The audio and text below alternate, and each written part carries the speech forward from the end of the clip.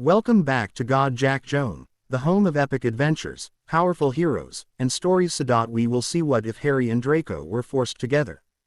Drarry Harry Potter AU. Here is short summary. What if Harry Potter and Draco Malfoy were magically forced to stay together? At first, they can't stand each other, but as secrets are revealed and old rivalries begin to fade, an unexpected bond starts to grow. Will fate turn Hogwarts' greatest enemies into something more? Watch this emotional Drarry AU and discover how one magical twist changes everything. Before we begin, don't forget to like the video, subscribe to the channel, and turn on notifications so you never miss another adventure. Now, grab your wand, prepare for the unexpected, and let's dive into today's story. Harry. Pomfrey glanced over at Harry as a familiar voice spoke from the left side of his bed. Harry turned quickly. Professor Lupin. Lupin smiled. How do you feel? Like I need a chocolate, Harry said, disoriented, and Lupin smiled. What happened? Lupin reached into his pocket, taking out a square of chocolate and placing it on the bed next to Harry as Madame Pomfrey bustled over to him. How are you feeling, Potter? Fine, I think. My head hurts a bit, Harry began, and she nodded briskly.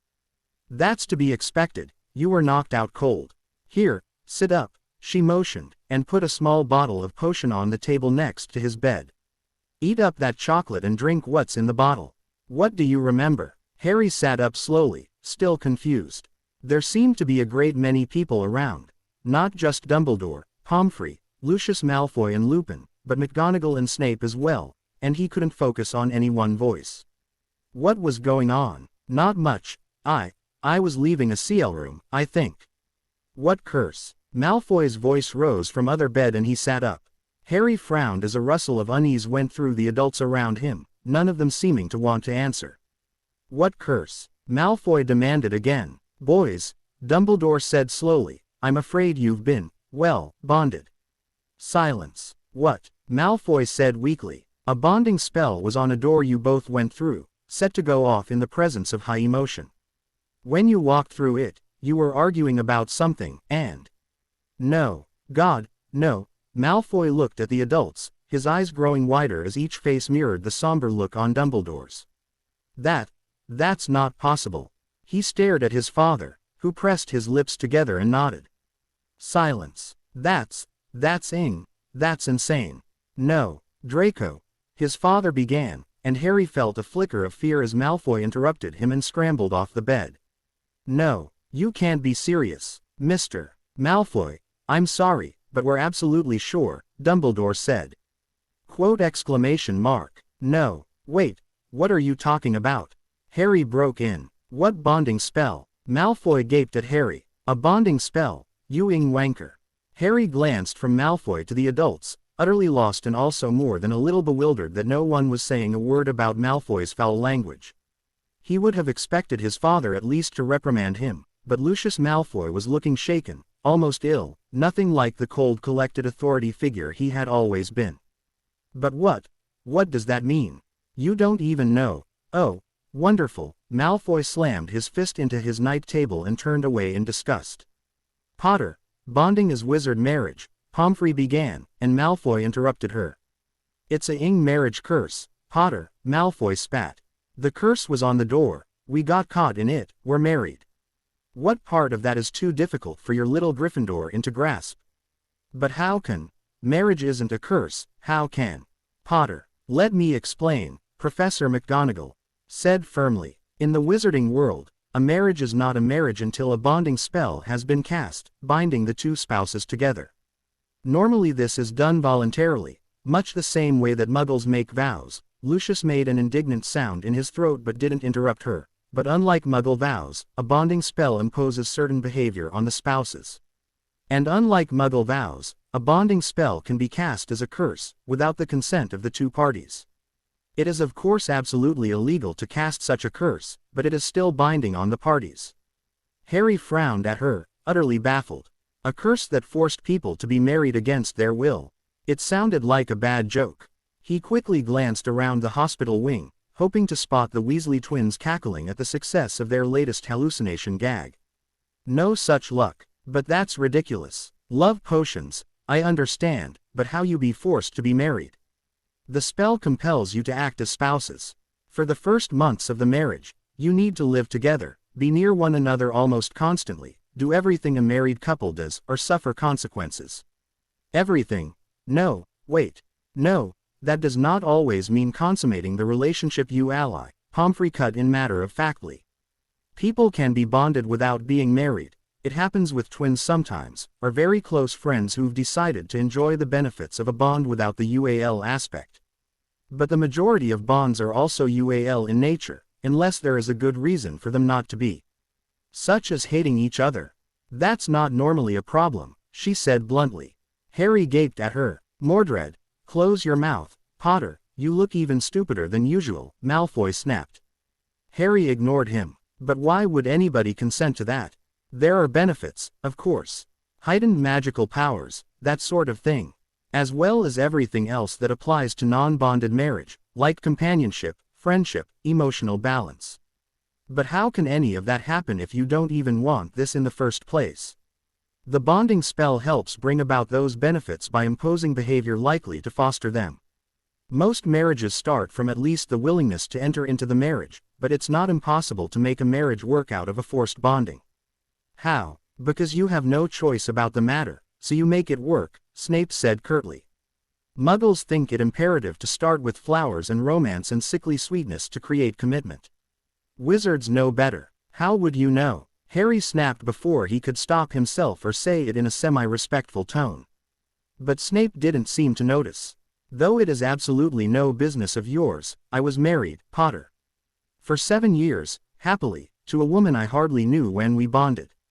Malfoy glared at him. That's completely different. Many wizard marriages start out with nothing else. Draco, Lucius Malfoy said quietly, and Malfoy glared at him too. You know your mother and I barely knew one another before our bonding.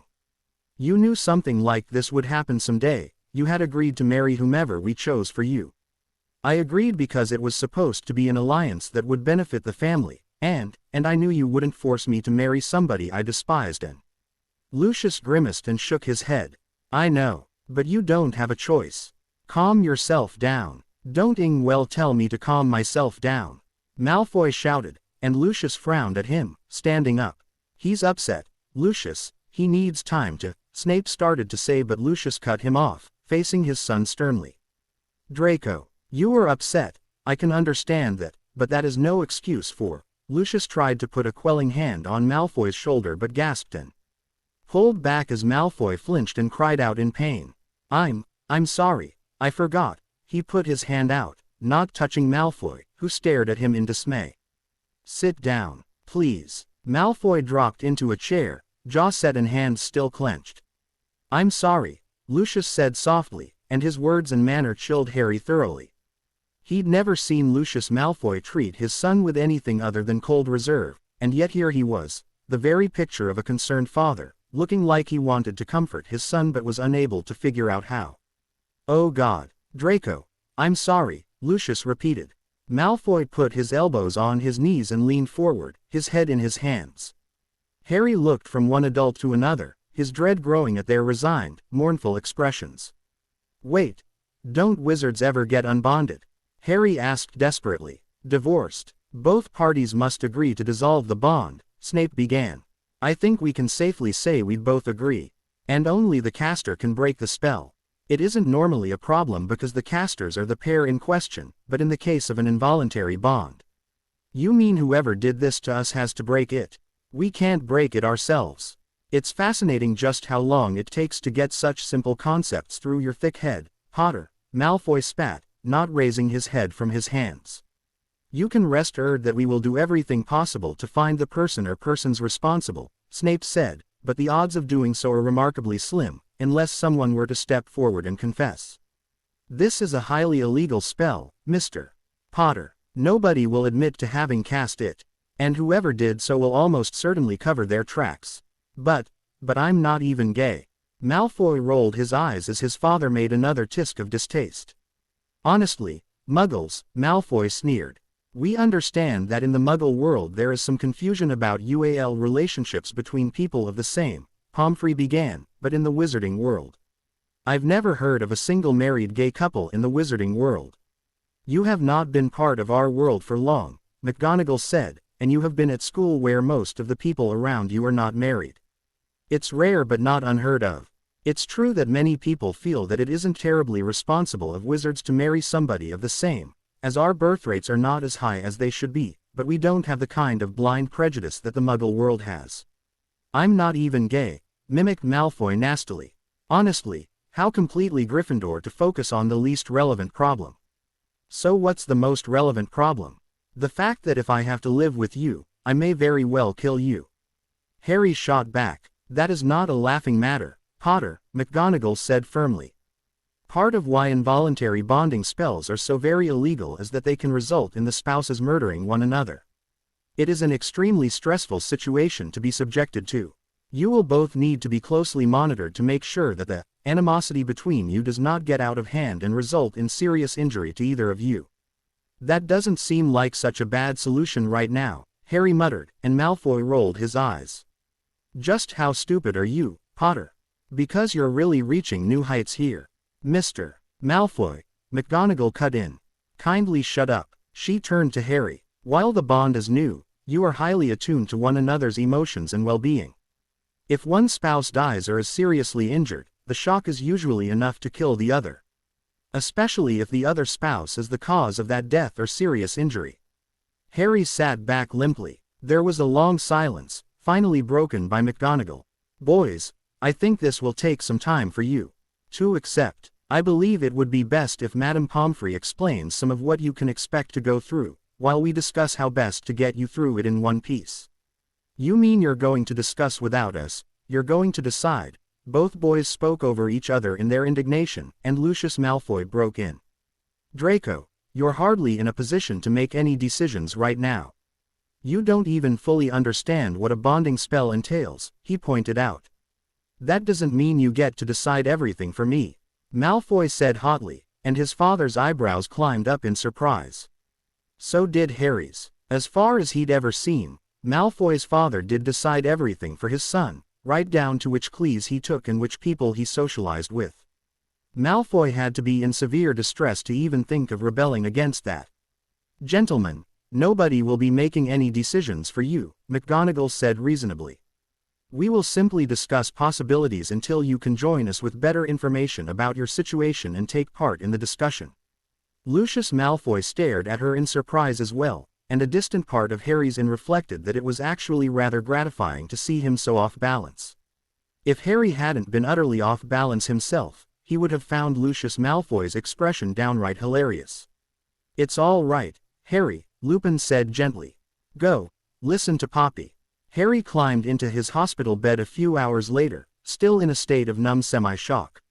Following an extremely disturbing information session with Pomfrey, they'd returned to the adults and worked out the practical aspects of how to live in constant close proximity. Harry was glad Dumbledore had thought to call Remus Lupin in, as the closest thing to a parental figure Harry had at the moment. He'd relied heavily on Lupin, steadiness and good humor through the process of working through their school schedules and living arrangements, the highly distressful discussion about Quidditch, and the growing realization that this was really not a joke. Hermione and Ron, when he'd finally seen them a few hours later, had not been as comforting, through no fault of their own. Their relieved expressions upon seeing him safe and well had changed into horror as they learned of the curse. Ron more so than Hermione, because he'd been raised knowing what a bonding spell was. He'd known enough, for example, to knock Hermione's hand aside when she reached out to give Harry a hug. The curse was supposed to make anybody's touch but a spouse's quite painful for the first few months. But otherwise, they hadn't known what to say to Harry, and their worried and hostile glances at Malfoy, who sullenly ignored them, made Harry all too aware that this was one of his worst nightmares come to life. He hated Malfoy as much as Ron and Hermione did, but unlike them, he couldn't just walk out of the room and avoid him. Malfoy hadn't asked to have any of his friends visit him in the infirmary. Luckily, Harry hadn't had to face stairs at the Great Hall, as their dinners were brought to the hospital and they ate as far apart as they could. In fact, so far Harry really didn't see why they couldn't go back to their dorms, as they didn't seem to need to be that physically close. Pomfrey had urged them, however, that actually being in different rooms would be very painful. And so now here they were, getting ready for bed, in the hospital. So far they had at least agreed on one thing. They both wanted to carry on as before as much as possible. No taking a few days off to come to terms with this or get to know each other better or any of the other suggestions the adults had made. The heads of the houses would be explaining the situation to their students tonight after dinner, to answer questions and deal with any misinformation, and they would be going back to Cleese tomorrow and moving into their own rooms after school. Harry glanced at Malfoy, who was already in the next bed and staring up at the ceiling expressionlessly. By tacit agreement, they hadn't said much to one another, except for small snipes as they listened to Madame Pomfrey. Harry lay down in his own bed, staring at the ceiling himself, thinking of Pomfrey's information. Roughly 5 or 6 months of forced contact. Having to be in the same room, within roughly 6 to 12 feet of each other, to the point that being too far apart would cause them extreme discomfort and eventual collapse if they ignored the urge to come back to each other. Needing to touch every few minutes. Slowly growing ally aware of one another, then needing UAL contact, within a few weeks of the spell being cast. Being attuned to one another's moods, so that physical or emotional pain or discomfort for one would result in pain and discomfort for the other. Brilliant. Just brilliant. One of Malfoy's chief pleasures in life seemed to consist of making Harry feel pain and discomfort. Harry would have been quite pleased at the thought of that backfiring on Malfoy if he hadn't been self-aware enough to know that causing Malfoy to feel bad also held a great deal of appeal for him. And he didn't even want to think about the whole contact thing. So, tomorrow was Wednesday. Double potions, first thing in the morning, the same mixed house CL as always. Then, instead of Muggle studies, he'd attend Transfiguration with the Slytherins and Ravenclaws, then lunch, then back to his own Gryffindor Charms CL, with Malfoy now tagging along. Then off to Malfoy's Arithmancy CL. Thankfully, Hermione was taking that CL too, so she could keep him company and help him catch up. Then for last period he'd be sitting in Malfoy's Ancient Runes CL but working on astronomy, as they'd been unable to compromise on those two and had decided to see if they could just attend their current CLEs every other day. They were fairly easy CLEs anyway. God, how had the world changed so dramatically in one short moment? Harry sighed. He wanted to be back in his dorm room listening to Ron and Neville and Dean and Seamus' bedtime routines. He wondered what his roommates were doing right now. Were they discussing him? Upset that, just like that, Harry was out of their dorm room and off the Quidditch team. Talking about what it would be like to have bloody Draco Malfoy around every time they wanted to see Harry. Wondering what he was doing. Missing him. He certainly missed them. Missed his home. Missed everything. Harry turned over, his back to Malfoy, and tried to make himself go to sleep. Day 2, Wednesday. Draco opened his eyes, momentarily disoriented. Where? Oh, God. He closed his eyes tightly, willing himself back to sleep, desperately hoping he could somehow make whatever he'd been dreaming about real, and this morning's reality a nightmare only. He opened his eyes again. No such luck. He looked over at the next bed. Potter was still asleep, his face peaceful and relaxed, and Draco was seized with an almost overwhelming urge to hit him hard, for daring to look so untroubled when here they were, in the hospital, facing the first day of the rest of their lives bloody well shackled together. Draco turned his back to Potter, hoping he could convince himself that he was just in the hospital due to a Quidditch injury. Pushed that thought away, because that made him think about Quidditch and that was too painful to deal with first thing in the morning.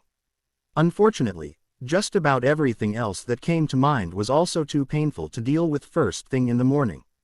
And, it was odd, he thought, how his mind couldn't seem to decide between frantically skittering away from the memory of Pomfrey's information session last night, and rehashing it in excruciating detail.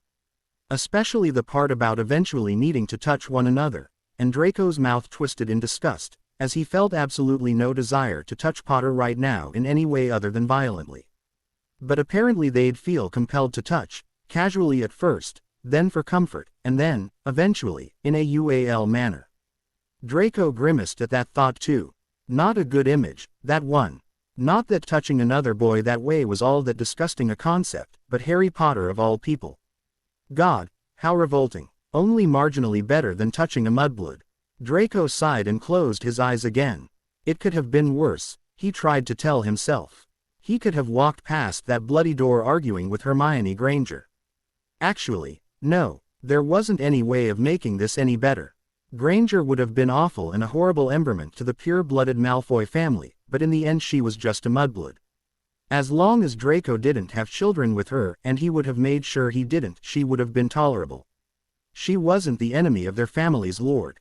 Draco couldn't imagine how their family would survive this blow. The Dark Lord surely wouldn't feel he could trust Lucius' loyalty to remain unshakable. Maybe, in a few years, when the spell had worn down a little and the bond was less raw, it would be possible for Draco to survive with few ill effects once Voldemort vanquished Potter. But, the confrontation was supposed to happen soon. And Voldemort would surely not totally trust a man who knew that his only son might die if Potter was killed or injured. So much for Father's position as Voldemort's right-hand man. God, this was so utterly horrible. All right then, gentlemen, time to wake up. Madame Pomfrey bustled into the room and Potter woke up. Draco watched his face go through the same disorientation, followed by sinking realization of where he was and what that meant. Potter glanced over at him and they shared a blank look of distaste. Draco looked away. Now, I'll just have a look at you both. Pomfrey took out her wand and waved it over Draco and he flinched a little, alarmed. Just a quick once-over, Mr. Malfoy. You seem fine. She turned to Potter and repeated the movement, as do you. How did you sleep? Fine, mumbled Potter.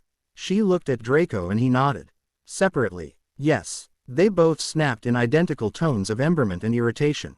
Pomfrey fixed them both with a level gaze. I have to ask. I'm monitoring the state of your bond. In the next few months I will be asking plenty of questions that you will find intrusive and possibly embering, and you had better get used to it. She clapped her hands and a couple of house elves appeared with breakfast trays, 2 others with small piles of clothing and books. Here are your books and clothing. Showers are in there. She pointed, and you've got 45 minutes until CL. Any questions? Draco and Potter stared at her. Right then. Hurry up, gentlemen, she bustled off. Snape didn't glance at them as they entered his potions CL and had a battle of wills as to where they would sit. They had been mostly speaking only in monosyllables until this point, save for an occasional, hurry up, or, get out of my way. Come on, Draco hissed impatiently, not liking the fact that their CL mates were trying to look like they weren't staring at them. No, Potter muttered back. I want to sit here. Draco didn't bother to consider it. There was no way he was going to sit next to the mudblood and the weasel. Don't be ridiculous. You go. Sit wherever you want, Potter hissed, setting his books down with a thump next to Granger. I'm sitting here. Draco narrowed his eyes, not wanting to give in, then looked at his regular desk, mentally measuring the distance. Maybe 12, 15 feet or so. Fine, then. He stalked over to it and sat down next to Goyle, ignoring Goyle's startled expression and returning his fellow Slytherins' hesitant greetings with a curt nod. Halfway through the CL, he was almost ready to admit this had been a bad idea. What had started as faint unease had turned into annoyance, then an itching feeling like he needed to go sit next to Potter. The feeling was growing stronger and he was becoming unable to concentrate on the lesson. Snape was saying something about how you had to dry some plant. What was it? To prevent some potion from doing something.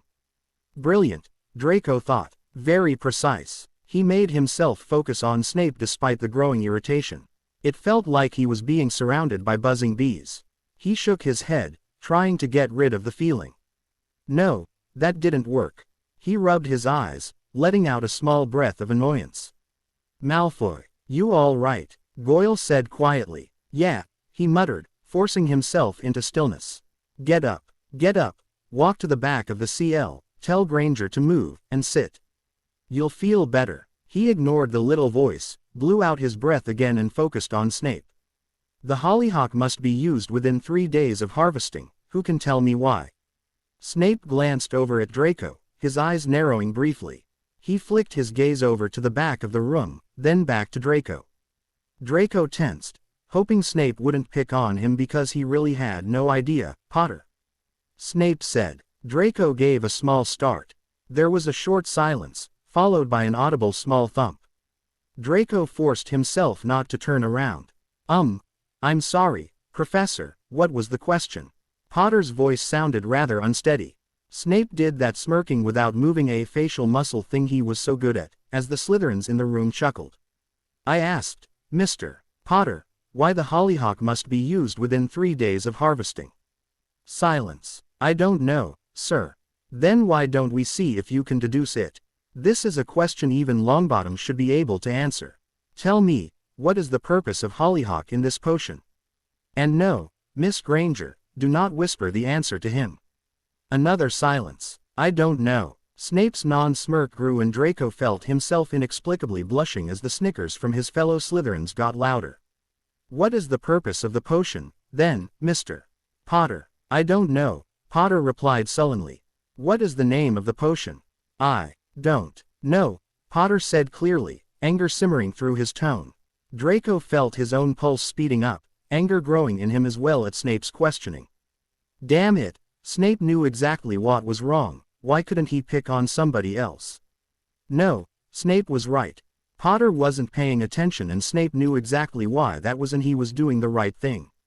Making Potter look like a fool in front of the CL so that Potter wouldn't repeat the same mistake twice. He'd sit where Draco wanted to sit next time. This was good. He should be feeling grateful to Snape. Except that, thanks to the damnable bond, Draco was feeling Potter's anger instead of gratitude. What is the name of this CL? Snape asked. Potions. Potter snapped. Finally, a question you can answer. Very good. 1 point to Gryffindor for that answer. 10 points from Gryffindor for your complete inability to answer anything else. There was a rustle of dismay from the Gryffindors, and a wave of snickers from the Slytherins. I would suggest you find a way to concentrate, Potter. I will be calling on you again. Draco closed his eyes tightly, trying to push away Potter's anger and resentment and his own rapidly growing need to change seats and put them both out of their misery. No, no, no, no, no, no. Snape was talking again, about who knew what, and there was another voice closer to him that he couldn't even identify, and the bees were buzzing louder and ow, he burst out, white-hot pain blazing from his arm, pulling away from the source of the pain and opening his eyes to Goyle gaping at him and the rest of the CL staring in surprise. He moved back, rubbing his arm and trying to steady himself. Is there a problem? Snape's voice cut through the buzzing. I didn't mean to. I'm sorry, Professor, I forgot, Goyle said stupidly. He didn't look very good and he didn't answer when I asked him if he was all right and I just tapped his arm, sir. Snape made an annoyed sound. Goyle, move to that empty desk. Potter, take Goyle's place. The reason that hollyhock must be used within 3 days of harvesting, and Draco lost the rest of the sentence as Goyle picked up his things and moved to the next desk over with an apologetic look at Draco. Potter thumped his books onto the desk, sitting down without looking at him.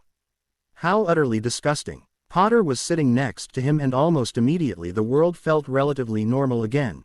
No buzzing, no itch, no small voice telling him anything. Feeling infinitely better, picking up the thread of Snape's lecture easily and filling in the parts he'd missed almost without effort. Of course, any fool could figure out that if hollyhock was being used for its curative properties, those faded after 3 days. He dipped his quill and wrote down Snape's words, glancing over his notes so far and stopping in surprise.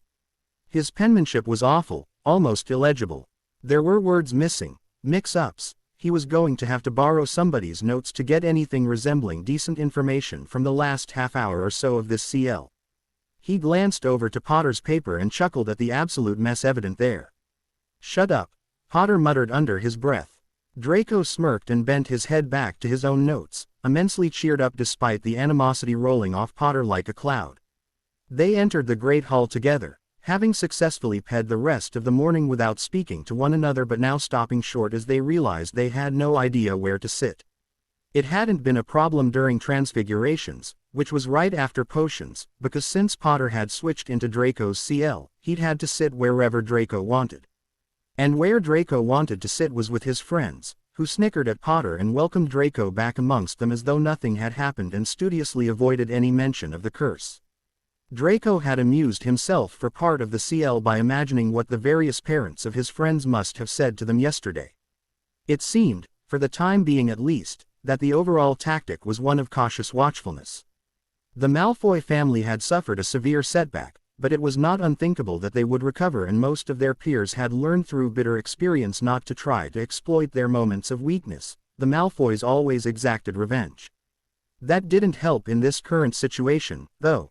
The Great Hall was filling with students, and here they were, between the Slytherin and Gryffindor tables.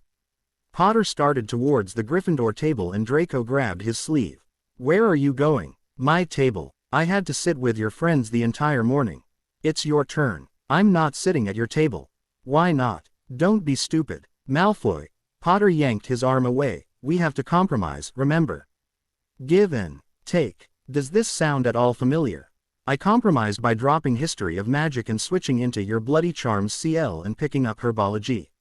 I dropped Muggle Studies and I'm not sitting at the Gryffindor table." "Well, where do you suggest we eat?" "Because I'm not sitting at the Slytherin table." "No Slytherin would want you there anyway." "Then come up with another alternative." They glared at one another, not caring that quite a few people were watching their argument.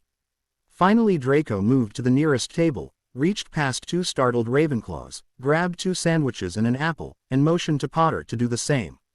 Potter did so, following Draco out of the Great Hall and into the nearest courtyard, and plunking himself down on a bench as far away from Draco as he could. Draco really didn't need this. At the end of an entire day spent with Potter, trying as much as possible to ignore him and not think about how completely screwed up this situation was, after an entire day spent trying, as much as possible, to remain in denial about it all, this was really too much. Charms CL had been bad enough, as he'd had to sit entirely too close to the Mudblood and Weaselby and been surrounded by bloody Gryffindors and Hufflepuffs and not a single Slytherin face in sight, but after that they'd had only Cleese that he'd already been taking before this damn curse. But now at the end of the day he needed to unwind and maybe go study in the Leary or spend time with his housemates, playing the interminable Slytherin political games that he was so good at, and enjoyed so much. He needed the comfort of his common room and his dorm room. Having been an only child, he'd always hated having to share a room with 3 other boys at school, but right now he would have given anything to see Goyle and Crabbe's stupid faces and hear Zabini's affected drawl. Instead, he'd had to walk past his housemates with Potter in tow, go into his room, and pack away his things so that the house elves could take them to their new quarters. Then he'd had to follow Potter into Gryffindor Tower so Potter could do the same. And now, here they were, in rooms normally reserved for married professors. One small bedroom, looking rather crowded with 2 student beds in it. A sitting room, large enough for a few sofas and chairs and 2 desks. A washroom with a bath, no common washroom to share with other students. A small storage area. If it had been his own, he would have been quite pleased. Unfortunately, he had a roommate. He had the most incredible desire to either kill Potter or burst into tears. And he couldn't do either one. He took refuge in automatic motion, putting his things away. Didn't bother to do anything with the knickknacks he'd taken from his dormitory. That would be admitting that this was his home now, and he certainly didn't want to do that. Best to simply put away his clothing and books, as Potter was doing, while ignoring Potter as he had the whole day, then pick up the herbology notes he'd received from Professor Sprout and start catching up. He sat down to study and sensed Potter looking at him. "What?" he asked. "That's it. You're just settling into work." "I've missed the first month of herbology," he said curtly. "I don't want to damage my grades." "You should get started on arithmancy. It's not an easy subject." "It'll be dinner time in an hour." Draco shrugged and flipped the page. "Where will we be sitting for dinner?" "Not at the Great Hall. We'll miss announcements." "I don't care." "I do." "Good for you." "Malfoy, I want to go to the Great Hall and be around other people. As much as I appreciate your silence, I don't intend to stay locked up in here with you forever." "Not your idea of a proper honeymoon, Potter. I'm so sorry. I'll be sure to ask my father to book us a cruise through the Mediterranean." He flipped another page. "After I've caught up on this stupid CL. Malfoy, I'm going to the Great Hall for dinner. I'm going to sit with my friends. I'll tell the elves which bed to deposit you on when they bring you in after you pee out." He could almost hear Potter counting to 10. "Why don't we sit at the Gryffindor table today, and the Slytherin tomorrow?" "Because my housemates will throw up if they have to sit near you while they're eating." "Then we can sit at the Gryffindor table again. Gryffindor constitutions are not as delicate." "Piss off." "I'd love to." Unfortunately there's this little problem of the curse. Draco ignored him. Malfoy. Potter's voice was taking on an exasperated edge. Draco continued to ignore him. Look at me when I'm talking to you. Draco yawned and flipped another page. This was new. Potter had done this to him a few times over the years, pretending indifference, refusing to be baited, driving Draco to distraction. Draco hadn't tried it before, but he could see why Potter did it. It was quite gratifying. He'd have to remember that. Malfoy. Potter sounded really angry now, and Draco smiled to himself as he carefully kept his eyes on his herbology notes. Potter slammed his fist on the desk in front of Draco, causing Draco to jump slightly and look up at him. Do you have a problem, Potter? He drawled, taking in Potter's red face with glee. Stop being an and talk to me. I will not sit at the Gryffindor table for dinner. You will not be allowed to sit at the Slytherin table. I would suggest we ask the house elves to bring us dinner here. I think we're done with this particular domestic dilemma. Potter stared at Draco for a moment, then stalked off and threw himself down onto his bed. There's somebody at the door. Their portrait, Sir Xander the German vampire hunter, announced a few hours later. Who? Hermione Granger and Ronald Weasley. Tell them to come in. Tell them to bugger off, they spoke simultaneously. This is my room too, Potter said very quietly, and Draco thought for a minute, weighing his options. He was most tempted to simply refuse, and see what happened. But Potter, damn him, was right. They couldn't just be alone all the time. And while Draco's next impulse was to tell Potter that if he wanted to be with his friends, he had to do it outside their rooms, unfortunately that would mean that Draco would have to leave too. And he had no intention of being seen in public with Potter's little friends. And if he wanted to bring any of his friends here, he'd need Potter's permission to do so.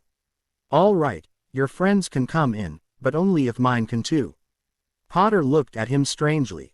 Of course, he said, as if it was obvious. Draco nodded curtly. Harry, where were you at dinner? Granger said as she and Weasley burst in. Draco didn't bother to greet them, just buried himself into his notes. Here, Potter muttered. Oh, Harry. Draco impatiently picked up his wand and set a silent spell around his desk, blocking out the sound of Potter's despicable little cronies and plunging himself back into herbology.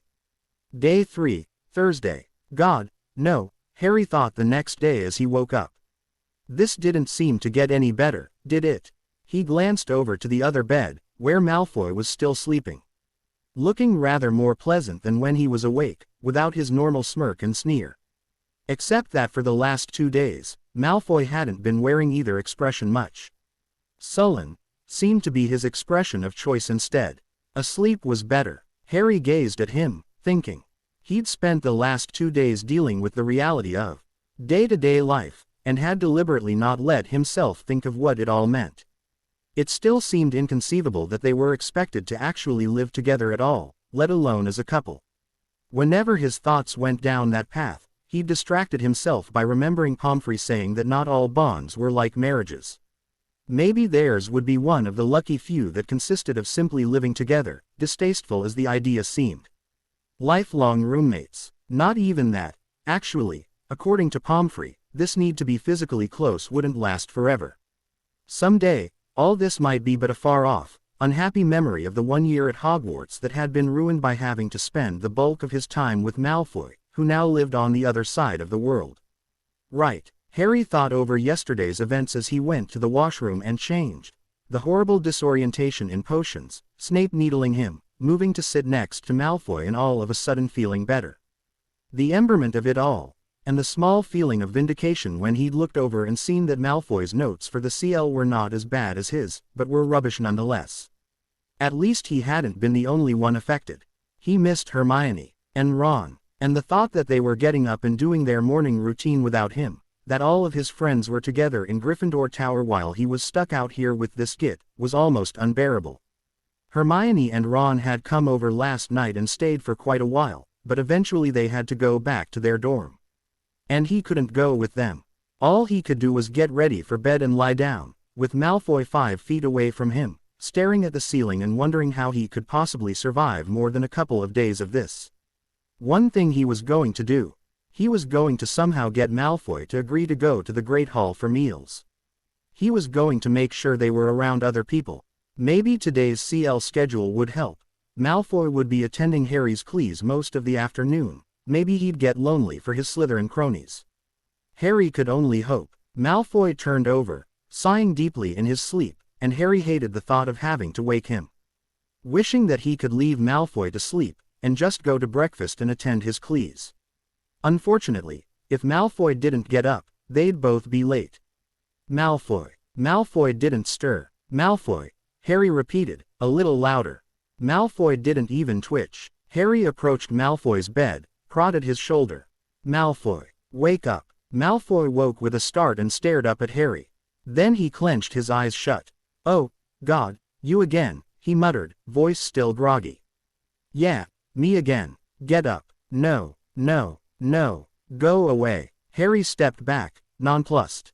What was he supposed to do now? He didn't relish the thought of starting the day with a fight and dragging a sullen, difficult Malfoy to breakfast and then to class. All right, then, he wouldn't. He lay down on his bed and took out a book. 25 minutes later, Malfoy spoke up blearily. What time is it? 8:20. What? Malfoy sat up. We've got CL in 10 minutes. I know. Why in hell didn't you wake me up? I tried. You didn't want me to. And you just let me go back to sleep. Malfoy was scrambling out of bed, grabbing his clothing and school robes. I'm not your alarm clock, Harry said mildly, getting up, fully dressed and ready to go. He'd miss breakfast, that much was obvious, but it was worth it to see Malfoy panicking at the thought of showing up late for McGonagall's CL. Very. Malfoy's voice was muffled as he ripped his t-shirt off. Funny, Potter. Hilarious. As a matter of fact, he quickly scrambled into clean trousers. You should really consider going into business with the Weasley twins. He put on a clean shirt and started doing up the buttons, realized he'd missed one and started over with a frustrated growl, as you're obviously no earthly use as anything else. He tossed his books into his school bag, checking them and realizing one was missing. If you're looking for your defense against the dark arts text, Harry said helpfully, and Malfoy looked up in relief, then I'm afraid I can't help you. It was interesting, thought Harry, how this whole, feeling the other's feelings thing worked. He was feeling some of Malfoy's anger and discomfort right now, it was true, but it was far outweighed by his own vindictive pleasure. After the emberment of yesterday's potions CL, he was now getting some back at the thought of Malfoy arriving late and flustered to the CL taught by Harry's own head of house. Not that McGonagall ever played favorites the way Snape did, but it was still a nice image to hold on to. Then Malfoy picked up a textbook and threw it at him, and Harry barely had time to duck before it sailed past his head and hit the wall with a sound smack. Harry stared at Malfoy in surprise. Malfoy just didn't get physical when he was angry. He was the king of snide put-downs and sarcastic mockery, but any kind of physical intimidation was left to his sidekicks Crabbe and Goyle, as if Malfoy just couldn't be bothered to lower himself down to such menial activities. But here he was, furious and picking up another book to hurl at Harry. Malfoy, get a grip. We don't have time for this. Malfoy hurled the book anyway but turned and put on his robes, looking for his tie. I do know where your tie is, Harry said pleasantly. Malfoy didn't bother acknowledging him. I'll even bring it to you. He waited a beat. If we sit with my friends during defense against the dark arts. Malfoy looked like he wanted to hurl another book at him, but he nodded tightly and Harry smiled and picked up the Slytherin tie, which had fallen under Malfoy's desk. Come on, Malfoy muttered, and they took off for Transfigurations at a run, Malfoy hurriedly running his hand through his hair and struggling with his tie. I must remember I'm living with a Slytherin, thought Harry. Don't bother appealing to fair play and decency. Manipulation and self-interest are the only things they understand. I must remember I'm living with a Slytherin, and an unusually unpleasant, vindictive one at that, thought Harry at lunchtime. The day had not gone well so far.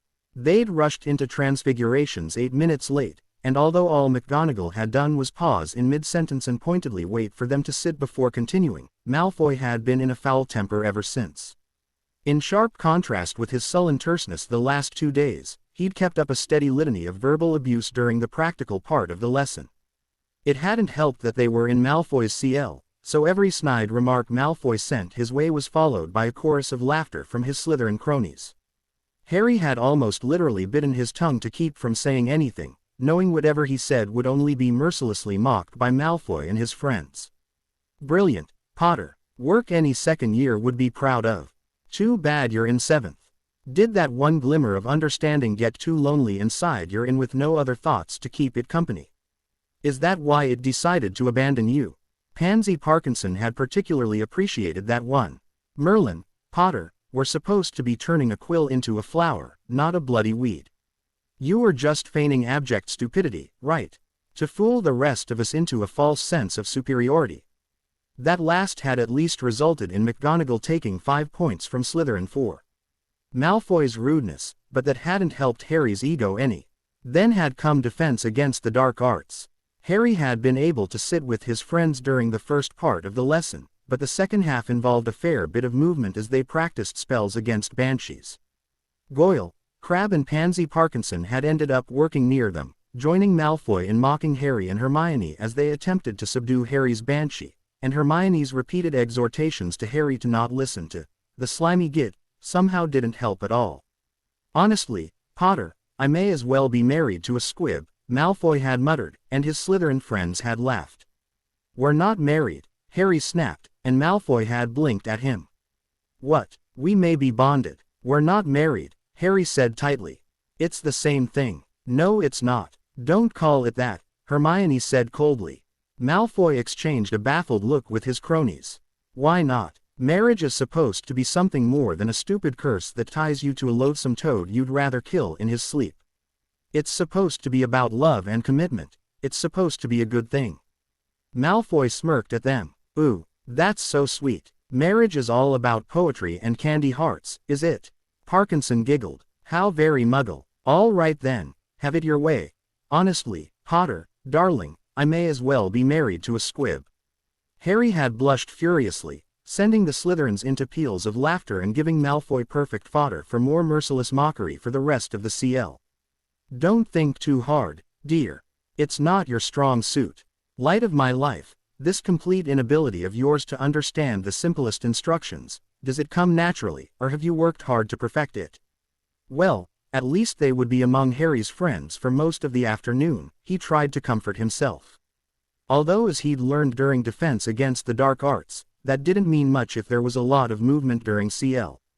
They had both been accidentally touched by other students during the practical parts of Transfiguration and Defense Against the Dark Arts, and had ended up standing very close to each other to avoid the pain of unwanted contact. Hurry up, Malfoy snapped at Harry as they entered the Great Hall.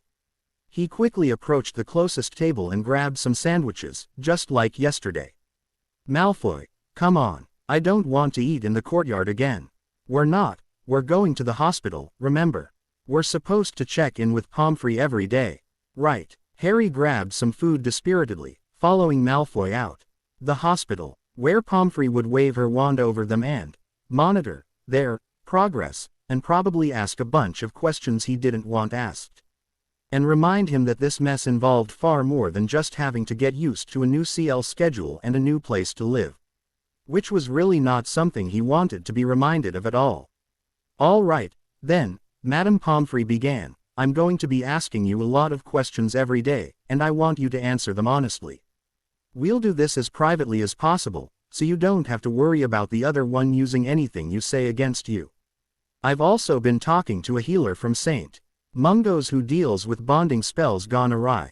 Not that this is all that common, but it does happen from time to time that a couple who has accepted a bond for political reasons, she carefully didn't look at Malfoy as she said that, finds that they are truly incompatible. She'll be coming in to help every few days. Pomfrey smoothed down her robe, sounding a little less than fully authoritative for once. I'm rather at a loss, you see. Not only was this bond involuntary, it's also not common between two people of the same, and of course there's the matter of you both being barely of age. Not to mention the rather strong animosity between you. How nice to be unique, Malfoy muttered.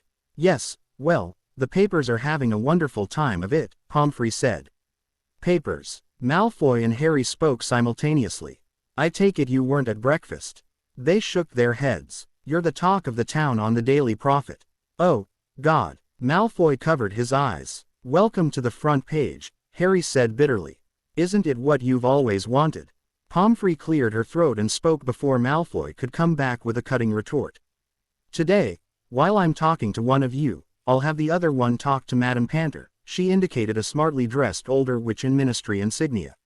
She's here to try to find who cast the curse on you. Pomfrey held out her hand as their expressions brightened, not that anybody expects to find any answers there. You've both been told that this is almost certainly permanent. Madame Panter will do her best to find whoever cast this, but the odds are high that she will not succeed. They nodded glumly. All right, then, we'll get started. Malfoy, go with Madame Panter. She'll examine you and ask you some questions. Potter, come with me. She led Harry behind a small partition, close to where Madame Panter and Malfoy would be, but apparently soundproofed, as their voices went suddenly silent. How are you, Potter? Fine. How is the bond? Do you feel a need to be close to Mr. Malfoy, or touch him? Close, yeah, not touching. Do you feel attuned to his emotional state? Do you mean, can I feel what he's feeling? She nodded. Yeah, sort of. Care to tell me what that means for you? No, do so anyway. I can tell, sort of, what he's feeling. If it's strong feelings, I can sort of, it's like I feel them too, but they're not mine. He trailed off, not knowing how to make it any clearer. That sounds about right. Do you feel any attraction to him? Harry grimaced in distaste. No, I didn't imagine you would. Normally it takes at least a week or two. Then again, you are both teenage boys, so it could be faster.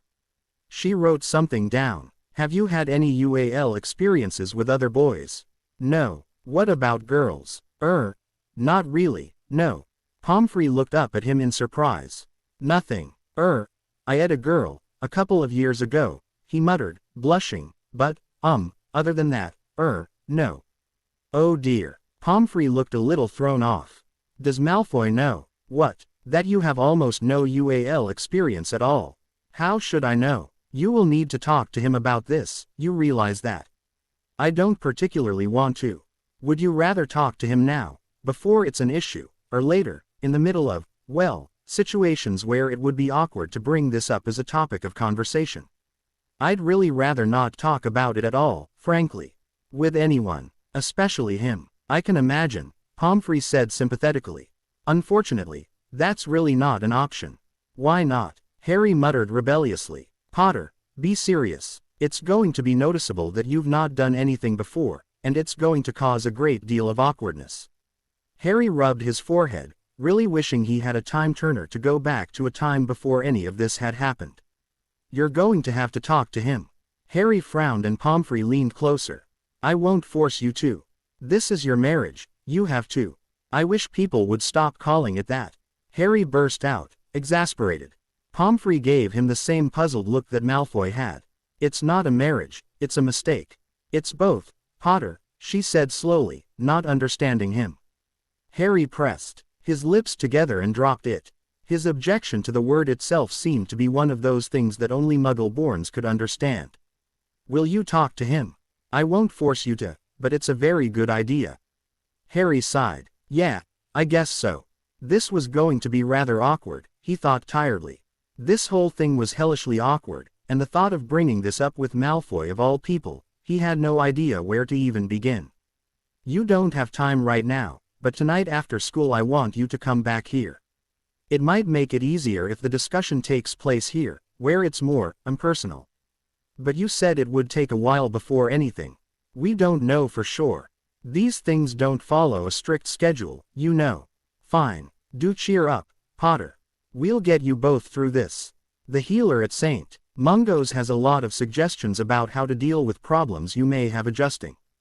As a matter of fact, she took out a scroll and started to unroll it. She sent me a list. We won't have time to read through the whole thing right now, of course, but we can get started. Right. Harry looked at the long roll, and morosely bit into his sandwich. Oh, good. What fun. Malfoy came out of Pomfrey's partition with a grim look on his face and they set off for arithmancy, each lost in his thoughts. Did she talk to you about using the fireplace in our room? Malfoy said suddenly. To talk to parents and such. Yeah, it's one of the suggestions from the St. Mungo's healer. What a waste of time. Malfoy shook his head. How's talking to everybody every day supposed to help? And when am I supposed to be studying while all this chatting is going on? I don't know. Muggles believe in that kind of thing very strongly. You mean, just talking out problems? Harry nodded, and Malfoy rolled his eyes. Typical. You know they don't want to use cheering charms or anything, what with? I know. They don't know whether the bloody curse will interact with any other spells and they don't want to take chances and all of that. I still say give me a cheering charm over pointless talk any day. Don't you want to talk to your parents? Not every day, no. Your father looked worried about you the other day. Malfoy frowned slightly. Yeah, why didn't your mother come? Harry asked curiously. When? The day that your father was there, but your mother wasn't. None of your business. Harry shrugged, and they walked the rest of the way to arithmancy in silence. At the door, he asked, did Madame Pomfrey tell you we're supposed to go back to the hospital after CL today? Yeah, didn't say what for, though. Oh, do you know? Malfoy said as they entered the CL. Yeah, what is it? Nothing.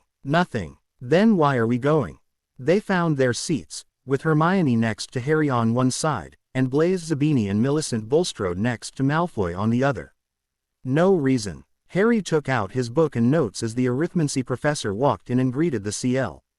All right, I've got your papers marked from, said the professor, skimming the stack of papers he was holding and frowning. These are the 5th-year papers. Wait here, please, he said hurriedly, and left. So what are we supposed to go back for? Malfoy asked, filling his ink pot. Nothing. Come on, Malfoy said, annoyed. It's obviously not nothing. Is it a secret? No, not really. Then why not tell me? I just don't. Is there something you know that I don't? Lower your voice, Harry warned, as the students near them started to look like they were trying not to be noticed eavesdropping. Oh, this is something you want to hide, is it? Malfoy smirked at Zabini and Bulstrode, who made no attempt to dissemble as they grinned and settled in to watch. Drop it, Harry said. Goodness, Potter, I'm all aquiver with anticipation now. Malfoy put his hand on his dramatically and Bulstrode sniggered. Shut up, Harry said through gritted teeth. Does this have to do with the questions she was asking today? Harry clamped his mouth shut and Malfoy pounced. It does. No it doesn't. Tell that to your face, dear, Malfoy chuckled. You're blushing. And I can feel just how embered you are. You're positively squirming. It's very entertaining. Wonderful. Malfoy, do grow up, Hermione said impatiently. Malfoy didn't bother to acknowledge her. So, what was it Pomfrey talked about today? There was the state of the bond. Could I feel your emotions? I'd have to say yes, right now. How was I doing in terms of the attraction part of this? Harry tried to remain impiv but from the gleeful tone to Malfoy's voice, failed utterly. I'd have to say that's it. Malfoy put his head to the side. So, is it that you're already feeling something? Small pause. No, that's not it. Harry pressed his lips together, stifling the urge to whack Malfoy on the head or cast a skin-rotting curse at him. My goodness, Potter, you do get angry rather easily, don't you? Malfoy was maliciously delighted. You should do something about that, you know. It's not good for your nerves. Don't listen to him, Harry, Hermione said, reaching out to pat his arm comfortingly and drawing back just in time as Harry flinched in alarm. Is it about the questions she was asking, about previous UAL history? Malfoy asked, pitching his voice low enough for only Harry to hear, and Harry tried to blank his features but it was too late. That's it, isn't it? Snogged a lot of boys, have you, despite your, I'm not gay, protests to the contrary? Malfoy grinned at him maliciously. Harry opened his notes and pretended to study an arithmancy chart. Malfoy observed him for a moment. No, that's not it, he decided. So, he peered at Harry closely, then said slowly, or is it the other way around? Harry's pulse sped up. Malfoy's mouth dropped open in shock. Potter, you're not surely, he said, scandalized. Shish, Harry hissed, but it was too late.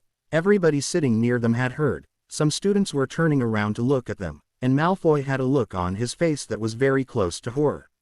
Harry covered his eyes, utterly mortified. You're Mordred. Malfoy put his head down on the table. I'm going to find whoever set this curse, he said, I'm going to find him and kill him, and then I'm going to resuscitate him so I can kill him again." Harry crossed his arms and set his jaw, not trusting himself to say anything. "If you hex him, you'll feel it," he reminded himself. "A little discomfort or pain is fine. What you want to do to him would probably kill you through the damnable bond." "How can you?" Malfoy raised his head. "You're nearly 18 years old, for God's sake. What in hell have you been waiting for? An engraved invitation. Apparently, I've been waiting for you," Harry snapped at him.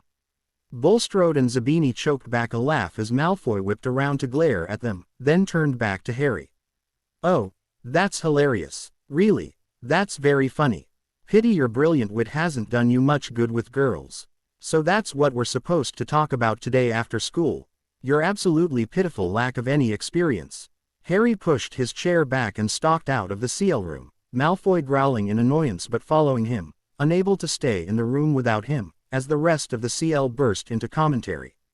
"This is unbelievable," Malfoy said once they were in the hallway. "What is wrong with you, Potter?" "Nothing," he said furiously. "I just haven't had time to." "Oh, for God's sake, that's not. How can you not have had before? I take it you have. Of course, with other boys." "Well, no, but then you've no right to look down on my inexperience." Hermione came bursting into the hallway, rounding on Malfoy heatedly. "You're a foul piece of scum. Funny, somehow I've managed to have a social life anyway. Granger, this is none of your business." "Bugger off. You've just made it everybody's business by blurting that out in the middle of the CL. What's wrong with you? Do you have no sense of decency at all?" "Shut up." Malfoy dismissed her, turning back to Harry. "This has got to be the most. Get back here," he shouted, as Harry turned on his heel and set off. "Where are you going?" "Away from you. You can't, you bloody idiot, and we have arithmancy anyway." "I don't care. I'm not going back in there. You stupid git." Malfoy grabbed at Harry's shoulder, spinning him around, then cried out in pain as Hermione pulled him back. "No, Hermione, don't," Harry exclaimed, as a searing shock went through both of them. Malfoy rubbed his arm, gasping a little from the pain, and glared at Hermione, then turned back to Harry. "Get back in there. I'm not missing CL over this. If you must be a pathetic little, at least don't be a pathetic little who brings down my marks in arithmancy." Harry clenched his jaw. "Is there a problem?" their arithmancy professor inquired, appearing with an armful of scrolls. "No sir," they all said automatically. "Then kindly re-enter the CL room," he indicated. I'm not feeling well," Harry began, and Hermione interrupted him. "We'll be there in a minute, sir." "Hermione." The professor shrugged and went back into the CL room, and Malfoy followed him in. "Harry, he's right," Hermione said, her mouth twisting in disgust at her own words.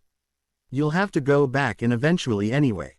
"Well, that was a lot of fun," Harry thought to himself wearily as they finally came back to their quarters after the hospital at the end of the day. Arithmancy had been sheer torture, facing the smirks and whispered comments of the Slytherins. He felt utterly exposed and humiliated, although the fact that they had astronomy and herbology with only Harry's house for the rest of the day had helped somewhat. Malfoy, while continuing his steady barrage of put-downs and insults pitched low enough for only Harry to hear, at least didn't have an appreciative Slytherin audience to cheer him on and join him in making fun of Harry. The hospital had been a different kind of embering torture, but he was glad Pomfrey had been there to keep things clinical and keep Malfoy from getting too out of hand. She'd gotten them to share what experience they each had, given them both some do's and don'ts and a book to read, and reminded them of what they could expect to start feeling in the next few weeks, and how to deal with it all. She'd also sternly pointed out to Malfoy that he was likely to suffer the consequences himself if he made Harry so uncomfortable about the subject that he was unable to relax and allow matters to progress easily. Malfoy had rolled his eyes and made a couple more cutting remarks but then subsided into sullen silence again. "Pwerd," Sir Xander asked blearily, just waking up from a nap and scratching his back with his wooden stake. "Hades," Malfoy muttered, pushing past Harry to get inside. Harry pushed him back impatiently and tossed his schoolbag onto one of their chairs, shouldering out of his robe and throwing it onto the chair next to it. "Don't you ever put your things away properly, Potter?" Malfoy said irritably. "I'm surprised you do. Don't you have house?" Elves and lackeys for all menial work. Not 24 hours a day, you idiot. Malfoy put his things away neatly and approached the fire. I'm going first, might as well get this over with. He settled down in front of the fireplace. Fine, I'll do my homework. Really, no whining about. It's almost dinner time, can't we please go eat with my ickle friends? After arithmancy today I've absolutely no desire to be in the Great Hall, thanks, Harry shot back curtly, going through his school bag. Malfoy smirked and then turned to the fireplace, where his mother's face was appearing. Harry settled into one of the comfortable chairs in their sitting room and pulled out his arithmancy text. He wasn't terribly pleased that he'd had to pick up 7th year arithmancy. Although technically it concentrated on completely different areas than 3rd through 6th year arithmancy, and technically anybody could take it without the lower year courses, he still felt utterly lost. He'd need to rely heavily on Hermione if he wanted to pee this CL at all. He buried himself into the complex equations from the text and from Hermione's notes, looking up every so often to see if Malfoy was done talking to his parents. They seemed to be having a fairly pleasant conversation, although Lucius Malfoy's face, whenever Harry saw it, was back to the slightly annoyed expression he usually wore around his son. And Malfoy, now that the initial shock of the curse was over, was back to his customary subdued respectfulness when he spoke to his father. His mother was a different story, though. From her expression, she seemed to be quite worried about her son, to the point that he was getting irritated at her. Your clees are going well, then. She was saying. Yeah, herbology's not a problem. The only reason I wasn't taking it this year is that it's so dead simple I could teach it to myself. The only problem's runes, that's not easy when I've got to miss half the clees. I know, perhaps we can get you a runes tutor. That might be good, yeah. How are you feeling, Draco? Malfoy's mother said, sounding very unsure of herself. Fine, Malfoy muttered, sounding equally uncomfortable. Harry cleared his throat and cast a silence spell over himself, giving Malfoy some privacy in the hopes that he would do the same. Not that he could trust that Malfoy wouldn't listen in on any conversations he had with Lupin, but maybe Malfoy would decide that whatever a werewolf had to say to Harry wasn't worth listening to. He buried himself back into arithmancy. A rough poke at his shoulder startled him out of a complex equation. Malfoy was standing over his chair, saying something. Harry ended the silencing spell. Sorry, what? I said, I'm done. He headed off to the washroom. Feel free to call your werewolf pseudo-parent, he tossed over his shoulder. Unless he's busy out mauling people, isn't it close to the full moon? Harry ignored him and went to the fireplace. Professor, he said in relief as Lupin appeared in the fireplace. God, he hadn't even realized how much he needed to talk to somebody until Lupin was there. Harry, how are you? Day 4, Friday. Draco woke up, head buzzing with something, feeling like there was something, damn. He couldn't place it, but there was something missing, damn it. What was it? He lay awake, staring at the dark ceiling above him, trying to identify the feeling. Why wasn't he sleeping? He looked over at the clock 2:07. He shouldn't be awake, but he was, and he was so very uncomfortable. He sat up and looked over at Potter, turning restlessly in the next bed, a frown on his sleeping face, and felt a growing need to move closer to him. Oh, blast, he let himself fall back to his pillow. Here we go. There wasn't anything ual in what he was feeling, but the 5-foot gap between their beds suddenly looked far too wide. Wonderful. What was he supposed to do about it? Move the bed over, so Potter could see tomorrow that he'd been the one to crack during the night. He chewed on his lip, observing Potter's restless movements, then decided to take action. He got up and went to the washroom, gritting his teeth at the feeling of unease that grew stronger the farther he moved away from Potter and hoping that same unease would wake Potter up. When he came back, Potter was sitting up in bed, squinting around the room and rubbing a hand through his messy hair.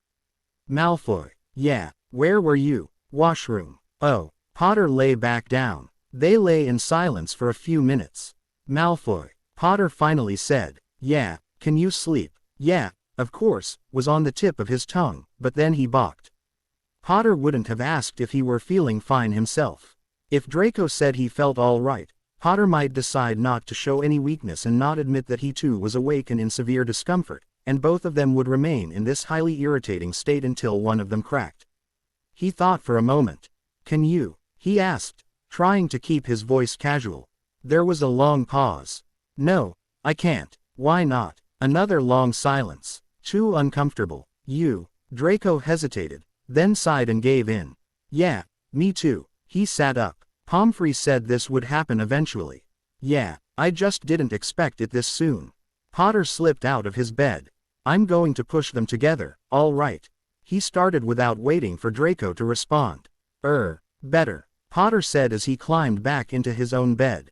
"God, yeah," Draco blurted out before he could censor himself, astonished at the sheer relief that flooded him once the two beds were together and Potter lay a mere foot away from him. He bit his lip as Potter laughed, but it wasn't a mocking laugh. "That felt like ants crawling on me there for a minute," Potter shuddered. "Feels like bees buzzing around my head, actually," Draco said. "Whoever came up with this curse was a sadist." "Yeah, oh, that's better." Potter closed his eyes contentedly. Draco silently agreed and punched his pillow down, making himself more comfortable and soon slipping back to sleep. Malfoy. Draco opened his eyes. Potter was sitting on his own bed, leaning over Draco's bed and firmly shaking him awake. Draco blinked, momentarily disoriented at how close Potter was, then remembered the night before and looked away, a slight blush creeping up his neck. "We've overslept again. We have to get up now," Potter said, scrambling out of bed. "Right, potions, first thing." Draco glanced at the clock. 8 o'clock. He sat up, hurriedly grabbing his clothing, glad he'd showered the night before. "Have you seen my tie?" he asked as they both quickly changed and scrambled about trying to find their books. Potter tossed it at him and he grabbed it, pushing past Potter into the washroom to brush his teeth and comb his hair. He felt his face. The mirror showed no shadow, no surprise there, but he should put on shaving potion. It was getting scratchy. "No time. Malfoy, can I borrow ink? I'm out."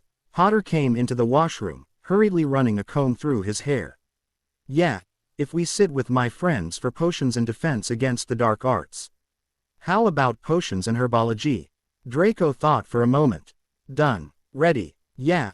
Potter put the comb away and impatiently pushed past Draco on his way out of the washroom. Draco finished putting on his tie and followed him out, and they hurried to potions. "We need to set an alarm spell," Draco muttered, his stomach growling. "I hate missing breakfast." Potter nodded and they slipped into CL barely ahead of Snape, heading towards Draco's desk. Millicent Bulstrode smirked at Potter as she greeted Draco cheerfully, and Draco grinned as he remembered the scene in arithmancy yesterday, and Potter's utter humiliation. He took out his books, feeling somewhat more upbeat as Snape began the lesson. "Did we finish that anti-flu potion?" Potter elbowed him and whispered, staring at his notes as Snape wrote on the board. Draco leaned over to look at Potter's notes. "Really, Potter, that's awful," he commented. "How can you learn anything writing chicken scratches like that?" "Yeah, we finished the anti-flu. We're starting the anti-pneumonia one today." He smirked and raised his voice slightly. "It's funny though, you'd think, being in all, that you'd have more time on your hands to take decent notes." A ripple of laughter spread through the students near them and Snape turned around as Potter elbowed Draco angrily and muttered, "Shut up. Mr. Potter, would you care to share what is so funny with the CL?" "No, sir," Potter mumbled. 5 points from Gryffindor. Potter, Snape turned back to the board. Draco grinned and bent his head to his notes. "This is where you live now, Draco." "Oh my, this is nice," Pansy Parkinson said, as she, Blaise Zabini, Granger and Weasley accompanied him and Potter into their quarters at the end of the day. "Bit bare, though, isn't it?" Blaise asked. Draco shrugged. "Too bad about the company, too," Pansy said lightly, and Potter and his friends ignored her as they settled into their seats. Draco smiled, unexpectedly glad to have fellow Slytherins around. They'd all gone to the Leary to study, but had been chased out eventually by Pants for making too much noise. Draco had gathered his books, glumly reflecting that he'd never thought he'd miss his common room, where he could study by himself or with friends, or take a break and relax and talk if he wanted. As both he and Potter were cut off from their common rooms, he'd resigned himself to going back to their quarters with only Potter for company again until Granger had suggested they move their study session there. Your place is large enough to fit all of us, Harry, she'd said, and Pansy and Blaise had raised their eyebrows at the thought of Granger having been in Draco's private quarters, even as Potter had muttered something about it not being that big. Draco, sure that Pansy and Blaise would have no wish to be around Granger and Weasley, had been about to say something to the effect that he didn't want visitors when Pansy spoke up.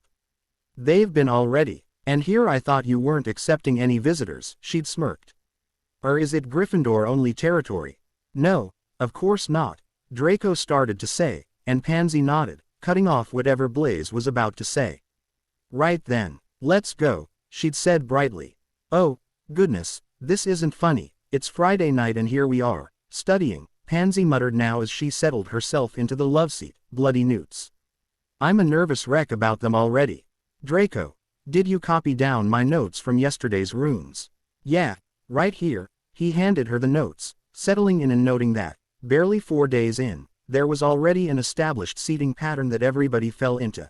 Draco and Potter in the middle, often with their backs to each other or at least turned as far away from each other as possible, Potter's friends on Potter's side, Draco's friends on the other side. The only problem was that right now they'd ended up with Draco and Pansy sharing the love seat, a little too close for comfort, and Potter in an armchair next to him, a little too far away for comfort. Damn, if only those feelings were reversed. He and Pansy had dated briefly, several times, and he liked her well enough, not as anything serious, as they'd both expected to end up married off politically to other people, but she wasn't bad company and was pleasant enough in bed. If only he could see her closeness right now as a possible sign of the evening taking a romantic turn, instead of feeling slightly nervous she might make him feel his skin was on fire if she moved the wrong way. Did the translations make any sense? Pansy asked him. Not much, no, damnably difficult, not attending every other day. Why didn't he just drop astronomy? She glanced disparagingly over at Potter. Draco shrugged. Didn't work out. It's not a problem. My mother's probably going to get me a tutor. Still, you shouldn't have to. It's not a problem, Draco repeated firmly. Pansy flipped her hair back and turned to her own notes.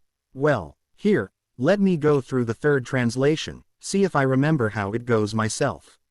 Draco leaned closer to see her notes, jerking back as she lifted her face unexpectedly and almost touched him. Oh, sorry, look, the third verse is, and he was soon lost in the intricacies of the runic writing, looking up only when he saw Granger approaching their bedroom door. Where's the book? She asked, and Draco felt a small jump of alarm. Hermione, don't, I'll get it, Potter was saying hurriedly, but Granger was already opening the door. I said I'd get it, Potter mumbled, blushing a little as Hermione's eyebrows went up, seeing their two beds pushed together. My goodness, we are moving fast, aren't we? Pansy purred as she peered into their bedroom. All the jokes wearing thin already, Potter. Or do they no longer apply? Potter glared at her, opening his mouth for a quick retort.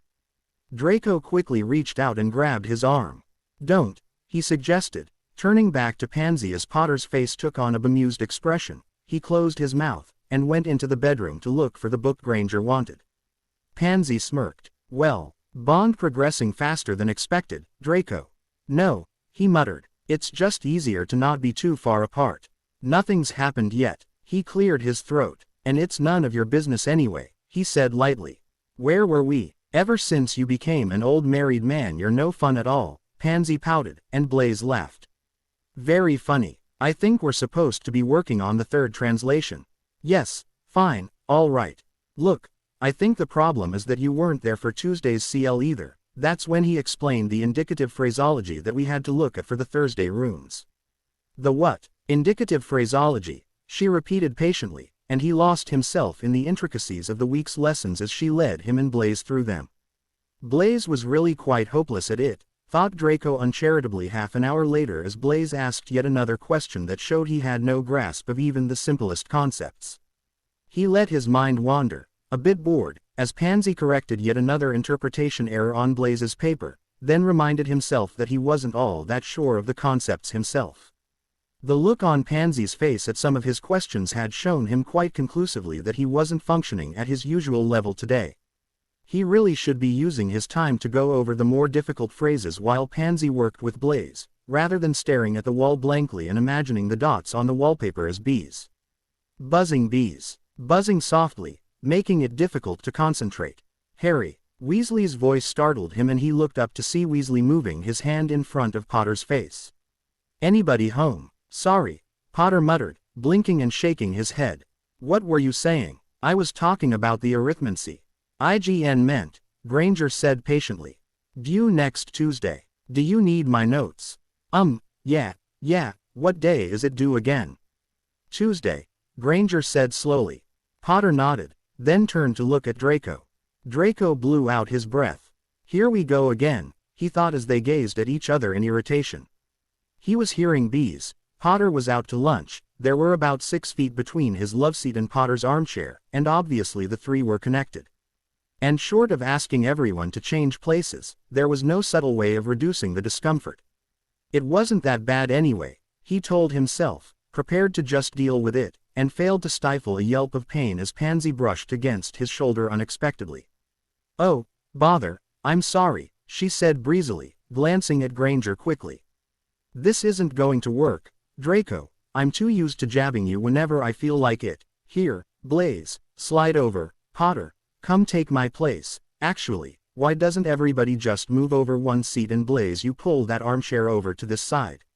Right, then, and Draco and Potter watched, bemused, as the seating change was accomplished with a minimum of fuss, and Granger gave Pansy a grateful look and the two groups resumed their conversations as if no interruption had taken place. Right, then, Blaze, Pansy said, come on, don't be a complete idiot. The Gothic wizards didn't have a word for train. They didn't have trains. Honestly, a little general history wouldn't be out of place once in a while at this school. Day 6, Sunday. It's going all right, I suppose. I'm getting used to him, Harry said quietly to Lupin via the fireplace Sunday night. Not that he needed to be quiet. Malfoy had, as per usual, cast a silence charm over himself, but it still felt a little odd to talk about somebody when they were right in the room. Especially when they were seated close enough to touch. You sound lonely, Lupin observed gently. Yeah, well, I miss my house. Weekends are always fun at Gryffindor Tower. I mean, we just sleep in late and then sit around not doing much, but it's nice. What did you do instead? Woke up late, but then there wasn't much to do other than study. I met with some friends at the Leary, but it's not the same. They all live together and I don't anymore.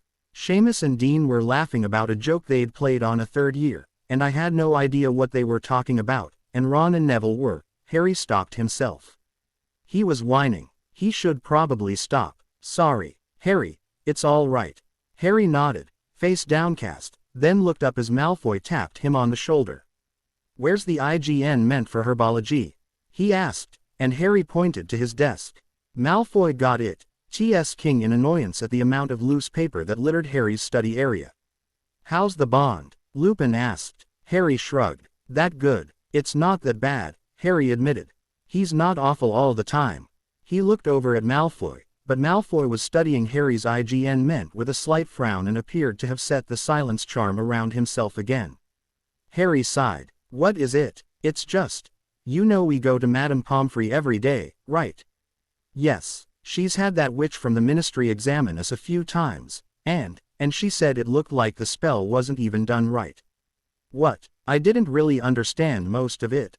I wish Hermione'd been there, she would have been able to follow it. All I could understand was that she thought it showed lack of experience with this CL of spells.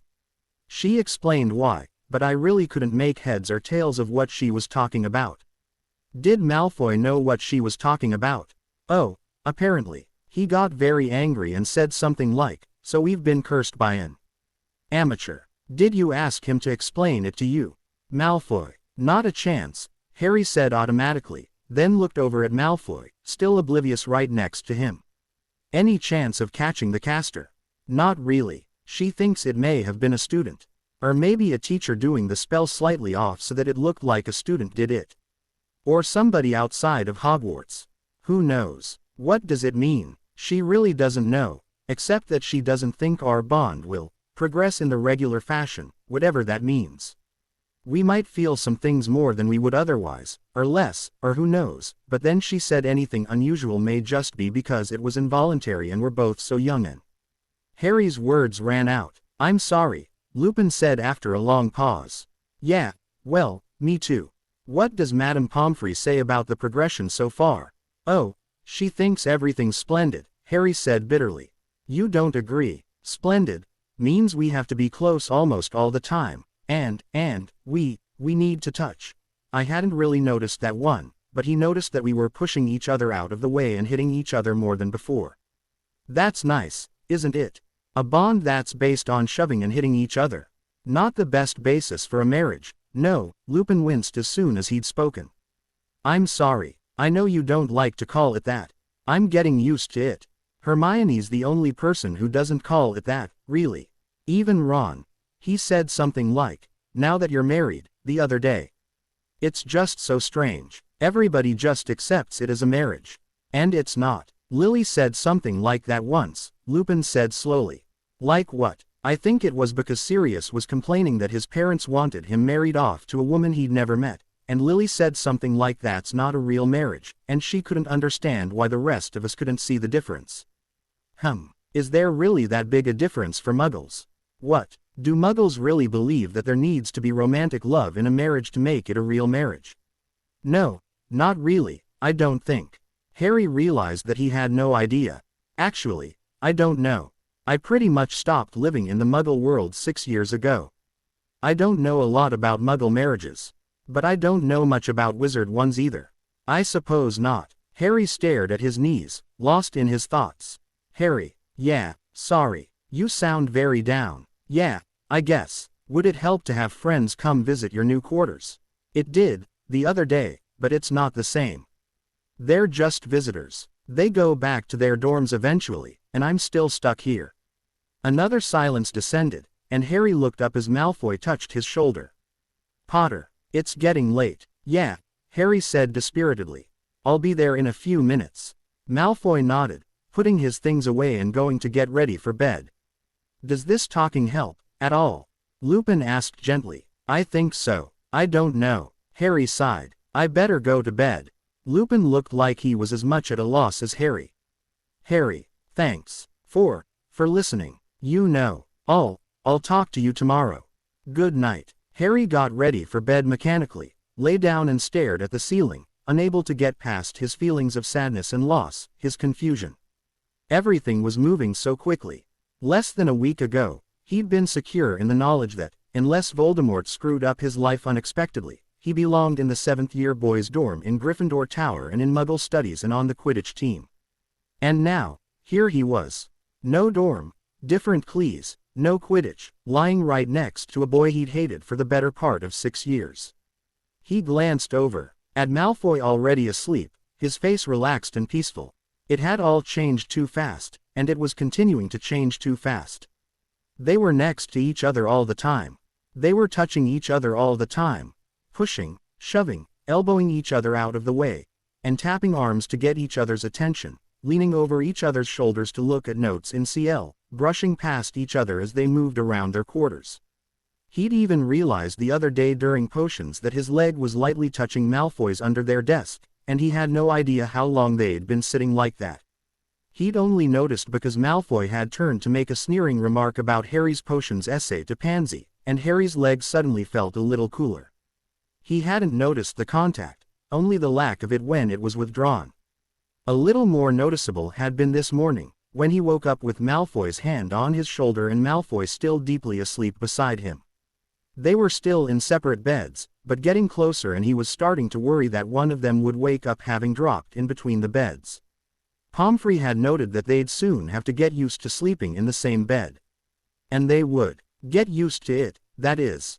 He was getting used to all of it.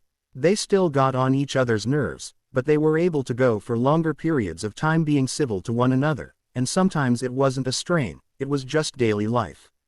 It was hard to keep up constant animosity every single time your roommate asked if you'd seen his tie.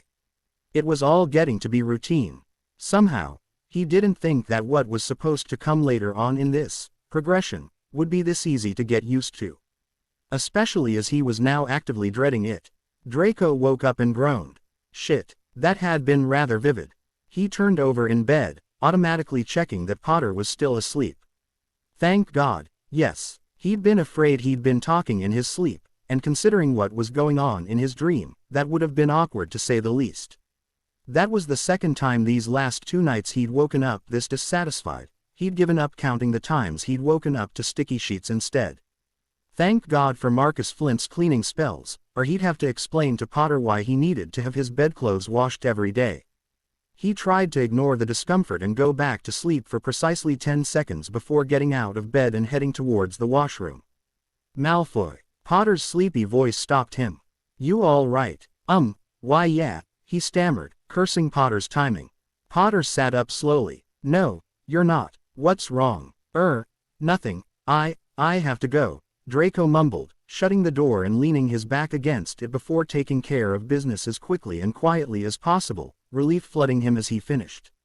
He stayed leaning against the door, floating down from the high, then cleaned himself up and waited for a few more minutes, hoping to find Potter asleep when he went back to bed. He took a deep breath and quietly opened the washroom door, realizing as soon as he did so that Potter was still sitting up in bed, arms clasped about his drawn-up knees. Are you all right? He repeated as Draco came back to bed. Draco nodded. Should we talk about this? Potter said quietly. What's there to talk about? I know what's happening, Potter said in a rush, Pomfrey said. Yeah, well, so now you know. Draco was grateful that the room was too dark for Potter to see the blush heating his face, and grateful also that his voice sounded perfectly matter-of-fact. What's there to talk about? I just thought. I mean, is there anything, oh never mind. Potter lay back down and turned over, giving up. Draco lay watching him, noting the tight, uncomfortable line of Potter's shoulders, feeling his restlessness and confusion. He blew out his breath. Potter. Yeah, are you having dreams too? Potter sighed. Yeah, since when? A few days. I don't know, it's hard to tell. What about? What do you think? Pretty much what Pomfrey said. She had informed them with clinical detachment that they could expect the normal nighttime teenage male fantasies to start becoming more and more specific and focused on one another, instead of random images, sensations, or people. There was a long, strained silence. I was really hoping this wouldn't happen, Potter said softly. You were hoping for a platonic bond too. Yeah, you knew it wasn't likely. Almost impossible. We're not brothers, or lifelong best friends. I was still hoping, though. Potter turned over to lie on his back, staring up at the ceiling miserably. And apparently, so were you. Right. Draco sighed heavily. Yeah, we'll have to tell Pomfrey. You don't say. Potter closed his eyes. I don't think. His brow furrowed and he seemed to be searching for the right words. I don't think I can do this, he finally said, very softly.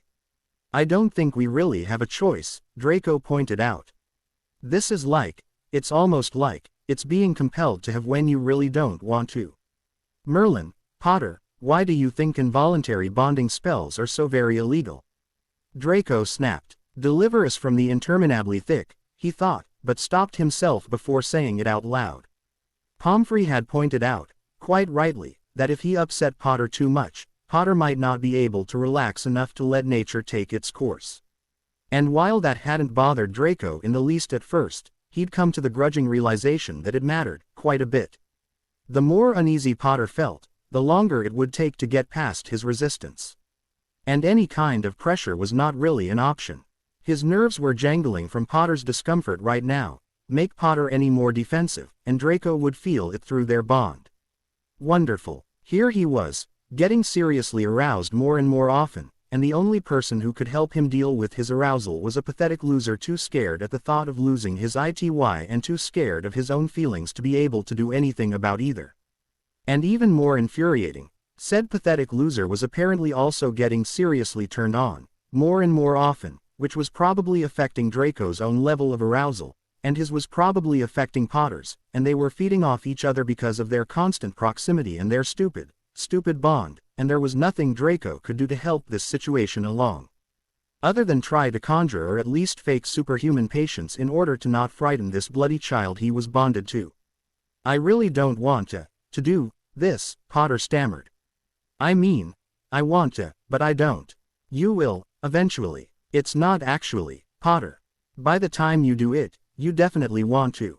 Otherwise the person you're bonded to won't even want to try anything, because they can feel your objection to it through the bond. You can feel it. Of course I can. Draco nearly bit through his tongue to stop the insults from pouring out. I can tell. You're scared of both of us right now. Me, because you're afraid I'll come onto you, and yourself, because part of you wants me to come onto you. How did you know that? Potter said after a startled moment. It's hardly advanced arithmancy, Potter. Draco rubbed his forehead, realizing that in the course of their conversation, he'd gotten turned on, again. He sat up. So, this is marvelous. We're both feeling this, but your little moral scruples and emotional issues are going to conspire to keep us both on edge for who knows how long. That's marvelous. That's just marvelous. Draco firmly shut his mouth and got out of bed before he could say anything else to upset Potter. Where are you going? Potter said, surprised. I'm going to have a long cold shower. You get, Draco said, exasperated. Go back to sleep. Day 13, Sunday. Harry, you can't be afraid of this forever, Lupin said gently that Sunday. It's not even that I'm afraid of it, I don't trust him, I don't like him. But, I know, but it's also, we've been fighting even more, ever since, Harry bit his lip. Too fast, everything was out of control. He desperately wanted to get rid of the dreams, the feelings, the need, the fact that instead of feeling normal, their touches was starting to mean something. Malfoy's hand on Harry's shoulder to get his attention stayed a little too long. Harry's push to get Malfoy out of his way had a bit more force to it, because part of him wanted to pull Malfoy closer instead. They were griping at each other more and more. Harry's clothing DD over their furniture and Malfoy's inability to ever remember where he put his tie were now major issues, and even that had a UAL aspect to it because Harry got distracted by how very alive Malfoy looked when he was really angry. Malfoy's snide remarks and drawling mockery were irritating and showed he was in control. His furious tirade at Harry for leaving his robe over an armchair and thereby hiding the essay Malfoy had spent 3 hours writing, there was no control or detachment there. There was nothing but spectacular anger over something relatively small, something that would never have driven him to such heights of fury had they not had this tension between them. And Harry could feel Malfoy's desire and anger and frustration too. He no longer even knew which feelings were his and which were Malfoy's, he just knew there were a lot of them and they were intense and they were all wearing him out. You need to be around your other friends, Lupin said. But it's embering. In CL, or at the Leary, we start fighting and other people hear it, and I hate that they're looking at us. And thinking about what's going on and why we're fighting. Some Slytherins actually have bets going on how long it'll take before. He swallowed hard. And Hermione says the Prophet and the Quibbler are still talking about us all the time. Yes, I've seen that. Lupin shook his head in disgust. Remarkably stupid stuff. I'm almost glad we don't eat in the Great Hall these days. People staring at us gets pretty tiresome after a while. I can imagine, Lupin said. Are you having friends over to your place? Not as much. How to explain this? How to explain the discomfort when they caught themselves looking at each other too long and realized people around them had probably noticed. It made Harry blush and stammer. It made Malfoy withdraw coldly or cut into Harry even more in CL. It made Malfoy sullenly tell his friends he needed to study alone in their quarters, and made Harry turn his friends away too, not wanting to deal with their knowing glances at each other during his and Malfoy's fights, or their irritation at the way Malfoy treated all of them. It was horrible, feeling so isolated and angry and scared, so often. And aroused, mustn't forget that, aroused all the time. All the bloody time. Distracted by Malfoy's hair, his eyes, the clean line of his jaw.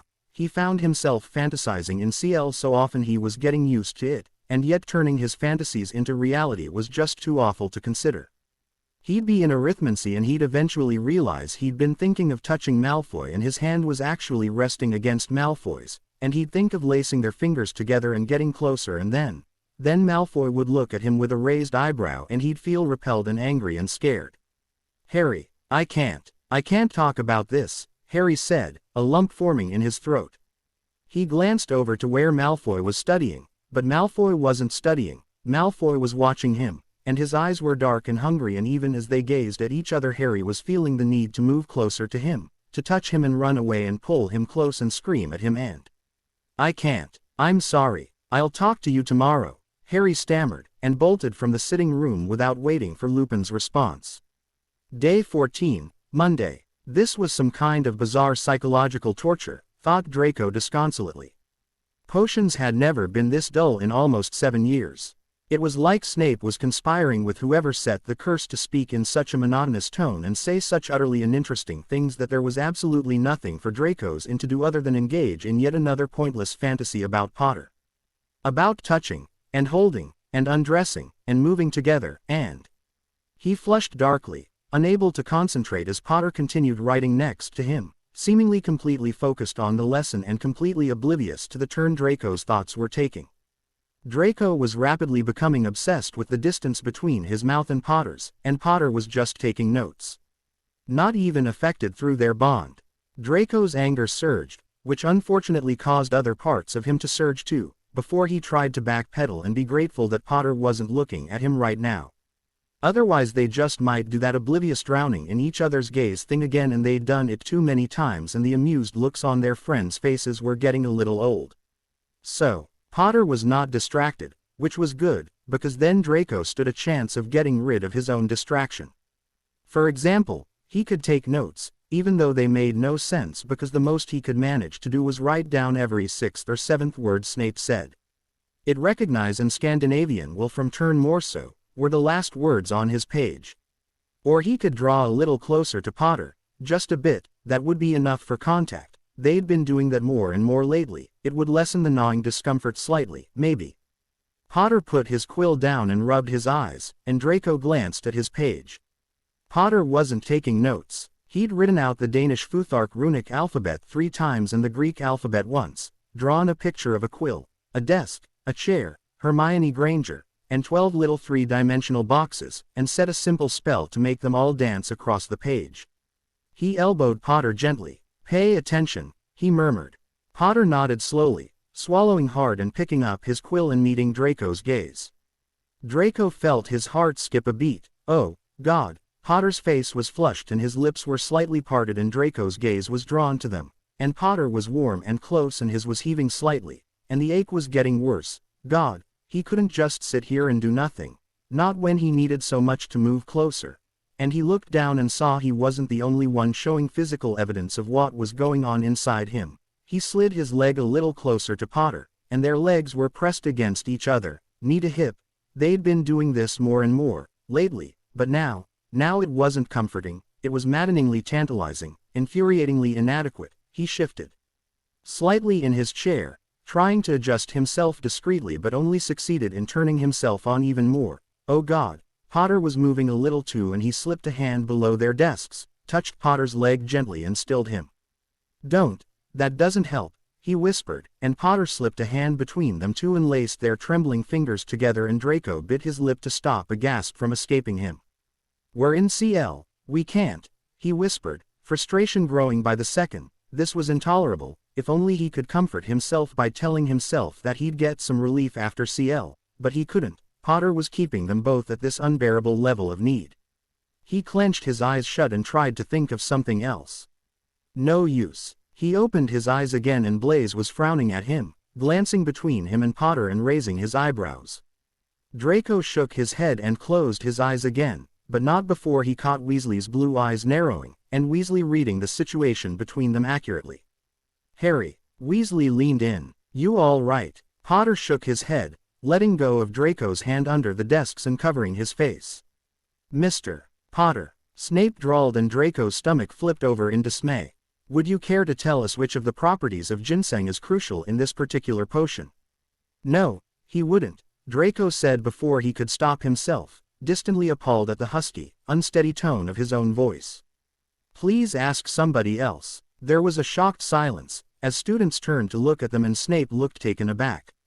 "Professor, please ask somebody else," Pansy repeated. Snape cleared his throat and smoothly picked on another student. "Thanks, Pansy," Draco said quietly. "You need to get out of CL," Weasley was whispering. "And do what, exactly?" Draco snapped. "Play chess." Weasley ignored him. "Look, you can't, Harry, come on. This is stupid." You can't go on like this, you're driving each other mental, he said, his tone worried.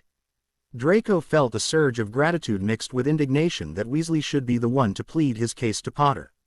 Weasley was still talking urgently, but Draco could sense Potter's walls going up and knew Weasley was wasting his time.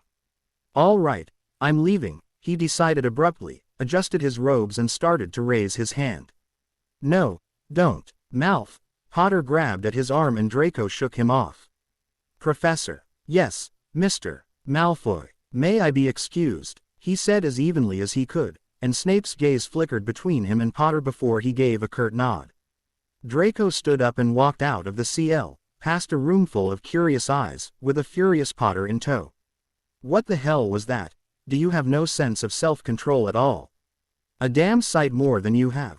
Your own best friend is telling you to get out and get on with it, and you're too stubborn to. Leave Ron out of this. You're going to drive us both insane. He shouted at Potter, losing all patience. You're the one who's driving us both insane. You insist on us being alone almost all the time, and when we are around other people you're impossible. How am I supposed to want to? The curse does not say you will socialize with other people, or you will coo like lovebirds, Potter. It does say, very specifically, what we're supposed to do, and if you weren't a half-blood muggle-raised twit we would have done it by now. You, Potter yelled at him. Believe me, I'd love to. Unfortunately I'm married to. I'm saving myself forever for God only knows what, and I swear if you tell me this isn't a marriage I will kill you. This is exactly what marriage is all about, not being the person you're supposed to, and not being able to anybody else either. I don't trust you, and I don't like you. Can you get that through your thick head? Why can't you get it through your thick head that trust and liking have nothing to do with a bond? You, all right, Malfoy shouted. Fine, have it your way. Lunch is in an hour, we'll go to the Great Hall. And until then, if you'll excuse me, I'm going to take yet another freezing cold shower and try to stay as far away from you as humanly possible. By the time they arrived at the Great Hall for lunch, the anger between them was so thick they could hardly see. Potter headed straight for the Gryffindor table and on impulse, Draco dropped into a seat at the Slytherin table. Potter stopped, looking back at Draco in surprise. What are you doing? I said we would eat at the Great Hall. I didn't say where. I'm not sitting at your table. Fine, have a nice lunch, Draco spat out, grabbing a plate and getting himself lunch. Soup, salad, pumpkin juice, all regular fare. Back at his old table with his old housemates, and it all would have felt wonderfully homey if only his head hadn't been pounding and his eyesight getting a little blurry. He started to eat mechanically, not joining into the conversation around him, willing the physical and emotional discomfort away and trying desperately to focus on something, anything, else. Like, for example, the interesting way in which the conversation was ebbing and flowing at the Slytherin table, as his tablemates traded curious looks about his presence and dropped awkward silences here and there. Interesting, yes, except that it was difficult to focus on that when the world seemed to be narrowing down to nothing but disorienting physical and emotional sensations and commands. Aching desire, buzzing, nausea, frazzled nerves, headache, itch, pit of the stomach dread, weariness. Touch, lie down, get up, move, scream, give in, cry, sleep. He gripped the edge of the table and focused on the tabletop as the world started spinning and the voices around him got louder and softer and silent and screaming in. Draco, Draco, are you all? And then the table swam out of sight and the world went black. Snape looked up in time to see Draco Malfoy suddenly slump forward and Pansy Parkinson catch him on her shoulder, the rest of his tablemates getting up and exclaiming with alarm. And at the Gryffindor table, Potter stood up unsteadily, turning towards the Slytherin table and choking out, "No," before he too fell and was caught by Weasley. In an instant Snape and McGonagall were rushing towards their tables, wading into the small crowds of Slytherin and Gryffindor students. Snape caught Draco, taking in his ashen features, trembling form, half-closed eyes. Draco edged softly, trying to move away from Snape's touch, his breath coming in shaking gasps. "Severus," McGonagall called out, "bring him here." But Snape was already doing so, muttering a lightning spell and picking Draco up in his arms like a child, and hurrying to the Gryffindor table where McGonagall had placed Potter. He gently put Draco down next to him, touching their shoulders together, and let out his breath with relief as both boys seemed to sense each other's presence and relax, their breath less gasping, their shaking less pronounced. McGonagall was watching them worriedly, and Weasley was saying something to her. "Yes, do," she said. "We need Madame Pomfrey." Weasley took off at a run. Snape smoothed Draco's hair back from his forehead, noting that his skin was damp and his pulse racing. "Poppy warned us that this might happen," McGonagall said. "I should have insisted they sit at the same table. They weren't supposed to be out of contact, but they were both so fed up with each other." "Let me through." Madame Pomfrey's brusque voice could be heard. "Come on, now." She bustled into view, taking in the two unconscious boys on the table. "What happened?" she demanded, touching their foreheads and beginning an examination of both of them. "They were eating," McGonagall began. "Where?" "Potter was at the Gryffindor table and Malfoy was with the Slytherins," McGonagall faltered as Pomfrey's head snapped up and pinned her with an incredulous glare. "They were at separate tables," she hissed, and McGonagall and Snape quailed. Potter gave a small groan and moved, and she murmured something under her breath that seemed to comfort him, before fixing McGonagall and Snape with her glare again. "Who allowed that to happen?" "Poppy. They were driving each other mad, they." "Well, of course they were driving each other mad. Anybody would, forced to spend all day every day with somebody they hated, but that's not the point. They were not supposed to be out of close contact for more than 5 minutes at a time." "What part of that was not clear?" "They seemed to be all right," Snape began. "Did they look all right to you? Call yourselves responsible adults. You should have handcuffed them together before letting them do something this stupid. Do you realize that their progress may be set back by weeks? You were supposed to keep them safe from their own idiocy, and instead you let this happen." The students stood gaping as Pomfrey lashed out at 2 professors in public, and the 2 professors took it silently. "Now, step back, all of you, out of my way. Minerva, Severus, pick them up, help me get them to the hospital." "Honestly, I can't." "That's all right, Mr. Malfoy," she said soothingly as Draco's eyes fluttered open and he made a small fearful sound. "We're just going to the hospital. You'll be all right. Going to have nightmares for a week, that one, mark my words. No, that's all right, it's just us, Mr. Potter." She shushed him too.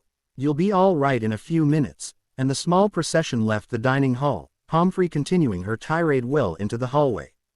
Day 15, Tuesday. Draco opened his eyes and groaned. The bloody hospital, and his head was killing him. In fact, most of him hurt abominably. "Draco, are you awake?" a soft voice said, close to his ear, and he turned to see Pansy next to his bed. "I'm at the hospital again." "Yeah, how much do you remember?" "Not much. We were at the dining hall and I felt dizzy. You were positively gray. Then you fainted, and so did Potter, and Madame Pomfrey brought you both here." "Bloody hell." Sure enough, there was Potter, still unconscious next to him. He groaned again, rubbing his eyes and trying to think past the searing pain. "Draco, are you all right?" "No," he managed to gasp. "Get Pomfrey." She sped away. "You're up now, are you, Mr. Malfoy? Well, you'll notice you're feeling a little less than 100%. You did yourselves a lot of damage with that little stunt. I just wanted to get away from." "Yes, no doubt, but that splitting headache and other pains you're feeling right now are your payment for that little moment of separate peace." "Didn't feel like peace." "Oh," he gasped, trying to muffle his gasps of pain.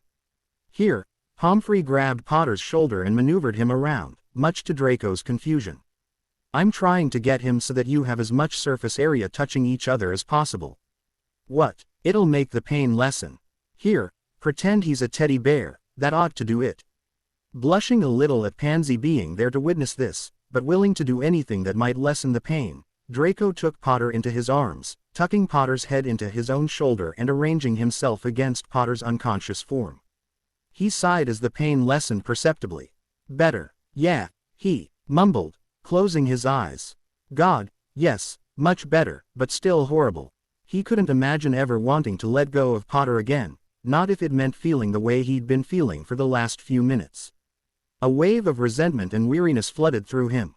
He wasn't supposed to have to deal with this.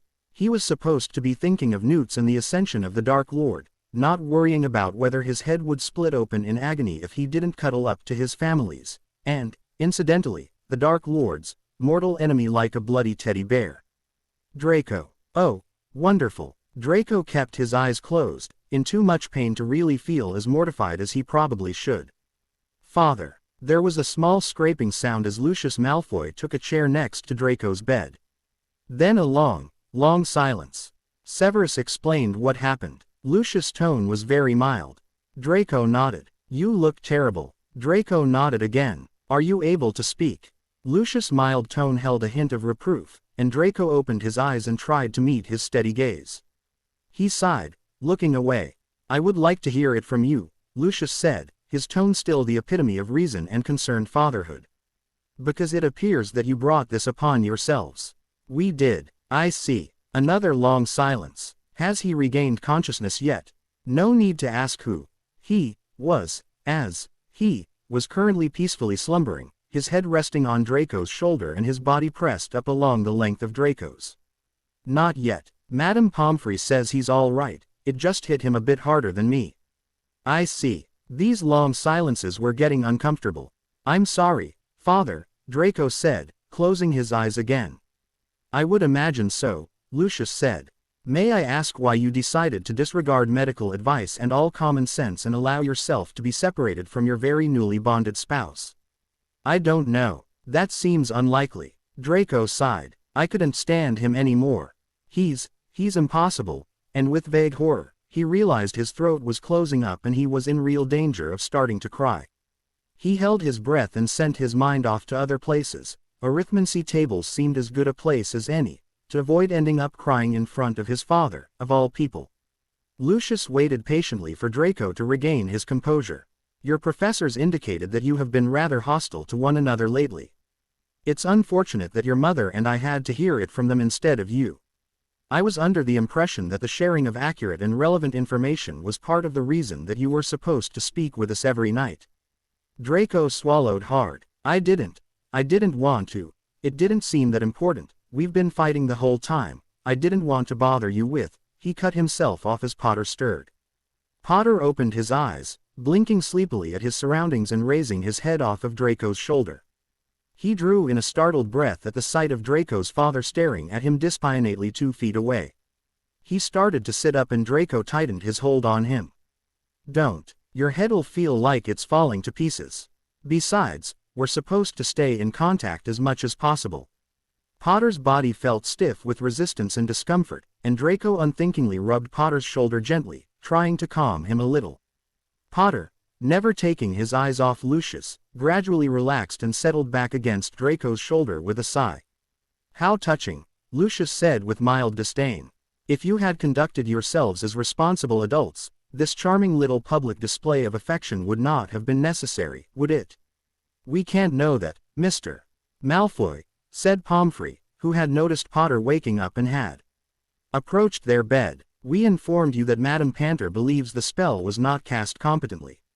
They might have ended up in the hospital eventually anyway, from side effects caused by the inadequacy of the spell. They might have. They did not. They ended up here because they behaved as children instead of grown men. They are not grown men, sir, Pomfrey stated firmly. They may be legally of age, but they are still teenage boys forced to face a situation that would be difficult for anybody, adult or not. Pomfrey fixed Lucius with a level gaze. In any case, it might be a good idea to save the recriminations for later, when they are more fully recovered. Now if you'll excuse us, I need to examine my patients. She waited a beat. In private, Lucius Malfoy narrowed his eyes at her, but stood and calmly left the hospital, not deigning to look at Draco or Potter as he left. Now then, Potter, Pomfrey said briskly, we'll see how you're doing and then see about getting you some dinner. Dinner? How long was I out? Almost 30 hours. Potter blanched. Yes, that was quite a stunt you two pulled, she said dryly. Don't worry about it, what's done is done. Now, sit up, please. Malfoy, you too, this won't take but a minute. Draco sighed against Potter's shoulder, wishing he could just go back to sleep and forget any of this had ever happened.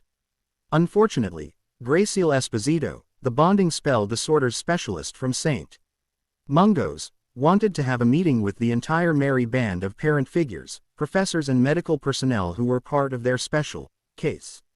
And so here they were, still in their hospital bed, finally allowed to sit up but still forced to remain in very close contact or risk severe discomfort, with enough people arranged around them to hold a bloody seance. "All right, let's begin," said Esposito. "Obviously, we're all very worried about what happened yesterday, and would like to make sure it doesn't happen again. You boys were lucky. You may have fainted, but you appear to be all right except for some minor discomfort. The damage could have been much, much worse. Either or both of you could have suffered a heart attack, or gone into a permanent coma." She fixed them with a serious look. "And in any case, your progress has been thrown off, which means that it will probably take you even longer than we thought to get back to a state where you can be apart safely and comfortably for longer than a few minutes. This is very serious, boys. It's no joke, messing around with a bonding spell."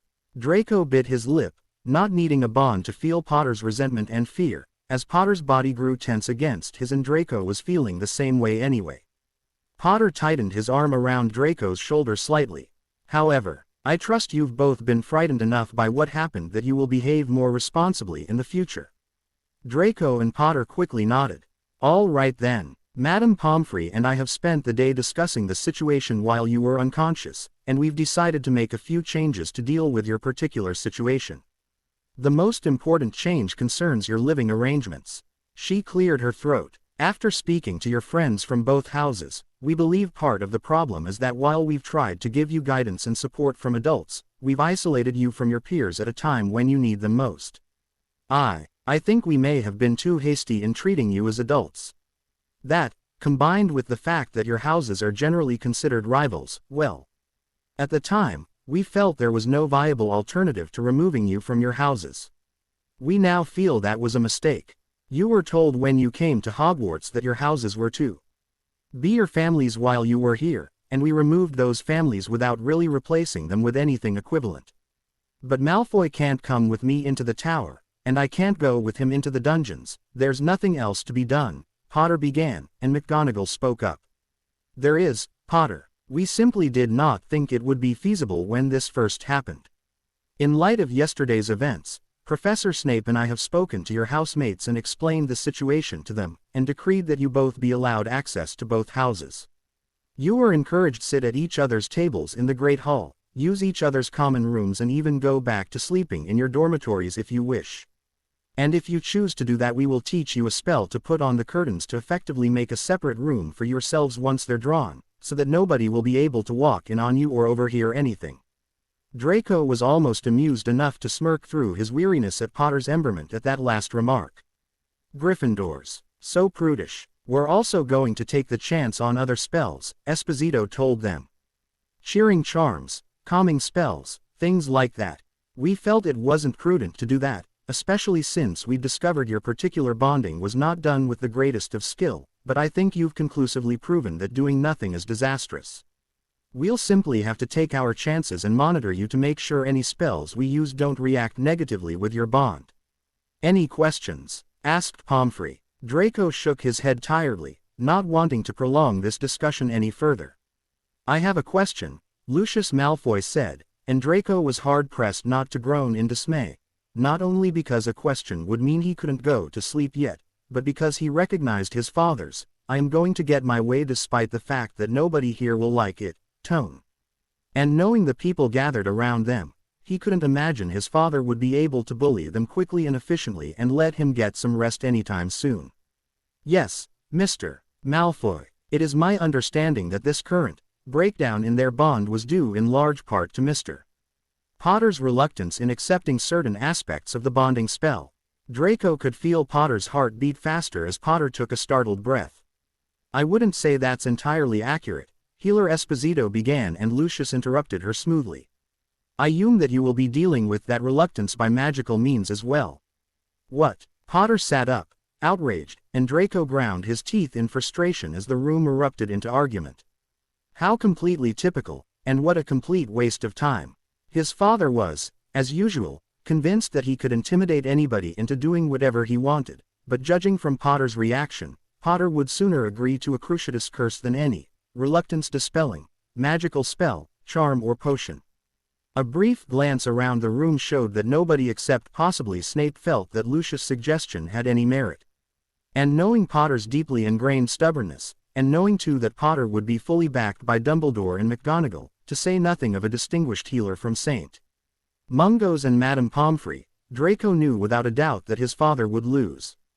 He rubbed his eyes tiredly, quickly losing the train of the discussion. He didn't need to listen anyway. Potter would say that he would not consent to any more spells that interfered with his personal life.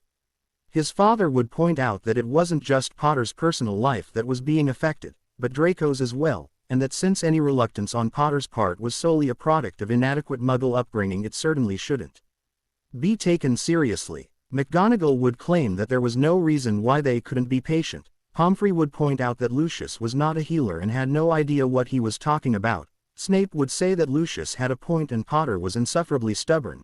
The healer would no doubt say something profound. Dumbledore would mostly just observe, and Draco had no idea what the bloody werewolf would say, but it didn't matter anyway because nobody but dotty old Dumbledore and Potter himself would put any weight on what Lupin said anyway.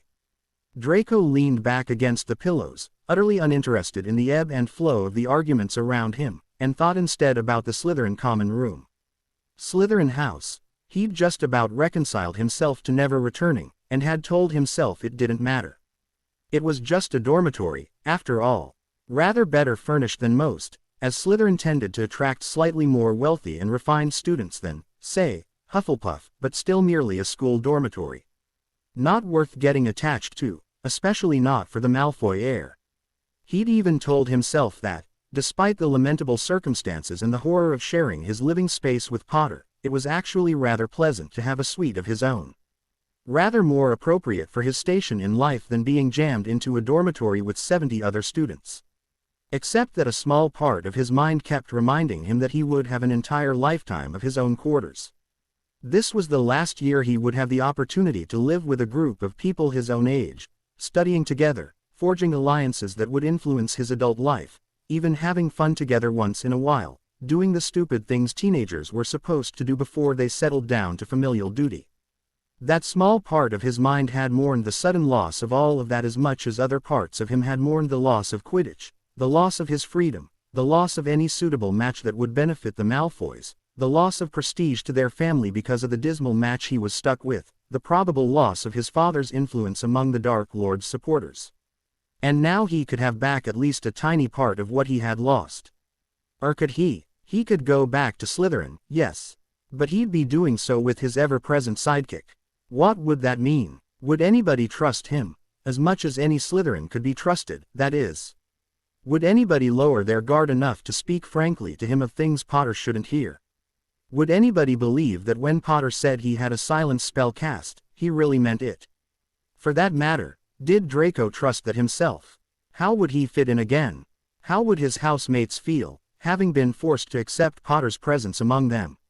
Especially since they would be accepting it solely to help Draco, whose bond was killing him because he was, what? Lonely. The Malfoy heir, unable to handle a slight inconvenience like an unpleasant marriage because he was lonely. Oh, shit, that wouldn't be good. His housemates would have less respect for him, and would probably feel that he was indebted to them for allowing him back amongst them. Although that might depend on how Snape had decreed that Potter was to be welcomed into Slytherin house. Snape was a shrewd player, and had always been supportive of the Malfoys. Draco should probably ask him how he'd put the situation across to the house. Hopefully he'd made Potter sound like the lonely scared child he was and indicated that since the Gryffindor needed his house, it would be unfair to not allow Draco access to his own house, whether Draco needed it or not. He should probably ask Snape. Draco. Draco suddenly realized. Everyone was silent and looking at him, and he stifled his alarm at the realization that the last voice he remembered hearing was his father's and he had absolutely no idea what he'd been talking about. "I'm sorry, Father, could you repeat that?" he said, trying to keep his voice casual. "I asked what you thought," said Lucius with the air of impatient condescension that always stung Draco. About using magical means to facilitate the UAL part of your bond," Pomfrey said bluntly. "No," Draco said without thinking, and almost bit his tongue in horror as he realized he'd just done. Flatly disagreed with his father, in front of other people. Panic threatened to flood him as he met Lucius' incredulous gaze and desperately tried to maintain a casual air while frantically trying to figure out how to salvage the situation. Shit, how could he have just said that? What the hell was he thinking? Shit. Relax. Breathe. It's all right. He almost heard the words, felt the panic shimmer and break like a bubble, realized there was no emergency here. He glanced down at Potter's hand, calmly resting on his arm. So he'd disagreed. As long as he didn't show blatant disrespect towards Lucius, there was a chance that Lucius could be made to accept what he had said with a modicum of grace. I mean, obviously it's a good idea. The hand on his arm tightened painfully, but I don't think we need to resort to that yet, especially if we're not sure how other spells will affect the bond. The hand relaxed. He smiled, and, no offense, but being the victim of one botched personal spell doesn't make me terribly eager to try out another even more personal spell, in case that one's botched too. I don't even want to imagine how that one could go wrong. He shuddered exaggeratedly and there was a small rustle of amusement among the adults. And thank Merlin and Mordred, the dangerous light in his father's eyes was gone and there was instead a small smile curving his lips. And the feel off Potter was cautious acceptance. Interesting. He looked down at Potter's hand, still on his arm, looked up again. Potter was watching him curiously, his head tilted to one side like he was trying to figure something out. In any case, you won't have to worry about anything like that for a few days at least, Healer Esposito said. As I said, your bond was damaged. You're too weak to feel anything probably for another week. By then, who knows, maybe you will have worked things out. Miracles have been known to happen. There was a small pause. Right, then, Pomfrey said, glancing over both of them. We've still got a few other things to discuss, but I'd like to finish this up as soon as possible. I've got 2 patients here who need to sleep. Finally, all done. Draco's eyes were closing even as his father left the room. He lay down, blessed relief flowing through him. Sleep, thank God, he mumbled. Potter, did you do something to me during that meeting? When my father asked me what I thought about spells for you. Yeah, did you feel something? Potter said, yawning and lying down too. Yeah, you'll have to tell me what you did. Draco yawned too, turning onto his side, drawing close to Potter and throwing an arm over Potter's. Yeah, okay, tomorrow. Potter drew Draco's arm closer and settled himself against Draco. Did you mean it when you said you didn't want to use them? Bloody hell, yes, Draco muttered. Stupid idea. Potter chuckled. You'll have to explain what you mean by that. Tomorrow, they both said, and Draco smiled tiredly. Good night, Potter. Yeah, good night. Day 16, Wednesday. Harry stifled a yawn as he tried to make himself concentrate on his potions readings. Good God, how could anybody enjoy this or do it as a living? He glanced over at Malfoy, still sleeping, wondering if he should ask for help when Malfoy woke up. Decided not to. Malfoy might be one of the best students in potions, but he was a lousy teacher. No patience, no gift for explaining the concepts, no desire to help other students. Occasionally Harry had seen him help out fellow Slytherins, but his help always seemed to be bought by large favors. Besides, it wasn't as though he needed any more social contact with Malfoy than was absolutely necessary. Harry rubbed his eyes, wondering if maybe he should just go back to sleep, but feeling a little out of sorts. That seemed to be all they'd been doing today. Other than breakfast and lunch, and brief visits from Pomfrey, a few teachers and friends, most of their day had been spent unconscious. Pomfrey had explained that they were recovering and should just allow themselves to rest for the next couple of days, but Harry was getting bored. However, reading potions certainly wasn't helping his boredom. He put his book away and lay down, automatically fitting himself along Malfoy's sleeping form.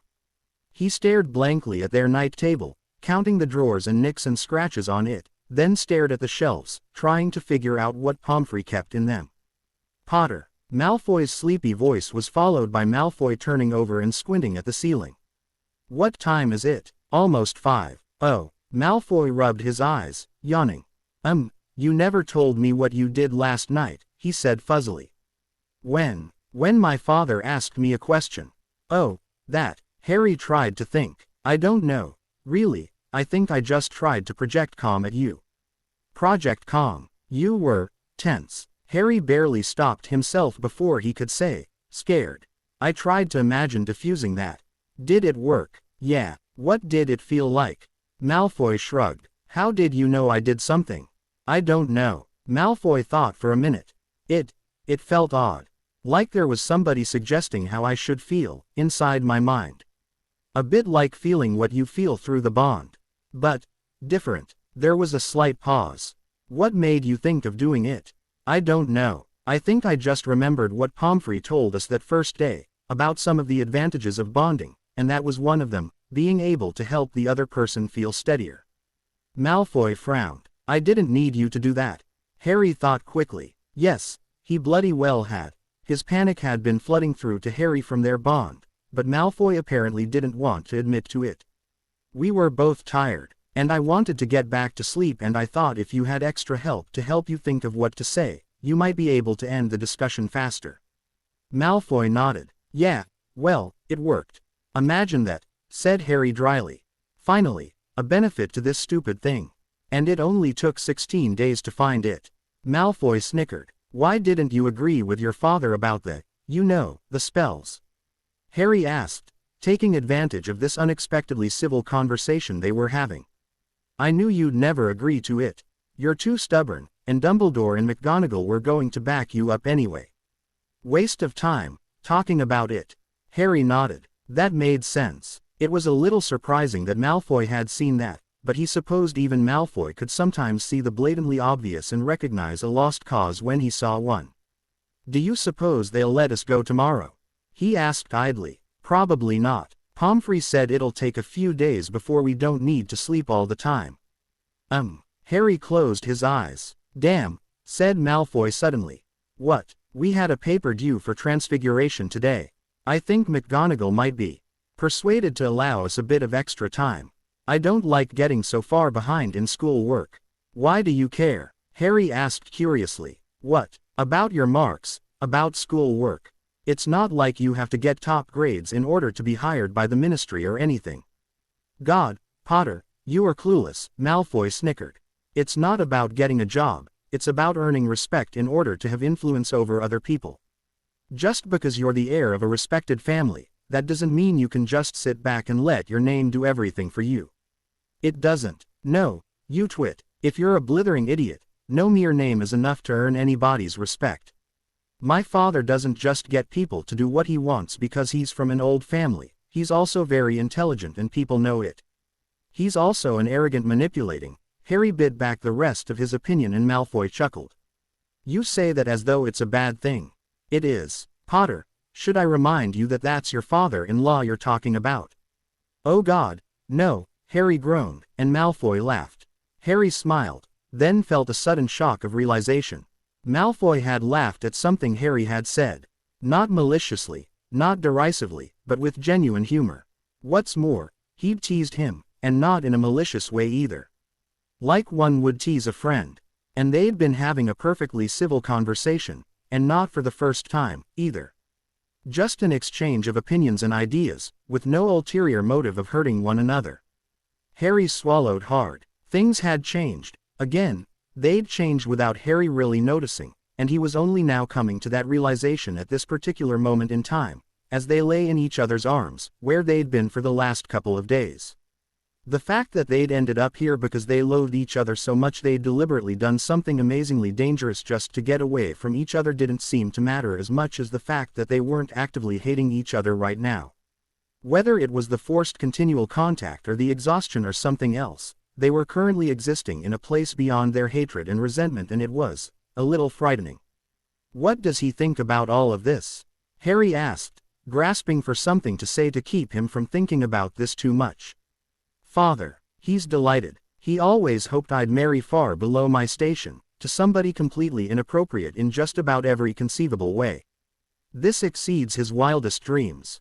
Harry noted the waspish tone and tried not to think about what it meant. That part of him was rather relieved to hear it. Does he blame you for walking through a door?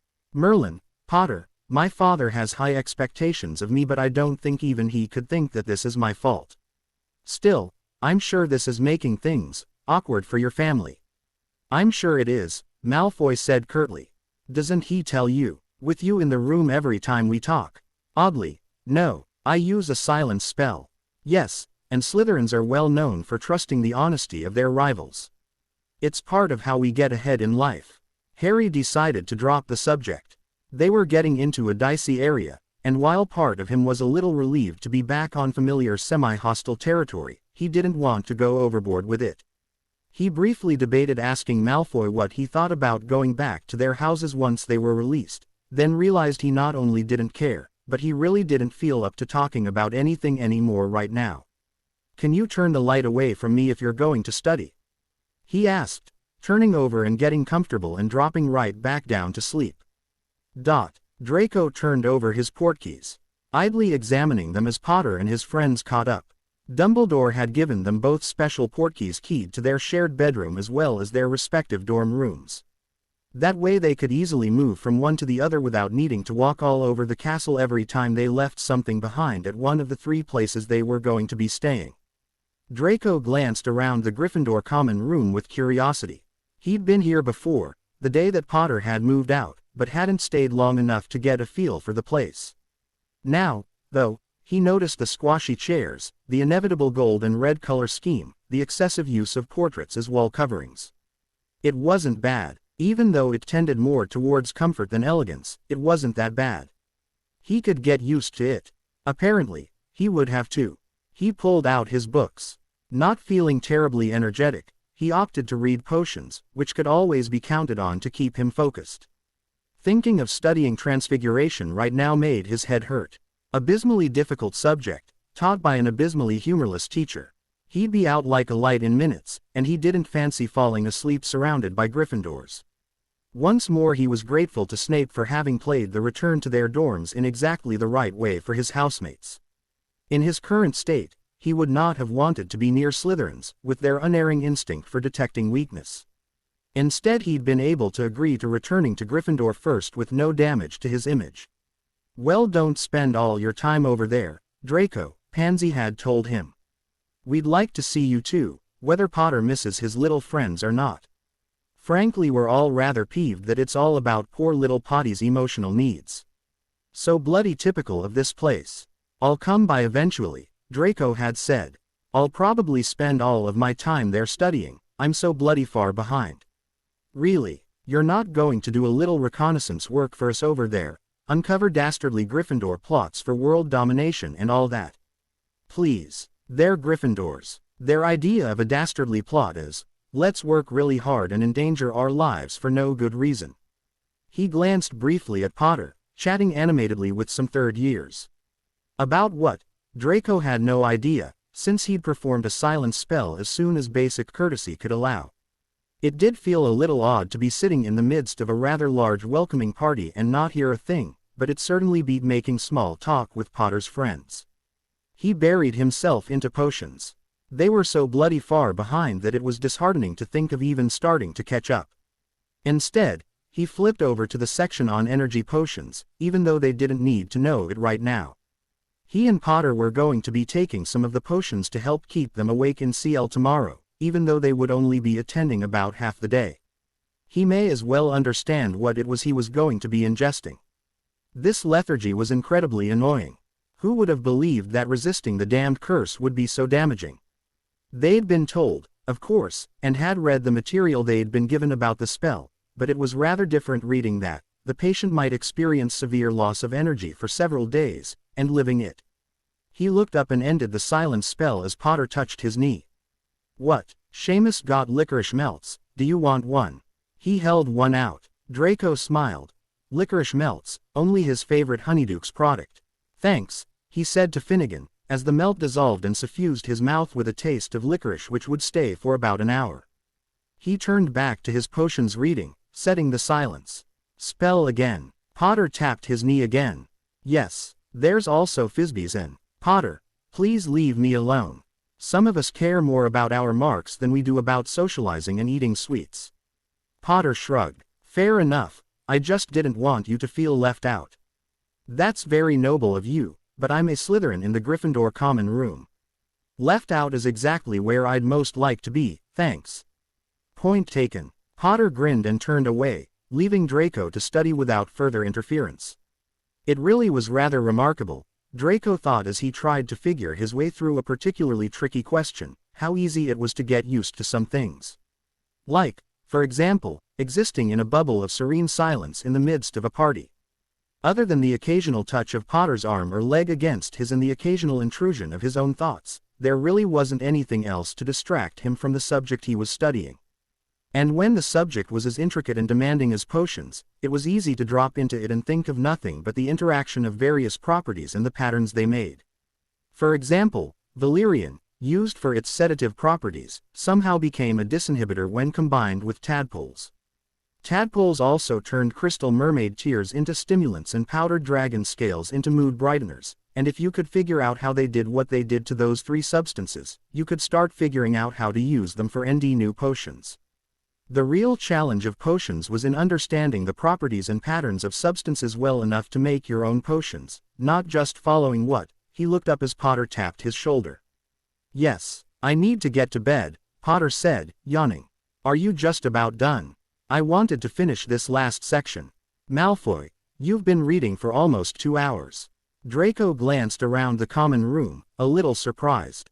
The room bore all the signs that a great solution had occurred. Plates and cups scattered over almost every available flat surface, wrappers from Honeyduke's products underfoot, remnants of exploding snap games. The few people left were mostly older, and mostly somewhat subdued, speaking in low tones. Right, he stood up, marked his place in the book and stretched, then started to follow Potter. Good night, Harry, Finnegan said, and Malfoy, he added after a small hesitation. Draco turned back, a little startled. Good night, he said automatically, his forehead furrowing slightly as he turned to follow Potter up the stairs to the 7th-year boys' dorm. You're confused, Potter observed as they climbed the stairs. What? No, I'm not. Startled. Then, no, maybe, never mind. Don't do the mind-reading thing, it's annoying. Sorry. Potter led the way to the washrooms and they started getting ready for bed. Draco wrinkled his nose at the communal sinks and the counter space fouled by somebody else's shaving potion. This was one thing he had definitely appreciated about his own quarters, not having to share washroom space with anybody but Potter. While not the tidiest person elsewhere, he had at least kept their washroom pristine. Is everybody else still at the party? Draco asked as they reached the empty dorm. It's only 11 on a Thursday night, Malfoy. Don't tell me Slytherin's 7th years are already in bed by now. 11. Draco realized he was utterly disoriented as to time.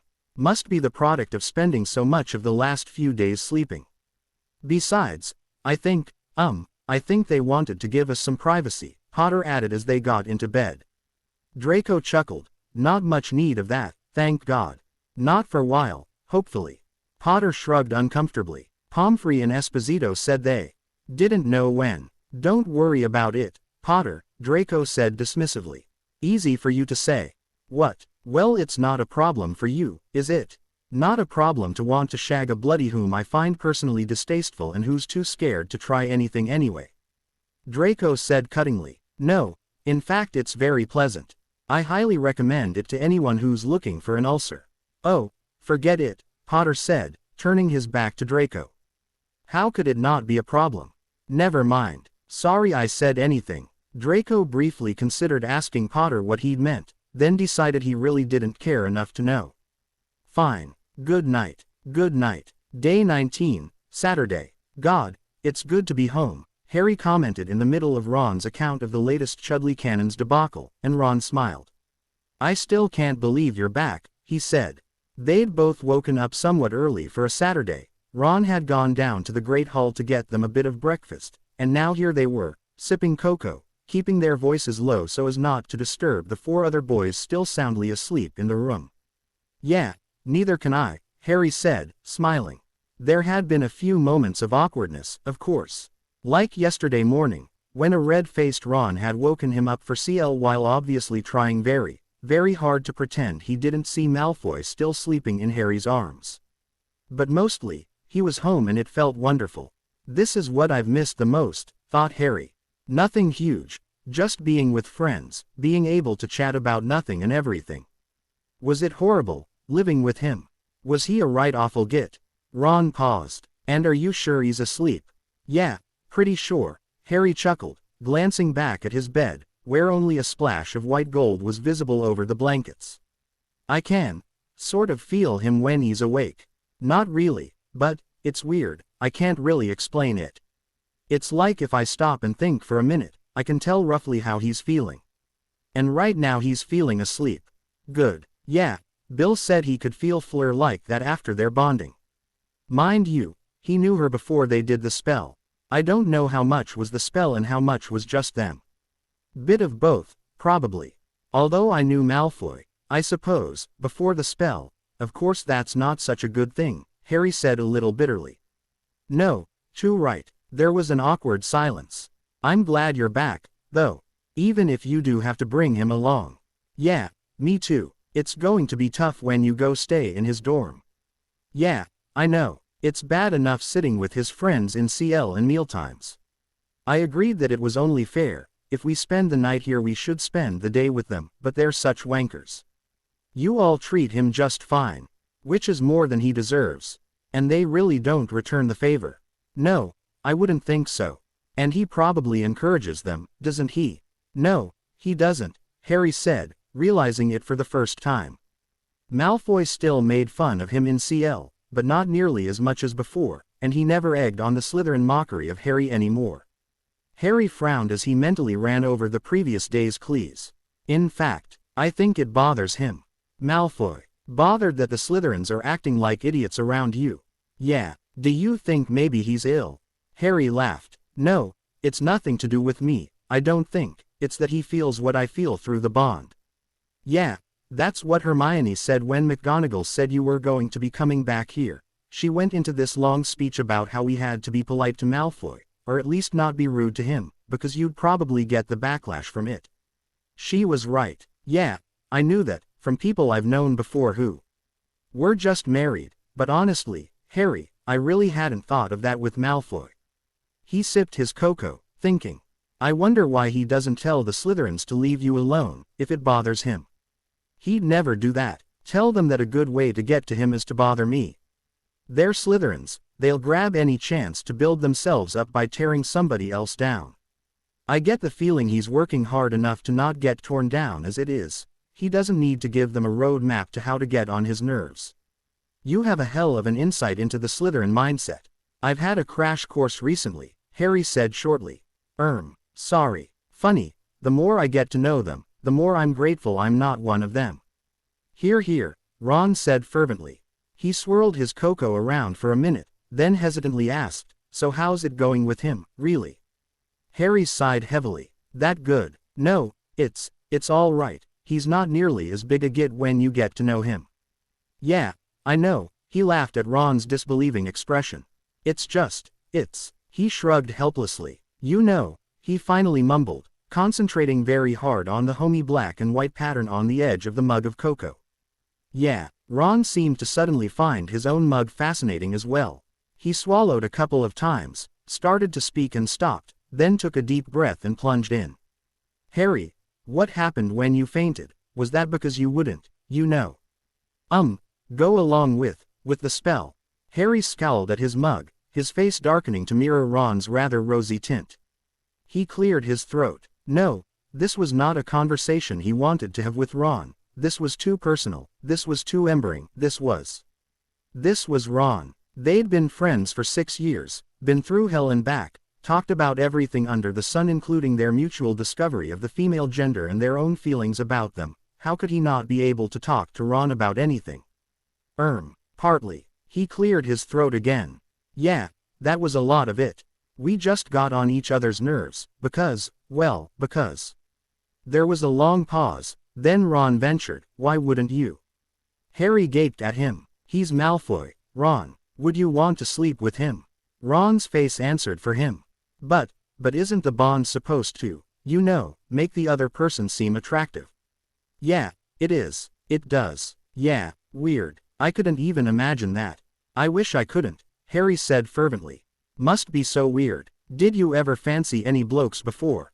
No, of course not, Harry sputtered, a little shocked at how casually Ron said that. So is it because of the muggle thing about 2 boys or 2 girls together? Harry stared at him. Is it really not that important in the wizarding world? Depends who you talk to, I suppose.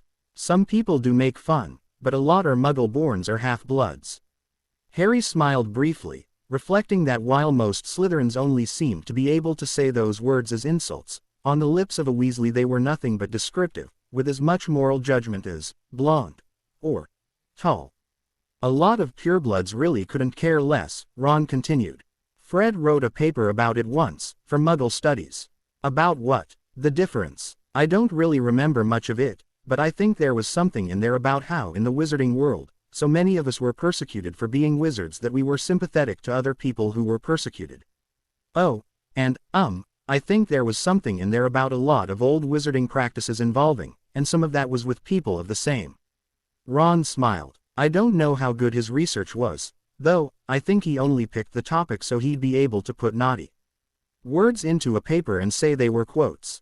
Harry laughed. Ron grinned, then turned serious again. It's not that big a deal, Harry. It is to me. Is that why? I think it's more that he's Malfoy than that he's a boy, though. Yeah, he's not that bad looking, for a bloke, you know.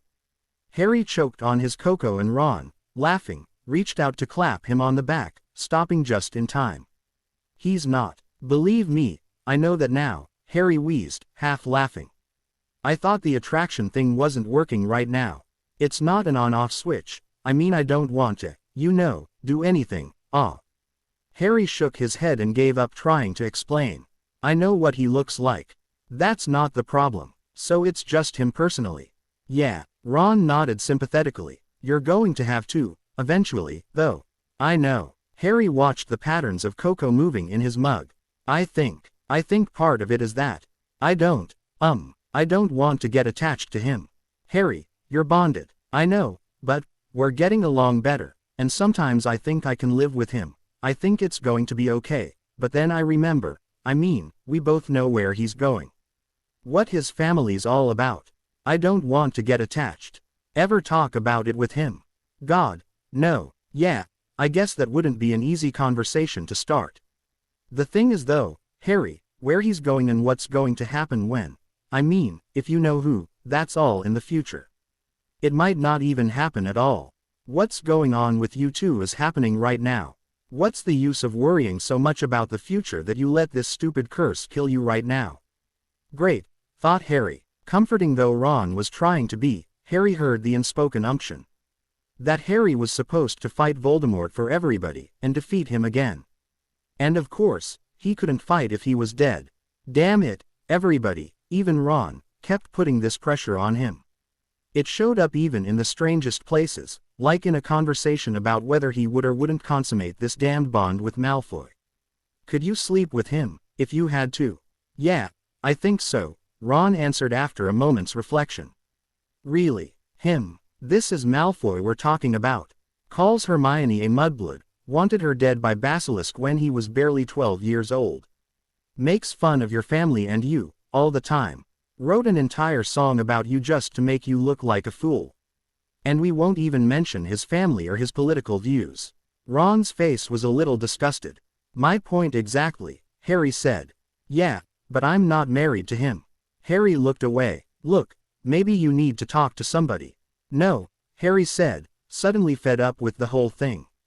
I'm talking to Lupin, I'm talking to Pomfrey, I'm even talking to you. Next thing Hermione's going to want to. Harry, come on, I'm trying to be a friend. Then be a friend and drop it, Harry shot back. Fine, Ron bristled. There was a long, uncomfortable silence, and then Ron closed his eyes for a moment, obviously reaching for patience. He cleared his throat again. Harry looked up. So, how about those Chudley cannons? Harry's answering grin broke the tension and they suddenly found themselves laughing together loudly, forgetting their roommates. Shut up, you wankers. Dean's irate groan was followed by a pillow hurled towards them with more strength than accuracy. Potter, would you like me to hex you? Malfoy asked sleepily. Because I will if you wake me up again. Hex Ron too while you're at it, mumbled Neville, turning over and putting a pillow over his head. Sorry, they apologized to the room at large as a soft snore came floating from Seamus' bed. Day 21, Monday. Oh no, please, thought Harry, abruptly realizing that he'd been staring at Malfoy for a while, admiring his swift, efficient movements as he went about perfecting his witchfire potion, utterly oblivious to the process and thinking instead that by the azure light of the witch flame, Malfoy's hair was an absolutely stunning shade of ice blue. No, he thought desperately, not again, not yet, I'm not ready yet, and his heart skipped a beat as Malfoy's eyes met his. Malfoy blinked, startled, and spilled the teaspoon of etchwater he was holding. He swore and quickly cleaned it up before it could eat through the counter, his hands just a touch unsteady. Then he paused, heaved a deep sigh of resignation, looked back up at Harry and leaned in closer. Potter, he touched Harry's hand. Don't panic, it's not worth getting upset over this. Harry swallowed hard, deeply upset that Malfoy could so accurately read his emotional state. That's easy for you to say. No, it's not, Malfoy said evenly. This isn't fun for me either. But you're panicking before anything's happened.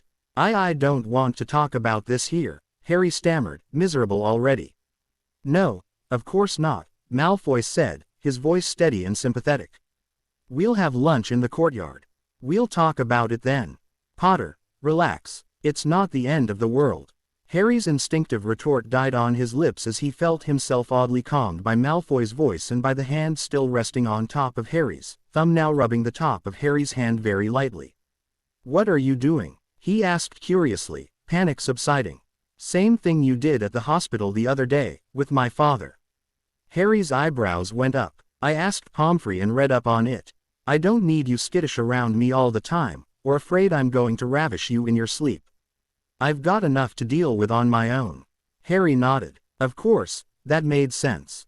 He supposed he should feel a little resentful that Malfoy was manipulating his emotions for his own purposes, but then again, no, Malfoy was right.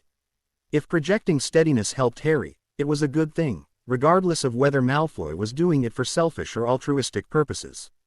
He nodded and went back to his work. They had seated themselves in the courtyard and Harry had almost finished his first sandwich before he finally blurted out, "All right, now what?" "I don't want to go through what happened last time," Malfoy began. "No, of course not. I talked to Madame Pomfrey about it, and she suggested some things we could try to make things go more smoothly this time. I'm not talking about spells or aphrodisiacs for you, or anything like that. I doubt we'll need that last," Harry said ruefully. "No, not if last time is anything to judge by." Malfoy finished his first sandwich and bit into his apple. "Although I don't think it'll be much like before," he mused. "Why not? Things have changed." "How?" Malfoy studied his apple for a minute. He frowned, seeming to come to a realization, and a not entirely welcome one at that. Malfoy gave a small start, as if he'd almost forgotten Harry was there, then, to Harry's puzzlement, colored slightly and dipped his head down, avoiding Harry's gaze. "Malf, we don't feel the same way about each other," he blurted out quickly, then bit into his apple. "What? You don't throw out disgust at me every 5 minutes or so. And I know how I feel." "Really?" Harry said. "All right, how do you feel?" he challenged. "I don't hate you. I don't even dislike you all that much." Malfoy tossed his half-eaten apple into the air and flicked his wand at it, making it disappear. He cleared his throat and kept his gaze firmly on his wand, rolling it between his fingers. "Potter, we're never going to like each other. But that doesn't mean we can't make this work. Just don't be afraid of me. Nothing is going to happen that you don't want to happen, it can't." Harry frowned at him skeptically and Malfoy put a hand on his arm, a serious expression on his face. "Pomfrey said it'd be a good idea to set some ground rules before anything gets too intense. Like for example, maybe you should lead here. You let me know what you want and when you want it. I won't suggest anything." "This doesn't sound anything like you," Harry said after a long stunned moment. "Have you been taken over by somebody else?" "No, just a patience potion." "A what? You don't want any kind of potion or spell or anything like that, for your own bizarre muggle-raised reasons. I've no objection to them, myself, especially if it's a choice between that and ending up in the hospital again. What if they interfere with the bond spell? I'll take the risk. I'm serious, I'm not going through what we just went through, not again." Harry mulled that over, holding Malfoy's gaze, trying to see deception or impatience or anything other than an honest desire to get through this as easily as possible. "All right," he finally said slowly. I'll lead, for whatever that's worth. Just don't expect much." I still don't feel right about this." "You're not the only one." "I suppose not. One other thing. Where do you want to sleep?" "Not Slytherin," Harry began, and Malfoy grinned. "No, I didn't think so. I wouldn't put it past my housemates to spare no effort to get past any locking or privacy spells on my bed. If only to figure out who collects on the pool money." Harry chuckled despite himself. "Zabini's especially eager to win. I think we cost him about 10 galleons already. He'd bet we'd be shagging the day we fainted in the Great Hall. He's placed a new bet but won't tell me for what day." "Why not?" "He thinks I've placed a bet myself." Harry laughed out loud, unexpectedly. "And have you?" "Well, I wouldn't tell you, would I? That would blow my patience, ploy to hell." Harry laughed again, noticing that his tension had subsided dramatically and marveling that a mere potion could make Malfoy act like a decent human being. Maybe he should suggest that Malfoy continue to take the potion for as long as they were together. "All right, not Slytherin, then," Malfoy said. "Do you want Gryffindor, or our quarters?" I don't know. It's up to you. I don't particularly care." "All right." Harry thought for a moment. "I don't know. I'm glad to be back in the dorm. But then, I don't want. I mean, if we're, looking at each. It's. Potter, you're babbling." Harry reddened and Malfoy snickered. "Look, you don't have to make any decisions right now. I just wanted to. I don't know. Make sure you didn't get your knickers in a twist before anything's happened." "All right," said Harry shakily.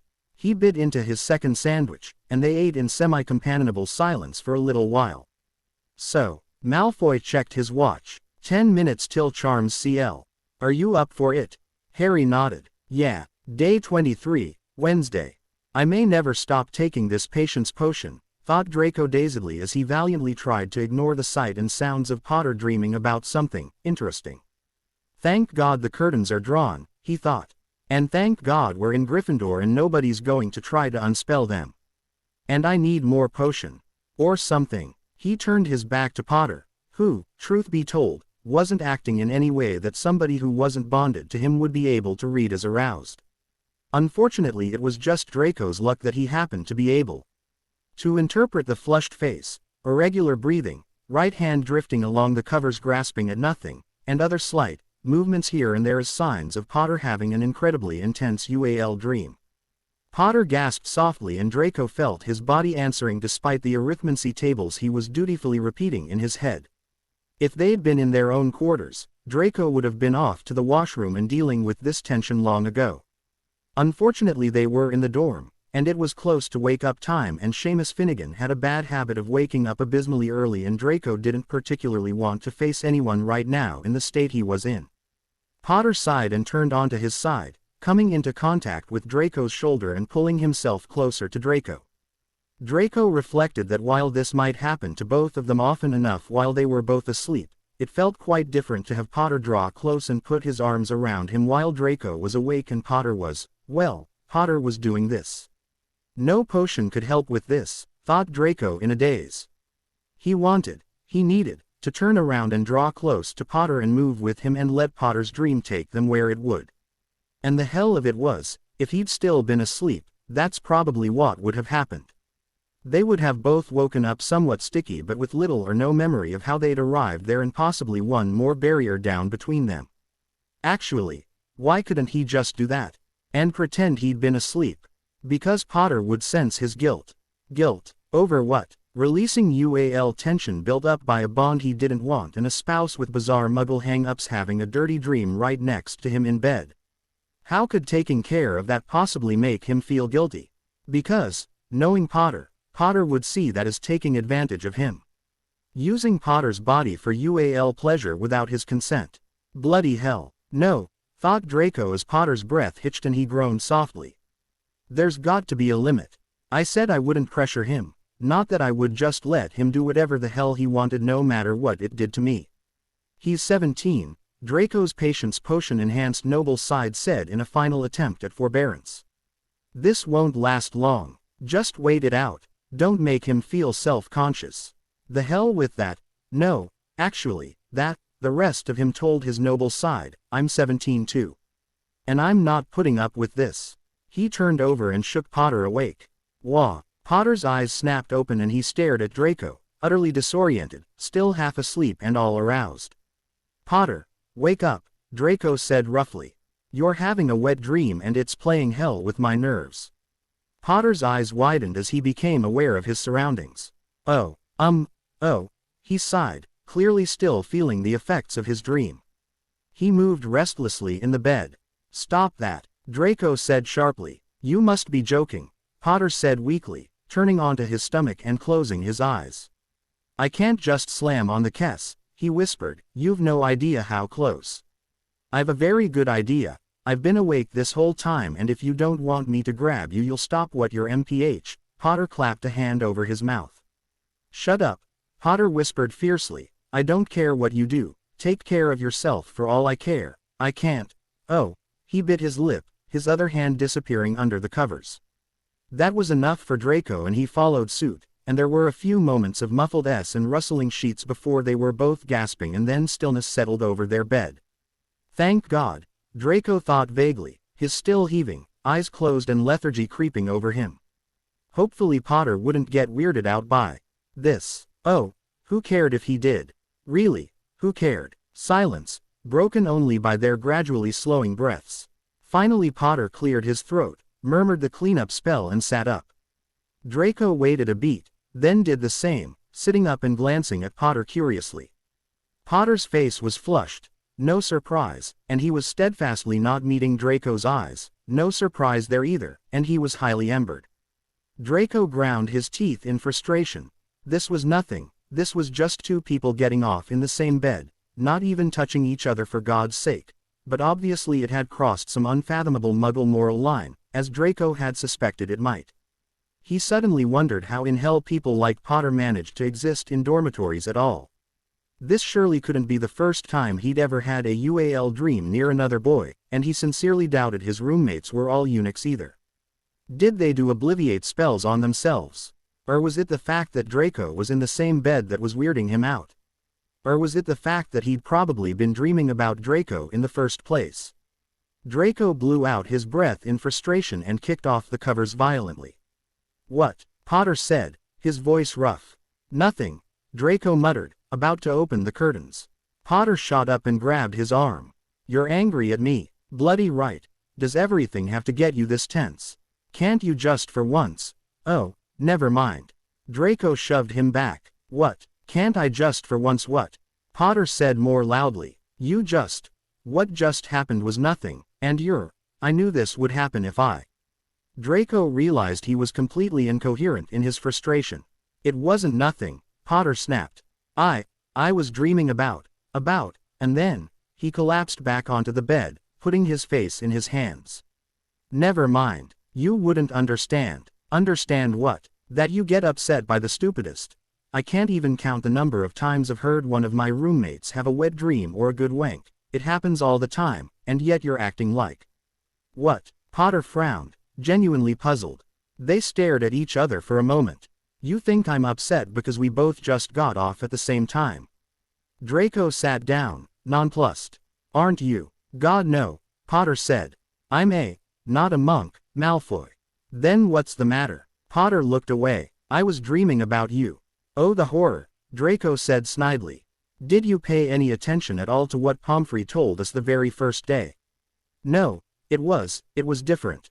Different how? Potter shook his head, setting his jaw, and Draco could feel just how completely unready Potter was to share what he'd been dreaming about. He opened his mouth for a scathing piece of ridicule, and closed it. This might be a very, very good time to practice that patience thing, he realized. All right, then, never let it be said that a Malfoy feared to head into the unknown. Although, come to think of it, Malfoys weren't terribly fearless, when you came down to it.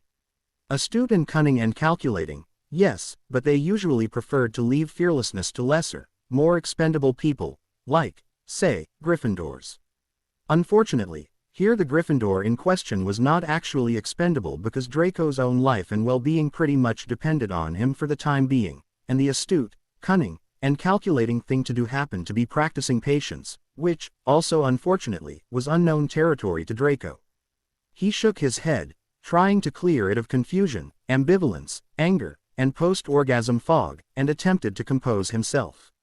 Well, compose himself as much as was possible after the morning wake-up he just had and surrounded by Gryffindors just outside the curtains.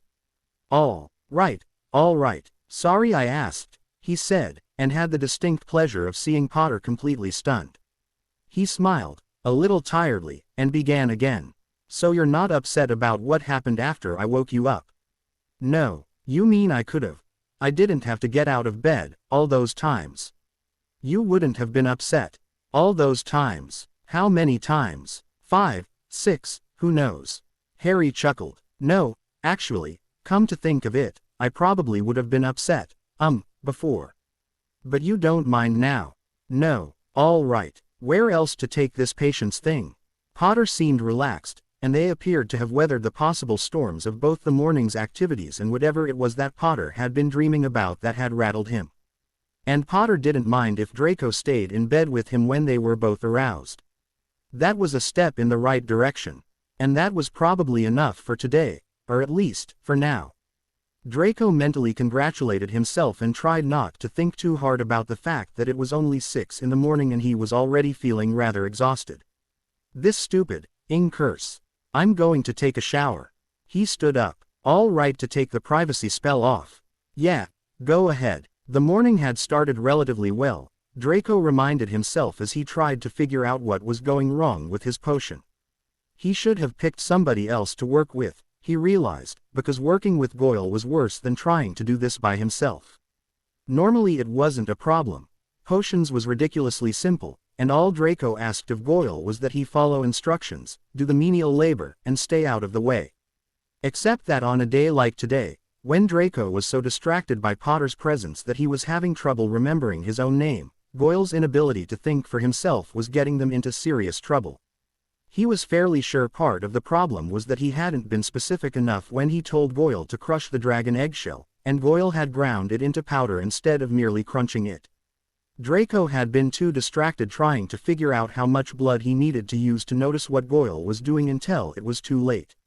He gazed dejectedly at the thick blue mess congealing in his cauldron, a marked contrast to Potter and Granger's cauldron, which, of course, held a delicately bubbling liquid that glowed with the exact shade of aquamarine that Snape had described.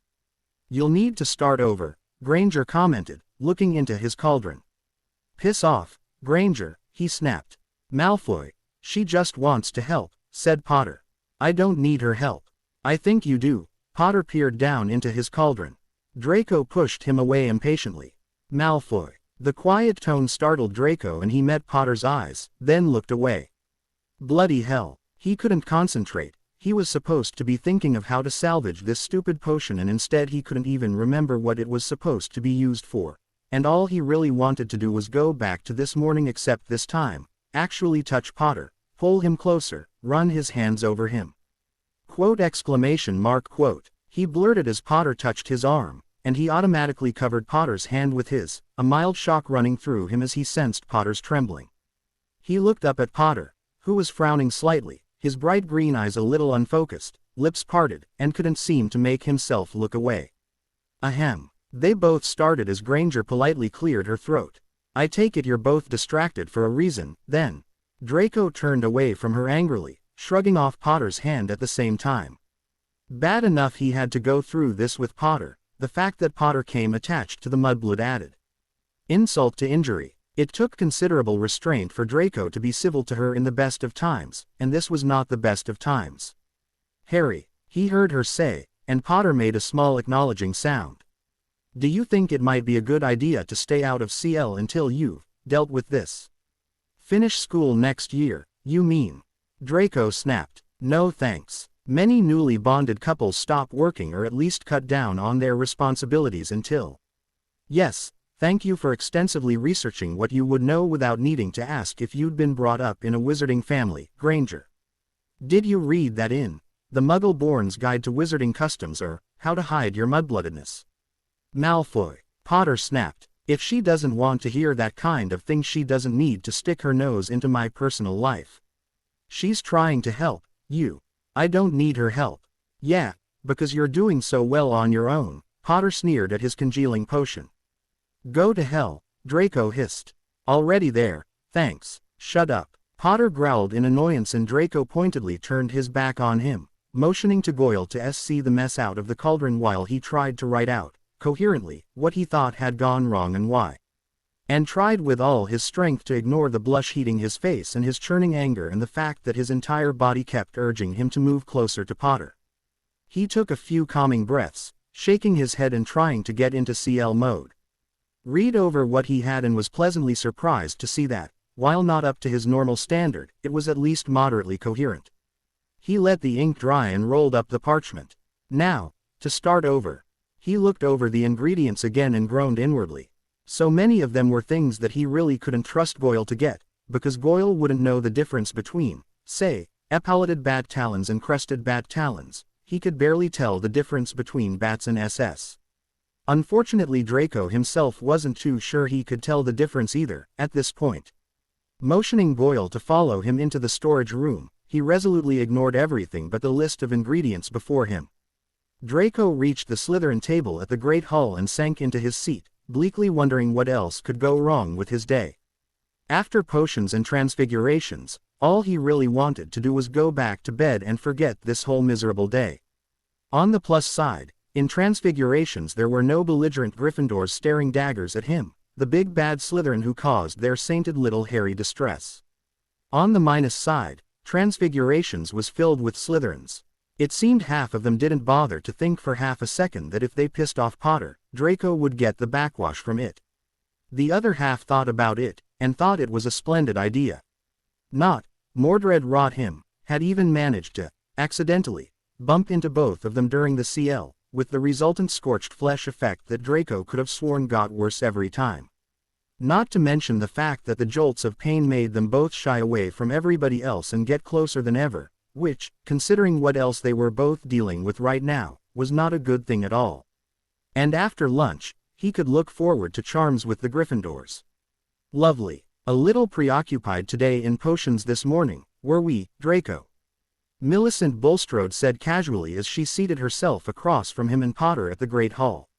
Oh, wonderful. They'd managed to be somewhat discreet about their growing attraction to one another this time, although there had been a few speculative looks on their Gryffindor roommates' faces after they had started drawing the curtains. But the lack of fighting and the patience potion and the fact that they were somewhat more comfortable with each other had all worked together so that although they'd been struggling with this for 2 days, they hadn't done anything obvious to start the rumor mill going, yet. All good things must come to an end, though, thought Draco, noting his tablemates' whispers and glances, and steeled himself. Potter, thank God, had put a silence spell around himself as usual at the Slytherin table and was reading his astronomy text while he ate, which was good because it meant that Draco wouldn't have to feel and deal with Potter's emotions too at some of the talk surrounding them. I heard about it in astronomy. How did your second attempt at the potion go? Millicent asked innocently, smirking as Draco flushed. Fine, he muttered into his pumpkin juice. Had a spot of trouble with the first one, I hear. Yeah, a little distracted, were you? Draco put down his fork and knife and stared at her levelly until her smirk faded and a slightly discomfited expression fell over her. He felt a small glow of reverence that either he, or his family, still had the power to make other Slytherins balk at pissing them off too much. All right, she seemed sufficiently nervous now. He held her gaze a few moments longer, considered a number of retorts, discarded all of them, and opted for subtle and risk-free. He went back to his meal and ignored her entirely. Draco. Pansy Parkinson dropped onto the bench next to him and leaned in, speaking in a low voice. Much as it pains me to agree with anything Hermione Granger says, she just may be onto something here. Have you considered dropping out, just for a little while? No, he said curtly. Draco. I said no, I don't want to have to catch up later. Or worse, come back for another year in this pit of a school. But, your opinion is not required here, Parkinson, he said coldly, and she rolled her eyes and stood up. You're going to land yourselves in the hospital again, I swear, she said scornfully. Honestly, men, you're utterly impossible, the lot of you. She flounced off and Potter frowned after her. What's with her? He asked, ending his silence spell. Thinks we should drop out, Draco said shortly. Never thought I'd see Pansy Parkinson agree with Hermione about anything. Now you've seen it. Go back to your bubble. What the hell is the matter with you? Potter said irately. Off the patience potion. Piss off. Are you? What? Off the potion? No. But putting up with both you and your pathetic little friends, and my own pathetic housemates, he added to himself, is a bit much for any potion to handle. It's not a miracle cure for other people's idiocy. Perhaps you should ask Snape to make you a potion to cure your tendency to act like a complete prick. Piss off, I said. Right, then. Potter stood up, and Draco grabbed his arm to pull him back down. I'm not done eating, he said through gritted teeth, and felt Potter's temper abruptly crack. You are now. Potter swept his arm over Draco's plate and sent Draco's lunch clattering onto the floor, the dish smashing amid cries of alarm from their Slytherin table mates. He started to move away and Draco jerked his arm back, unbalancing him slightly. Let go of me. What the hell was that? Sit down. I said let go. Potter yanked his arm back and started out the door and Draco, furious, stood up to follow him. Get your miserable ass back to the table now. He grabbed at Potter again but succeeded only in ripping his school bag off his shoulder. He hurled it to the floor, books and quills tumbling out, an ink bottle smashing to bits and spilling its contents. Out onto the floor. You don't order me around, you piece of shit. Shut up. He moved to grab Potter again and Potter swung around and shoved him back, hard, causing him to stumble back a few steps, barely catching himself against the wall. Go to hell, Potter shouted at him, his hatred and resentment flaring up wildly, feeding the fury inside Draco, and there was a sudden hush as the air in the great hall became charged and somehow darker. What the hell are you doing? Draco asked, his skin prickling from the charged atmosphere, a cold finger of fear running down his spine. Damn it, he'd heard that Potter's temper tantrums had caused magical mayhem when he was a child, but how could this be happening now, in 7th year? I'm trying to get thee away from you. Potter shot back, and Draco could feel Potter's own fear over what was starting to happen to his powers, which wasn't worrying at all. Believe me, I would like nothing better. Draco sensed a wind picking up in the great hall and gulped as Potter paled. Get yourself under control, damn you. You're not a young child anymore. Shut up. Potter shoved Draco back again and Draco, whose fear of Potter's temper was now warring with his own rapidly rising anger, shoved him back a lot harder than he meant to, smacking Potter's head against the wall behind him. Potter's fury flared completely out of control and he punched Draco in the face, and Draco reeled back, tasting blood in his mouth. Potter aimed another punch at him and Draco blocked him as the wind picked up and a window shattered above them, and screams broke out from the students scrambling to get out of the way of the plummeting shards. Draco dimly heard somebody running to get a teacher. Potter, stop it. Potter made another grab at him and Draco shoved him back again, then punched him solidly in the gut, kneeing him as he went down so that his knee smacked Potter's nose. Deep satisfaction bloomed in Draco along with the blood that started to pour from Potter's nose even as Draco felt the blow himself. Draco had no idea he'd decided to pull out his wand until it was in his hand, at the same moment as Potter pulled out his own wand, and a sudden shouted, Petrificus Totalis. Froze them both in place. Expelliarmus. Another voice thundered through the great hall and both wands flew out of their hands. The silence over the hall was deafening. Draco felt a pit open up in his stomach, unable even to close his eyes and not see Potter's face, so very pale, blood running down into his shirt, feeling blood trickle from the side of his own mouth and drip onto his collar. Now they'd really done it. This was terrible. They might very well be expelled. They had attacked one another physically and magically, destroyed school property and put several other students in danger. What would happen to them? The morning had started out relatively well, Draco thought bleakly. How did it turn into almost hexing each other before noon? Finite incantatum. Now, unless you wish to be expelled immediately, follow me quietly to my office, Dumbledore said, his gentle tone at odds with his stern words. Snape approached with their wands in hand, motioning them towards the door. This is impossible. They are impossible, Snape could be heard saying, several hours later. The merry band was together again, discussing their case, but this time Draco and Potter were not invited to the party. Legally of age or not, the rest of them had decided they were too bond-addled to be trusted to make any decisions for themselves. Instead they'd had their wands confiscated, been patched up, and given calming potions. And now, here they were, cooling their heels in a small sitting room outside Dumbledore's office while the discussion went on inside, Draco on a sofa and Potter pacing the room restlessly, both trying to ignore the portraits moving from frame to frame whispering about them. Malfoy, Potter said hesitantly, breaking the silence in the room. Draco looked up. We're in trouble, aren't we? Brilliant powers of observation, Potter, Draco replied tiredly. What was your first hint? He flicked his eyes at the blood still staining Potter's white shirt, knowing his own was blood-spattered too. Pomfrey had been too disgusted with them to give them time to change or clean up after healing their injuries. What? Potter stopped, cleared his throat. What do you think they'll decide? No clue. I have a feeling I won't like it. I doubt I will either, Draco said. I'm not sure they can decide anything, though. We are both adults. They may not be able to force us to do anything, but they can make things difficult for us if we don't obey. We could be expelled, or disowned or something, in your case. My father wouldn't disown me. Really? What would he do instead? Draco frowned. Malfoy. What could he do to you, that makes you so afraid of him? Potter asked hesitantly. I'm not afraid of him. Bollocks, Potter replied bluntly.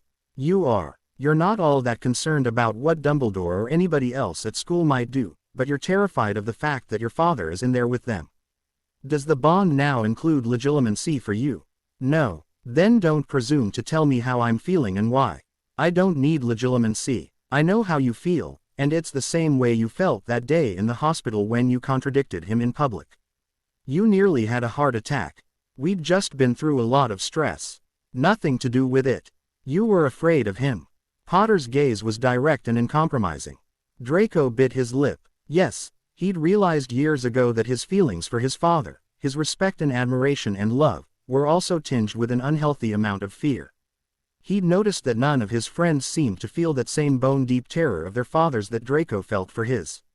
Maybe their fathers didn't regularly threaten them with expulsion from the family, or remind them that not living up to their family's expectations would result in a life of misery, or viciously hex them as part of a disciplined upbringing. Yes, he bloody well was afraid of his father, and had good reason to be. But there was no way he would admit anything like that to Potter, of all people. On the other hand, it was stupid to pretend there was no basis to what Potter was saying. Because he was right, Lucius' presence in that office was terrifying him right now. He didn't have any idea what his father would do to him, because he'd long ago given up imagining for himself what Lucius could come up with. His worst fears sometimes paled next to the real thing. He swallowed. Do you have a point, Potter? I don't want to just do whatever they say. Neither do I. We don't exactly have a choice, though, do we? Potter took a deep breath. We're not handling this terribly well. Once again, your powers of detecting the thoroughly obvious. Shut up. We're under pressure from everybody and from ourselves, and even though you're taking a patience potion, it's not enough to cope with how you feel about me or my friends, and your schoolwork on top of that. Thank you, Potter. I never would have reached those conclusions on my own. And I can't handle how I feel about you. I hate the way you treat me and my friends and how up your entire worldview is, and I'm sick of being on display for everyone at school to talk about, and...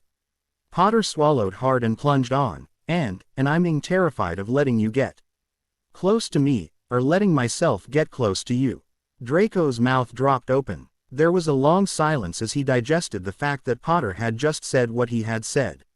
Finally he cleared his throat. All right, he said slowly. I take it you do have a point, then. What is it? We need to work things out, between the two of us.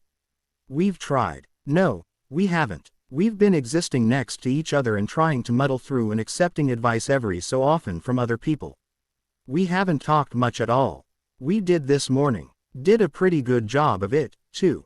Draco smiled, not aware he was doing so until Potter gave him a small smile in return. Yeah, we did, so it is possible for us to work things out, I mean. I suppose so. So let's try. Do you want to drop out of Cleese? No. He paused. All right, If Potter was going to lay his cards on the table, he supposed he should do the same. It went against every Slytherin instinct he had, but the alternative might not be terribly attractive, depending on what came out of Dumbledore's office. I don't. But we're not getting any useful learning right now. I can barely concentrate long enough to write my name on a piece of parchment. Potter smiled ruefully. I know the feeling. I keep feeling like I have to fight to clear my head all the time, because if I don't, he broke off and blushed. Well, you can probably guess what I end up thinking about. Probably, Draco said dryly. Potter drew in a deep breath. He moved closer to Draco. How I feel, how we both feel, it's so bloody wrong. Why, it's just UAL attraction. Don't tell me you've never felt that before. Not this badly. Draco swallowed hard. Why is that so wrong? Because I don't want to feel this. We don't love each other. We don't even like each other. I don't want to. God, not this again. Potter, we're 17. Love and like don't have to enter the equation when it comes to. I'm scared. Of what? Draco asked, knowing there was something just plain wrong about hearing that and not using it against Potter immediately, but Father was in the other room and God only knew what was being discussed in there. He and Potter had to work together, and they had to do it now. Getting hurt. You're getting hurt right now, he gestured at Potter's bloodstained shirt. I almost hexed you into next year a few hours ago. We weren't going to do anything like a giggle spell or turn each other green, we were both going to do serious damage. You're miserable, and so am I. How could having be worse than all of this? Potter shrugged. Fear of the unknown, I suppose. Draco nodded. Out of curiosity, what do you think they're going to decide in there? To give me some potion or something to make me not fight this anymore, Potter blushed, turning away. Potter. Draco stood and put a gentle hand on his shoulder. Why would that be the end of the world? Because then I wouldn't have any control over anything. You don't have much control now. I don't want to. Potter tried to wrench himself away but Draco held on, keeping his touch as gentle as he could while still maintaining contact. They may not, you know. Potter crossed his arms tightly and Draco realized he was shivering. Potter, you're panicking again. He projected calm and was rewarded by the feeling of Potter's fear slowly subsiding. Then Potter put a hand over Draco's, and their eyes met, and all of a sudden it wasn't just about nerves or fear or anger. Their emotions were still raw and volatile despite the calming potions, their hands touching, and the ever-present attraction came rushing back to the forefront. And Draco wanted nothing more than to draw closer, and then Potter was actually doing so, and there was so little space between them but Potter was nervous and Draco didn't want to spook him by breaking his promise to not push him and then Potter had shifted just a little closer. Close enough for Draco to feel his breath as they both looked down at their clasped hands and then there was no space between them, their bodies were touching and their foreheads coming to rest against each other and Draco gasped before he could stop himself. Oh, Merlin, it was ridiculous, they were in the headmaster's sitting room, and they were supposed to be talking about what to do, and instead he was stunningly aroused and he could tell Potter was too, and then Potter's other hand was coming up and touching Draco's shoulder and then traveling up to his neck, his cheek, and he was closing his eyes and leaning into the touch, and his knees were feeling weak and it was incredible. He drew his arms down Potter's back, bringing them closer together, and Potter was trembling, and Draco was trying to regain control over his breathing, but that seemed just about impossible. His felt tight and small tremors were moving through his whole body, and he felt Potter's breath hitch like it had this morning when he was dreaming and he looked up and met Potter's eyes again. Oh God, Potter said very quietly, one hand still cupping Draco's cheek and the other now nestling into his hair. Their gaze was getting uncomfortable, but Draco had no idea where to take them next. Had Potter been a girl, there would have been no question, it would have been the logical next step, but with another boy, and one he didn't actually like, and one who he wasn't sure wanted that kind of thing, what should they do? They probably looked like a right pair of idiots, Draco thought, both turned on but having no clue what to do with their feelings. Potter stepped closer and now they were pressed together, and it was a little too intense. He could feel Potter's and knew the other boy could feel his and it was just. He moved back a bit and Potter chuckled quietly.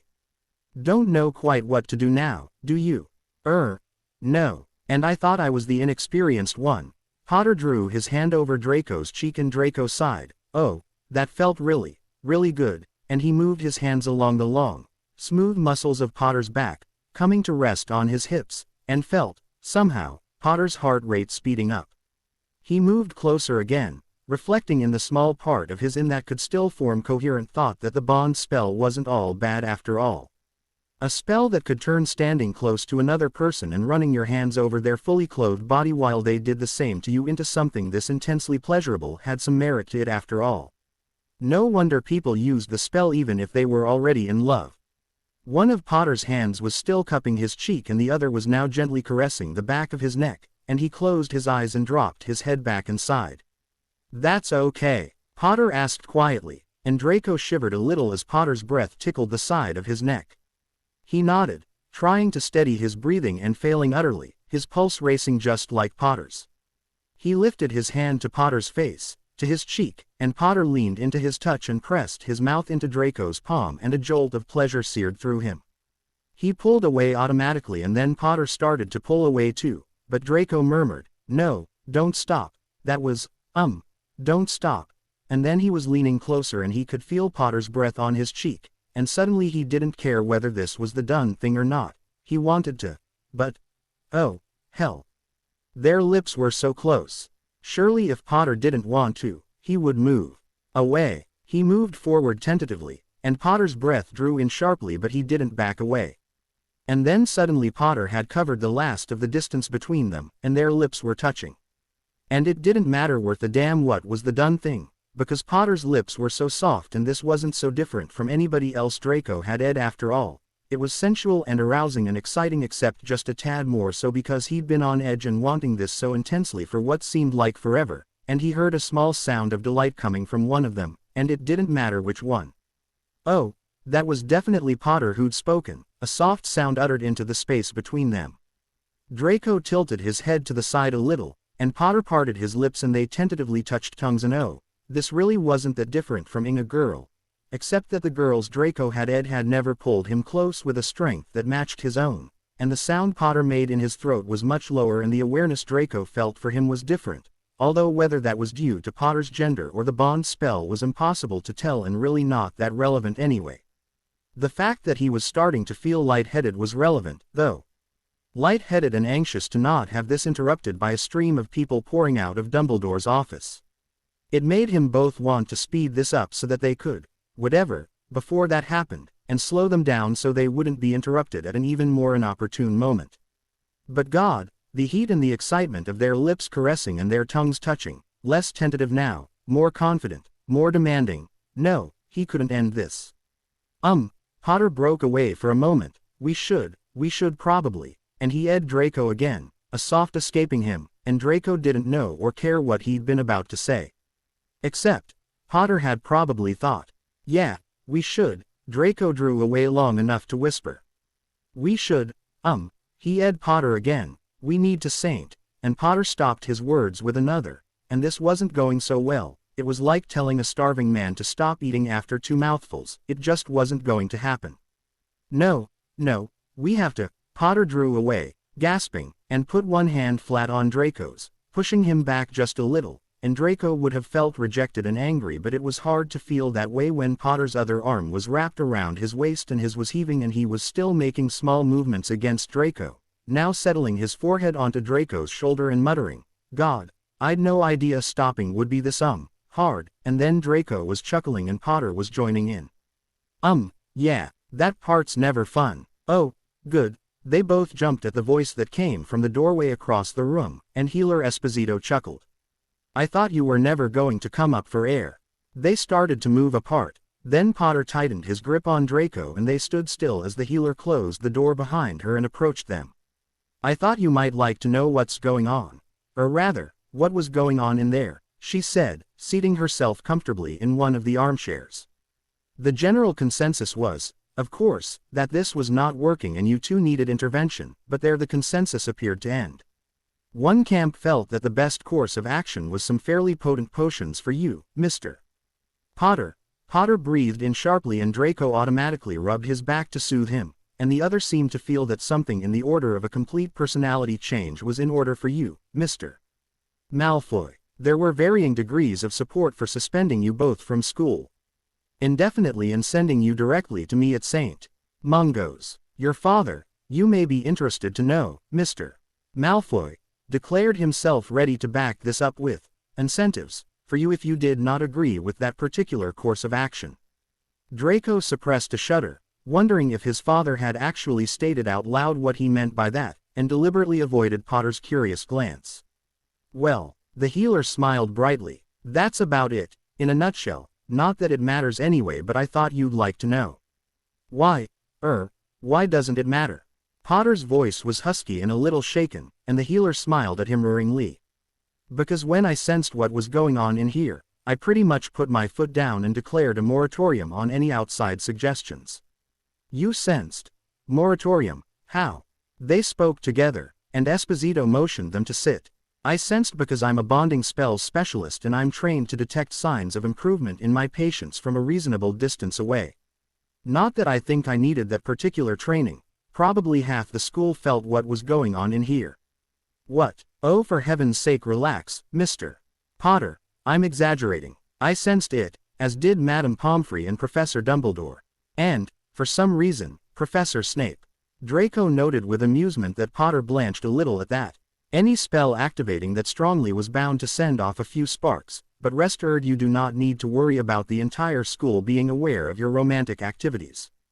In any case, the moratorium. I make it a practice to never interfere with a couple's attempts to salvage their bond, if those attempts are genuine. What attempts? Obviously I don't know exactly what led up to this. She waved an amused hand at them and Draco felt himself blushing slightly, but I assume it was preceded by some kind of discussion between the two of you, basically agreeing that you want to try to make this work, together. Draco and Potter nodded, bemused. There you go. That's no guarantee of anything, but it is a move in the right direction and I much prefer to allow such attempts some room to succeed rather than take over completely. Your father, she nodded at Draco, was none too pleased about this and threatened to demand Street Mungo's suspend my healer's license.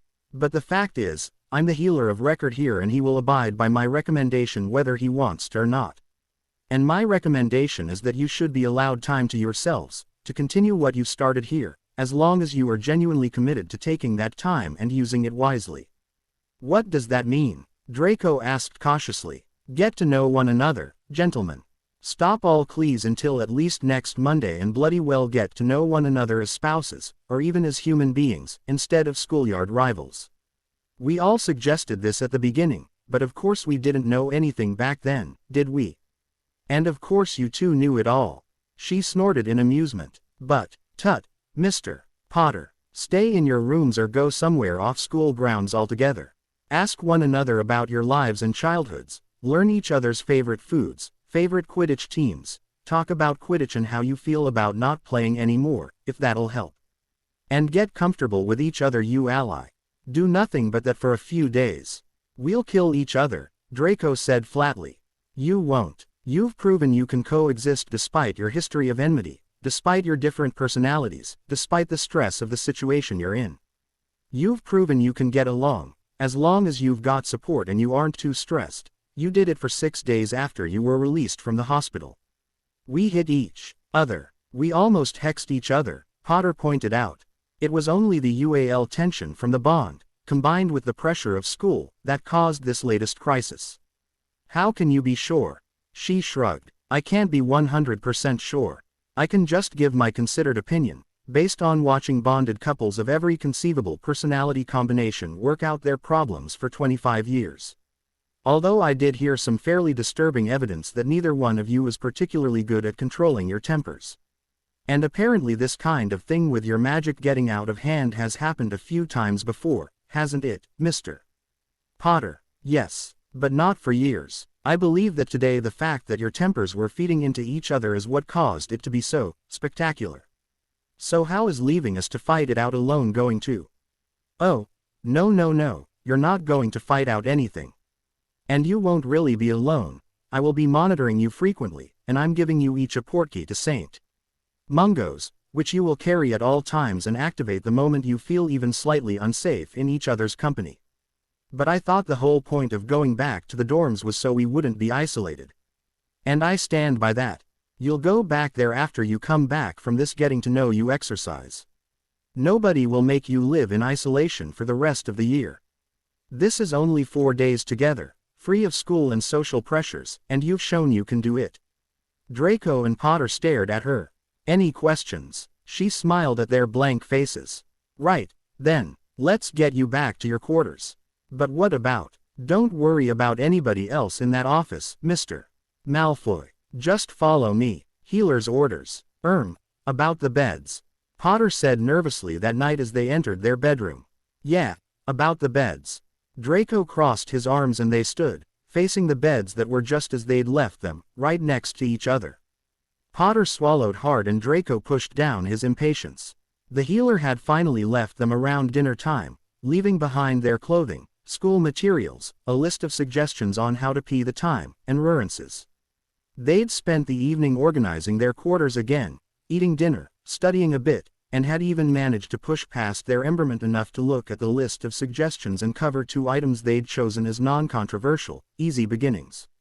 I don't think I'm up to discuss your future together, or describe your worst fear, thanks, Potter had said dryly, and Draco had to laugh, because somehow he knew they were both thinking, especially as they're both the same thing. How about, tell each other what your favorite CL is and why, and describe a happy day in your past.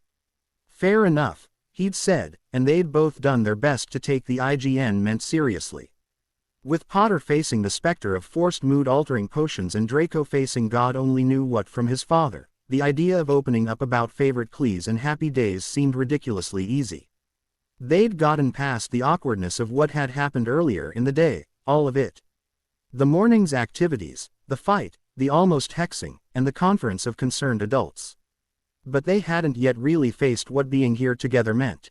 Are you nervous? Draco now asked bluntly. Potter shrugged self-consciously. Yeah, a bit. I won't. I'm not afraid of what you'll do. He stopped and steadied himself. Look, I'm having dreams a lot. And I don't want to wake up to find that during the night. That you've come a little too close for comfort. Potter nodded. What if you have? Why is that so awful? I'm not ready, and you never will be. If you don't loosen up a little, muttered Draco. He took a deep breath. Look, it's your call.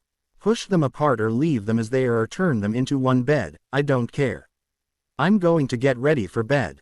He turned and went into the washroom, reminding himself that they had to work together. And that insulting or hurting or embering Potter was simply not on the menu of acceptable behavior anymore. And that if he ever found out who in hell cursed them, he would use at least 2 of the 3 unforgivables and do his very best to invent a 4th. He emerged, patience potion downed and teeth brushed, and didn't make a single comment as Potter went past him into the washroom and he saw that the 2 beds had been transformed into one. Just stripped down to underthings and got in, realizing as his head hit the pillow that he was truly and utterly exhausted. He closed his eyes and barely heard Potter come back into the room, managing only to murmur, "Goodnight," before he slipped off to sleep. Day 24, Thursday. Harry yawned and slowly stretched, looked over at the clock lazily, then sat up so fast his head spun. Shit, transfigurations. He gulped, whipping around at an unexpected sound, laughter. Potter. Malfoy was sitting back against the headboard, still wearing the same t-shirt and pants he'd gone to bed in, a book on his lap, laughing at him. Were voluntarily suspended, remember. Harry gaped at him and Malfoy waved at the night table on Harry's side of the bed. The house elves brought you breakfast. Relax and enjoy it. Harry dropped back onto the bed, relief washing over him. God, the only thing worse than arriving late for McGonagall's CL was arriving late for Snape's. He lay there until the dizzy feeling subsided, then sat up to inspect his breakfast tray, which seemed brimming with all his favorite breakfast foods. Dobby, he said fondly, and Malfoy looked up from his book. Dobby, house elf. He likes me. We had a house elf named, oh, right, yeah, that explains why my toast was soggy and my pumpkin juice was warm. Harry choked on his juice and tried to cover it, but Malfoy didn't look angry, in fact, he looked amused. Potter, I was joking. No house elf would knowingly put bad food on a tray, no matter who was eating it. My toast was fine. He went back to his book. What are you reading? Potions. Aren't we supposed to be off school? Out of Cleese, not out of school. Besides, this isn't our textbook. You read potions extracurricularly. How quickly you forget. Remember a long discussion of favorite school subject and why, Potter? Last night. I know, I just didn't know you liked it that much. I do. Besides, it's certainly a more pleasant way to start the day than reading the Prophet. Harry groaned and closed his eyes. Oh, God, what do you suppose they'll say about yesterday? I have absolutely no desire to find out, though I'm sure Pansy will cut out every article and try to show them to me when we come back. I'll have to figure out how to charm her memory so she thinks she's shown them to me already. Harry sighed. When you figure out how, teach me. Dean Thomas does the same thing to me. Merlin, why would anybody want to read tripe like that about themselves? Malfoy shook his head and turned a page. Harry considered a number of responses to that, and finally decided that instead of beginning the day with a fight about how Malfoy had always hummed that Harry liked reading tripe like that about himself, he would simply not respond. He would go to the washroom instead. Getting away whenever Malfoy pissed him off might be a very good strategy, he told himself as he washed shaving potion off his face a few minutes later. They had 4 days to work together to build something that wouldn't fall apart at the first sign of pressure. A fight would be an inauspicious beginning, to say the least. Malfoy seemed to be trying to not be overly obnoxious. The least Harry could do was to not get riled up about Malfoy being completely unaware of how obnoxious he'd been in the past. Harry finished and returned to the bedroom, feeling much less pissed off, but hungry. He grabbed the breakfast tray, sat down cross-legged at the foot of the bed, and attacked his breakfast with enthusiasm, glancing over at Malfoy. Malfoy looked relaxed and far more at ease than Harry normally saw him. His light gray t-shirt was dusted with a few crumbs, book propped up against his knees, attention focused on the book, one finger absently worrying a lock of his hair. He didn't look like the enemy. He looked like a normal teenage boy, far removed from anything more sinister than school pranks. Was this what Harry was so afraid of? Then Malfoy looked up and Harry felt his toast stick to the back of his throat. What? Malfoy asked. Nothing. I was just wondering. I hope nobody's worried about us, Harry said quickly. Malfoy shrugged. I'm sure Snape and McGonagall explained everything to our housemates. They'll know we didn't kill each other or get expelled. A little too close, though. To which? Either. Both. Yeah. Malfoy marked his place, flipped his book shut and put it away carefully before turning back to Harry. Silence. So. Malfoy paused. What now? I don't know. Do you, should we look at the list? Sawed the list for a minute, Malfoy said. Harry swallowed nervously, wishing they could just grab the list and pick a random topic because he wasn't sure he wanted to do whatever Malfoy had in mind. I want to apologize, Malfoy said bluntly. It took Harry a moment to process that. What? I want to apologize, for yesterday. I was pissed off and I took it out on you. And the mud and Granger. Oh, silence. This is where you either say, apology accepted, or, up yours, Potter. Oh, right. Apology accepted. Malfoy grinned. That wasn't quite as painful as I expected it to be, he commented. Hey, yeah, Harry said uncomfortably. Malfoy frowned. Potter. Harry gulped. Oh, God, Malfoy muttered, then sat up, coming into Harry's personal space. Harry shifted backwards automatically, and Malfoy rolled his eyes but sat back against the headboard, spreading his hands. Look, I'm not touching you, I'm not in your space. Can you relax? Harry nodded, feeling foolish as only Malfoy could make him feel. He took a sip of his cocoa, getting rid of the dryness of the toast. He set his cup back on the tray, noting that his hands were shaking slightly and wanting to roll his eyes at himself. Malfoy was right, this was stupid. In fact, this was beyond stupid. He put his breakfast tray back on the night table, took a deep breath and met Malfoy's eyes, noting the barely contained annoyance that shifted suddenly into surprise as he moved closer. What? We're supposed to get comfortable with each other, Harry said, whatever that means. And you said you wanted me to lead here. So, I'm leading. Malfoy looked rather thoroughly thrown off, and Harry started to smile despite his own discomfort at the situation. Don't tell me you're nervous now, he chuckled. Me? No. Well, yes, a bit. Malfoy started to look a little irate as Harry's chuckle widened into a laugh. Stop that. You should see yourself, Harry grinned. Malfoy looked down at himself, noticing that he'd gone from a relaxed pose, leaning against the headboard with knees up drawn and arms loosely clasped around them, to almost hugging his knees against his and radiating defensiveness. He rolled his eyes, unfolding himself and mirroring Harry's cross-legged posture, visibly forcing himself to relax. Better, he asked sarcastically. Why are you nervous? You're the one with all the experience and no Muggle hang-ups. Yeah, well, Malfoy was looking away now, a blush heating his face. Harry opened his mouth to make another snide remark and then closed it. This was very new territory to both of them, he reminded himself. And if he needled Malfoy too much, Malfoy would very probably snap and turn sarcastic and sneering again, and that wouldn't help either of them. He bit his lip, not knowing where to go from here, then decided to just go with his gut. Shifted forward so that their knees were touching, and reached out for Malfoy's hand. Malfoy drew in his breath sharply, but took Harry's hand in his. What are you nervous about? Harry asked quietly. I don't know. Malfoy took a deep breath. Scaring you off. Screwing this up. He swallowed. Fighting with you again. I don't want to fight either. We always seem to end up there, though. Not right now, Harry pointed out. No. Harry laced their fingers together and rubbed the top of Malfoy's hand with his thumb, reflecting that though they'd done this a couple of times, this was the first time they were actually able to do it without fear of interruption. He looked up to find that Malfoy's eyes had closed and Malfoy was breathing very deeply. Malfoy, I didn't think the bond spell would make such a difference. I thought Pomfrey was exaggerating. About what? He opened his eyes. She said there was more sensitivity under the spell. That senses and emotions were heightened, that kind of thing. I guess it's true. Is it? Yeah. Don't you? Oh. No. You wouldn't know. No. It's heightened. Trust me. Malfoy took another deep breath. It's a little too intense. Sometimes. It's not just me, then. That thinks so. No. Harry gently let go of Malfoy's hand and touched Malfoy's knee, then ran his fingers lightly over his lower thigh and back to his knee. He leaned a bit closer, peering at his leg, and chuckled. What? I can feel it, but I can't see it. Your leg hair, it's almost transparent. Malfoy smiled a little, amused.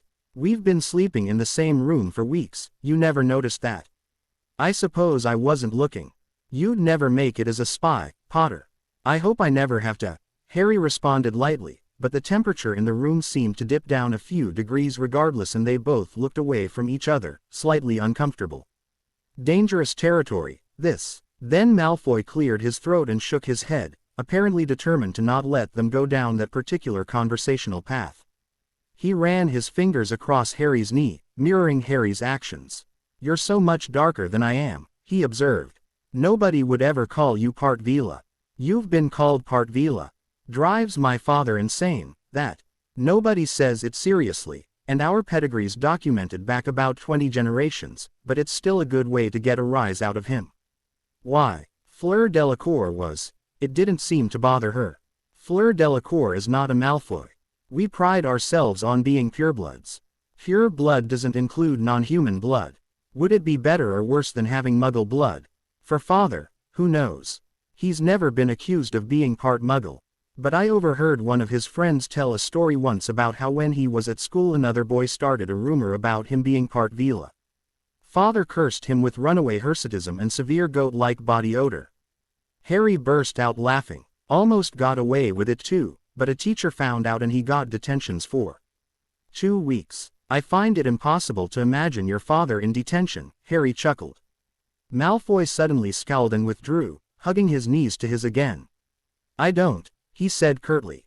Harry blinked, confused, then mentally replayed his own words and clapped a hand over his mouth. Oh, shit, I didn't mean it like that, I'm sorry. Shit. Malfoy looked away, lips pressed together tightly. Malfoy, I'm sorry, I wasn't thinking. He sat back, running a hand through his hair. What a way to kill the mood, he said ruefully.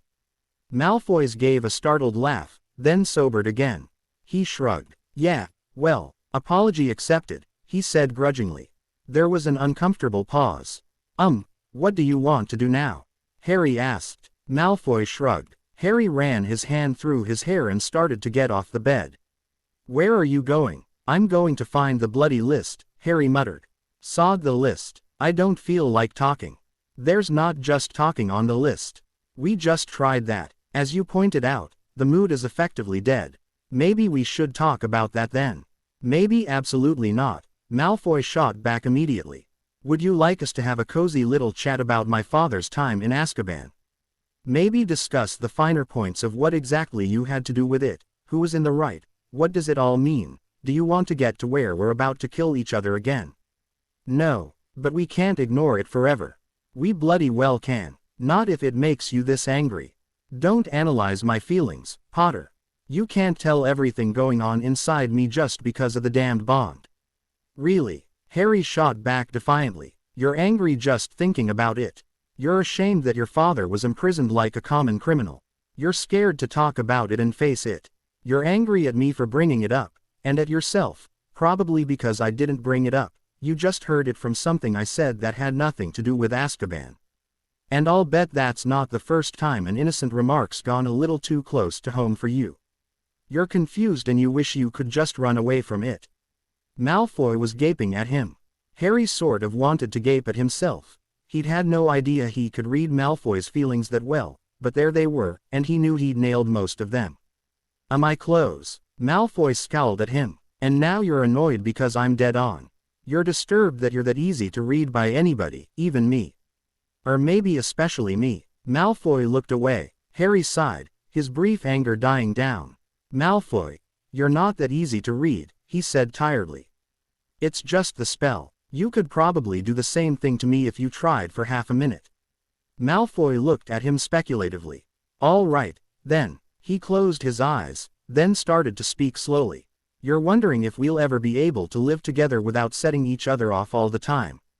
You can't decide whether you're more upset at me or at yourself. You're angry because you feel like apologizing for putting my father in prison. You're afraid we won't be able to work anything out and you'll be forced to. Merlin, Potter, you're bloody well obsessed with this lack of control over issue. He opened his eyes and smirked at Harry. Isn't even about control a lot of the time, you get. Most of the time it's the exact opposite. What? It's not about thinking and deciding and following the right steps or anything. It's about letting go and feeling good. Feeling good, that's all there is to it. What about feeling something for the other person? Or caring how they feel? There's no reason you can't do both. You're overthinking this. Malfoy put a hand on Harry's knee and Harry almost flinched.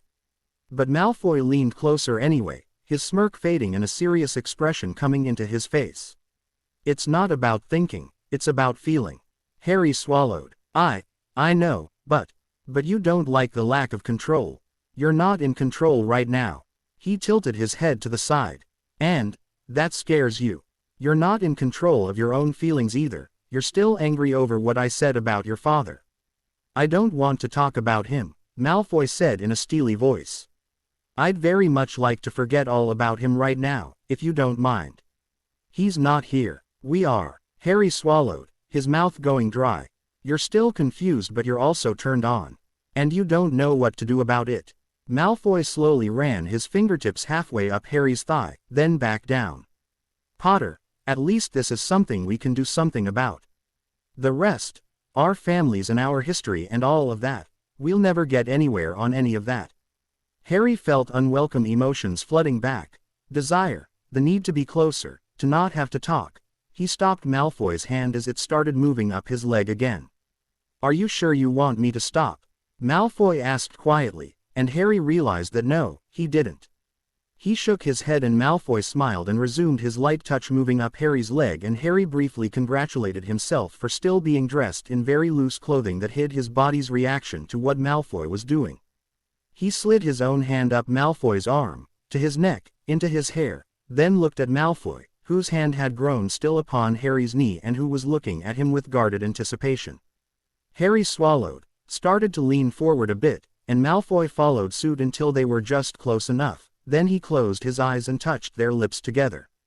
He could feel the lingering anger and frustration in Malfoy, mixed with desire and surprise, then Malfoy parted his lips and they were ing deeply but slightly awkwardly, still sitting cross-legged. Then Malfoy came up to his knees and Harry uncrossed one leg and they were closer. This was better, this was much, much better, and Malfoy's hands came up to caress Harry's face and hair and bring him closer, and then Malfoy was pulling Harry back so that they came to rest half sitting against the headboard, free to explore each other comfortably. And Harry's body was responding more and more eagerly to the lips and hands touching him. Frustration and anger were melting away, everything was melting away but the heady sensations, the possibilities. He shivered as Malfoy's lips left his and started to move towards his cheek, his ear, sparking little jolts of pleasure that made him gasp and unconsciously tighten his hold on Malfoy. "Is that all right?" Malfoy murmured in between small movements of his lips on Harry's ear, and Harry nodded wordlessly. Then Malfoy was working his way down Harry's neck and pressing soft bites into the juncture of his shoulder and neck, and Harry was biting his lip to not cry out, but he could hear small whimpers escaping. "I can't believe you've never done this before," Malfoy whispered, amused at his reactions, coming back to his mouth. "Didn't you ever wonder what you were missing?" he asked, then prevented Harry from answering by covering Harry's mouth with his own. "Yeah, I did," Harry admitted as they came up for air. I did," he added as Malfoy went back to his neck, then squirmed a bit. That's too much." Malfoy backed off and they paused while Harry caught his breath and tried to ignore the fact that his pulse was racing faster than he thought it had ever gone before, and every nerve was tingling and he felt so alive. He glanced at Malfoy to find him chewing on his lip, eyes half closed, one hand grasping at the blankets. Are you all right?" he whispered, and Malfoy shook his head slightly. "No, it's a bit too much for me too. I need, no, Malfoy said breathlessly, and came back to Harry's mouth for a moment, then broke off again. Harry hesitantly moved his mouth to Malfoy's ear, trying to mimic what Malfoy had done, licking the hollow behind his ear and drawing back quickly as Malfoy cried out in surprise. Malfoy turned to him quickly, one hand winding into his hair, urgently whispering, No, don't stop, go back." And it was a pretty powerful sensation, such small actions getting such intense reactions. He tried to remember what Malfoy had done to him, how he'd ate and licked his skin and where and how long, and then he wasn't trying to remember anything, he was just reacting to Malfoy's sounds and movements and what he could feel through their bond. Almost feeling what Malfoy was feeling, the spikes of sensation that drove small cries from his mouth, the burning need for more that finally had Malfoy biting his lip and squirming in frustration. He pressed their upper bodies together, Malfoy's heaving against his, so incredibly warm through both of their t-shirts, the warmth in Harry's groin responding to the idea that if they lay down he'd feel Malfoy's against his own, and he needed to touch, Although, on second thought, that was just a little farther than he was prepared to go. Even though last night they'd been that close, they'd had more clothing and more restraint than, being in Dumbledore's sitting room. This was just them, in thin sleepwear, in their own room, nothing to set any limits for them, and that was a little too far. "Potter," Malfoy finally murmured, "I think we're going to have to stop," and he groaned as Harry left his neck and came back to his lips. "No, really," he was stopped by Harry's mouth on his, and he finally wrenched away long enough to say, a bit exasperated, "Potter, I'm going to come if you don't stop that now." Harry stopped. He withdrew slightly, gazing into Malfoy's eyes, dark with desire.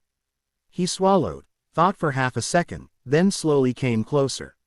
"So go ahead, I won't stop you," he said and resumed his exploration of Malfoy's neck and ear and mouth, running one hand down Malfoy's back, coming to rest on his hip, smiling at Malfoy's bitten back curse and his heightened level of excitement. Dimly he could sense that Malfoy was somewhat thrown by all of this, but then Malfoy's rational mind seemed to flicker off completely and his entire consciousness was taken over by awareness of his own body and Harry's actions. Malfoy had thrown his head back and closed his eyes, was gripping Harry so hard it was a little painful, but seemed frustrated as he squirmed under Harry's attentions and Harry tried to figure out what it was he needed.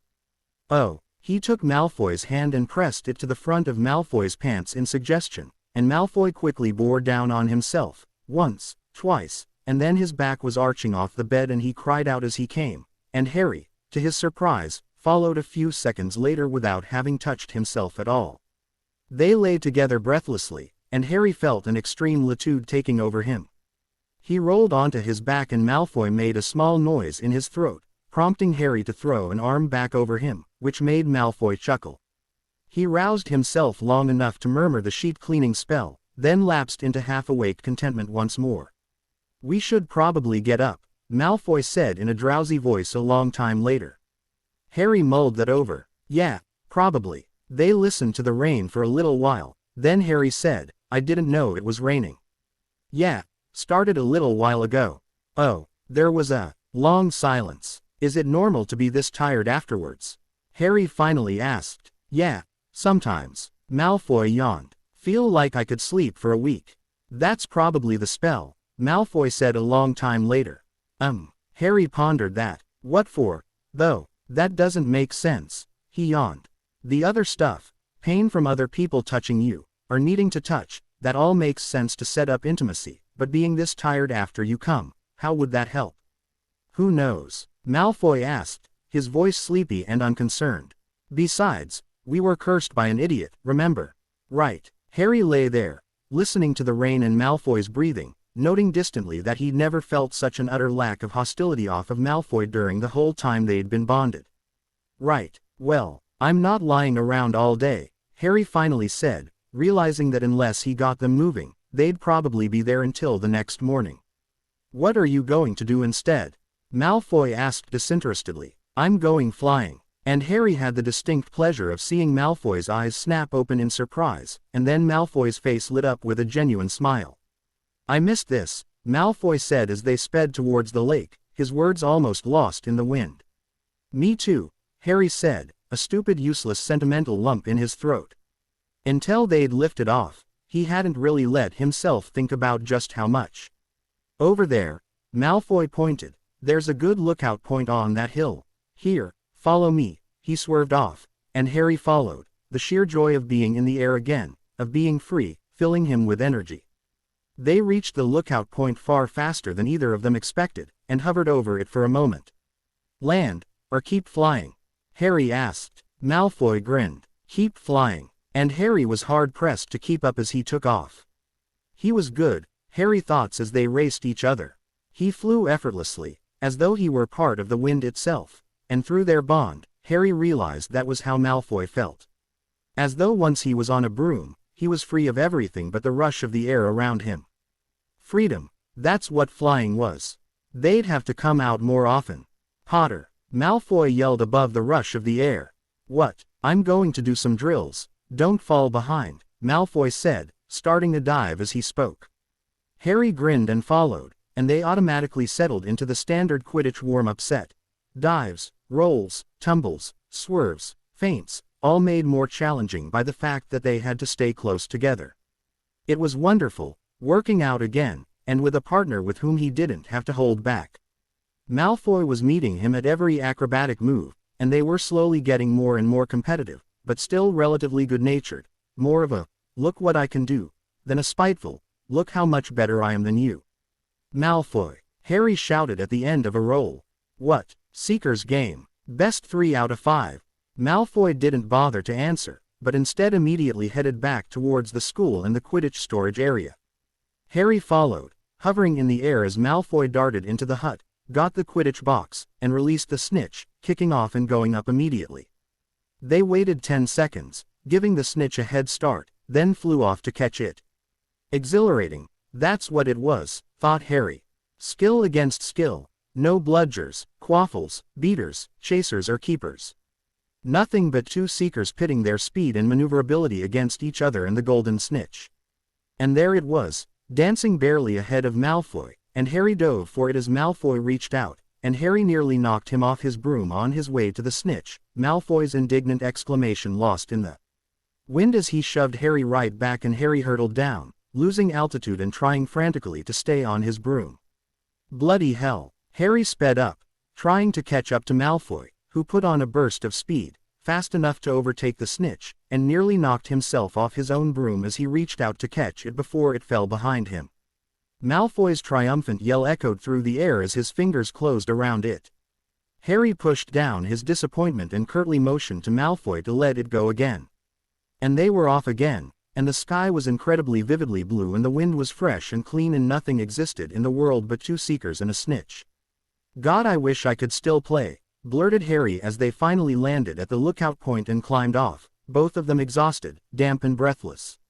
"Me too," Malfoy said quietly, looking out over the water. "It's such an amazing feeling, isn't it?" "Yeah." Harry sat down and looked over at Malfoy, noting that his mood, which had soared after he won their game, seemed to have settled considerably on the flight back to the lake.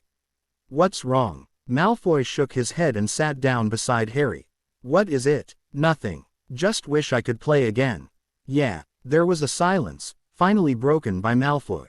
I wish a lot of things were back to how they used to be." Harry nodded, looking over the lake, the high of flying slowly fading away.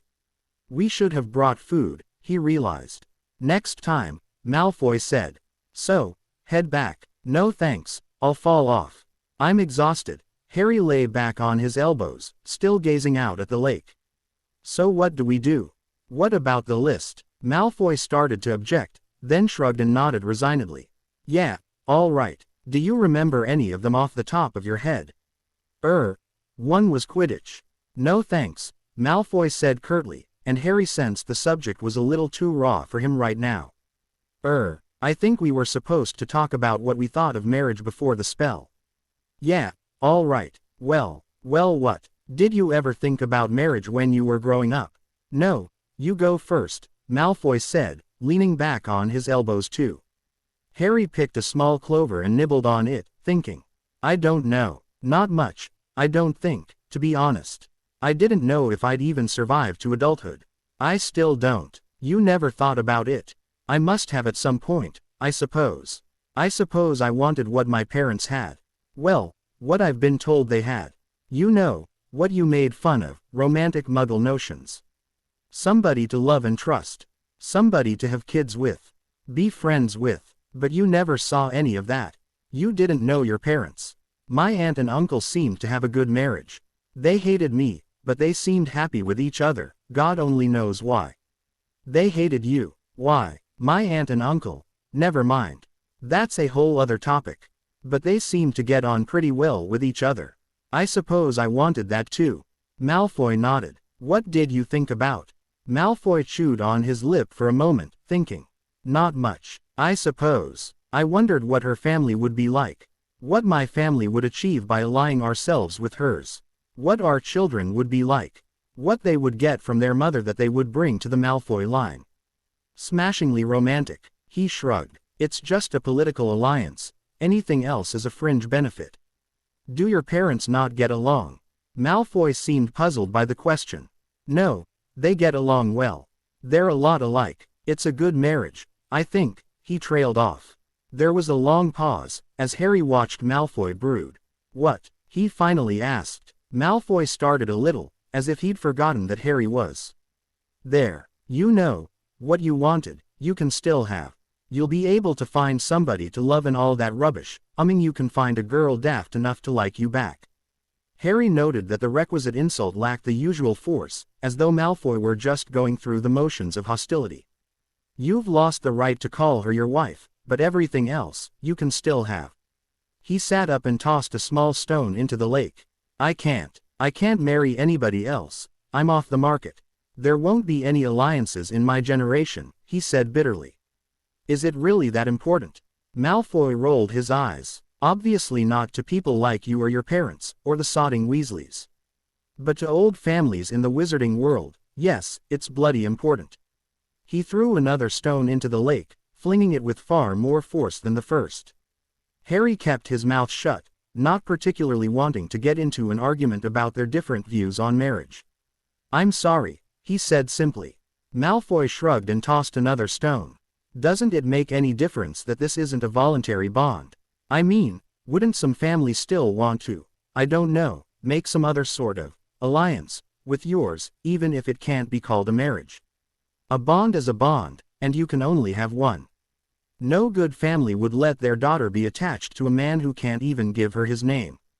That's not fair. No, it's not bloody well fair, but that's the way it is. It happened to the Verbindungs, very old German family, about 20 years ago, the heir was an idiot who ended up making a bond with a no-name Irish witch while he was out on a bender.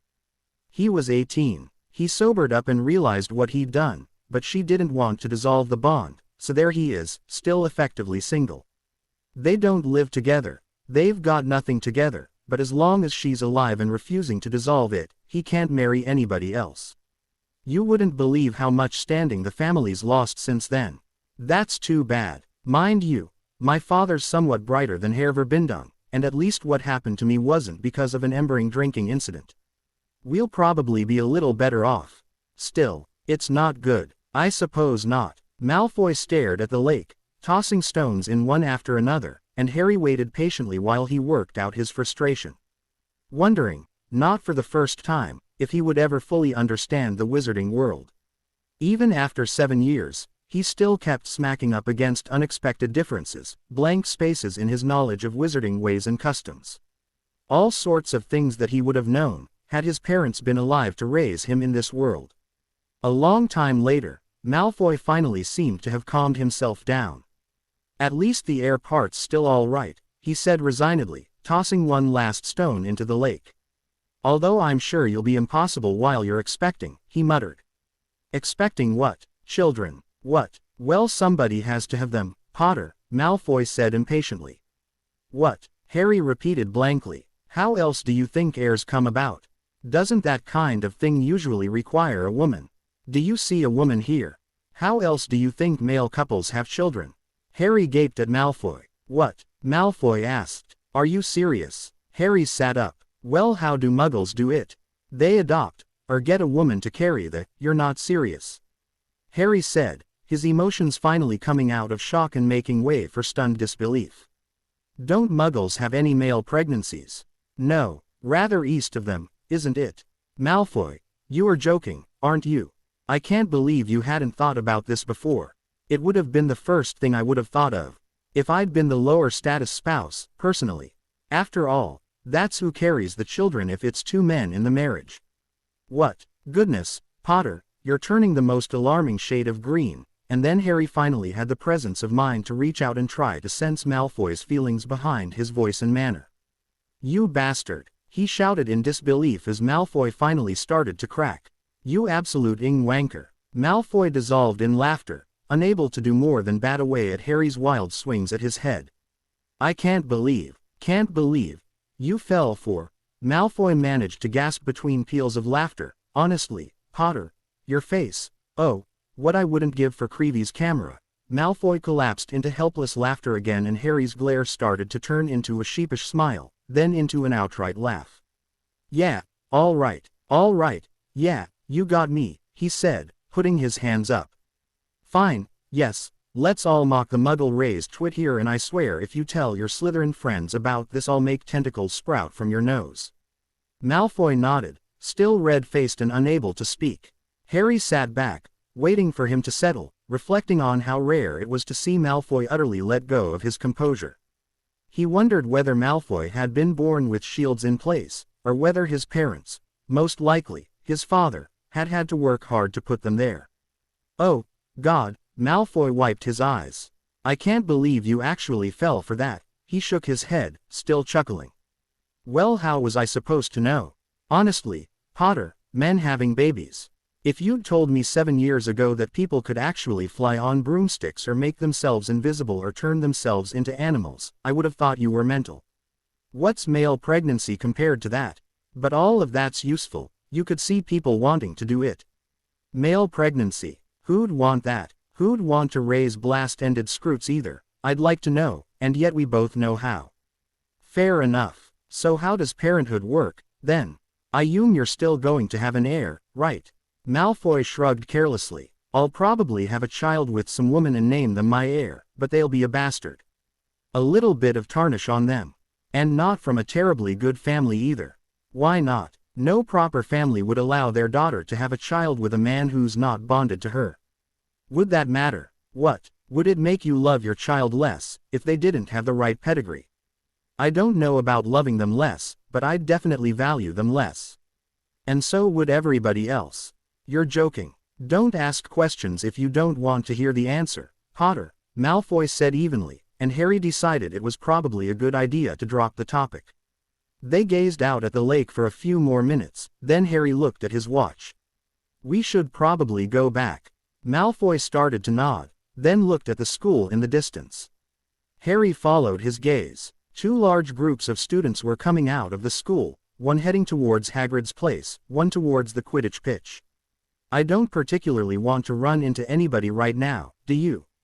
Malfoy asked. "No." Harry lay back on his elbows, turning his face towards the sun and closing his eyes. "It's not bad out here," he commented. "Wish I'd brought something cooler to wear, though. Why? Got overheated from the exercise, but the wind's too cool to just wear a t-shirt. Actually." He sat up and removed his jumper. To hell with the wind. He wadded up his jumper and put it under his head, lying back down, and closing his eyes again. "Yeah, it's not that cold." There was a long silence, then Harry felt a prickle of unease. He opened his eyes to find Malfoy staring very determinedly out at the lake, his face somewhat flushed. "What?" Malfoy teased in annoyance, not bothering to look at Harry. "What?" Harry sat up. "Oh, for God's sake, Potter, you are clueless," Malfoy said impatiently. "Oh." Harry was suddenly aware of Malfoy's emotions, and he cleared his throat in emberment, wondering if putting his jumper back on would be sensible or silly. "Don't bother," Malfoy snapped, turning away. "You're not that irresistible." He started to get up and Harry put out a hand to stop him before he realized he was doing it. "What? We're supposed to be getting to know each other, right?" he said evenly. "We're supposed to be working on me not being frightened of your feelings," he hesitated. "Or my own." Malfoy was just staring at him, and Harry took a deep breath and drew slightly closer, reminding himself that nothing bad had happened this morning. And that it had been rather pleasant, as a matter of fact. Rather overwhelming too, just like what had happened in Dumbledore's sitting room last night, but overall, pleasant. He reached out to Malfoy's feelings, encountered arousal and, "Why are you nervous?" "Not nervous," Malfoy said quickly. "Just, I don't know what you're going to do next." He shut his eyes as soon as he said it, emberment flooding through him. "I mean, no, that's not. I keep expecting you to panic or something." "Have I panicked yet?" "No, but, then don't expect me to," Harry said, a little amused at Malfoy's apprehension. Funny how Malfoy was irritable but in control as long as Harry was avoiding him, but let Harry make any advances and Malfoy became distinctly uneasy. Harry smiled and leaned closer, running a hand down Malfoy's arm and ending up brushing their fingers together. Malfoy caught his breath, meeting Harry's eyes. Potter, this place isn't exactly private." But Harry had already decided that he didn't give a damn. He leaned in and Ed Malfoy, who made a startled noise that sounded suspiciously like a squeak before responding and reaching up to cup Harry's cheek with one hand and pulling him closer with the other. "Oh, this was nothing to be afraid of at all," thought Harry as there deepened and he started to fall into that state where there was nothing but their lips and hands caressing each other. In fact, doing this with Malfoy was a damn sight nicer than doing just about anything else with him. As long as they were doing this they didn't have to worry about anything else, families, personalities, school, anything. It all just disappeared in the rush of excitement and physical pleasure.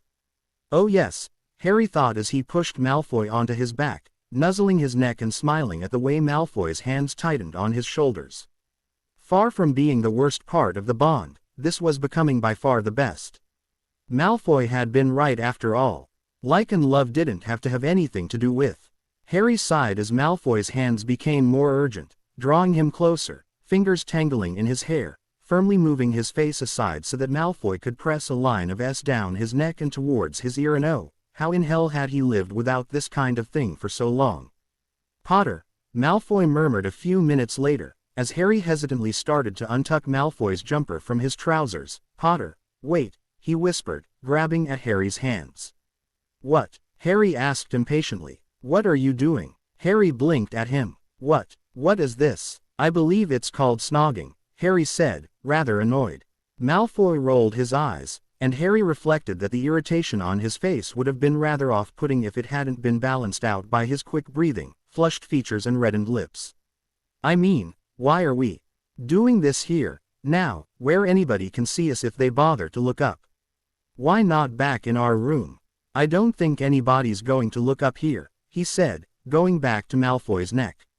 And even if they do, he added between us, they're too far away to be able to tell who we are. Really? Malfoy jolted a little as Harry's mouth reached a particularly sensitive spot, but he continued, albeit slightly breathlessly. Even without magnifying spells, two male students groping at each other in the middle of the day when everybody else is in CL, you don't think anybody would be able to figure out who we are? Why does that matter? Harry buried his face into Malfoy's hair, enjoying the feeling of Malfoy's hands sliding over his back, his shoulders. Why are we here, Potter? Why not in our rooms? Harry heaved a sigh and pushed himself up on his elbows, staring down at Malfoy. Why? Because I'd be far more comfortable there. I don't particularly want Colin Creevy's bloody camera clicking away at us. Harry blew out his breath, frustrated. Colin Creevy is nowhere around. But if you're that nervous, why don't we move over there? He nodded at a slight rise in the ground, out of sight of the castle. Why don't we move over there? Malfoy nodded towards the castle, where I won't have a bloody great root stabbing me in the back every time you. He trailed off distractedly as Harry started to nibble on his ear. No, hang on, stop, he pulled away determinedly, clearing his throat. Potter, this is uncomfortable. Right, then, Harry grabbed his shoulders and rolled onto his back, bringing Malfoy with him and grinning at his startled squawk. Better. He stared up at Malfoy, suddenly disoriented and a little taken aback, with Malfoy looming over him, and him helpless on his back and half pinned down by Malfoy's upper body. This wasn't quite the same. Malfoy drew back, a curious expression on his face. What is it? Harry shook his head, trying to banish his unease. Nothing. He drew Malfoy back down to him, and Malfoy responded willingly enough for a few heated but then drew away, ching himself on his elbows. Potter, stop. You're not enjoying this. You're getting bloody tense, as a matter of fact. And you still haven't answered why we have to do this here instead of. Malfoy broke off, his head tilted to the side curiously. Wait, why is it that every time I mention our room, you seize up? Harry stared up at him, debating trying to keep distracting him. Finally gave in, motioned Malfoy to move aside, and sat up. I don't know. Malfoy sat up too, wiping his mouth and running a hand through his hair, pulling out a leaf that had become entangled there. Harry wrapped his arms around his knees, putting his head down and wishing there were fewer feelings to sort out, because the by now familiar combination of arousal, impatience, frustration, fear, and emberment was getting rather tiresome. Potter, I don't know, all right. Harry snapped, his eyes closed.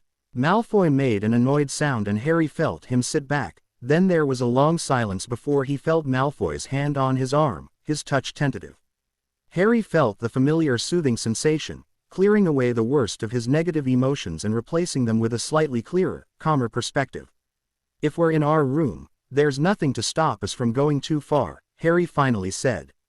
What? I don't. I mean, this is good, but, Harry's words stumbled to a stop, and he shook his head helplessly, not knowing how on earth to express something that wasn't clear in his own mind, even now that he was calmer. You don't want to go any farther than we did this morning? Malfoy said slowly. No. Then why not just, bloody well say so? Harry's shoulders hunched miserably. I don't know, all right. I can't. I don't. Malfoy covered his eyes with his hand, taking a few deep breaths, and Harry could clearly sense that Malfoy was exercising all the restraint he had to not shout at him in frustration. Finally Malfoy looked up and fixed Harry with a level gaze. Potter, far be it from me to pressure you in any way, he began in an eminently reasonable tone of voice, but I'd like to suggest that if you can manage sort yourself out to some minimal degree, things just might go a little more smoothly between us. He stood up and Harry tried to figure out just who Malfoy's carefully polite tone reminded him of. Just a suggestion, mind you. Now, if it's all right with you, perhaps we can use our time wisely right now by moving away from each other and practicing those nonverbal spells for our charms test next week. Because I certainly don't want to cause you any distress by forcing you to deal with issues that most people have worked out by the time they are 12 or 13. Harry shivered a little as he finally identified who Malfoy sounded like. Lucius Malfoy, at his most freezingly polite and contemptuous. He wondered if Malfoy was consciously choosing to imitate his father or if it just came naturally. Decided he didn't want to know, because he didn't know which idea bothered him more. He sighed as he watched Malfoy walk away and start gathering a set of materials for his charms practice, uncomfortably aware that of the two of them, Malfoy was being far more reasonable and adult about this situation than he was. And it was probably way past time for Harry to figure himself out, and let Malfoy, and himself, in on just what was going on in his head. Because what he was doing right now was not fair to either one of them. He sighed again. Self-examination. Not something he was terribly fond of. Maybe he could just think about it later. In the meantime, he could, as Malfoy had suggested, use this time wisely to practice for their charms test. Conveniently enough, it consisted of 3 sets of 13 charms to be performed on various outdoor objects: plants, rocks, soil, insects, and, if they could manage it, a few small animals. All right, he started scanning for objects for his first set.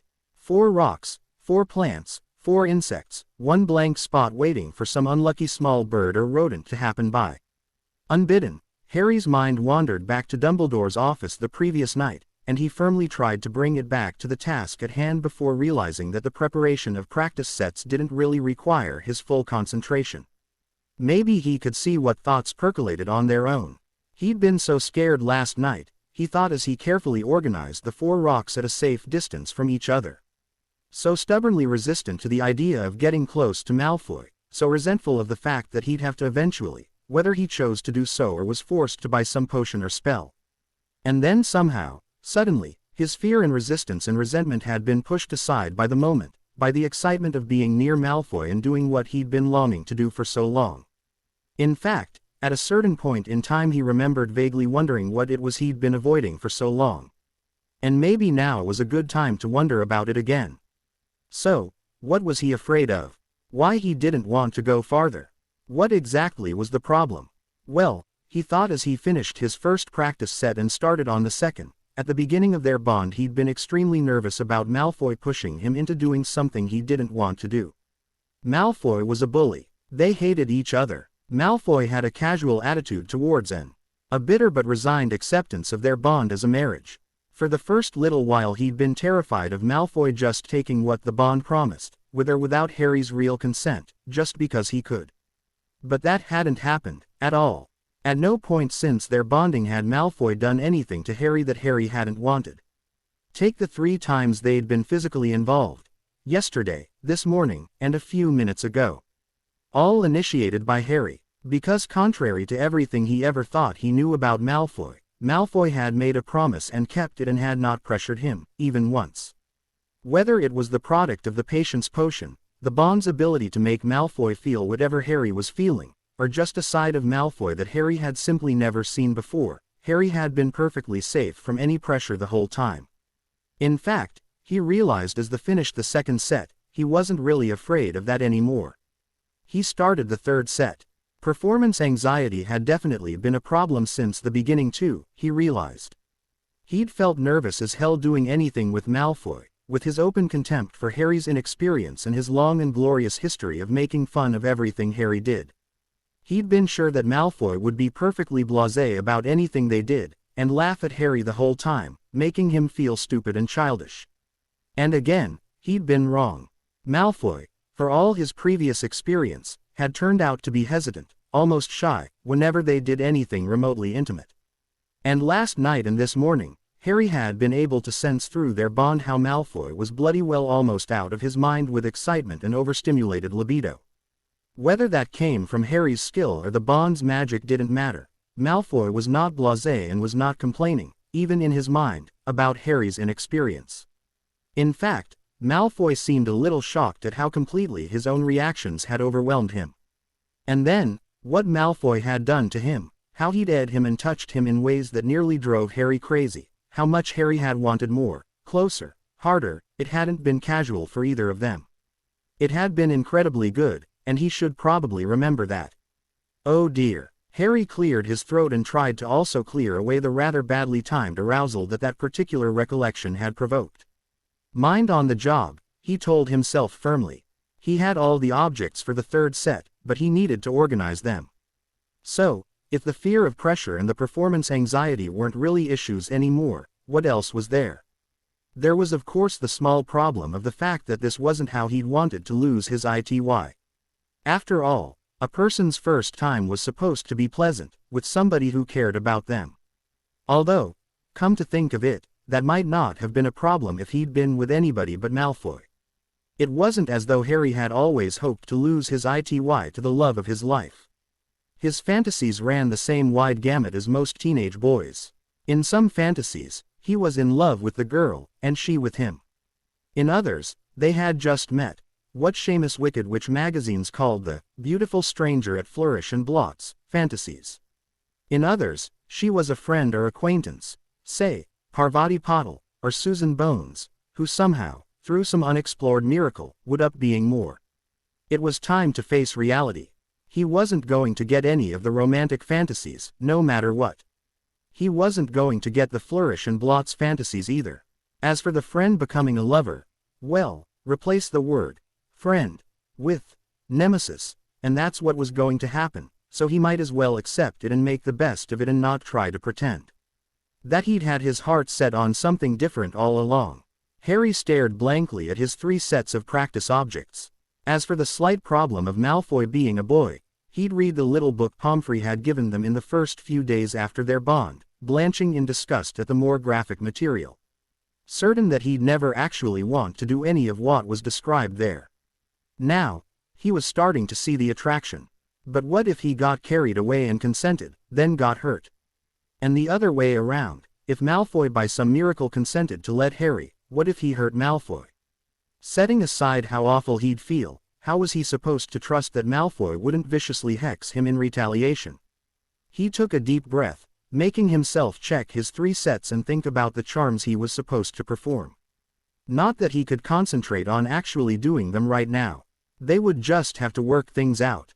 The book had several suggestions on what to do to make things easier, and Harry supposed he should probably take a look at them again, and this time, actually read them with a mind towards using them and not just dismissing them in disgust.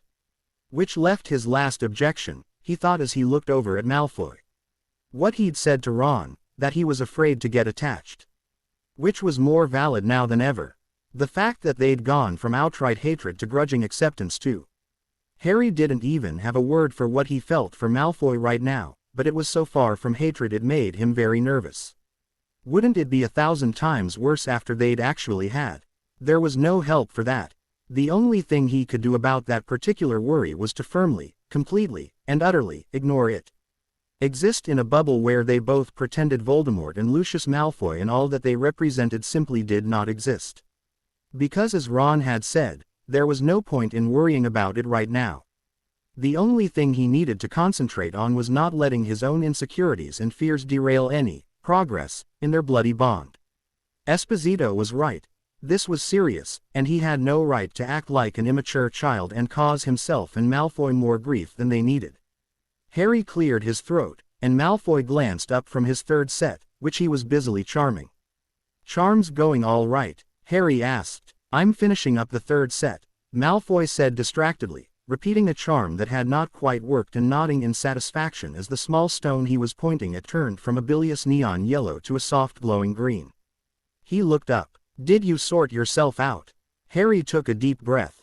"A bit, yeah," and Harry cleared his throat. "I don't want to go back to our room.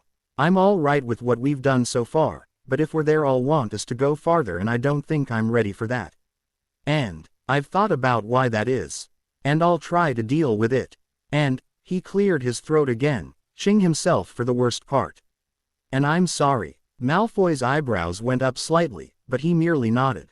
"Right, then, apology accepted. So, why don't we just stay here for a while? I need to do my practice charms anyway. It's almost lunchtime." Harry was on the verge of suggesting going to the Great Hall for lunch, then thought better of it.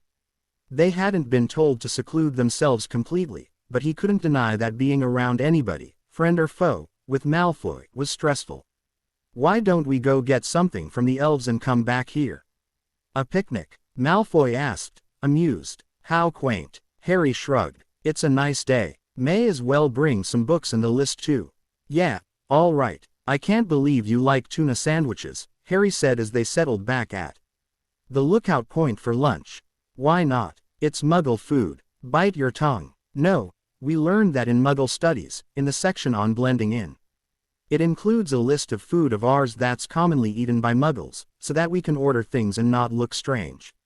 There's a list of things not to ask for, pumpkin juice, that kind of thing. And a list of our foods that originally came from Muggles. Malfoy peered at his sandwich as though it offended him. Mind you, I don't think Muggles include salamander tongue sauce in the recipe. Malfoy took another bite. Why would you take Muggle studies, anyway? Easy course. Besides, I really don't know all that much about normal Muggle life. You were raised by Muggles. I'd like to believe the Muggles who raised me weren't normal. Why not? Because if they are, maybe your father has a point about Muggles after all. Malfoy snickered. Sounds lovely. So, are we doing item number? He leaned forward to skim through the list. 17, then. Describe your childhood. Oh, Harry skimmed the list too. Yeah, may as well. You pick the next item. Yeah, all right. Malfoy finished his sandwich, brushed off stray crumbs, and lay back with his hands behind his head, gazing up at the sky. Go ahead. Let's hear about your charming Muggle relations. They're not charming, Harry said, lying down next to Malfoy. They're bloody evil. The best thing about being in 7th year is knowing that I never have to live with them again. If they're at all responsible for your out-of-CL wardrobe, I can certainly understand why. Yeah, almost everything I wear is second-hand from my cousin Dudley. Second-hand? Your clothing was used by somebody else first. Malfoy's nose wrinkled in distaste. Wait, your clothing is enormous. Your cousin outgrew it, he asked disbelievingly. He's about the size of a small dragon. Squashier, though, and far less pleasant. Harry stared up at the clouds in deep thought for a few minutes. Potter, Malfoy finally prompted him. I'm not sure number 17 is a good idea, he said slowly, and Malfoy turned to look at him. Because you realize that telling me about your childhood will mean telling me all about how wonderful your father is. He turned to look at Malfoy and noted a curious expression flit across his face before Malfoy schooled his features into inscrutability. Yeah, we should probably avoid a lot of subjects, Harry added. Yeah, here, let's take a look at the list again. They both flipped onto their stomachs with the list in front of them as they read through it together. I'd say, talk about your parents is pretty much out, Malfoy said grimly, and touched his wand to the paper. A line appeared across the words. We've already done. Favorite school subjects. Harry touched his own wand to it. Call each other by your first names, Malfoy read, and rolled his eyes. Fine, Harry, your turn. Right, Draco. That was easy. Harry crossed out that item. Talk about your future after school. Harry crossed it out without commentary, reflecting that it was incredibly bizarre to be doing this. Putting up clear limits on what they could and couldn't talk about, without even going into why they couldn't talk about it. It was so strange. Here they were, supposedly getting to know each other in order to build intimacy, while studiously ignoring some of the most important facets of each other's personalities and lives. Move along, nothing to see here. You realize what's left doesn't involve a lot of talking, Malfoy noted when they were done crossing out items deemed too risky. There's hobbies, and describe your friends and favorite foods. And 13 other things, none of which involves saying much. Malfoy paused. Unless you count. Yes, or more, or harder. Harry found himself laughing and only blushing very slightly. All right, pick something. Hang on. Malfoy muttered a quick spell at the parchment. Harry frowned. What was that? Spell that picks out items on a list at random. Very useful for when you're studying and dithering about which topic to study next. It decides for you. They watched as the ink turned green on one of the items. Number 11. Malfoy said immediately. Learn your partner's facial features without using your eyes, either through touch or magic or both. Why didn't we cross this one off for sheer ridiculousness? There's got to be some reason for it. Esposito's been doing this for a while. Yeah, and her track record with us so far has been splendid. We landed in the hospital 2 weeks in and almost killed each other 9 days later. We weren't exactly following her advice, though. Besides, I thought we'd decided to give her ideas a try. Malfoy rolled his eyes but sat up. Fine, I'll go first. He closed his eyes, muttering, although what this is supposed to prove is beyond me, sounds like another brilliant Muggle idea to me. Harry sat up, taking Malfoy's hand and bringing it to his face. Malfoy's fingers touched Harry's glees and tugged on them lightly. Harry took them off and Malfoy gently started to trace his eyebrows, his eyelids, his forehead. Oh, Harry drew in his breath sharply. He had no idea what this was supposed to prove or accomplish in terms of building trust or a relationship or anything like that, but in terms of tweaking Harry's libido, it was working admirably. Malfoy's sharp, mocking gaze was hidden, his lips slightly pursed in concentration, his brow slightly furrowed, and his fingertips tracing Harry's features so very lightly, so delicately. Carefully stroking one cheek, running along the length of his jaw, thumb gently caressing his lips, index tracing the bridge of his nose, one hand slowly sliding towards his ear, tracing the outside, and Harry realized he was harder than he would have ever thought possible from a completely innocent touch. Malfoy opened his eyes, half smiling at Harry as Harry stared back at him, his mind perfectly blank and body perfectly aroused. Well well, Malfoy drawled. Maybe not such a stupid idea after all. Harry shook his head, his mouth dry. Malfoy slowly took Harry's hand and brought it up to his own face, then reached out and closed Harry's eyelids gently. Harry bit his lip and started feeling Malfoy's features. Tracing the sharp nose, soft tendrils of hair brushing his forehead, very slight stubble along his jaw, lips that felt a lot softer than they looked and warmed Harry's fingertips with small quick breaths. Malfoy made a small sound and shifted a little and Harry bit his lip harder. That feels very nice. I don't think this is supposed to. Well, it does, Malfoy replied unsteadily. Harry's fingers were still resting against his lips, and his pulse rose sharply as Malfoy leaned closer, gently lowering Harry's fingers and pressing his lips to Harry's. This was probably a bad idea, somehow, thought Harry, because whatever they were supposed to learn from this exercise was probably not supposed to be how to segue into more snogging. They were probably supposed to learn about trust, or appreciating each other's less visible qualities, or something like that. Then again, what was going on right now was doing that admirably too, Harry thought as he parted his lips for Malfoy, keeping his eyes closed and feeling perfectly safe doing so. Knowing that, contrary to all expectations, Malfoy would be attentive and responsive and make Harry feel so incredibly good it would be impossible to remember that it was all based on a spell. It was hard to think, as somebody shivered under your touch and seemed to go out of his way to make you shiver too, that there was nothing there but hormones and a curse. Harry ed as Malfoy pressed a line of S along his neck, one hand cradling his cheek and the other rubbing small circles onto his back. He reached up to Malfoy's face and carefully touched his eyelids, and Malfoy smiled into his neck and obligingly closed them, and they concentrated on learning each other's bodies with touch alone. Damn, he should have given into this from the very beginning. What in God's name had he been thinking? It's getting late, Harry murmured into Malfoy's hair a few hours later, wondering a little at the perfectly relaxed, content tone of his voice. Malfoy stirred slightly, yawned and lifted his head from Harry's shoulder, propping himself up on his elbow. What time is it? He asked, rubbing his eyes. Harry checked his watch. Almost 6. Dinner time. Malfoy's brow furrowed. Wait. We've been here 6 hours. Yeah. Didn't seem that long. We were busy, Harry pointed out, chuckling. Yeah, Malfoy smiled, then sat up and stretched, rubbing the side of his neck. I think I fell asleep for a bit, too. Harry sat up too, nodding. They had been busy. While they'd eventually stopped ing after the face-touching exercise and dutifully made themselves pick out 3 more items from the list, they'd come back to physical intimacy each time, for the flimsiest of reasons.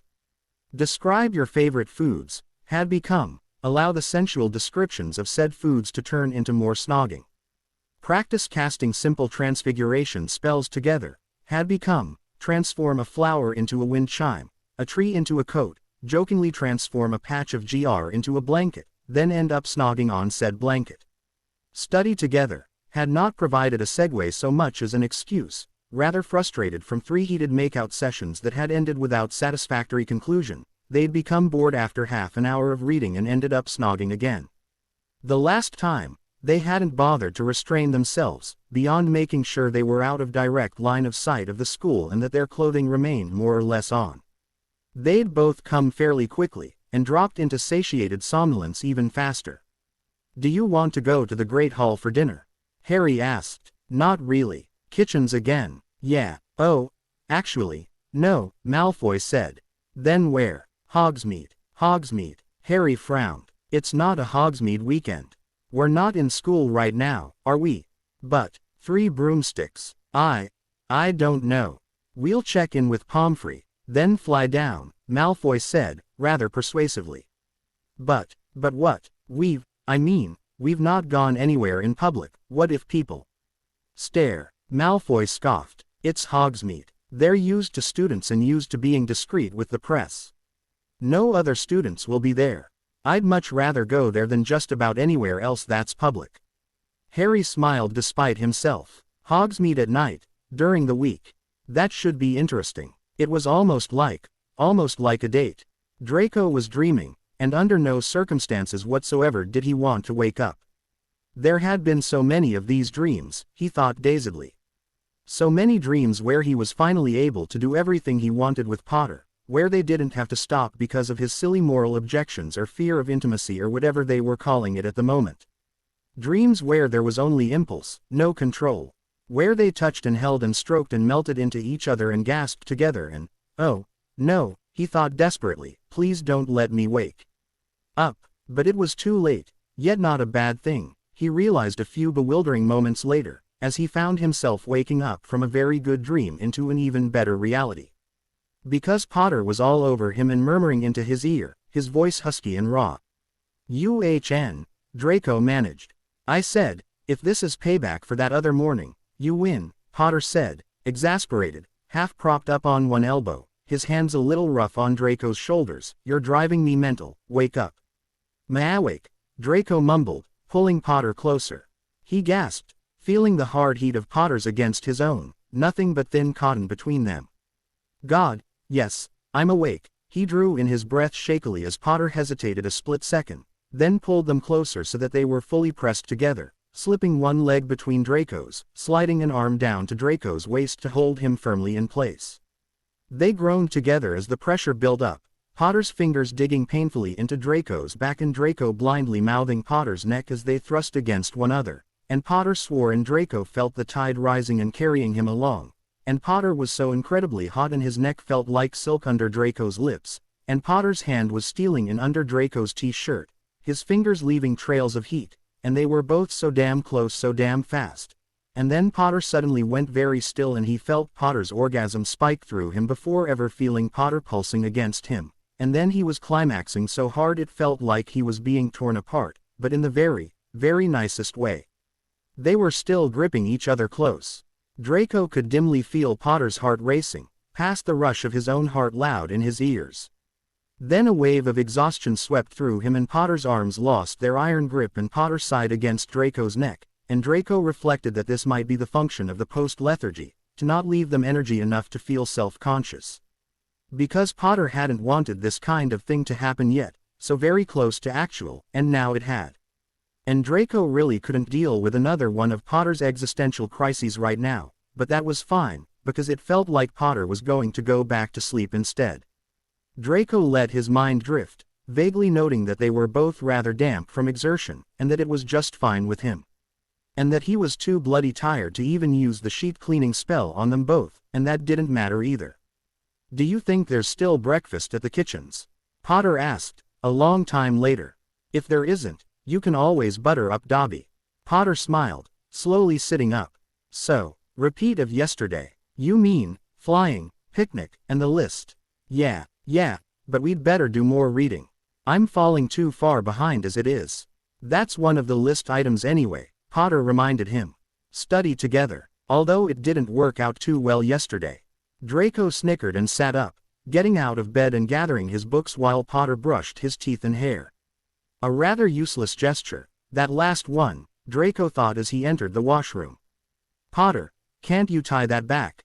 Draco gestured as he picked up his own comb.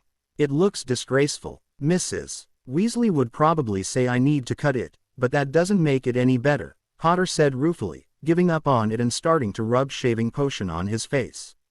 No, it doesn't, Draco said, frowning in annoyance at a tangle in his own hair. Your hair could stand a cut too, you know, their mirror told him, and Draco nodded absently, then gave the mirror an odd look. What? Potter asked. Nothing, he shrugged. Potter looked at him curiously, scrubbing the shaving potion off his face. Nothing. Just, married wizards traditionally wear it long. Really? Ron's dad doesn't, Potter commented, and Draco rolled his eyes. What a shock, Arthur Weasley not following wizarding tradition. Is that really what's expected? Potter asked curiously, and Draco shrugged. Not really. It's not that unusual to cut it anymore. Abruptly he decided he didn't much care about wizarding tradition in this particular instance. He would bloody well cut his hair at the first opportunity. Oh, don't forget Pomfrey wanted to see us first thing, Potter said, drying his face. Actually, let's go now, while everybody's still in first period. Are we going to avoid everybody until Monday, then? Draco asked, leaving the washroom. Yeah, I thought so. Really? Draco was a little surprised. Why? Easier that way. We can't hide forever. We won't. We'll be back on Monday. Even back in the dorms, if you want.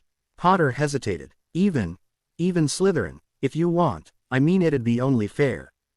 Don't be daft, Draco said absently, pulling out non-CL room clothing. I'm not going back to Slytherin until things have settled down. What? Why? My housemates would rip you to pieces, Potter.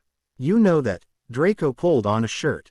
Your housemates are fluffy and cuddly and give me licorice melts. Potter laughed. I would have thought You thought what? That I'd insist on returning to Slytherin. So my housemates can say something perfectly innocent and you can lose that impressive temper of yours and then we can both be committed to St. Mungo's mental maladies wing. No thanks. I'd like to come out of this in one piece, if that's all right with you. Right, then, Potter said curtly, packing textbooks into his bag. Pomfrey, then breakfast. He rooted around his desk, trying to find his notes for potions. Oh, for God's sake, now Potter was insulted about something. Whatever I said. Sorry, Draco muttered, irritably wishing he'd walked through that doorway with somebody else, anybody else. Or better yet, that Potter had walked through it with somebody else. I didn't mean to, he cut off. Hurt your ickle feelings, just in time. Potter turned to him. You're getting rather good at apologizing, have you noticed? Wonderful, Draco said sourly, and Potter grinned at him. And now you either say that's all right or up yours, remember.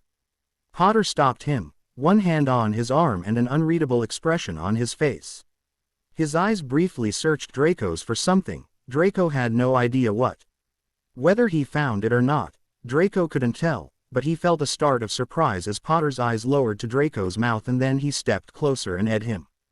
Draco hesitated a brief moment before responding, and almost immediately wished he hadn't.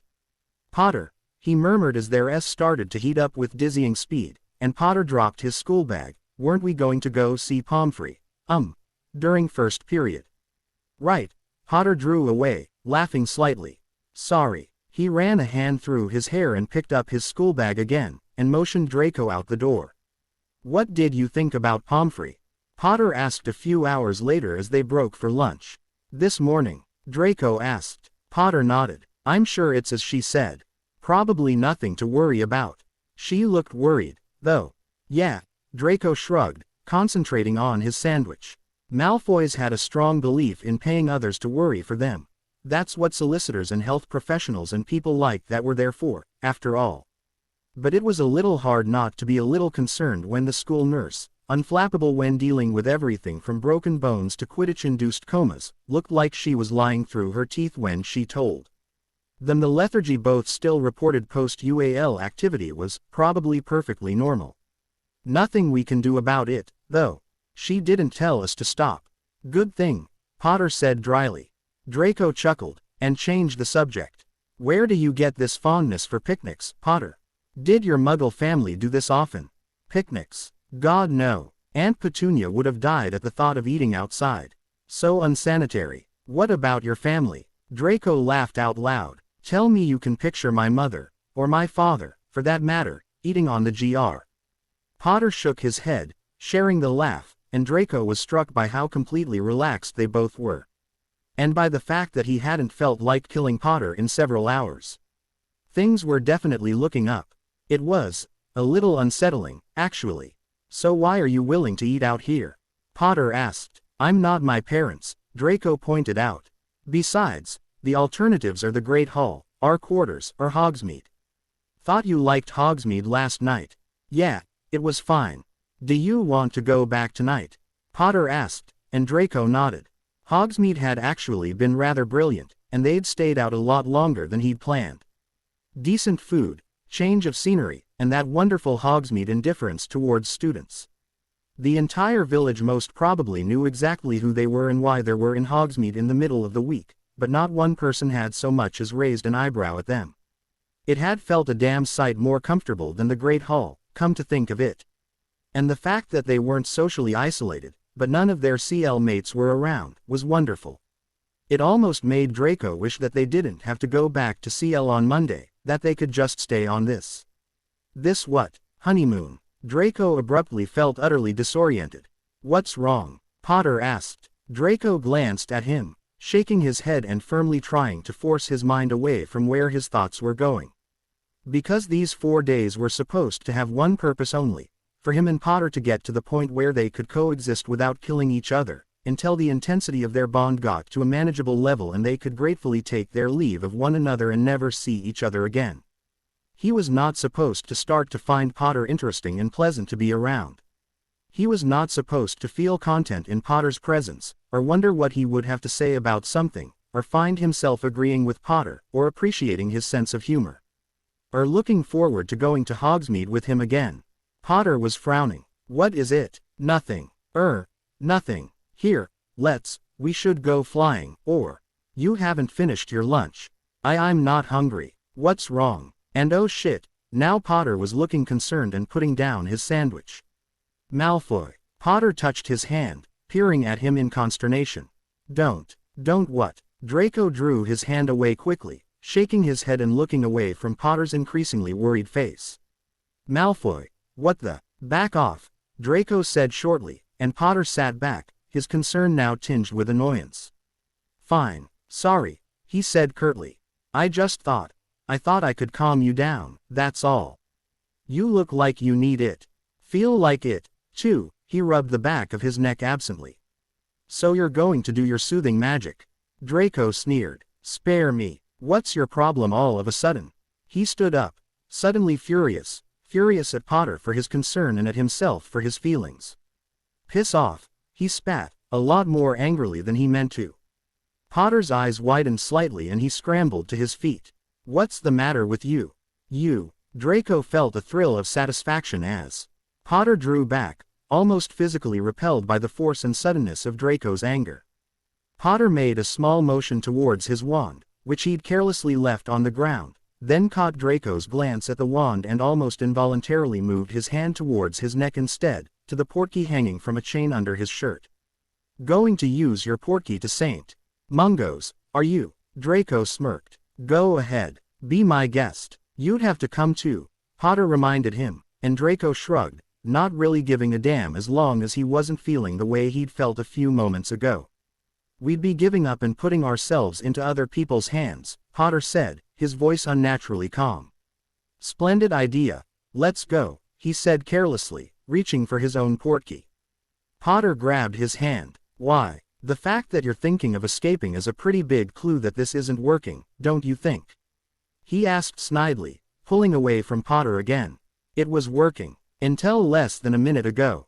We weren't fighting, we were getting along and, Potter broke off and Draco felt a small bubble of fear just under the surface. Oh, no, please don't let Potter think about how either of them were feeling right before this moment. And now you're scared.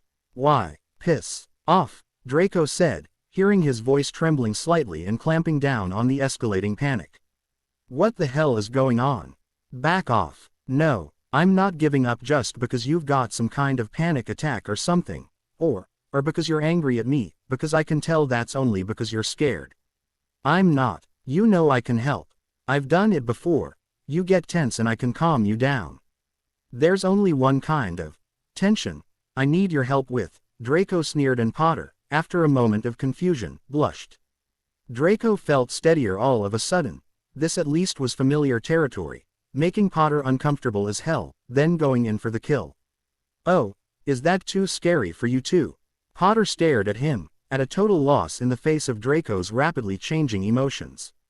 He really was rather attractive, Draco's mind pointed out helpfully, especially when his face was a little flushed and he was breathing unevenly like he was right now. "What do you say, Potter?" Draco raked his eyes over Potter's body and was rewarded by a spark of almost unwilling reciprocal interest from Potter. "And no, why not? You're angry. Haven't had angry before, have you? It's quite charming in its own way. I haven't had any kind of before, remember," Potter said, evidently attempting an even tone, which didn't quite make it because it carried a little too much fear. "And I'm not about to start now, not with you like this. Where's your famous Gryffindor courage?" "That wouldn't be courage, it would be stupidity," Potter said, growing steadily more flustered as Draco smirked at him and stepped into his personal space. "Besides, I don't want to."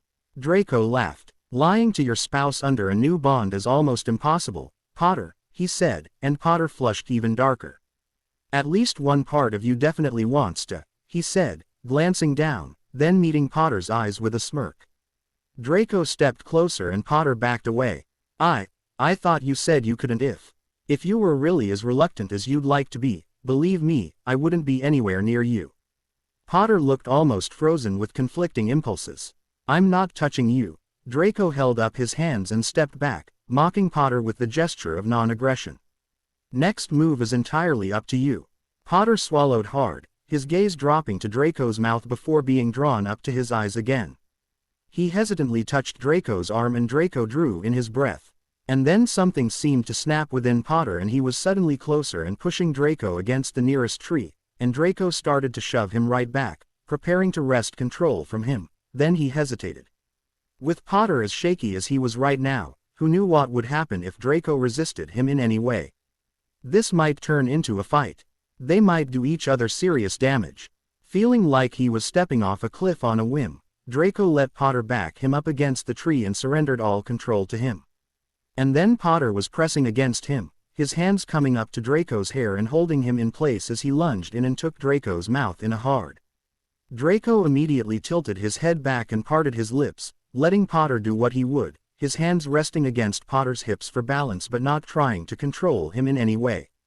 "Oh, yes," he thought gratefully as Potter almost bit his lip. This had nothing to do with affection or romance or anything soft and sweet and dangerous.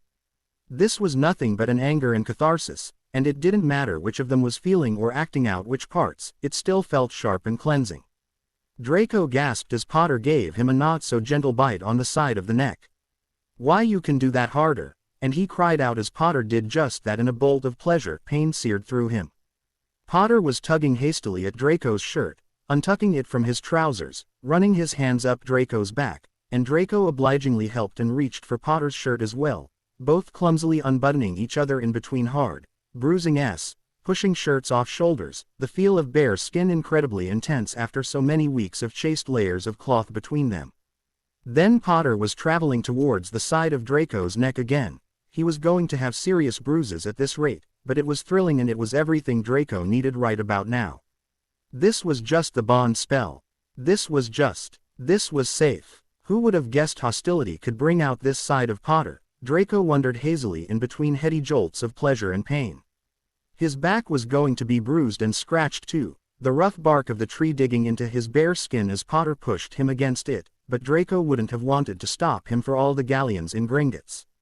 Potter drew back for a moment, heaving and lips swollen, his green eyes incredibly dark and intense, and Draco waited on edge for Potter to find whatever it was he needed in Draco's eyes in order to continue and not stop. Please, please not stop. Potter's hand slid down and Draco's heart skipped a couple of beats as fingers slipped into his waistband. Potter was staring at him intently as he slowly unbuttoned Draco's trousers, evidently waiting for a sign as to whether he should stop or not. Draco's eyes closed involuntarily as the uncomfortable tightness in his groin eased with the loosening of his trousers, and then Potter's hand was sliding, with unbearable slowness, towards his and Draco couldn't move, couldn't do anything. The most coherent thought he had was that he needed to tell Potter to For the love of God, go faster, but he couldn't even figure out how to do that and was reduced to waiting, literally breathlessly, his fingers scrabbling helplessly against Potter's shoulders, for the touch of Potter's hand. Oh, he gasped, his eyes popping open as Potter finally touched him and he almost came. Potter was watching him intently, and Draco didn't know how to tell him to move, please move, so he settled for running his hand down to Potter's trousers and hesitating only a split second before Potter gave a small nod and Draco tried, with shaking fingers, to get inside Potter's trousers too. Show him what he needed, more and harder and faster and Potter's eyes squeezed shut and he groaned as Draco touched him, and then they were both giving each other all they had, swift rough strokes that seemed to last somewhere between milliseconds and eons before Potter swore in a voice that sounded like a sob and Draco almost bit through his lip at the intensity of it and they spilled into each other's hands. Merlin, that was a better idea than going to St. Mungo's, Draco thought as they both slid bonelessly down and ended up resting against each other at the base of the tree, their eyes closing almost of their own accord. Oh, that was much better. Are you planning on telling me what happened this morning that got you so wound up all of a sudden? Potter asked casually that night over dinner at Hogsmeade, and Draco choked slightly on his pumpkin stew. What happened this morning? Draco scowled. None of your business. And why bring it up now anyway? I was hoping you'd bring it up yourself before now. And it's very much my business. I'd like to know what I did so I won't do it again. It was a little unnerving. You didn't do anything, Draco said dismissively. It was nothing. I reached for my portkey, Malfoy, Potter said evenly. I thought you were going to attack me. So instead you attacked me, Draco pointed out, smirking. And it all seemed to work out pretty well after that. At least I didn't hear you complaining. He touched his neck gingerly. Though it'll be a little embering getting Pomfrey to heal these bruises tomorrow and I wish I'd known beforehand that you're just as useless at first aid charms as I am. Potter, rather predictably, blushed, but didn't drop his level gaze. Malfoy. Draco put down his fork. He took a deep breath. Let it out. No, he still had no idea how to explain what had happened to him this morning, and definitely absolutely no desire to talk to Potter about it. Potter absently tapped his spoon against his plate. A rather annoying sound, Draco thought. You don't know, or you don't want to talk about it. The second. At all, or just with me. At all. Not an option, Malfoy. Can you talk to Pomfrey tomorrow?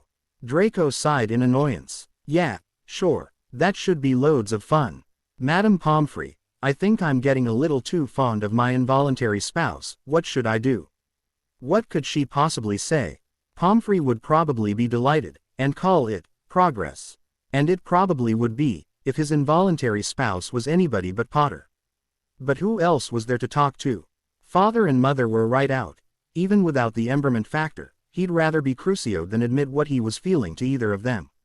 Mother would be horrified and annoyingly worried. Father would be, disappointed, wouldn't even begin to cover how Father would feel. Maybe Snape, maybe nobody. Maybe he would just mention it to Pomfrey, listen to her cluck approvingly, and hope to Merlin she also told him it was all part of the natural effect of the bond and not his fault at all. Then he could just shove down his fears and discomfort and just live day to day until the spell wore off. And hope it all worked out in the end. Yeah, I'll talk to Pomfrey, he said more firmly, and sternly told himself not to worry about it. At all. Really. Good. Potter seemed satisfied, and bit into his pasta. This stew's surprisingly good for 3 broomsticks, Draco said, hoping they were done with the previous subject. I didn't even know they had regular food here, Potter commented. Ugh, don't tell me this is Muggle food too, Draco wrinkled his nose in distaste. No, I didn't mean Muggle food, I meant food that's not frosted tea cakes and biscuits. You don't think that people who live here ever want to go out for dinner? I never thought about it, Harry said. I've heard they have a good selection of wines, too. I thought only the Hog's Head served alcohol. Draco grimaced in disgust. That place is revolting. Can you picture the people who own honeydukes going to the Hog's Head when they want a bit of wine with dinner? Wonder if they'd serve us. Draco's eyebrows shot up. What? We are of age. Potter, are you suggesting we try to order alcohol? I wasn't suggesting anything, I just said I wondered. Oh, of course, Draco rolled his eyes. So sorry, Far be it from me to suggest the Gryffindor Golden Boy do anything against the rules just for fun, and not in order to save the world. I'm not the prefect here, Potter shot back, stung. Former prefect, courtesy of our bond, and thanks ever so for reminding me. Besides, you wouldn't know how to zen your way through breaking the rules. Don't you usually do it under cover of invisibility or something? Oh, and you think you could just get them to bring you a drink, no spells or other tricks. Just on the force of your Slytherin charm. How many galleons says I can't? Ron Weasley trudged along a 7th-floor corridor, yawning and checking the time. 11:30 p.m. He still had time, after he finished his prefect rounds, to finish the defense against the dark arts essay that was due tomorrow, and do a reasonably good job on it. Not as good as if Harry had been there to help him and read through it before he handed it in, but still respectable. Ron sighed, wishing again that Harry was back at the dorm. Whatever this bond was doing to Harry, it was certainly affecting the 7th-year Gryffindor boys. Without Harry there, they were all feeling a little lost. Ron had nobody to work on defense against the dark arts with, Neville had nobody to listen to his rhapsodies about herbology, Dean had nobody to talk to about football. Well, Harry would hopefully be back on Monday. Things went well between him and that miserable ferret he was tied to. Which wasn't a good umption to make. Whatever Ron had said to Harry when they'd talked in their dorm room last weekend, he didn't honestly know how Harry could manage to make living with Malfoy livable. He couldn't see Malfoy and Harry doing anything but fighting until they hexed each other into the hospital. McGonagall had urged the Gryffindors that they would be supervised from a distance, and that they each carried a portkey for safety, but the mere fact that they needed portkeys was proof that they shouldn't be allowed to be alone together. Not worrying at all, Ron stifled another yawn as he heard a noise coming from an open CL room door. He groaned and peered in, then smiled and waved at Sir Nicholas and the Grey Lady. Good, no students out of bounds. Just 2 ghosts who had been showing signs of romance blooming recently. No need to stay out here any longer disciplining students, arguing over how many points to take off for whatever they were doing. No need to get embered by interrupting students out for a private tryst. What would romance between 2 ghosts be like? Ron wondered idly as he continued his rounds, speeding up now that he was so close to being done. He turned a corner and heard another sound, from the staircase he'd just climbed. Stifling a groan of annoyance, he walked back quietly, hoping that it wasn't Lavender and Blaise Zabini again. She was annoyed enough at him for the last time. Shish, someone hissed, answered by what sounded suspiciously like a giggle. Shish yourself, the giggler slurred. Nobody here anyway. Sides, we're not out that far past curfew. Ron's eyebrows shot up. Harry, come on, Potter, we're almost there, Malfoy responded, sounding out of breath and vastly amused, and also very, very drunk. Almo's there. You know where else were Almo's, at? Harry said. Room of requirement. Requirement. There was a small thud and scuffle, muffled drunken snickers. God, Potter, why can't hold your liquor at all, Malfoy said. Come on. One of them seemed to stumble, and Ron abruptly realized he did not want to run into Harry and Malfoy right now. He glanced at the corridor and stepped behind a suit of armor just as they rounded the corner. You can. Harry laughed. Who Almo's? Threw up on the stairs just now. Didn't. Malfoy said with alcoholized dignity. Ron peered around the suit of armor and had to clap a hand over his mouth to keep from laughing out loud. Harry and Malfoy were trying to navigate the perfectly clear and wide corridor with only moderate success. Harry's arm was over Malfoy's shoulder, and Malfoy's arm around Harry's waist, but it was hard to tell who was propping up whom. As Ron watched, they fell against the wall, both laughing breathlessly. How about that? Harry slurred cheerfully. I've got you up against a wall, and he leaned closer to Malfoy and edged him. Malfoy made a small startled sound and then responded eagerly, and Ron ducked back behind the suit of armor. Now this was far less amusing than it was embering. If the muffled whispers and rustles were anything to go by, Harry and Malfoy were enjoying themselves just a tad more than anybody should outside their own quarters. Well, it really was totally different, knowing your best mate was attracted to and possibly shagging your worst enemy, and seeing it. Or hearing it. Come on, Potter, we're Almo's, at Throom, Malfoy protested weakly, muffled by what Ron could only assume was harrying him to shut him up. You're Ron squirmed and tried to will them to keep stumbling to their own quarters before anybody else ran into them. I don't want our room, we're always in our room, Harry whispered, and Ron heard a small thud. He looked around the suit again and immediately ducked back, deciding he really didn't need the image of Harry and Malfoy locked in a peonate, Malfoy trying to pull Harry's jumper from his trousers with one hand, the other tangled in Harry's hair, and Harry gamely trying to unbutton Malfoy's shirt.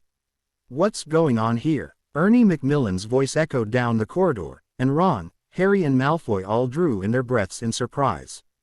Harry? Ernie asked incredulously, and Ron looked out again. Harry and Malfoy were still standing in place, mouths open in surprise, one of Harry's legs in between Malfoy's thighs and Malfoy's shirt unbuttoned halfway down. What are you doing? Wrong thing to say, apparently, because Harry and Malfoy looked at each other, promptly lost their startled and guilty expressions, and collapsed into giggles, leaning against each other. Was it look like, Harry laughed. Harry, you're intoxicated. Clever. ISN, he. Malfoy said brightly. Malfoy, you're both disgracefully drunk. Ernie huffed, and Harry and Malfoy only laughed harder, holding on to each other to prevent themselves from landing in an undignified sprawl on the floor. This is completely against school rules, Ernie said sternly, and Ron had enough. Thanks, I've got them, he said, stepping out from behind the suit of armor. Harry and Malfoy turned, surprised, and overbalanced, and Malfoy barely stopped Harry from falling down completely. Unfortunately, that pulled Malfoy's shirt open a little farther, revealing a line of what looked suspiciously like love bites marching down the side of his neck. Far too much information, thought Ron in dismay. Ron, Harry said happily. Where'd you come from? Ron, why were you behind the... Ron grabbed Ernie's sleeve firmly. Leave them to me, please. I'll owe you one. You're not going to just let them get away with this, are you? Being intoxicated is strictly against school rules, and... Pansy, Malfoy called out, delighted, as Pansy Parkinson rounded the corner. Look, Potter, saw prefect convention. Harry looked, then buried his face in Malfoy's shoulder, muffling his giggles. Draco, Parkinson said incredulously. What's going on here? Weasley and I are discussing what to do with these two, Ernie said, with repressive dignity. I'd say for starters they'll need to be led to their quarters before they pee out in the corridor, Parkinson pointed out, starting to smirk. Draco, darling, it's a damn good thing Lucius isn't here right now. Isn't it though? Marvelous. Malfoy nodded emphatically. Ernie, we can handle this from here, Ron said. I think having a prefect from another house is preferable here. You two will be biased in their favor. Macmillan, we know our duties, Parkinson interrupted loudly, her tone dangerous. We will not let them off lightly. Now kindly piss off. Ernie narrowed his eyes at her and Ron, but nodded and moved off. They both waited for Ernie to be truly gone before rounding on Harry and Malfoy. All right, how did he get you drunk? Ron asked Harry. How did I? How do you know it wasn't him getting me drunk? Malfoy said indignantly. Was it? Well, Harry began sheepishly. Was sort of. Both of us. But you started, Harry pointed out. Didn't. Malfoy said emphatically. I just said they. Add wine, you're the one who. You bet me you. All right, Ron broke in. Come on. Back to your room. We'll escort you. Are you going to take points? Harry asked. 'Cause this not really fair. We're not in a house right now, are we? We're voluntary. Voluntarily suspend, Malfoy said carefully. That doesn't make this better, Draco, said Parkinson. Suspended for fighting. Voluntarily suspended, repeated Harry. And getting drunk during that suspension. Not impressive. Oh, shit. You're, pansy. Shit, Dawn, report that part, please. Malfoy stopped dead in his tracks, looking rather worried for the first time. Draco, I'll do detention, this fine. Just Dawn. Oh, shit, yeah, Harry said urgently. Ron, say it was just me. Parkinson and Ron looked at each other, Ron extremely puzzled and Parkinson worried. All right, she said slowly. I won't report that part. You'll still get some trouble, you know that, right? She asked Malfoy. For letting him get drunk. Yeah, but that's all right. Wait, no, not a chance, Ron began. Ron, Worst that'll happen to me is detention, but Malfoy's fath. Ow. Harry yelped as Malfoy gripped his arm very tightly. He turned and glared at Malfoy, then something indefinable ped between them. Malfoy dropped his eyes and released Harry's arm, and Harry straightened up, gently touching Malfoy's shoulder before turning back to Ron. Trust me, all right, I'll explain some other time. Ron turned to Parkinson, who had watched the exchange with a thoughtful expression on her face, and scuffed his toe roughly against the floor. Why do I get the feeling I'm the only one out of the loop here? Because you are, Parkinson said bluntly. Weasley, it's simple. We'll take 10 points off each for being out past curfew, 20 from Potter for being intoxicated, and 20 from Draco for allowing Potter to get drunk and getting obnoxious with us when we tried to punish them for being out past curfew. Nobody needs to know Draco was drunk too. I don't. Ron, please, Harry said quietly. Ron stared at him, finally noticing that Malfoy, rather than looking smugly satisfied at the thought of getting away with something, was looking distinctly miserable and embered. Merlin, you'd better have a good explanation for this, Harry, Ron said, giving in. Harry didn't answer, just gave Malfoy's arm a sort of comforting pat. Malfoy looked away from him and cleared his throat, but didn't draw away. Parkinson pursed her lips and stared at them for a moment before setting off down the hall. They followed her, leaning on one another for support, Ron trailing behind them. So what possessed you to drink tonight? She asked. What? A person can't drink on his own friggin' honeymoon. Malfoy muttered testily. Harry chuckled. Beats a cruise round the Mediterranean, he said carefully. Explain how, Malfoy said. I get seasick. Yuck. Do you get seasick? Malfoy's Dawn. Get seasick. We feel under weather, he said with dignity, and they both cracked up again. All right, here you go, Hades, Parkinson said to Sir Xander, and stepped aside as Harry and Malfoy stumbled into their quarters, still laughing. They collapsed onto the couch. Ron rolled his eyes. Harry, you two need to go to bed. What? In front of you?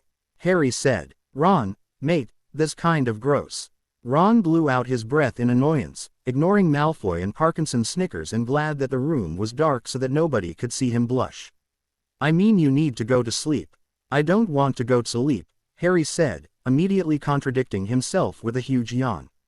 Am having too much fun. Ron, did you know Malfoy's a funny drunk? I would have thought. He'd be all moody and obnoxious. Thought you'd get all morose and weepy. Malfoy smirked, and for some reason Harry seemed to find it hilariously funny. Ron and Parkinson exchanged exasperated looks, though Parkinson also seemed to be trying to suppress a case of the giggles. Come on, you two, you've got to get to sleep, she said. Why? No please tomorrow. It's, what day? Sit tomorrow. Malfoy yawned too. Saturday. But I don't trust you to not get into more trouble if I leave you alone and still awake, and I don't intend to babysit you all night, Parkinson said firmly, hands on her hips. Now, go get ready for bed. Make me. Malfoy grinned up at her, but scrambled clumsily off the couch a moment later as she approached him with her hand held out. I didn't mean that, God, Pansy, why have got no sense of humor at all, Malfoy muttered, shying away from her. Come on, Potter, or she'll use the bonded touch of fire. You're really heartless, Pants, you know that. He heaved Harry up and steadied him as Harry swayed and looked a little green. Ooh, I think I'm gonna try and throw up on me and I'll hex your mouth shut, Malfoy said sharply. And it'll all come out your nose. Harry nodded and held his breath, obviously trying to keep down his dinner. Shish, you're all right, come on. Malfoy pulled Harry towards their washroom. It's a miracle, Parkinson commented quietly to Ron. I would have thought they'd both land at St. Mungo's permanent ninny ward after the first day. They seem to be doing all right, Ron said skeptically. Yeah, Parkinson sighed. God, poor Draco. Poor Harry's more like it, Ron said. Parkinson rolled her eyes. Fine, Weasley, I'm not going to argue with you over this at midnight on a Friday night. She went into the washroom, where Harry and Malfoy seemed to be having a bit of trouble finding their toothbrushes. Oh Merlin, you're hopeless, she huffed. Here, stand still. She waved her wand over them a few times. Teeth clean, faces scrubbed, what else do you do at night? Potion. Harry nodded at their cabinet. For him. He started to weave tiredly towards their bed. Where? Top-o-th. That's the one, Malfoy pointed. Open up, Parkinson said, giving Malfoy a spoonful of the potion. You take a patience potion, Draco. Look who I'm livin' with, Malfoy mumbled around the spoon. Could you survive with though, a potion's potions? Hey, good point, Parkinson said. All right, let's go. She shooed Malfoy over to the bed and Ron motioned for Harry to make room. Malfoy lay down, closing his eyes. Shoes off, Parkinson ordered. Go, way. Parkinson shrugged and headed towards the door. Wait, where are you going? Ron asked. Bed. We've done our part. They can pee out fully dressed if they want to. But aren't you nervous that they'll, hurt each other? They're drunk. They're almost asleep. I still don't trust him. He broke Harry's nose in the Great Hall. Parkinson pursed her lips. It probably escaped your notice that while Draco was breaking Potter's nose, Potter was busy shattering windows right over top of a bunch of first years. It's a miracle nobody got slashed to bits. And I don't know if you noticed, but Draco's also the one with the interesting patterning down his neck. I'd say he's got a lot more to be nervous about than Potter does. She smirked. Not that he seems to be complaining. Ron crossed his arms stubbornly and Parkinson shrugged. Fine, then, you stay till they're asleep. I'll come by in the morning with hangover potion. Fine. Ron settled himself on the sofa as she left the suite. Harry, you all right? He called out. Just fine, Harry answered from the bedroom. You don't have to stay. I'll just stay till you're asleep, he said evenly. Malfoy. Whatter? Harry's voice cut off abruptly. Shish. Giggle. Rustling. Ron frowned. What are you? Shish, I said, Malfoy hissed, so softly Ron could hardly hear him. Harry, you all right? Ron called out suspiciously. Why yeah, Ron, just fine. Harry's voice sounded a little breathless, shaky, as though trying to suppress either laughter or something else. Ron scowled. He wouldn't. That miserable ferret. He wouldn't actually be trying anything with Ron's best friend while Ron was in the next room, would he? Malfoy, what are you doing? Ron asked evenly. There was a small pause, then a lazy drawl came floating out of the bedroom. Well, Weaselby, I could tell you, but I'd much rather show why. Malfoy. Harry's voice interrupted him. Stop that. There was a small rustle. Ron's right outside. I didn't ask him to be here. He's being a friend. Being an interferon prat. There was a sound of somebody getting up. Where are you going? To talk to Ron. Short silence, then a small noise like bedsprings creaking. No, I'm not angry at you, just want to talk to Ron. Go to sleep. Another short silence. Well, it's not like anything could happen anyway. Malfoy, don't know about you, but this much drink puts me right out for anything. Yeah, all right. Malfoy seemed to roll over in bed. You're not angry at me, are you? No, just thinking it'd be nice to go to sleep at same time. 's fine, though. Goodnight, Weasel. He raised his voice slightly, and Ron forced out a civil goodnight as well. Harry came out of the bedroom, smiling a little fuzzily. Are you all right? Ron asked nervously, peering at him closely. He seemed okay, intoxicated and looking extremely tired, but okay. Yeah, fine, why? We've all been worried sick about you. Harry raised his eyebrows. Harry, last we saw, you two nearly killed each other, then we hear you're supposed to be alone together all the time for 4 days. Wouldn't you be worried? Fine. We're fine. It's a lot easier, being alone with them. Ron frowned, utterly baffled. So, what have you been doing? Harry's mouth quirked into a sheepish grin and Ron put up his hands hastily. No, scratch that, I really didn't mean to ask that. Really, please don't answer. Harry laughed. No, not that. I mean, not just that. I mean, no, we haven't, but, sort of, He cleared his throat. And also, just getting to know each other. He yawned. Ron, go home. I'm fine. I'm a bit nervous leaving you with him when you're both drunk. Harry chuckled, then shrugged. Fine, suit yourself. I'm going to bed. Thought you wanted to talk. Too drunk and tired to talk. Sorry, Ron, He turned back to the bedroom, slowly unbuttoning his shirt.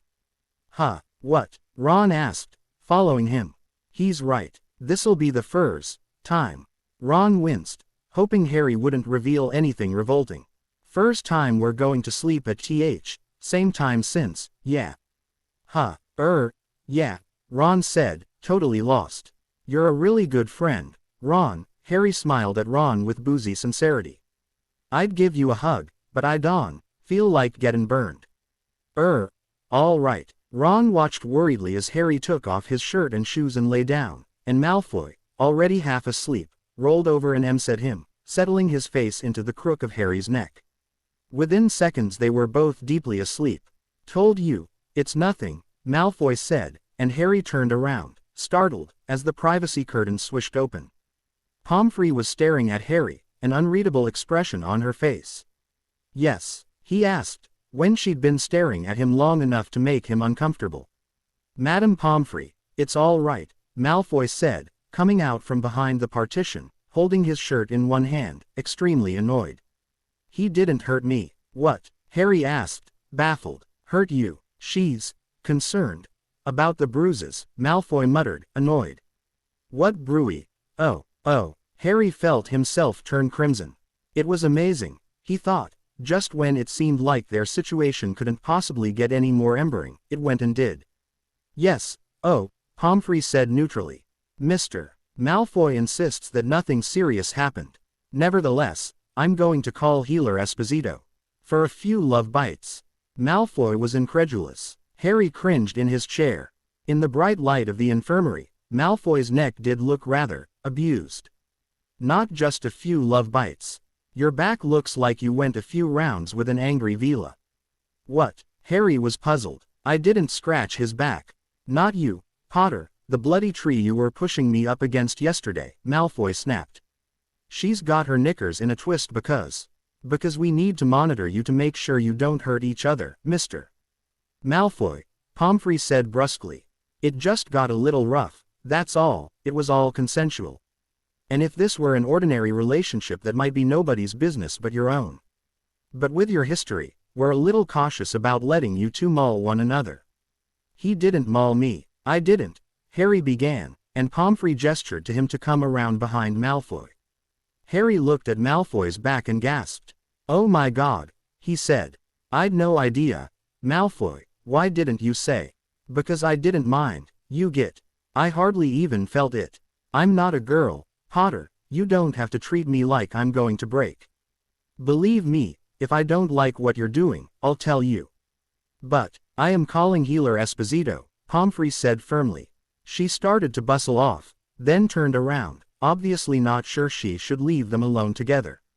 Oh, for God's sake, Malfoy snapped, we won't jump on each other in the time it takes you to contact the healer.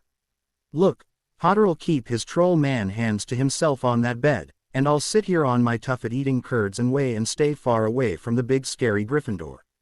Harry ducked his head, profoundly embered, as Pomfrey gave them another hard stare and went into her office. Merlin, this is ridiculous, Malfoy muttered. Harry chewed on his lip, wondering if it was actually possible to get sunburn from blushing too hard. Oh, bloody hell, Potter, you're not actually thinking. Yeah, you are. Malfoy threw his shirt back on and started to button up. You didn't hurt me, you silly git, he said, exasperated.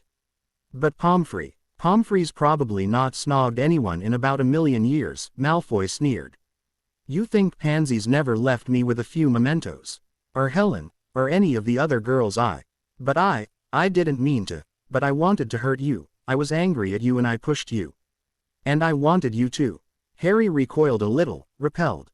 You mean, you're into that kind of, that kind of, what? Malfoy stared at him, puzzled. You mean, like, pain games. Harry dropped his eyes again and Malfoy laughed. You're unbelievable, Potter. This, he gestured at his neck and back, is not pain games. By any stretch of the imagination. This is just, not holding back, that's all. And we both needed that yesterday.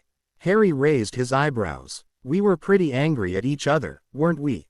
And instead of turning that into a full-blown fight and doing real damage, we had a fantastic almost shag and I ended up with some scratches that are making our elderly spinster of a school nurse a little nervous. Put like that, it didn't seem that bad. Harry breathed a little easier. She's not elderly, he pointed out fairly. Potter. Malfoy put his hand on Harry's leg. You didn't do anything wrong. Esposito'll probably laugh at Pomfrey for contacting her about it. I hope she doesn't crash, Harry said as he and Malfoy watched Healer Esposito flying towards them. Pomfrey had informed them that the healer would come to see them, but didn't want them to waste the day indoors waiting for her. They'd been told to go about their day as planned. Esposito would know where to meet them from the locating and monitoring charms embedded into the security portkeys they'd been given. And now here she was, a little past lunchtime, flying up to their lookout spot. Harry closed his textbook, nervous about the healer's visit and feeling more than a little discomfited by the fact that Pomfrey and Esposito seemed to feel he was a threat to Malfoy. It was a nasty crawling sensation, knowing that somebody thought him dangerous. And wondering if they were right. One of the worst feelings he knew, and one that kept coming up with him, it seemed. Like when he'd wondered if he was the heir of Slytherin, petrifying Muggle-borns left and right. Or when he'd blown up his aunt. Or when he'd been inside the mind of the S that almost killed Mr. Weasley. And now, wondering if he was a threat to the person he was bonded to, his tendency to violence now mixed with in a rather disturbing way. It didn't matter much right now that Malfoy, his supposed victim, seemed to see the whole thing as a joke. Considering the kind of behavior Malfoy and his family saw as acceptable, Harry was starting to find that Malfoy's casual acceptance of Harry's actions didn't mean much to him after all. Well, Healer Esposito said as she landed, that took me back a bit. She climbed off her broom, pink-cheeked. Every time I fly, I tell myself I need to do it more often. I used to fly every single day when I was a girl. 4 years as Seeker, back in my day. She smiled at Malfoy. And yes, back in my day, was a few years after the Dark Ages, Mr. Malfoy, she said good-humoredly. So this is where you've been spending your days. Yeah, mostly. Looks very nice. Good choice, boys. She dropped to the ground, motioning them to sit down as well. All right, I think it's time we discussed what's going on here, she began seriously. Malfoy cleared his throat as he sat down. I told Madame Pomfrey that. No, she waved impatiently. I don't mean the bruises and scratches, though she was quite right to contact me about it. And I would prefer that you don't repeat that kind of thing again anytime soon, out of concern for Madame Pomfrey's nerves, if nothing else. But that's not the main reason I came all the way out here. Then, what's the reason? Harry asked, cautiously relieved but still a little nervous. 2 reasons, actually. It seems that you are getting comfortable with each other, you ally. Yeah, excellent. Have you thought about actually having UAL intercourse? There was a rather strained silence, during which Harry found himself fascinated by a small ant crawling across his trainer, and Malfoy developed a mild obsession with one of his cuticles, before they both shrugged noncommittally. I'll take that as an enthusiastic yes, the healer said dryly. Well, that's wonderful and I wish you joy in the discovery of one another and all that, but in light of Madame Pomfrey's reports, I'm going to step in here a bit and do some intrusive interfering. All right, they nodded uncertainly. The first thing I'm concerned about is this exhaustion you both seem to get right after UAL activity. By your report, it happens every single time, and it's not getting better. I've had that kind of thing happen before, though, Malfoy began. Every single time, well, no, but I'm wondering if there's some sort of energy feedback going on. Because something seems to be, sort of draining both of you. What do you mean? You both look much more relaxed than you did a few days ago, but you also look rather tired. Harry looked at Malfoy, noticing that he did look slightly subdued. Slightly less poised, eyes not quite as keen as usual. He yawned, realizing that he was a bit tired himself. Well, that might be because, we're also, he broke off, Malfoy's eyes warning him not to say more. If you mean you're both hungover, no, that's not it. They started in surprise. Yes, we both figured that part out all on our own. Healers tend to notice these things, you know. But I'll wager you've already had hangover potion, and you said you had a good night's sleep last night, and yet you're still feeling as tired as you would near the end of the day.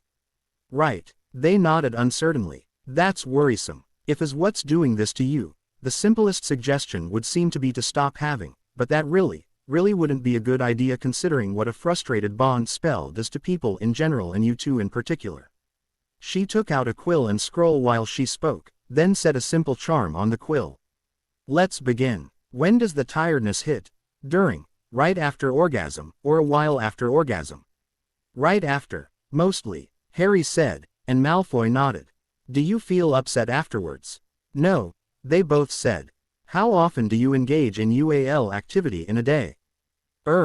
Uncertain glance between them, and Harry guessed, 4 or 5 times. As Malfoy said, 3 or 4, I think. Oh, to be young again, the healer sighed. 3 to 5 times, and I suppose it depends on what you classify as UAL activity, she commented, and went on to the next question. And the next, until Harry and Malfoy had both moved well beyond emberment and into tedium. They were both startled when she abruptly put away her quill and said, right. That's that, then. That's what? Malfoy asked. That's about all I can think to ask for my first concern. I'll have to prepare a report, though, and I'd like to do it while my mind is still fresh. Why don't you two go flying while I do that, and I'll call you back when I'm ready to discuss the other thing I came here for. What? I am going to put together a report, she said, taking out a different quill. If you don't wish to sit here watching me write, go fly. I've heard your Seekers games have become very popular. Popular? Harry frowned. Yes, a few students noticed yesterday that you were playing. 2 of them were in the hospital being treated for mandrake cry exposure when I went in this morning. They were discussing your games, taking bets on who would win the next match. You've got fans. Harry and Malfoy exchanged a surprised glance. They'd played quite a few times over the last 2 days, but not for anybody else's benefit. How flattering, yet unsettling, that they'd been noticed and watched by their fellow students. Go, play a few games. I'll whistle when I'm done, and then we can go on to the other reason I'm here. Which is? Malfoy asked. We're going to discuss the immediate future of your life in very, very intimate detail. Doesn't that sound like fun? What a bloody long day, Harry thought as he and Malfoy wearily entered their quarters that night. Between the sessions with Esposito, 2 sets of Seekers games, and the amount of reading they'd done, not to mention 2 furtive yet heated groping sessions at the edge of the Forbidden Forest, Harry felt like he'd single-handedly slain a couple of acromantulas. Potter, not on my desk, Malfoy said tiredly, and Harry picked up the robe he'd just dropped off of Malfoy's desk and DD'd it over his own. I take it we're asking the house elves to bring dinner here? Malfoy asked. Yeah, I can't do Hogsmeade, sorry, Harry said, going into their washroom. I'll go down to the kitchens, give me a minute. He closed the door, trying to figure out just how much of his fatigue could be explained away as the product of a busy day. Still wondering when he exited the washroom. He stopped, pleasantly surprised at the supper awaiting him in their sitting room. Oh, did you go to the... No, Dobby came in while you were in the washroom, Malfoy said, listlessly cutting into his mincemeat pie. Good. Harry sat, digging in, noticing that Malfoy's movements were slow, almost sluggish. You all right? Yeah, just tired. It's been a long day. Yeah, Harry chewed pensively. What do you think? I think I don't want to think about why I'm tired, Malfoy interrupted him tiredly, and Harry found himself wishing for his normal snapping sarcasm. This oddly subdued Malfoy was a little unsettling. Malfoy glanced up and took in Harry's worried gaze. I'd much rather think about the other subject we talked about with Esposito, he said, his mouth quirking slightly in amusement at Harry's automatic gulp. Could you believe that? Could you believe that? You mean, did I really discuss positions and spells and topping and bottoming with a witch old enough to be my grandmother? Malfoy smirked. I'd love to believe it was just a figment of my imagination, but then that would mean I came up with all of that on my own, and that's even more disturbing. Harry laughed. I didn't even know half of what she talked about was possible, he admitted. I kept wondering if she was making it up. You should have seen your face when she suggested we do it in the hospital the first time. You're entirely too gullible, Potter. Harry chuckled, picking at his food. It had been an interesting discussion, the bizarreness aside. Esposito had a way of making everything sound so matter-of-fact that it was hard to really remain fully mortified the entire way through. Her sense of humor helped too. And he supposed it was better to have too much information than too little, when it came to maintaining their precarious equilibrium through first-time UAL encounters. Malfoy idly speared a piece of mincemeat, chewing it pensively. You know, the tiredness. I thought you didn't want to talk about it. She said she'd be consulting experts at this kind of thing. But, I know, she's supposed to be the expert. Yeah, you heard her, though, Harry pointed out. She's the expert at bonding spells. Not at deliberately miscast spells. Yeah, they half-heartedly ate in silence. Which makes this totally different, doesn't it? Harry said finally. If that's what it is. Bad enough to think we were cursed by an amateur. The alternative, though, is that it was miscast on purpose. Harry paused. Why would anybody do that, though? And why to us? We don't know it was directed at us, Harry said. Just whoever happened to walk past that door arguing. There were only 7 of us there that day, and everybody got along except you and me. But, the announcement about that meeting was public knowledge. The new Quidditch regulation was front-page news on the Prophet. Everybody knew that all the captains and seekers were going to have to meet to discuss it with Madame Hooch. 7 of them at the meeting. Himself and Malfoy, there's both captains and seekers. The captains and seekers of Hufflepuff and Ravenclaw. Madame Hooch, and all, as Malfoy had said, got along reasonably well, except for the 2 of them, mostly because Malfoy couldn't be bothered to argue with anybody but Harry in that group. And they had been the only ones with fixed and pianate opinions on how the new regulation should be carried out at Hogwarts. The others at the meeting had been pretty blasé about the whole topic. Harry suddenly realized he had no idea what had been decided in the end. They'd gotten into an argument and started to walk out in the middle of the meeting, and the rest was history. And the CL room they'd used was in an almost completely unused section of the castle. It wouldn't have been difficult to rig the door just for them. You really think it was directed at us? Harry said skeptically. Why not? That's a little paranoid, don't you think? You're not paranoid if people really are out to get you, Potter. You of all people should know that. Who would have wanted to? We've both got enemies, but not the same ones. Who would want to take both of us down at the same time? I don't know, Malfoy sighed dispiritedly. They picked at their food a while longer until Malfoy finally set down his fork. I can't eat any more. I'm going to bed. Harry nodded, idly pushing his pie around his plate as Malfoy went to brush his teeth and get ready for bed. Potter, are you coming? Malfoy said quietly from their bedroom door. Harry looked up at him. Something indefinable glimmered in Malfoy's eyes behind his weariness. At once casual and hesitant. Almost vulnerable. Harry held Malfoy's gaze, thinking. Ever since their attraction had begun the second time, without discussing it they had stopped going to bed at the same time. Neither had wanted to lie chastely next to the other until sleep claimed them, or try to only go so far but no farther. So they'd taken turns. One of them would lie down while the other one studied, and the second would go to bed after the first was safely asleep. Except for the previous night, when they'd been much too drunk for much to happen between them, Malfoy's teasing of Ron aside. Tonight there was nothing else. Just them. No alcohol, no friends, no quick and easy excuse to avoid intimacy if they wanted to. And there was no reason to. Nobody would pressure him into anything he wasn't ready for. He'd finally accepted that. Not taking his eyes off Malfoy, Harry rose and joined him at their bedroom door, leaning in for a moment before Malfoy pushed him away and towards the washroom. He went in, letting the mechanical acts of his nighttime routine clear away worries about their bond, the tiredness the healer was worried about, the fact that they had one more day before returning to their regular lives with all the pressures of school and Slytherins and Snape and their own personalities. This wasn't the time to deal with any of that. Malfoy had already stripped down to t-shirt and pants by the time Harry was done, and was sitting on the bed waiting for him, silently watching Harry as he took off his own shirt and trousers. He reached out to Harry, taking his hand, lying back and pulling Harry down with him. This was so much more pleasant than talking and letting down emotional barriers, thought Harry as he leaned over Malfoy and their lips met. This kind of barrier was much easier to let down, and felt a lot better once it was gone. Harry closed his eyes as Malfoy mouthed along his jaw, smiling slightly as Malfoy whispered, "Don't worry, no teeth," before licking the edge of his ear and sending shivers running down Harry's back. He arched into Malfoy's touch, slipping his hands under Malfoy's t-shirt. Malfoy sat up long enough to wriggle out of his t-shirt altogether, and tugged at Harry's shirt too.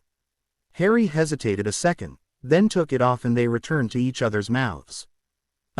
This was nice, Harry thought, turning over and pulling Malfoy with him, noting that although the last time he'd done this he'd become a little nervous at Malfoy looming over him, this time he was just fine with the whole idea.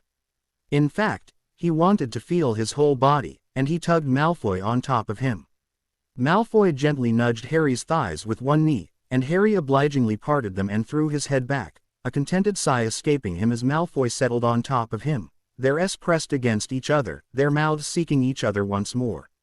"Oh, yeah, very nice." He moved his hips a little, craving more friction, more intense pressure, and felt Malfoy's breath catch.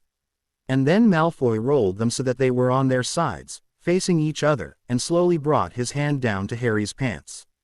Harry smiled, reaching for Malfoy as well, their hands slipping in past their waistbands, fingers running lightly up and down, teasing each other.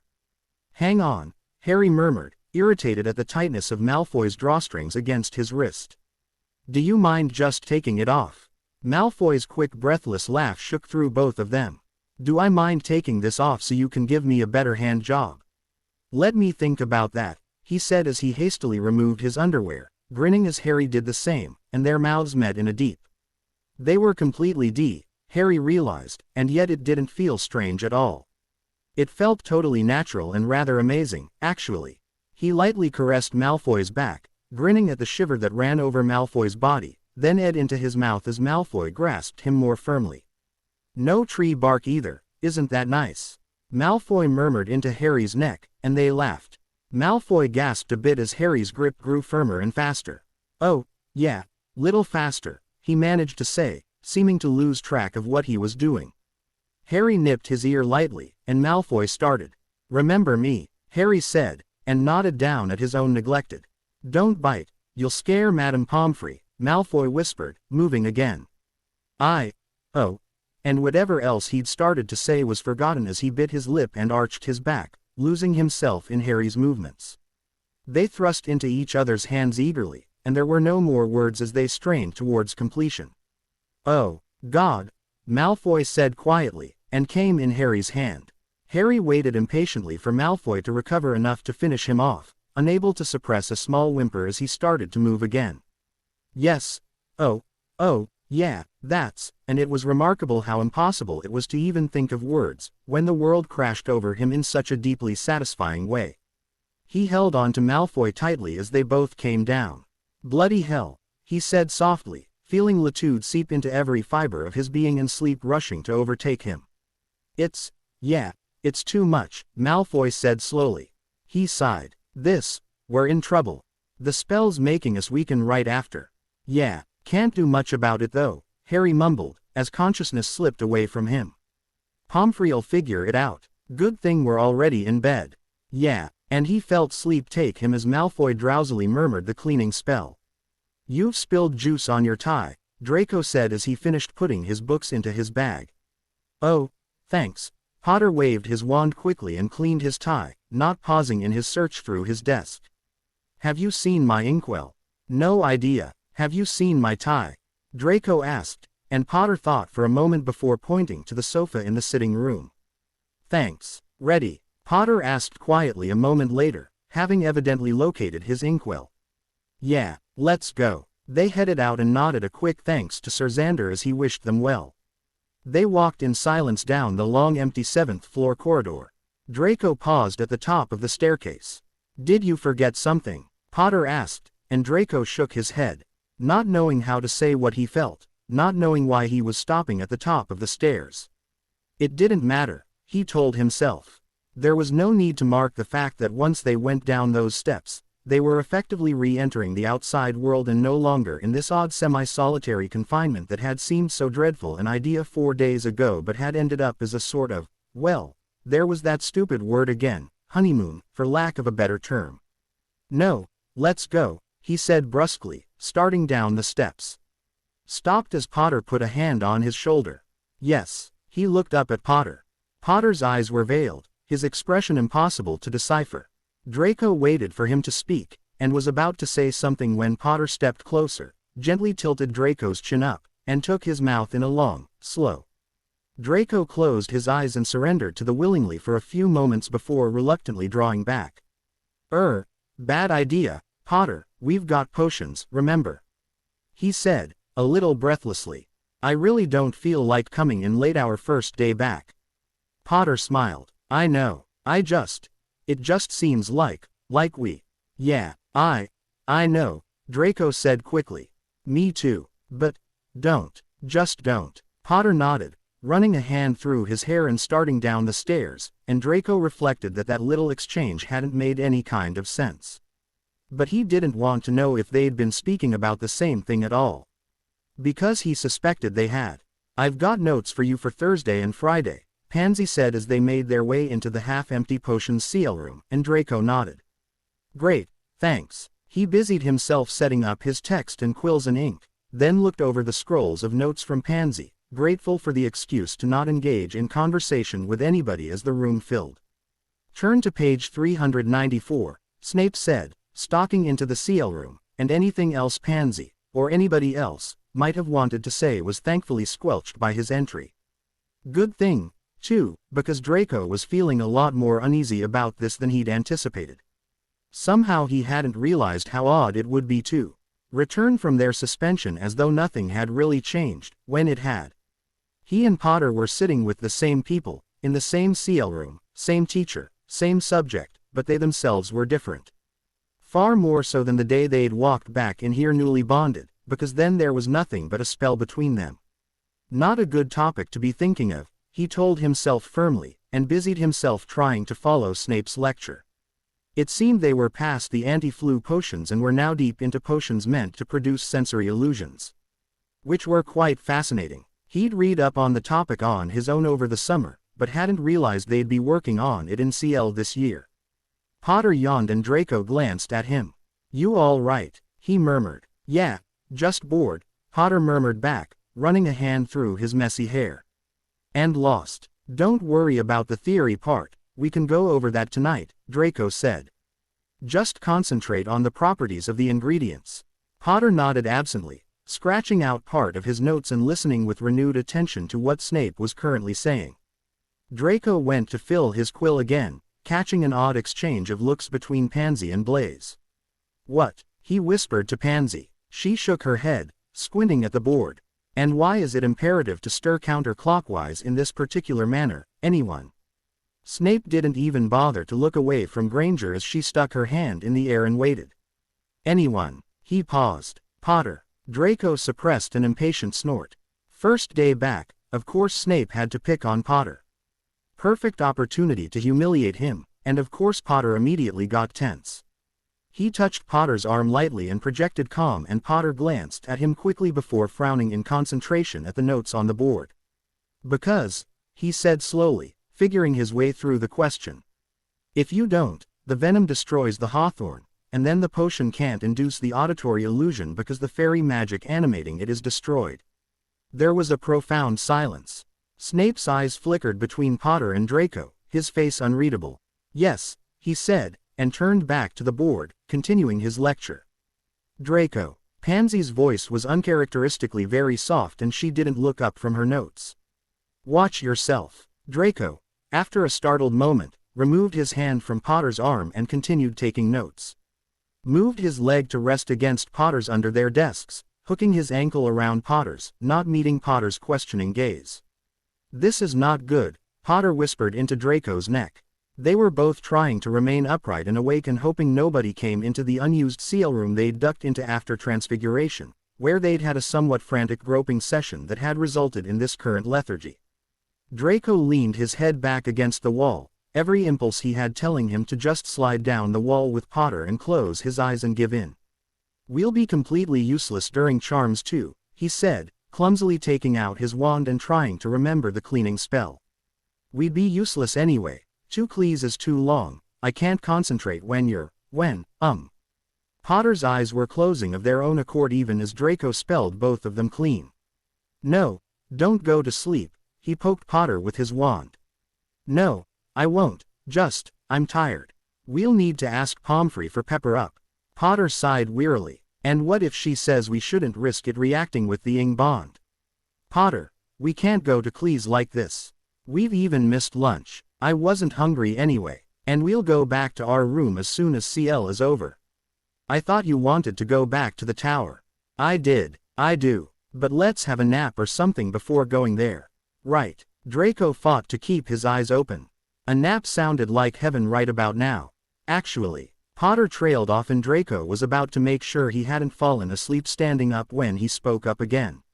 I think, he said slowly, I think we should go to Slytherin tonight.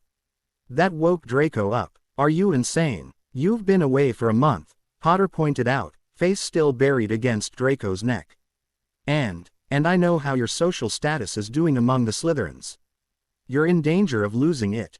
Draco leaned back again and closed his eyes. Yes, he was. He'd been away too long. He wasn't there to keep his place in the hierarchy, play the games, and now, getting along with Potter was the only way to survive this bond, but unless he did something to counterbalance it, his new and improved relationship with his spouse was going to sink him as far as his survival as a Slytherin player. And thereby weaken his family even more. Why do you care? What? Me losing face with the Slytherins, my family losing standing, that can only be good for what you're supposed to believe in. Just like that, there it was, the thing they really couldn't talk about. Potter bit his lip, straightening up, and refused to meet Draco's eyes. There was a very long, strained silence. It won't help me any if you get upset because your housemates start to shut you out, he finally said brusquely, then checked his watch. We've got to get to Charms. He slung his school bag over his shoulder and tugged Draco away from the wall. Draco wearily picked up his own school bag and headed for the door behind him. Gryffindor for break? Weasley asked, falling in with the students leaving arithmancy a few hours later. What? Potter blinked, fighting exhaustion. You've got a double break before astronomy. Are you coming to the common room? Oh, no. I think, Potter glanced at Draco. I think we're going to, go to our room. I'll see you at astronomy. Behind them, Theodore Nott smirked and walked a little closer to Draco. You little devil, you, he said, low enough for only Draco to hear him. Sneaking off to shag twice in one day. Your little holiday convinced him of your charms and now he's gagging for it all the time, is he? Draco almost stumbled as a totally unexpected surge of indignation shot through him. He bit his lip to keep from snapping at Nott, opting instead for what he hoped was a casual tone. We just have schoolwork to catch up on. Oh, is he still putting up a fight? Nott smiled nastily. Malfoy, do you have any idea how much money was riding on you deflowering Potter before coming back to Cleese? Blaze will shit. Nott. Maybe Draco's just exhausted him, Millicent said slyly as she and Pansy joined them. The group halted as a large group of first years filed past behind Madame Hooch. No need to ask where you put your bet, Bulstrode, Nott said, and Potter and his friends turned around curiously. Draco shook his head at Potter, motioning for him to turn around again and pay no attention to the Slytherins. Fine, let's see who's won, then. Nott took out his wand and pointed it at Potter. Virgo Aclaro, he said, and laughed as Potter's face lit up with a faint blue light. What are? Nott. Bloody hell. Potter and his friends spoke over each other. I told you, Bulstrode. Nott shook his head in mock sympathy. Potter's a stubborn little blighter. Harry lunged towards Nott and Draco grabbed and forcefully pulled him back, whipping around and glaring at Nott. Nott, what the is that? He demanded. Self-evident, I'd think. Virgo Aclaro. He pointed at Draco before Draco could duck, and Draco felt an odd tingling in the world around him turned faintly reddish. Pathetic baby blue for little s and nice earthy red for real men. The first years had all ped by but nobody was moving, the 7th year students standing gaping at Draco, Potter and Nott. Nott, Pansy snarled, you've got all the subtlety of a knee in the groin, which is what you're going to get if. Oh, you're right, and it's not sporting to single these two out. Why don't I just Nott quickly waved his wand in an expansive circle and muttered a few more words, ending in Virgo Aclaro, and laughed as the faces of all the students started to glow amid exclamations of dismay and anger. Draco quickly glanced around, curious despite his indignation. Interesting. Goyle, Millicent, Ernie Macmillan and, surprisingly, Parvati Patil, were all glowing blue. Nott, Pansy, Crabbe, Susan Bones, Padma Patil, Granger, Weasley and, inexplicably, Neville Longbottom, were glowing red. And Draco wasn't the only one checking everybody's faces. Nott. About 10 different voices spoke angrily and several wands came out to point at him. Finite incantatum, Nott said quickly. Everybody breathed a sigh of relief, and a few very curious looks went around the group. It did decide today's bet status though, didn't it? Draco took a deep breath, ready to tear a strip out of Nott, then felt Potter's hand on his shoulder and Potter hauling him back urgently. Don't, Potter whispered fiercely into his ear. Don't. Walk away, please. Just walk away. He swallowed, a million different thoughts and impulses flying through him. How dare Nott? What the hell business was it of his? What did it matter whether? Who the hell did he think he? And then Potter's words from a few hours ago echoed through him as well. And I know how your social status is doing among the Slytherins. You're in danger of losing it. He shook Potter's hand off and stepped away from him, and glared at Nott. Try that shit again, he said coldly, and I'll set a couple of revealing charms on you that you won't forget. There's a few things about third year I haven't forgotten yet, he said menacingly, and had the distinct satisfaction of seeing Nott blanch a little. He turned away from Nott and stalked off, Potter following close behind him. Malfoy, Potter said cautiously as they got to their floor. What, Malfoy? He's not worth it.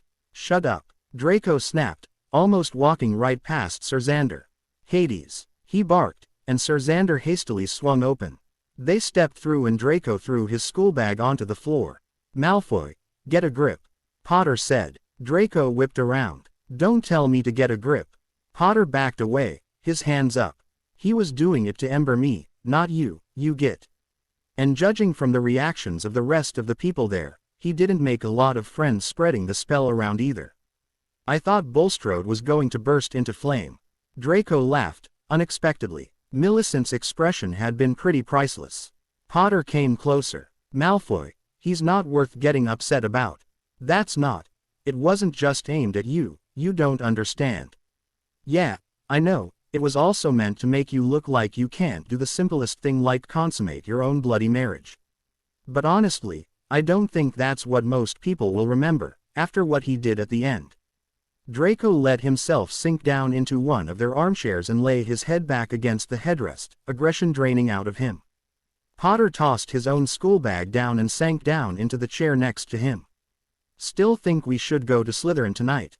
Draco asked dryly. Yeah, Draco turned to Potter incredulously. Fancy walking around with your face blue all the time, do you? Potter shrugged. I'm getting pretty thick-skinned about Slytherin mockery, for some reason. And what I said before still stands. Even more after Nott's performance, and you know it. He ran a hand through his hair. Now, are we here to talk about housing and Theodore Nott, or are we going to take advantage of our privacy? Because if so we may as well get on with it, or we'll be useless at astronomy. Draco laughed again, his mood inexplicably lifting, and then Potter was suddenly on his lap and latching onto his mouth. Potter, he managed breathlessly between s. You're all subtlety and romance today, aren't you? No time for either right now, Potter said tersely, and started unbuttoning Draco's clothing. Draco decided he had a point and hastened to help. You're going to Slytherin. Weasley repeated Potter's words at dinner time, as though he couldn't quite believe it. Yeah, Potter said nonchalantly. We'll probably be back in a few days, but it's only fair, he's been away from Slytherin for a long time. He didn't seem that broken up about it before, and I'm surprised he wants to go, after what happened with Nott today. Draco leaned forward so he could see Weasley around Potter. Weasley, I'm reading at the dinner table because none of you have anything remotely interesting to say, but I haven't actually done a silencing spell. Weasley started, and frowned at Harry. Did you know? What? Potter asked irritably. That he hadn't done the spell. I'm not his bloody keeper, Ron, he muttered, pushing his dinner around his plate some more. And he's being polite to you by letting you know he can hear you. You might want to say thank you. He put down his fork and rubbed his eyes. Weasley's eyebrows climbed a little higher and he exchanged a look with Granger, sitting across the table from them, but he cleared his throat and, with an air of humoring the slightly confused, leaned forward. Thanks, Malfoy. Harry, Granger said cautiously. Are you all right? What? Yeah, fine. Granger peered from Potter to Draco and back. You haven't eaten much. She hesitated. Either one of you. And you both look rather tired.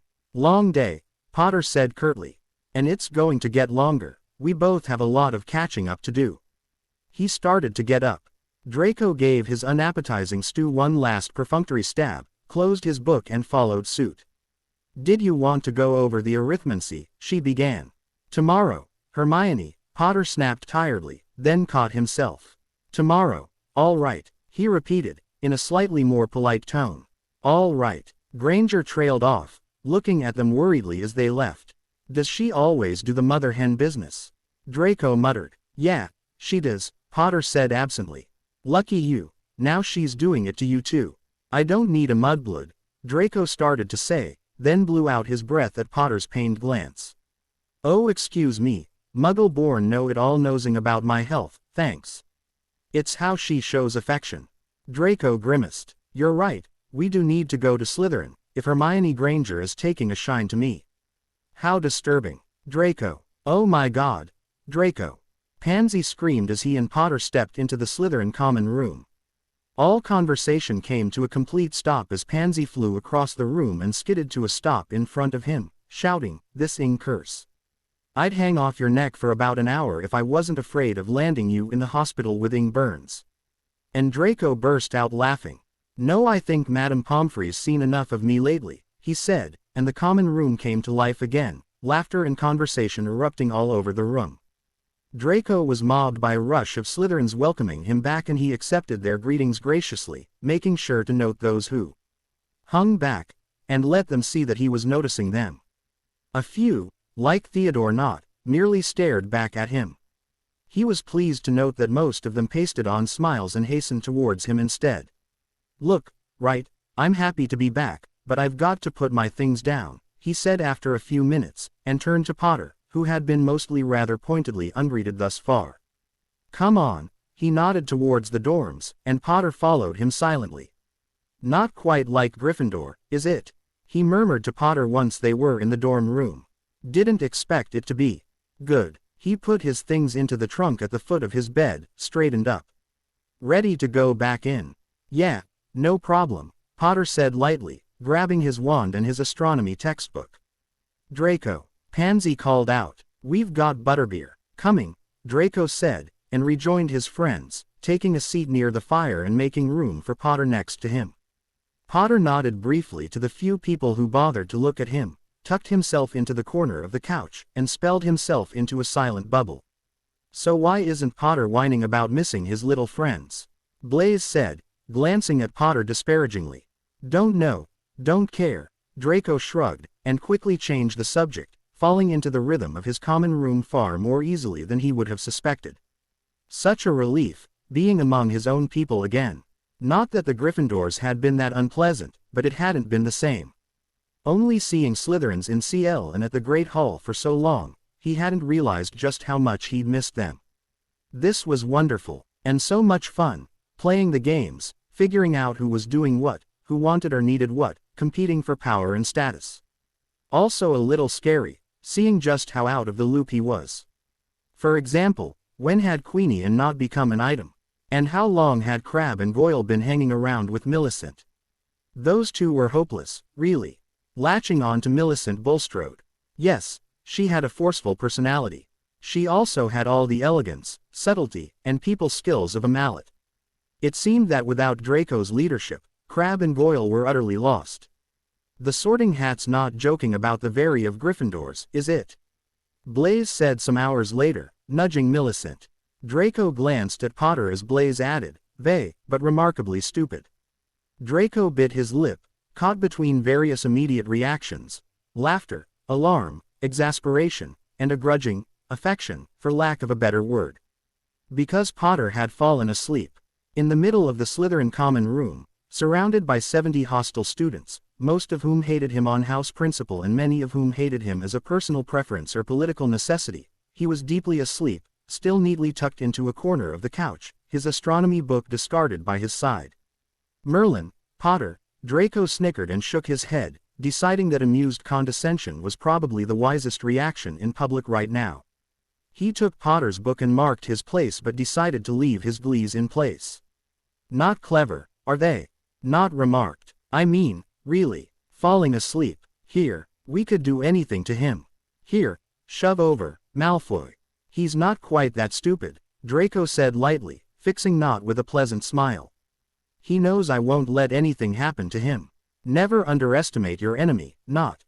There was a rather charged silence.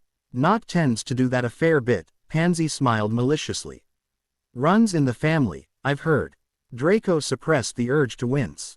None of them was above using whatever they could against each other, and this wasn't the first time Pansy had used Nott's unfortunate family circumstances to taunt Nott, but Pansy had no idea just how hurtful it was to be reminded that your father was in Azkaban. Thanking his stars that father wasn't there anymore, and that Pansy was on his side, he turned a bland face towards Nott, who had flushed and then gone white with fury. You all right, Nott?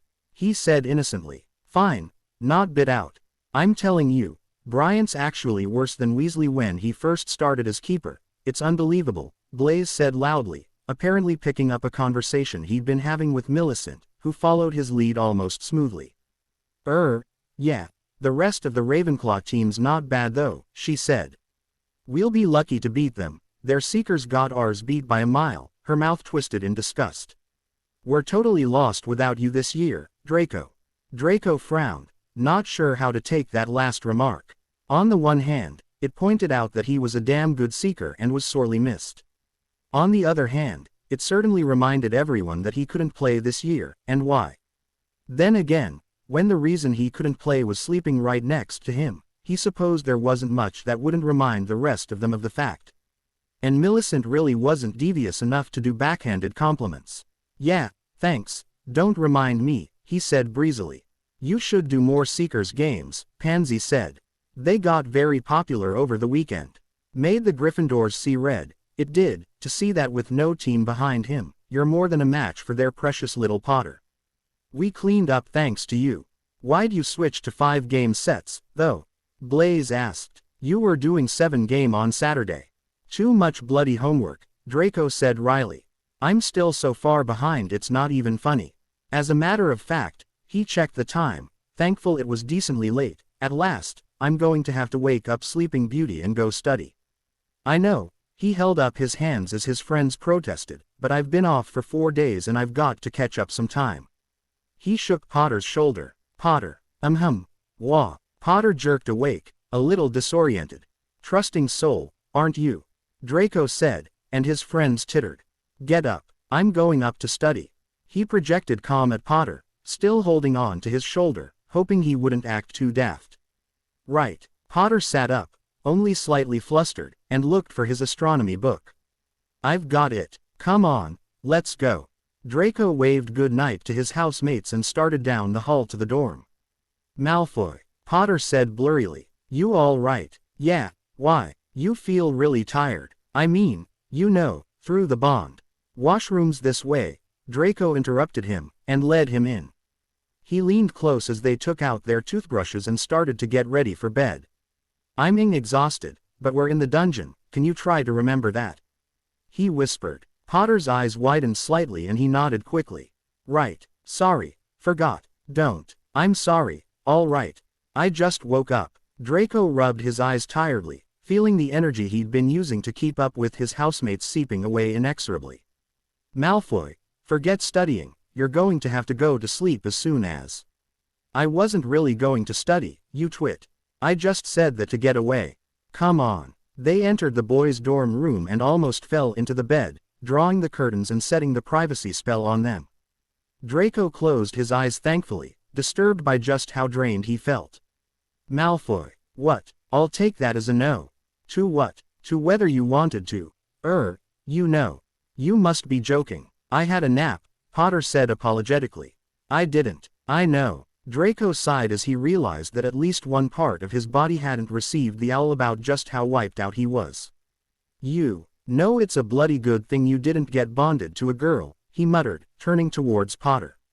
Whether you wanted to, you know, that's smashingly romantic. You're the one who made fun of marriage being romantic. Maybe you've corrupted me, he said, failing to suppress a yawn. And maybe you've corrupted me. Because right now I'd very much like a hand job, thanks, and I don't much care to butter you up in order to get it. Draco snickered, picked up his wand, and muttered a few spells at the curtains. What are you doing? You don't think I'll trust the flimsy standard privacy spell, do you? Now, about that hand job, he yawned hugely. You take my clothes off and I'll pay you back. Right, then. Potter hastily removed Draco's clothing as well as his own, with all the coy seductiveness that normally went into stripping for a medical examination, and immediately started ing and fondling Draco. Charming, Draco gasped as they stroked each other. You'd never know you glow blue under that stupid spell. He tossed his head back. Mind you, I'm not complaining. Not at all. You just didn't seem this efficient during our suspension. Potter gave a shaky laugh, and then a bright orange light and a muffled scream made them both jump. What the? Draco laughed. It's good to be home, he said fondly. What was that? Whoever has the words voyeur on his forehead tomorrow. That's who just tried to undo our privacy spell. Potter looked at him askance. How can you live with these people? They keep you on your toes, Draco said absently, pulling Potter close again. Potter, I don't much want to talk about them right now. No, neither do I, Potter said hastily, and they picked up where they'd left off and finished fairly quickly. Draco felt the now familiar flood of lethargy and was about to fall into it unprotesting when Potter cleared his throat. Oh, what now? Nothing. Potter was silent for a moment, then blurted out, Does it bother you, that we still haven't, that I still glow blue? Not right now, it doesn't, Draco yawned. He rolled over and took Potter into his arms, sleepily running a hand through Potter's messy hair. Really, Potter, can't we talk about this tomorrow? Yeah, Potter said, and pillowed his face on Draco's shoulder. Good night, Potter, Draco said, and gave into the darkness. Day 29, Tuesday. That's lovely, Blaise, Malfoy laughed the next day as he and Harry emerged from behind their curtain. Blaise threw him a dirty look as Crabbe and Goyle guffawed appreciatively. Very funny, Draco. Mind taking it off? Oh no, it looks dashing. Think of it as advertising. Exhibitionist girls are going to flock to you in droves. Malfoy and Harry headed for the washrooms and Blaise stood at the door to block them. Come on, Draco, please. You'd have done the same thing and you know it. Probably. Look, I'll do your transfiguration essay for you. Please. I could do that one in my sleep, Malfoy said, and Harry rolled his eyes as they fell into serious bargaining. Malfoy, he broke in, do you mind doing this in the washroom so we don't show up late to transfiguration? Yeah, all right, Malfoy said, and they drifted into the washroom, still talking. It was fascinating to watch the interactions here, Harry thought as he got ready for school while Malfoy and Blaise argued over how much Blaise was willing to pay for the removal of the voyeur mark. Everything was so calculated. Not a single move was made without weighing the social ramifications. No honest and spontaneous interactions among friends, like in Gryffindor. And Malfoy was completely in his element here. If Harry hadn't seen him with barriers lowered during their suspension, he would have sworn that this was the only way he could be. And if he hadn't had their bond to give him a clue as to Malfoy's true feelings, he would have sworn that whatever showed on his face was genuine. That his calm look of condescension towards Not this morning was for real, and didn't mask a fair bit of trepidation. That his smooth takeover of Goyle and Crabbe didn't carry with it grim determination to bring them to heel quickly and completely and publicly, to show the rest of the Slytherins that although Crabbe and Goyle might have drifted to Millicent Bulstrode's side during his absence, they were his minions and not hers. He would have even thought, without a bond, that when Harry's face turned blue again in the common room, that it really didn't bother Malfoy at all. That's a good color on you, Potter, he laughed. Goes well with your eyes. He glanced around the common room, where a dozen students of all ages were moving about getting ready for breakfast and commenting on Harry's glowing face, and cleared his throat, expecting, and getting the undivided attention of every student in the room. He looked around one more time and sighed with mock disappointment. Too bad. Not's nowhere to be found, so I suppose I can't pin this one on him. The others laughed appreciatively. Let's get one thing straight, shall we? He smiled sunnily at the room in general. Any time Potter gets that lovely tinge to him, I will personally Virgo Aclaro everyone within reach. So don't use the spell unless you don't mind announcing your UAL status, and that of all your friends, to the world. Are we clear? It really looked like he was merely amused and going along with the regular Slytherin power plays. Nobody else could tell that Malfoy was seething, and it wasn't all based on the damage to his reputation. A part of him was, as far as Harry could tell, genuinely angry at the thought of somebody trying to make Harry look like a fool. When had that happened? When had they become close enough that Malfoy would feel like that about Harry? Like Harry himself mattered, and not just because he reflected on Malfoy. For that matter, when had they become close enough that Malfoy would trust Harry with things he didn't tell his housemates? That Malfoy would consciously be different with Harry than with the outside world? When had they become a couple? Harry, Hermione murmured into Harry's ear during Gryffindor Herbology CL. Is he all right? Harry blearily turned towards Malfoy to find that he was asleep, his head pillowed on his arms, his quill about to drop from his lax fingers. Harry smiled tiredly, taking Malfoy's quill and placing it neatly into his inkwell. What's wrong with him? She murmured worriedly. He's just tired. Harry took a thick textbook from his school bag and carefully placed it under Malfoy's arms so that he wouldn't feel too uncomfortable when he awoke, and, without being conscious of it, stroked his hair off his forehead. He never falls asleep in CL, Hermione said. He's too tired. And so are you, she said accusingly. Harry, what's going on? Harry rubbed his eyes wearily. Harry, Ron whispered from the other side. What's wrong? Why do both of you look like you haven't had a good night's sleep in a long time? We're fine. Harry, look, I can't tell you, all right. Not without talking to him about it first. Why not? Married, remember, Harry snapped tiredly. I owe him a bit of discretion. He's not exactly your biggest fan. He probably wouldn't be terribly happy if I started telling you all about our private life. You're keeping secrets from us because of him, Hermione said slowly. No, it's not. That doesn't. Harry stopped. Yeah, I am. Ron and Hermione stared at him. Look, I'm the one who has to live with him. That's part of why we're away for 4 days, remember? So we could learn to live together without killing each other. And if that means I have to keep some things from you, that's the way it has to be. You're my best friends, but he's my spouse.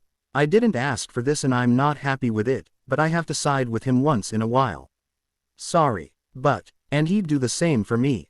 Somehow I doubt that, Harry, Ron said bluntly. You don't. If you mean things like casting that stupid spell on the whole room during arithmancy today when somebody did it to you, Hermione began. Yeah, things like that. And like not letting anybody do anything to me when I fell asleep in the Slytherin common room yesterday. You fell asleep in the Slytherin common room. Ron's eyebrows disappeared into his hairline. I was tired. But why? And why? You don't have to spend all your free time with him, Harry, Hermione said. Nobody's expecting you to. I'm not spending all my free time. We only ever see you in CL anymore, she said. You keep disappearing in between. You don't even have meals in the Great Hall since you came back. Everybody wants to know where you're disappearing to, Ron said. Our room, all right. We go to our room to, you know, because it's bloody impossible to concentrate if we don't all day long. And I really wish people would stop asking things like that like they have every right to meddle. He bit his tongue, hoping that hadn't come out too cross, but knowing it had. Harry, Malfoy stirred slightly, his brow furrowing, and Harry put a hand on his shoulder, resting his head on it, wishing he could go to sleep too.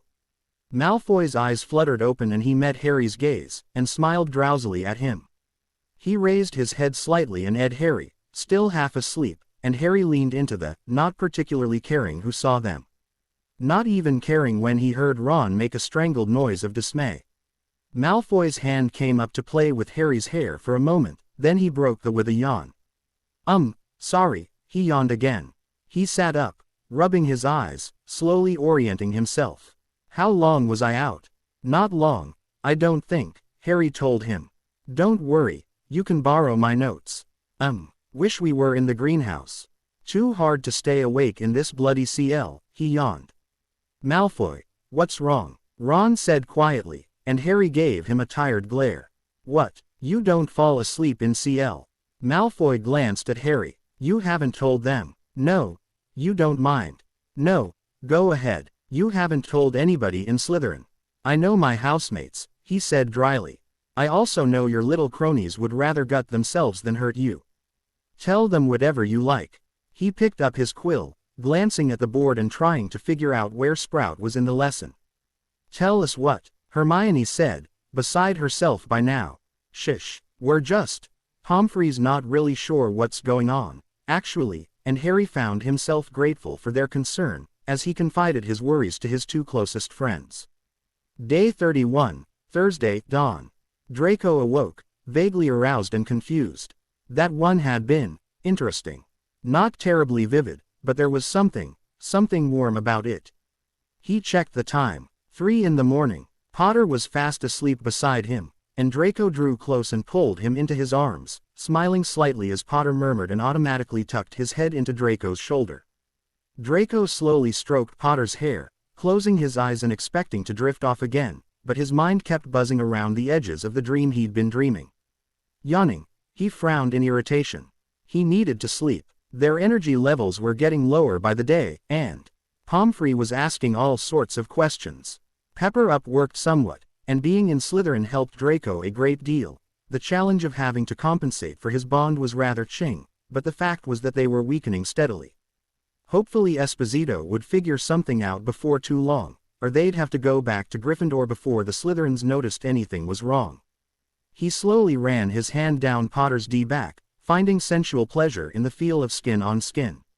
Moved his legs between Potter's, and felt a tug of arousal as his hip brushed against Potter's groin and touched something hard. Potter was dreaming again, apparently, and Draco needed to go back to sleep before he got too excited about it. He closed his eyes, popping them open again as Potter stirred against him and Ed. Potter awoke, startled to find himself said so firmly, and immediately started to rub himself against Draco. Draco chuckled. Randy bugger, aren't you? Merlin, Potter, it's 3 in the morning. My body doesn't know that. I was just dreaming it was early afternoon and you were doing, afternoon things. At the lookout point, Draco's pulse sped up a little. Potter, we've got to sleep. You know what'll help us sleep, Potter said, and ran a hand down to Draco's groin. Draco hastily grabbed at it. How on earth you can still glow blue is a mystery to me. I could explain it to you, but I'd much rather do something that'll make us both go back to sleep. Fine, Draco gave into Potter's logic. But hang on. He grabbed his wand off the night table and waved it over both of them, murmuring a quick spell. Only you would know a spell for getting rid of sleep mouth. Potter took advantage of the spell and Ed Draco thoroughly. What do muggles do about it? How would I know? Potter started to lick his way over to Draco's ear, and Draco sighed and reveled in the sensations, realizing that there really was no way he'd be able to go to sleep now without taking this to its logical conclusion. Or not, Potter was becoming very good at getting what he wanted from Draco. Which suited Draco just fine. Other than the whole energy drain thing, which really wasn't a problem when they had about 4 hours before they had to be awake and functional again. Draco closed his eyes, feeling his body responding to Potter, heat gathering under his skin. This was so good, so much nicer than hurried gropes in unused CL rooms or up against trees, in fact. Potter, stop. Draco drew back, placing a hand on Potter's. Potter groaned in frustration. What? I want to, I'd like to go back to our quarters. What? Why? Because I don't want to be worried that my roommates will interrupt us. It's 3 in the morning. I know, but if any of them put a spell to let them know when we... Malfoy, come on. I don't like to say this, but let's be realistic, this won't take long. And then we can. I want it to take a little longer. Why? God. Potter was thick sometimes. Draco took a deep breath. Potter, how many times are you going to be turned blue in CL before you get tired of it? I'm already tired of it, but, Potter broke off and Draco could almost see a little candle light up in his head. He slowly withdrew and sat up. Malfoy. You said you wouldn't pressure me. I'm not. I'm just suggesting. Look. Lumos, Draco said, and winced as their small curtained chamber lit up. He sat up and handed Potter his glees, and Potter put them on warily, squinting at Draco through the bright light. Malfoy. I'm not pressuring. But I'm ready, and I want you. I want you too, but you can talk, if you want. Potter blinked. Makes it a little different, does it? Yeah. Potter rubbed a hand through his hair nervously. But I've never. Neither have I. We'd be even. Malfoy. What if I hurt you?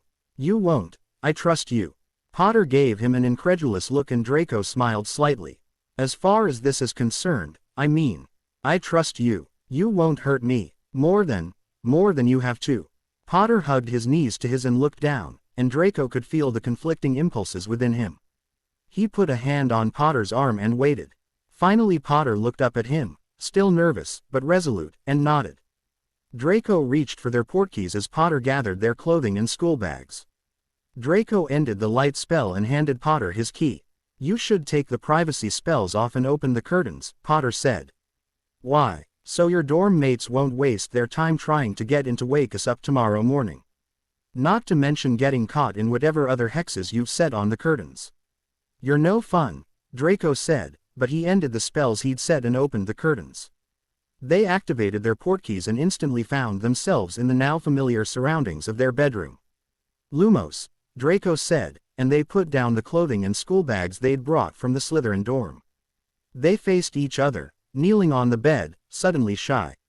You're sure about this? Potter asked softly, taking Draco's hand in his. Draco took a deep breath and nodded. Do you want to do the trance the healer suggested? Draco nodded again, and they both reached for their wands. They got closer and rested their foreheads against each other, closing their eyes. Draco cleared his mind, breathing in deeply, and began the incantation to tranquility the healer had taught them a few days before. Potter joined in, and soon their murmured words filled the air around them, an almost physical presence. Draco could feel serenity flowing into him, sounding like very gentle waves along a tranquil shoreline, leaving almost no room for extraneous thoughts or fears. They repeated the incantation, falling deeper into the trance, their breathing slowing down and their lips getting closer until they were whispering against each other's mouths, stopping to between words, entering a sort of flowing state of clarity and peace.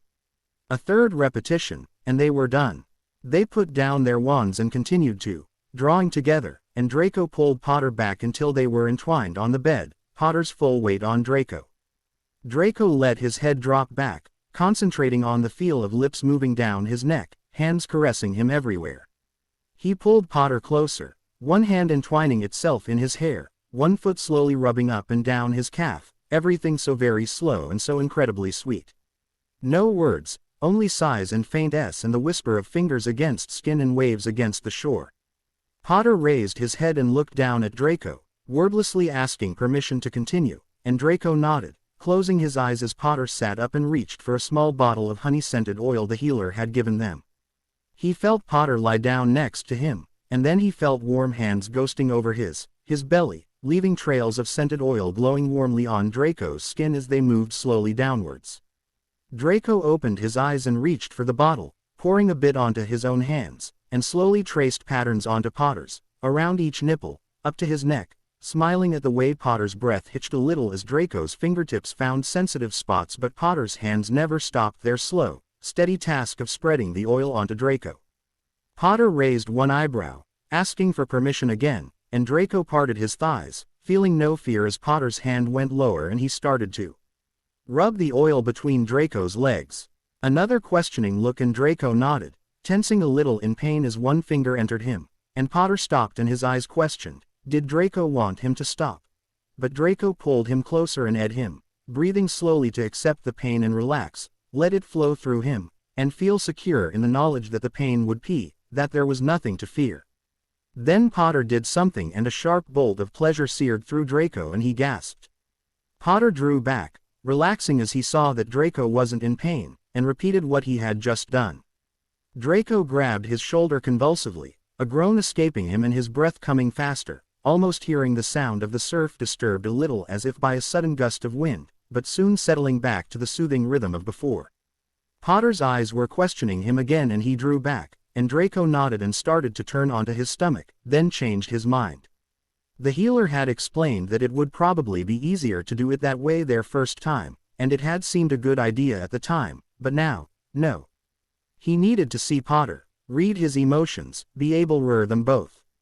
Potter frowned, puzzled, as Draco lay back again, drawing Potter back onto him and smoothing some of the oil onto him and smiling as Potter accepted the change and closed his eyes to concentrate on the sensations. Potter drew closer and their mouths met again, and Potter brought one hand up to caress Draco's cheek and temple, stroking his hair back from his face, using his other hand to slowly guide himself into Draco. Draco tensed as a sharper pain burned through him, and he hissed into Potter's neck, nails digging into Potter's shoulders but pushing himself forward, accepting him into his body. Potter held very still, his lips silently brushing against Draco's temple, and Draco could feel him sensing along Draco's own emotions to reassure himself that Draco was okay, that he just needed a bit of time to adjust. Draco took a deep breath, blew it out, and another, following the rhythm of the almost inaudible gentle waves, the pain lessening and starting to make way for a sense of peace and belonging. Which the healer had said was a natural reaction, and a good one. He sought out Potter's lips again, his legs coming up to Potter's hips, drawing Potter in further and gasping as the jolt of pleasure hit again, stronger this time and mingled with pain. Too strong. Shish. Potter soothed him, but Draco felt a sob rising in his despite the trance, despite everything they'd shared so far. It was too much, it wasn't in his control, it was an invasion and wrong and he couldn't take it. But Potter was still there and still holding him, still inside him, drawing him gently back into the trance, back into them, back into trust. Shish. Potter at his temple, took one hand in his, lacing their fingers together, still steady. Now gently rocking them together, the jolts more bearable, the soothing sound of the seashore gradually coming back. Coming back and then starting to grow louder as the sensations got more intense, but not so frightening this time. Draco opened his eyes to find Potter gazing at him, his entire being focused on keeping Draco from panicking. He smiled and brushed Potter's hair away from his forehead, tracing his scar and allowing their rocking to gather heat and intensity, hesitantly pulling Potter deeper into the trance, into trusting the trance to keep them safe as they started to lose themselves in the movement, the sound of the surf starting to grow until it felt like the shore during a storm, and then a thunderstorm, and they were starting to drown in it, be consumed by it, images that should have been terrifying but instead were exciting and exhilarating, although Draco was starting to sense that Potter was still steady, but in danger of getting overwhelmed by what he was experiencing. It was Potter's first time too, after all, and tranquility spell or no, he needed Draco's help as much as Draco needed his. And Draco at least knew a little bit of what Potter must be feeling right now, the dizzying novelty of being inside another person, the impossibility of being required to slow down and control something almost uncontrollable, the body's burning need to thrust hard and fast and come as soon as possible. The tranquility spell could help with some of that, but it wasn't enough. He ran a hand down Potter's, soothed him, gentled away the tremors shaking him as Potter bit his lip and concentrated on not going too fast, not hurting Draco, not ending this before Draco was ready. Except Draco was pretty sure he was ready. For just about anything. He pulled his legs closer, drawing Potter deeper inside, arching his back as exquisite sparks of lighting started to chase through him, urging Potter to follow his instincts and just let go. It was almost like they were trying to control the thunderstorm together, Draco thought as Potter shuddered and reached out with his mind, trying to make sure that Draco wanted him to move, that it was okay to let go, and then they were thrusting against each other and it was too hot to hang on to. They were getting burned, they were both going to burst into flame. Draco caught Potter's mouth with his own, and was unable to hold back a scream as the lightning seared down every nerve and his back arched off the bed and with a hoarse cry Potter pulsed inside him, lightning enveloping them and almost obliterating them both with its bright heat, for endless moments, until they were spent and bonelessly exhausted. And then it was over. Small fires still coursed through them, no longer overwhelming, almost soothing. Enveloping Draco in waves again, warm and safe and sweet. He slowly ran his hands over Potter, still on top of him and inside him and breathing softly into Draco's hair. And the sleep that came swelling towards him was comforting. He dropped into the darkness willingly. Harry watched the slow rise and fall of Malfoys and wondered if they were ever going to speak to each other again. He decided it didn't really matter. He'd drifted up from a deep sleep and lain in a half-awake state for what seemed like hours, thinking of nothing but the softness of the sheets and the warmth of the back of Malfoy's neck against his face as they lay spooned together, and the sense of honey, sweat, and Malfoy's hair. Smelled like jasmine, maybe. Some pleasant-smelling herb, anyway. Felt soft, too, and very fine. He'd blown on it gently, feeling it flutter against his lips, and sensed Malfoy slowly waking up but only opened his eyes when Malfoy turned onto his back. Malfoy had smiled sleepily and touched Harry's lips briefly with his fingers before sighing and closing his eyes again, one hand resting on Harry's thigh, fingertips absently moving in small slow patterns over his skin. It was still early enough for them to make it to breakfast if they hurried. But Harry knew he didn't have the energy to get out of bed at all right now, let alone walk all the way to the Great Hall. He wasn't hungry either, and apparently, neither was Malfoy. So they lay next to each other, unmoving except for Malfoy's fingers, their breathing the only sound in the room. A long time later, Harry glanced at the clock again. They had missed breakfast, and if they didn't get out of bed in the next 10 minutes, they might not make it to Transfiguration on time. He sighed and slowly sat up, and Malfoy rubbed a hand over his face and took a deep breath, gathering his strength. Slowly sat up, and winced slightly. Harry touched his shoulder, raising his eyebrows, and Malfoy gave him a small smile and shook his head, dismissing Harry's concern as he slowly stretched and got out of bed. Harry frowned as he watched Malfoy getting dressed and ready to go. Malfoy moved like he had to push himself to not just lie back down and go back to sleep. And, judging from his slightly worried frowns at Harry every so often, Harry probably looked pretty similar. Transfiguration. That was the only thing that mattered. Getting to the CL, and getting there on time. Not because they were afraid of losing points or getting another detention, but because the alternative was just lying down and giving in to their exhaustion. McGonagall looked up at the slight murmur that ran around the CL room as they walked in, and immediately beckoned them over to her desk. Harry frowned in puzzlement. They weren't late. They'd barely made it, but they weren't late. Potter, Malfoy, Madame Pomfrey would like you two to go to the hospital. There are 2 Aurors that would like to talk to you. Aurors, Malfoy repeated, and Harry realized that was the first thing either of them had said all morning. Why, I don't know, Mr. Malfoy. Now, run along and don't keep them waiting, they've been here since breakfast. Aurors, Harry said as they wearily trudged over to the hospital wing. What for? Madame Panter already talked to us about where the curse was set and what was going on when we walked through it. What else would they want to know? Maybe get more details of the tiredness and all that, Malfoy said, rubbing his eyes. Now that they're worried about this being something designed to hurt us. Malfoy, are you all right? What? Yeah, why? You look terrible. Might not have had enough sleep last night. Malfoy sounded like he was going for dry humor but not quite making it. That's not it. I get the feeling we're about to talk about this quite a bit with the Aurors, Potter. Can we save it for when we absolutely have to? Fair enough, Harry said glumly. Looked up, a little startled, as Malfoy's hand brushed against the back of his. Yes, Malfoy had stopped and was looking at the floor, a little nervous. Are you all right? What? With what happened last night? Harry found himself unexpectedly unable to suppress a wide grin, even through his weariness. Absolutely. Malfoy's answering grin was all the reassurance Harry needed, and they stood there for a moment smiling at each other before looking away. Harry could feel about a dozen different emotions running through both of them, not one of them bad or unpleasant. Happiness, and surprise at that happiness. Cautious affection. A sort of shyness too, because this was all rather new to both of them. None of which needed analysis or deeper thought. This isn't about thinking, it's about feeling, Malfoy had said a while ago, and he'd been right.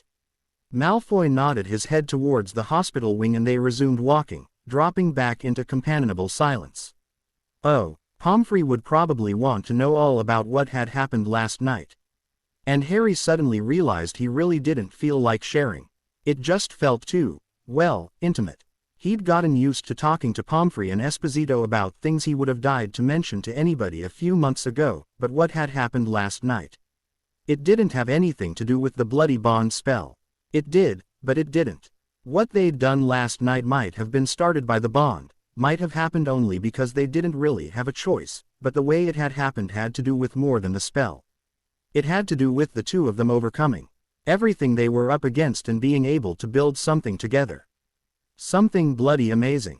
Because he doubted he'd ever forget his first time, as long as he lived, and if the emotions coming off Malfoy through the bond were anything to judge by, he doubted Malfoy would ever forget it either.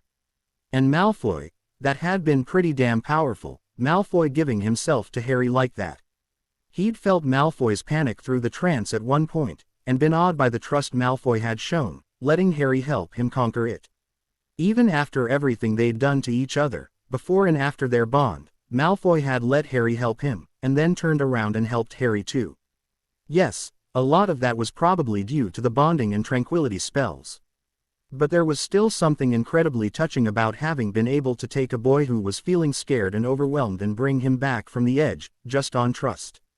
And then this morning, when they'd been next to each other without needing words, without needing anything to feel comfortable in. Bloody hell, he thought, drawing himself up short.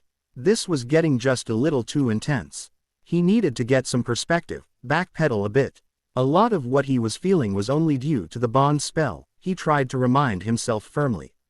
Just a spell. The feelings of trust and tenderness and togetherness. Yes, they felt wonderful and genuine, but they didn't necessarily mean anything. He and Malfoy might be spouses, but they were not really friends, not really lovers. All of this could very well wear off eventually. It could, but in the meantime, it felt unbelievable. Oh, God, and now they were supposed to talk to Pomfrey about it. That would be sure to bring them both back to Earth with a resounding thud. He thought resentfully that it was bad enough to be going through this involuntarily. Did it also have to be under a magnifying GL? Because he'd really much rather remember his first time because it had been unexpectedly brilliant, rather than because he'd had to rehash every minute detail ad nauseum with the school nurse. Maybe Pomfrey wouldn't think to ask. Maybe they'd be too busy talking to the Aurors about their fatigue today, and last night wouldn't come up.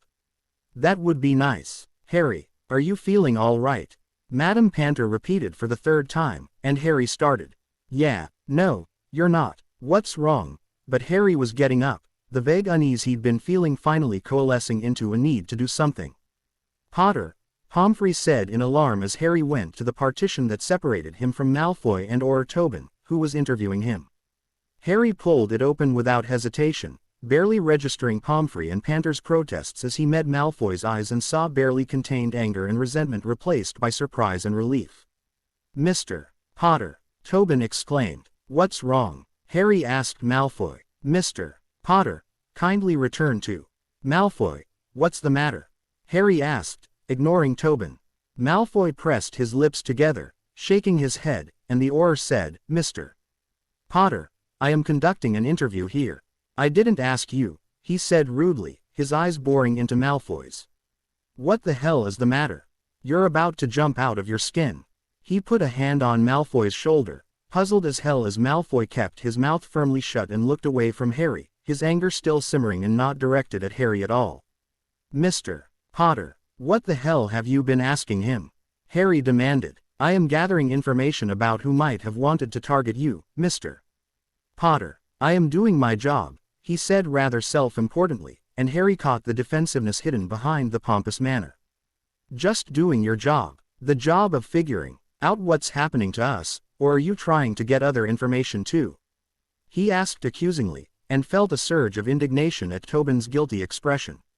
You bastard, you're supposed to be helping us, not interrogating him about.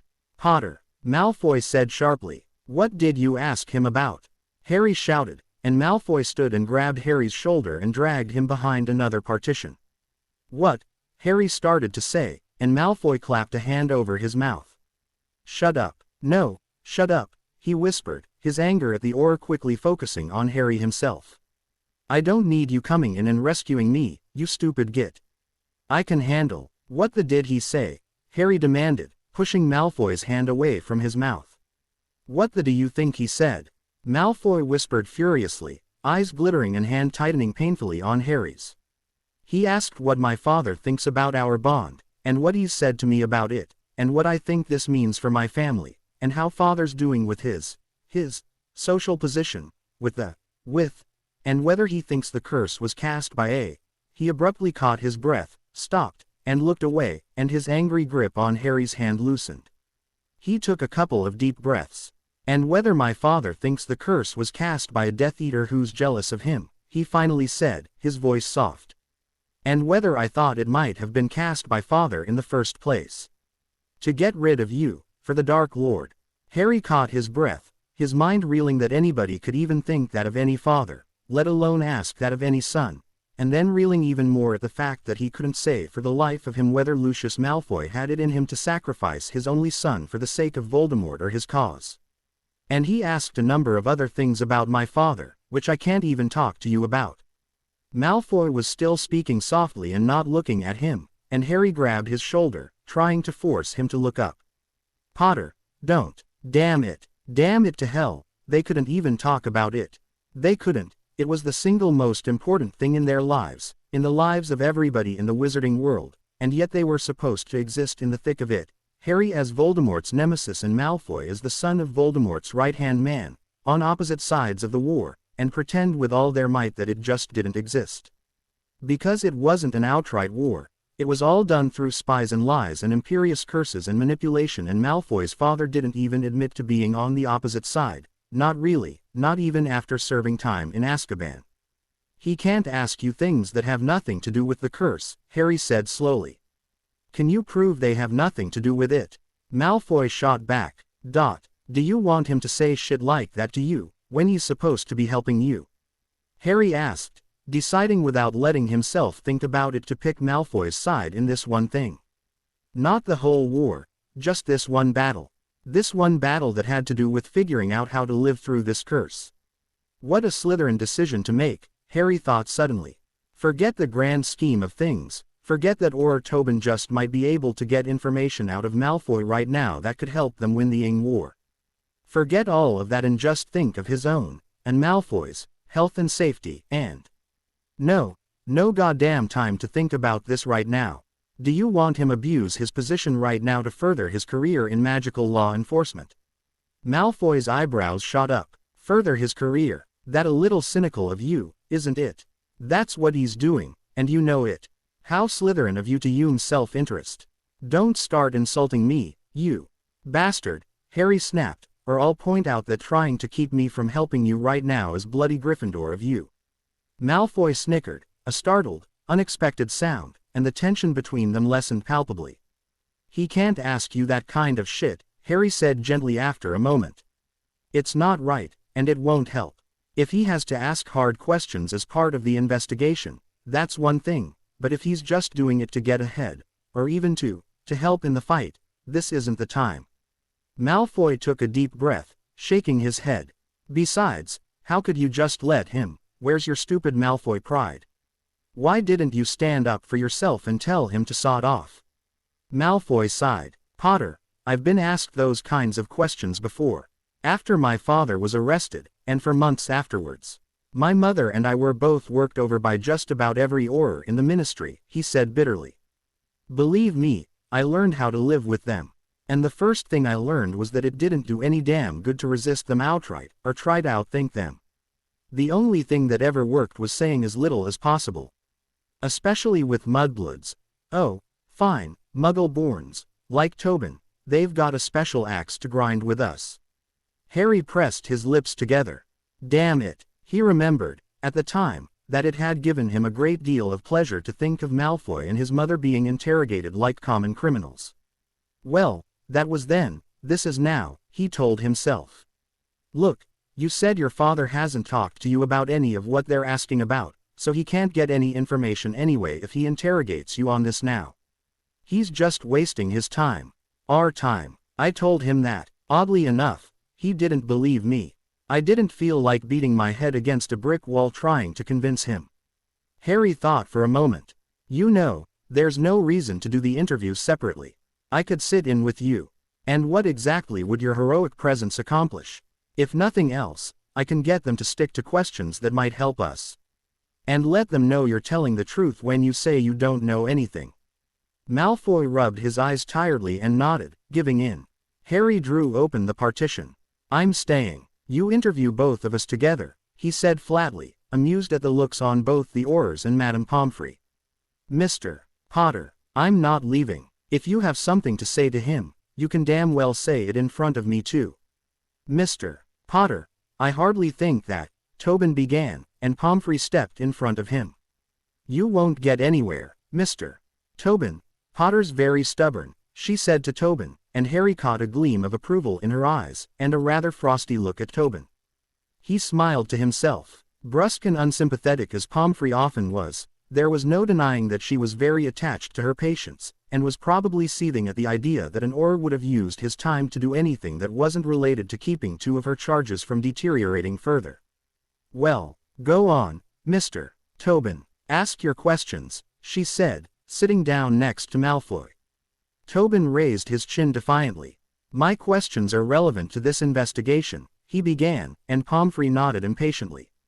Yes, I'm sure.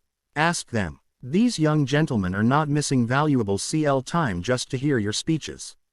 Tobin hesitated. What was the last question he asked? Pomfrey asked Malfoy. "He asked if I thought my father's political views might have led him to put me in danger by binding me to Potter with a deliberately miscast curse," he said evenly. Before that he had asked a lot of questions about my father's political beliefs and connections. "What?" Pomfrey and Panter both looked at Tobin in disbelief. Those were legitimate questions. This boy's father supports the very people who have been trying to kill Mr. Potter for years. Considering his political beliefs, it makes sense too. "My father's beliefs are not against the law," Malfoy said angrily. "His actions have been. You may have heard that he paid for them. If you call that payment. He was in Azkaban for 10 months, Malfoy interrupted heatedly, and Harry put a hand on his arm, calming him down. "Yes, for breaking and entering into the ministry, but he was also charged with murder. And because he struck deals with various people in high places, he was released. That's hardly what I'd call payment. He is also a known Muggle hater and, as I pointed out, his beliefs are not against the law." Malfoy's lip curled into a sneer and he glared at Tobin in distaste.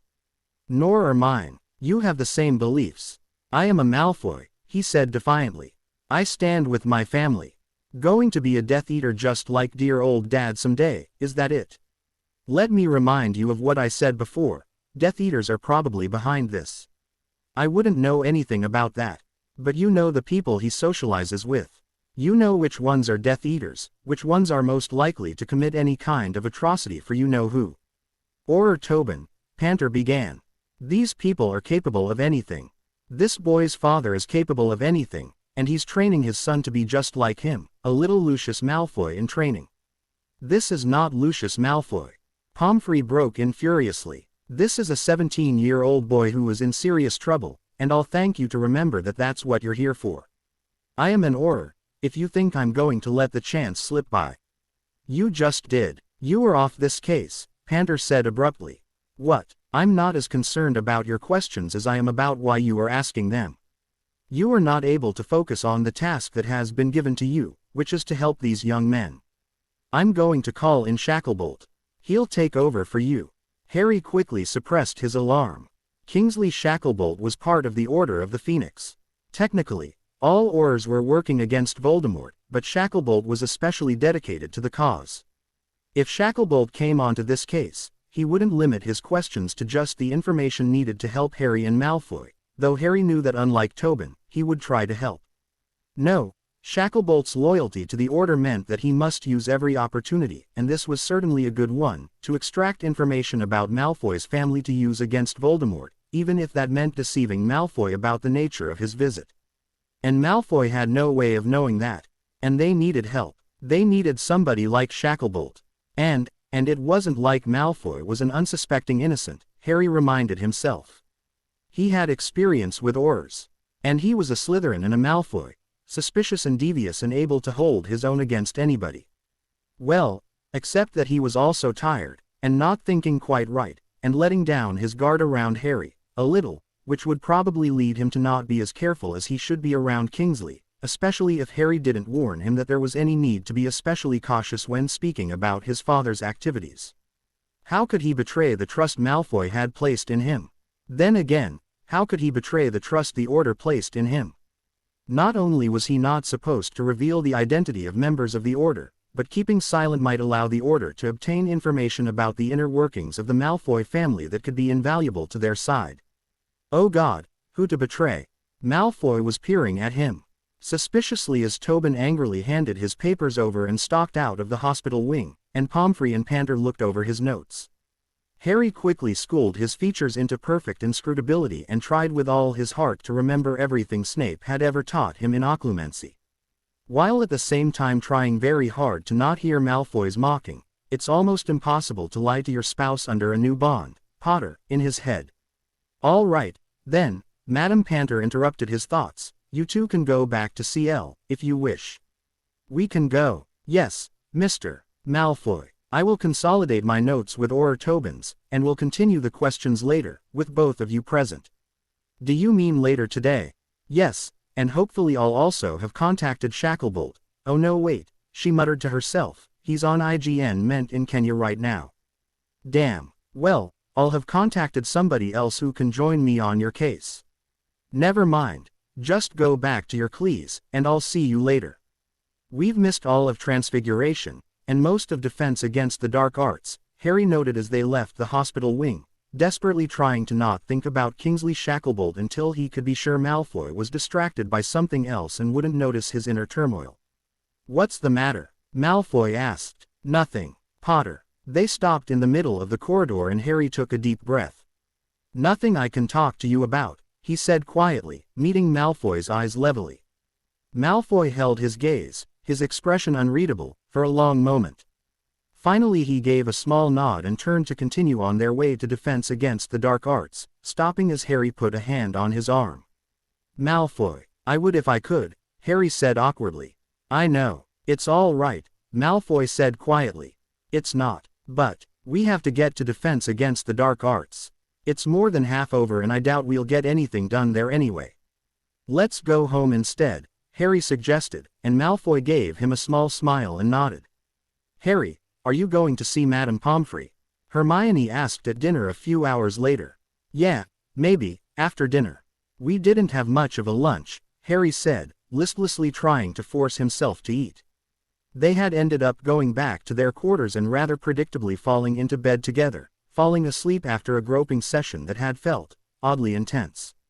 Like they were both trying to use touch to bridge the distance that they were forced to maintain over so many important parts of their lives. Or maybe just trying to forget that distance in the easiest way they knew. They had slept through lunch and charms and had been woken up by Panter, who had a new batch of questions that had caused them to miss arithmancy and runes and barely make it to herbology at the end of the day. "You missed breakfast too," Hermione pointed out. "Does she know that you're not eating?" "He's just not hungry, Granger," Malfoy said quietly. "Stop bothering him." Hermione's mouth dropped open at the almost civil tone with which Malfoy had just addressed her. "He's a big boy. He knows enough to go see Madame Pomfrey if he needs to. Now either talk about something else or leave him alone." He went back to pushing his meal around the plate. Harry brushed his hair out of his eyes and tried to concentrate on the meal before him and not the deep desire to just go back to their room and sleep. "Ian ball on Saturday, Harry." Malfoy elbowed Harry and indicated that somebody had just spoken to him. "Sorry, what?" Harry focused on Seamus. "I asked if you're going to the Halloween ball." "No, at least, I don't think." He glanced at Malfoy, still listlessly forcing down food next to him.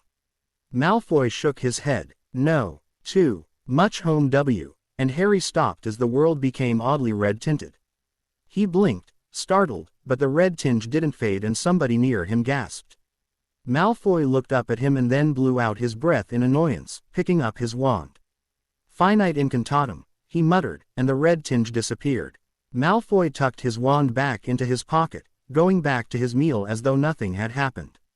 As though the Great Hall hadn't just erupted in a barely contained frisson of excitement, with cheers and groans breaking out from parts of the Slytherin table and some of the Ravenclaw table, and a low buzz from the head table as the teachers evidently tried to decide whether to wade in and demand that the students cease and desist their bet-settling activities or just ignore the whole unseemly event. Harry closed his eyes and rubbed the bridge of his nose, deeply appreciating the silence at the Gryffindor table. Wonderful. Good old Virgo Aclaro. It was too bad it had been cast at dinner time, but as they'd missed all their pleas with the Slytherins today, he supposed he should have expected it to happen eventually. Especially since the Slytherins had probably wondered why they'd started last night at the dungeon but gone to their own quarters in the middle of the night. Well, at least that was the very last time it would ever be used on him. Harry, Hermione finally said hesitantly, Are you all right? Yeah. He stabbed at his meal, wondering why he couldn't muster up a sense of indignation or anything more intense than mild annoyance. Yeah, fine. Hermione stared at Malfoy suspiciously, almost accusingly. Malfoy looked up and met her glare, and glanced around at the semi-hostile silent Gryffindor faces around him. Went back to his meal, not bothering to respond. Harry cleared his throat. I'm fine. Just wishing this wasn't the subject of discussion for the entire school in the middle of dinner. And probably on the front page of the Prophet by tomorrow morning. He took a deep breath. And stop looking at Malfoy like he's done something wrong, he said to the table in general. Malfoy looked up at him, startled, and Harry decided he'd had enough. He leaned closer and spoke into Malfoy's ear. Come on, let's go. Malfoy nodded and put down his fork, and they both pushed back, leaving the Great Hall without another word. I'm sorry about that, Harry said once they were in the corridor. Not your fault. No, but, Potter, don't worry about it. They silently made their way to their quarters, and for once Malfoy didn't protest when Harry dropped everything on the floor as they entered. He dropped everything too and turned, taking Harry into his arms and resting his head against Harry's shoulder. Are you all right? Harry asked. There was a long silence. No, I'm well not, and you know it. And neither are you. Harry shook his head, pulling him to their couch and drawing them down onto it, exhaustion making them clumsy and careless. Potter, I don't want to talk about this. No, Harry said, and drew him closer, ing him. God, no, I don't want to. Malfoy said hopelessly, but met Harry's lips with his own, hands coming up to undo Harry's tie. I don't either, but, Harry answered tiredly, desire fighting exhaustion, his own hands sluggish as they undid Malfoy's shirt buttons, pushed his shirt off his shoulders. Don't have much of a choice, though, do we? Malfoy said grimly, gasping a little as Harry's fingers found their way into his trousers. They'll figure out what's wrong, Harry murmured. They will. We'll be all right. It's probably just what Pomfrey said today. We just have to stop all other spells and potions, see if that helps. It won't. It won't help. Here, no, I'm not doing this on the sofa, let's go to bed. We're going to pee out as soon as we're done. You know it, I don't want to fall asleep here. And they stumbled to their bedroom, collapsing onto the bed and managing to get each other's clothing off on the way, and Malfoy reached for the small jar of oil they'd used the night before. No, I can't, Harry began. You bloody well can, you did it last night. That was with a trance and I don't want to hurt you. You won't hurt me, you idiot. Potter, I don't have time to argue with you. We're both exhausted. Pomfrey and the healer haven't a clue what to do for us and look more worried than they have any right to be. I've got orders suspecting my own father decided to sacrifice me to the Dark Lord, and people are celebrating in Slytherin House right now because you nailed me last night, and I'm so bloody exhausted I'd like to just sleep for a week, except I'm so hard I know I won't be able to. And I'd really appreciate it if you would just me through the mattress so we can both pee out for a few hours until I can face my housemates and accept their congratulations without killing them. All right, Harry chuckled despite himself. But aren't you sore from last night? A little. Who gives a damn? Not me. Now are we going to do this or not? Harry took his mouth in a long, wishing they weren't so tired, wishing he wasn't feeling so hopeless, wishing he could even muster up a bit of decent fear over their situation.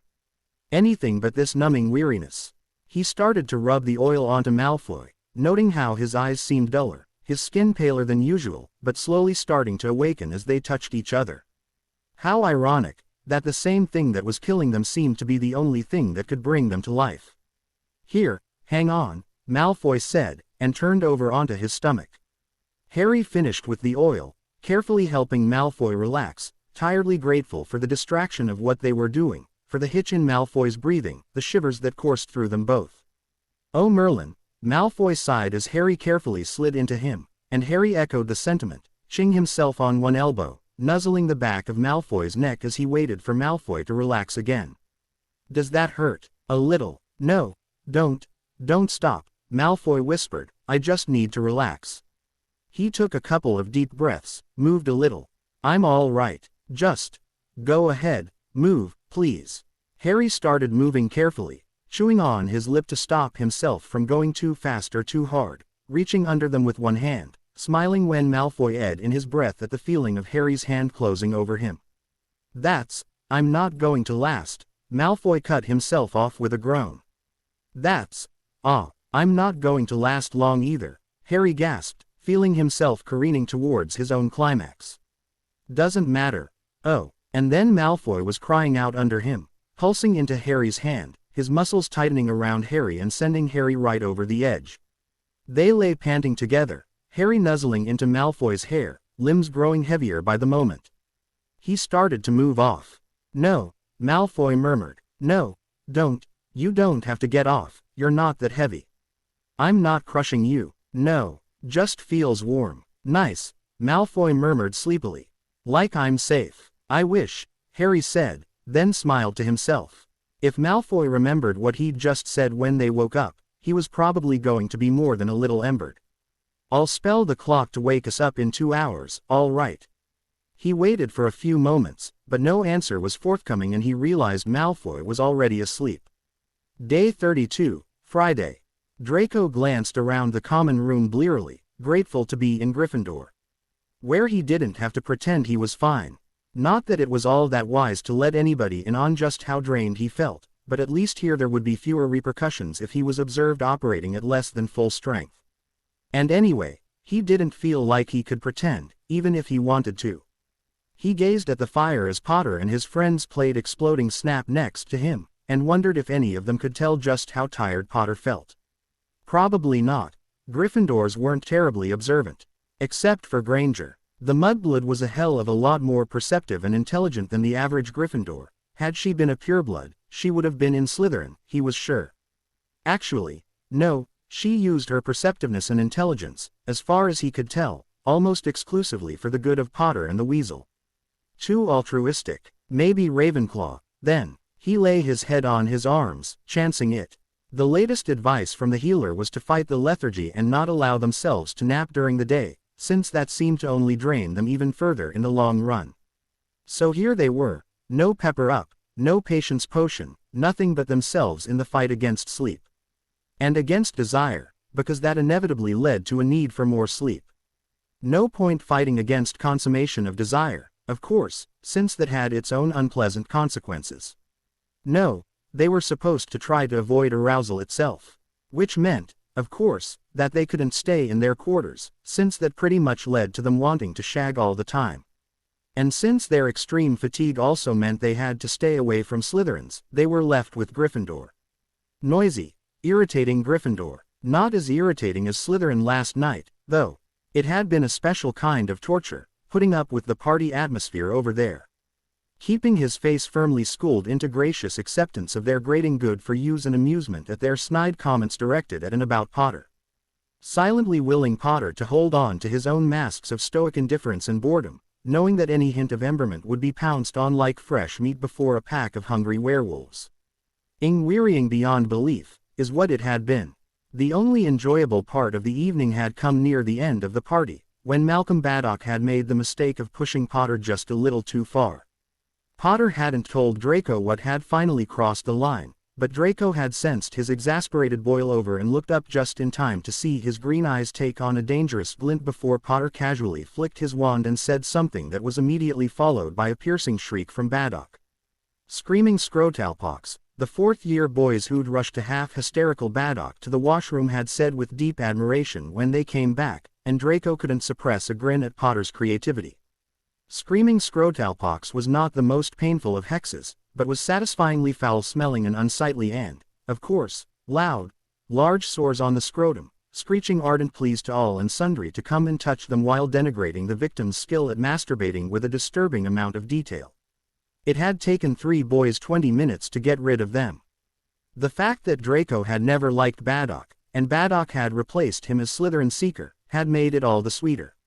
Even sweeter had been the grudging respect towards Potter that he'd seen on several Slytherin faces after that. Millicent had even surreptitiously handed Potter a butterbeer. And it certainly hadn't hurt Draco any for his housemates to see that his spouse could hold his own against Slytherins and give as good as he got when pushed too far. He felt his eyelids growing heavy, even as he smiled at the memory, and realized he'd have to do something to stay awake. Studying was right out. Even potions wasn't within his abilities in his present condition, and the bubble of silence he'd need to concentrate was right out as well. Without constant sharp noise, he'd be lulled into sleep no matter what he did. The only thing that came to mind was socializing with Gryffindors. He sighed, trying to delay joining them as long as possible, and cast about for something else to do. Something that wouldn't require too much concentration, wouldn't require interaction with anybody, wouldn't put him too close to Potter or give him any ideas, wouldn't tire him out. Bloody hell, nothing came to mind. Nothing but sitting and staring at the colors of the fire and feeling the soothing warmth of the flames, the flickering lights dancing and keeping away the dark, comforting and peaceful in. Malfoy. Potter's voice startled him. Don't fall asleep. He blinked, shaking his head. No, I'm not. He covered his mouth, hiding a yawn. I'm trying, he muttered irritably. Not trying hard enough, Potter muttered back, and Draco didn't bother to answer that. He glanced at the other Gryffindors. Are you not playing anymore? We're taking a break. Seamus went down to the kitchens to get something to eat. He looked back at the flames. No, come on, stay awake. Talk or something. About what? Well, what did your parents say when you talked to them tonight? Potter asked. You mean my mother, Draco said dryly. You know my father hasn't spoken to me since the day we got suspended, Potter. Don't bother doing the noble Gryffindor thing, avoiding upsetting me with reminders of unpleasant facts. I think you have Gryffindors confused with Hufflepuffs. I was just being polite so you wouldn't bark at me and tell me to mind my own business. What did your mother say, then? About what? About us having to come back to Gryffindor, about the healer and the Aurors. She hopes everything works out well. What do you expect her to say? Potter stared at him questioningly. This isn't one of those, I could tell you but then I'd have to kill you, things, is it? What? You haven't told her what's happening. You haven't told her how serious it is. Panter's already told her and Father what's going on, more or less. Potter seemed baffled. Don't you want to talk to her about this? Why would I? She's not my friend, Potter. She's my mother. But you don't talk to your friends either. You don't. You haven't confided in anybody. You don't have anybody to talk to. Draco swallowed hard and looked away, and Potter put a hand on his arm. Don't try to do the calming thing, Potter, he said dully. Because it's possible that thinking, it'll be all right, and me won't feel all that believable right now. No. Potter turned so that they were more closed off from the rest of the room, in their own separate corner near the fireplace. Somehow I don't think you can lure your spouse that everything's all right if you don't believe it yourself. Draco nodded and, after a brief hesitation, covered Potter's hand with his own. Shifted a little closer to him, allowing himself to take what comfort he could in Potter's presence. You're scared, aren't you? Potter said very softly, and Draco automatically started to withdraw. Potter tightened his grip slightly. I'm sorry, it's just. He swallowed.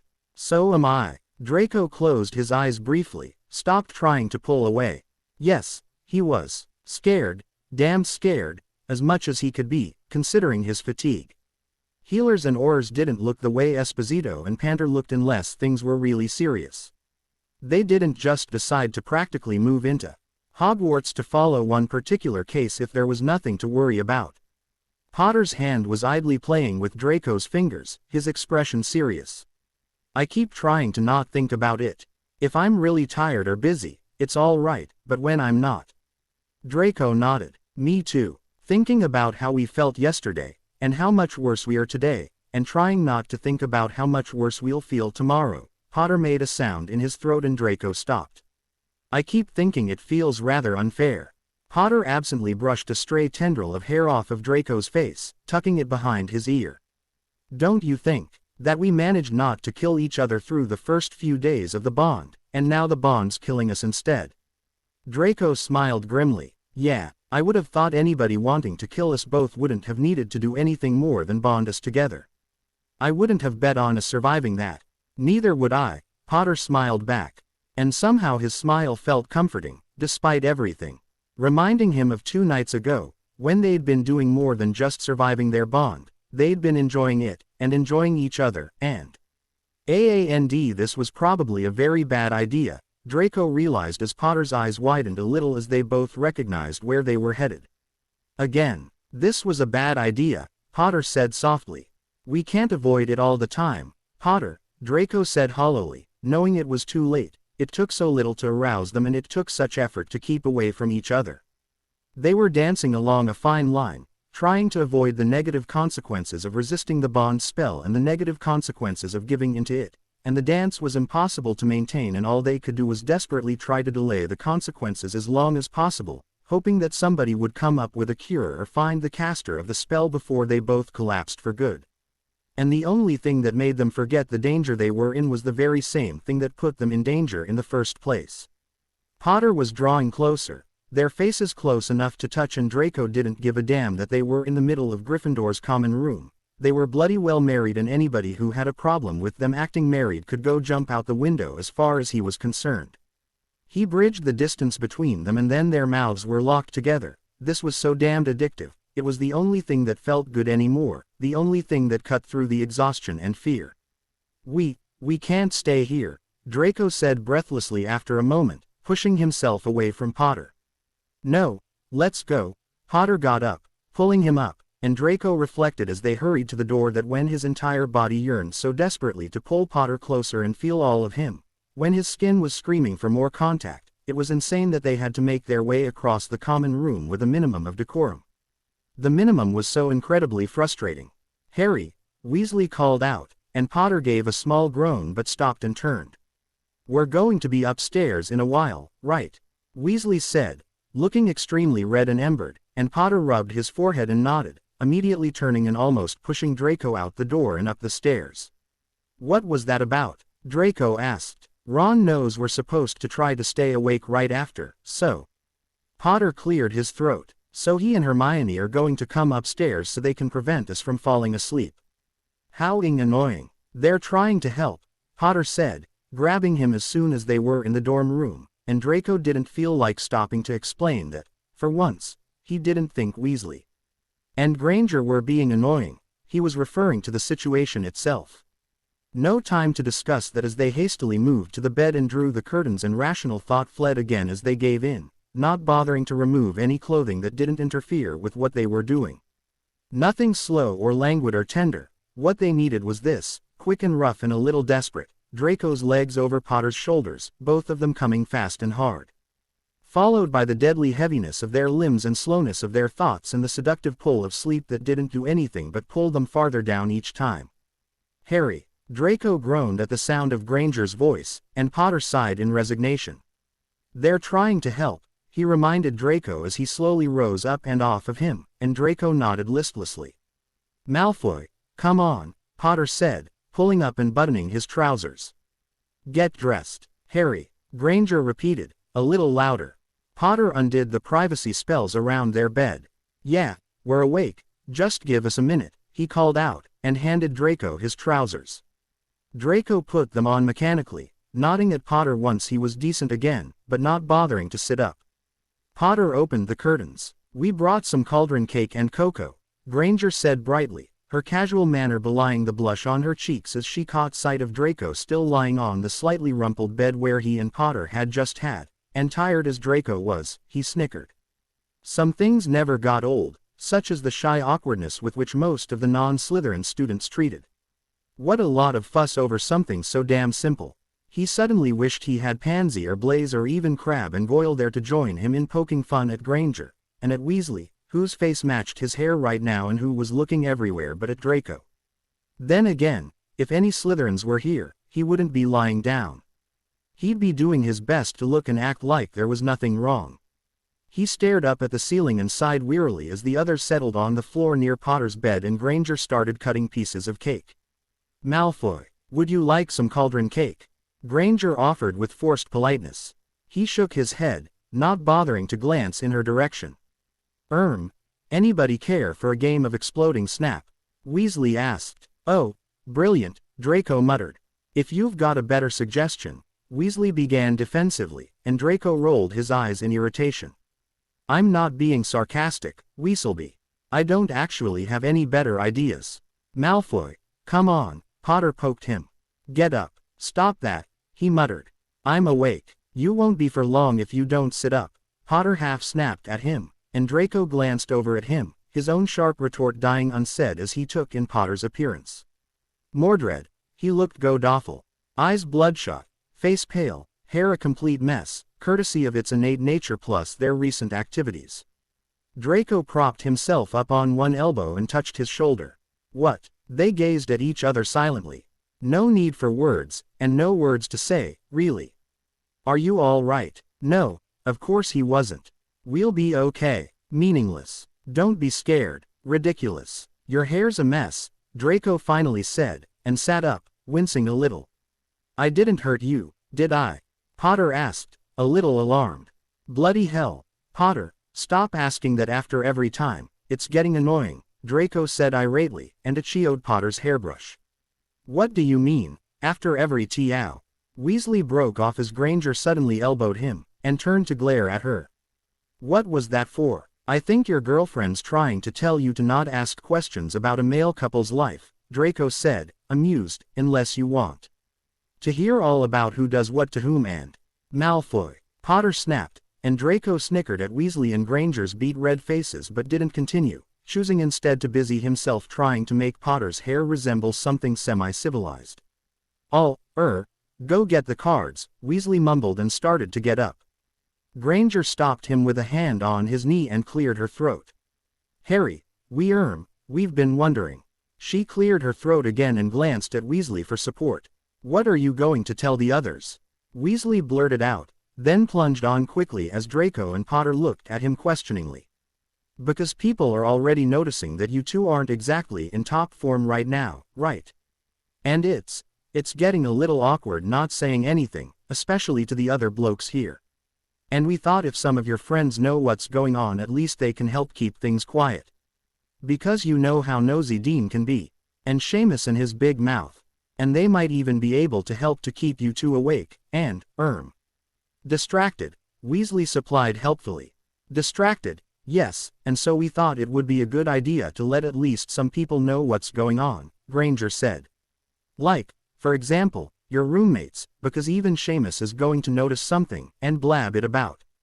And maybe Ginny, because she's around us so much, and you know she can be pretty good at distracting people who are asking questions. There was a short silence. That's fine by me, I think, Potter finally said. Malfoy. Draco shrugged, not particularly interested in the topic. Which, he reflected as he worked a tangle out of Potter's hair, he should be. He supposed he should put up at least some token resistance. Do you want everybody in this bloody house know what's going on?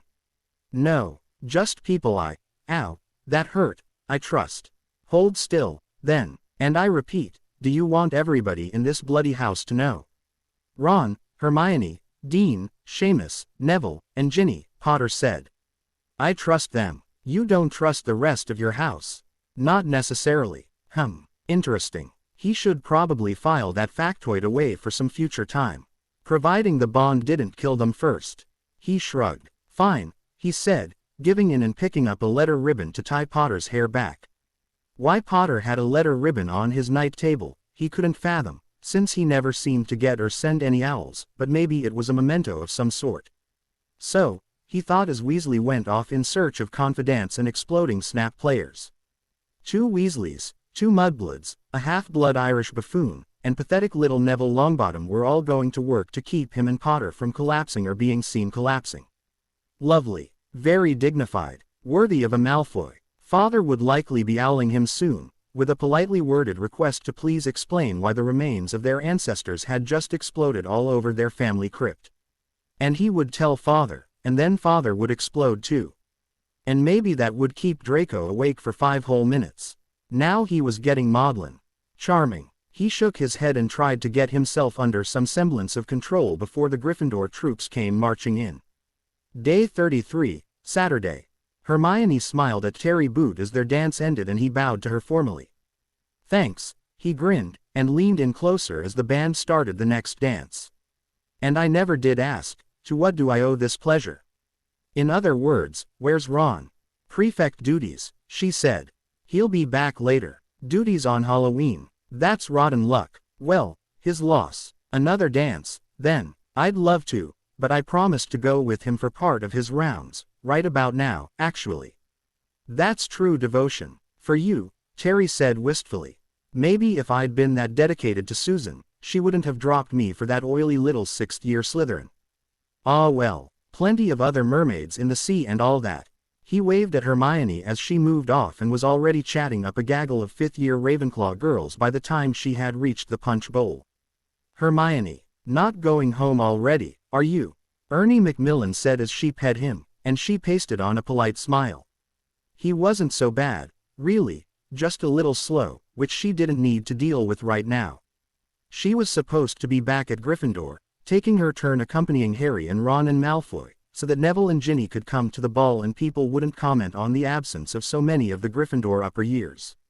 Sorry, Ernie, I have to run. Ron's expecting me. Ernie's forehead began to furrow and Hermione quickly added, and Neville, of course, they're both waiting for me. Special astronomy IGN meant. Ernie's brow cleared and Hermione sighed in relief that she hadn't had to endure one of Ernie's exhortations on proper prefect decorum and not being seen carrying on a romantic Ignatian or other rule-breaking activity past curfew. Good luck, Ernie called as she wove her way through the other students. She checked the time. Not that late. Hopefully Harry and Malfoy wouldn't already be asleep. They were supposed to stay up until 10, at least. Which she doubted they could do. They'd been slowing down so visibly and drastically that she was really starting to panic. This morning it had taken Neville and Ron 10 minutes just to get them out of bed. The situation was getting desperate. It was no longer a question of whether to let anybody else know what was going on, but only when, at this rate, by Monday there would be no choice but to take them both to the hospital. And after that, she hurried to the Great Hall doors. Ron and Neville had said they might try some light defense against the dark arts practice. It was a little odd to think of voluntarily doing defense against the dark arts practice with Malfoy, but if it kept him and Harry awake, they'd consider it a success. They'd keep them up 2 more hours. Just 2 more hours. Then she'd put in another appearance at the party, and then she'd go home and finally be able to keep working through the stack of books and scrolls she'd obtained from Madame Pants. Life spells, waking spells, special counter-curse spells, advanced counter-curse creating theory. Esposito had also mentioned that she might want to consult the works of Paracelsus, Clyan, and Gunhilda of Gorsmore. She could look them up tomorrow. And she'd try not to think about how much it worried her that Esposito, a well-known and respected healer, had so readily accepted her offer to do research. If Esposito was accepting the help of a 7th-year student, the situation was dire indeed. Granger. A voice hissed from behind her as she entered the corridor. Oh, God, what now? Hermione thought, and turned. Blinked. Pansy Parkinson was half hiding in the shadows of the corridor outside the Great Hall, and beckoning her closer.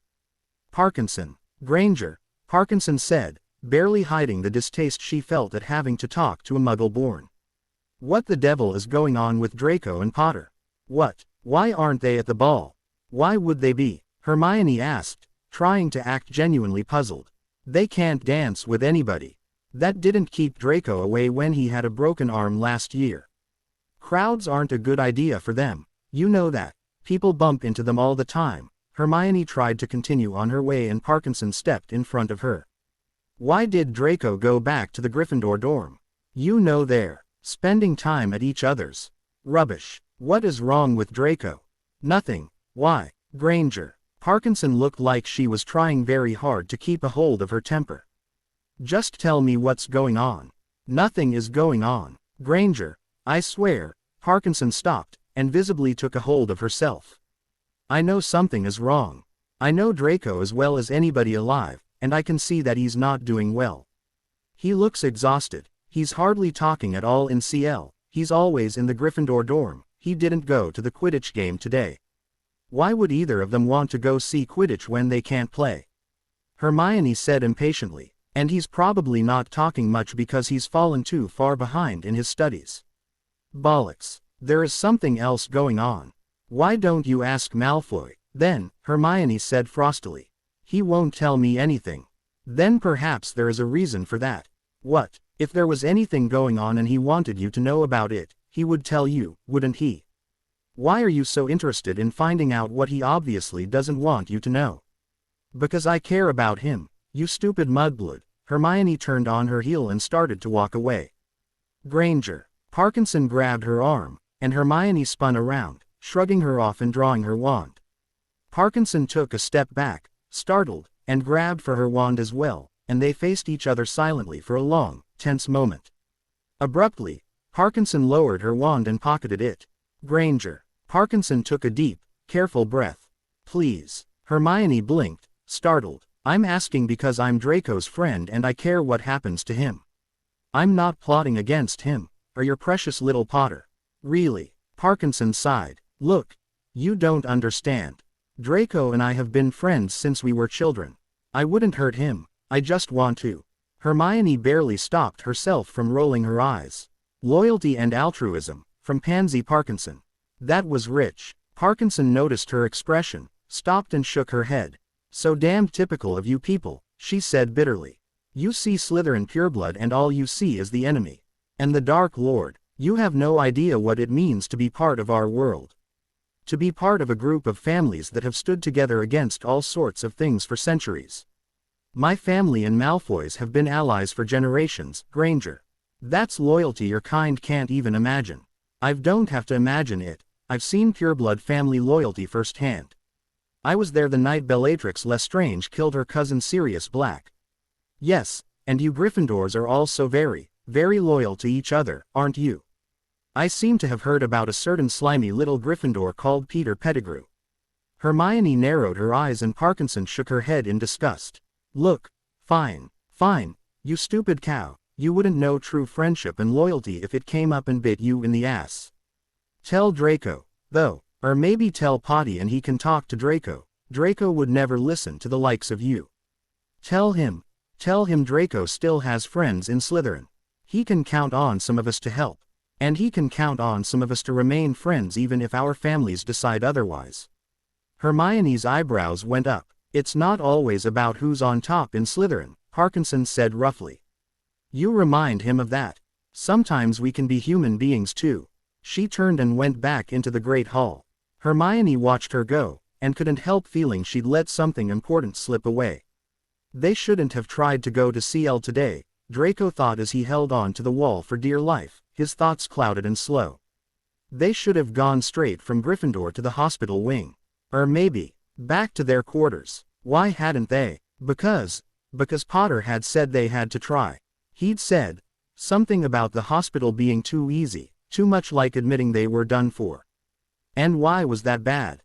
God, he didn't remember anymore. The stone beneath his fingers was cool and smooth, and he was arguing with himself, and he didn't even remember what the argument was about. Going to the hospital was bad because they didn't want to give up. Right, why couldn't they go back to their quarters instead of Potions CL? Because then they'd want to have and then they would pee out and nobody would find them and why was that a bad thing? Sod it, he didn't know. He should have fought Potter harder. He shouldn't have let Potter convince him to try to go to CL. But he was in Gryffindor territory, surrounded by them, and the others looked dubious but basically wanted their precious Harry to prevail, and he wanted to go to CL, and Draco didn't have the strength to fight them all. And besides, he'd thought, maybe they were right and they could do this. Bad idea, trusting Gryffindors at all, let alone trusting them to be rational where Potter was concerned. They loved him. They believed he could do just about anything. Despite the fact that it had taken Weasley and Longbottom and Thomas about half an hour just to get them out of bed, they wanted to believe that this was just mind over matter and if Harry put his mind to it Harry could do it, because Harry could do anything.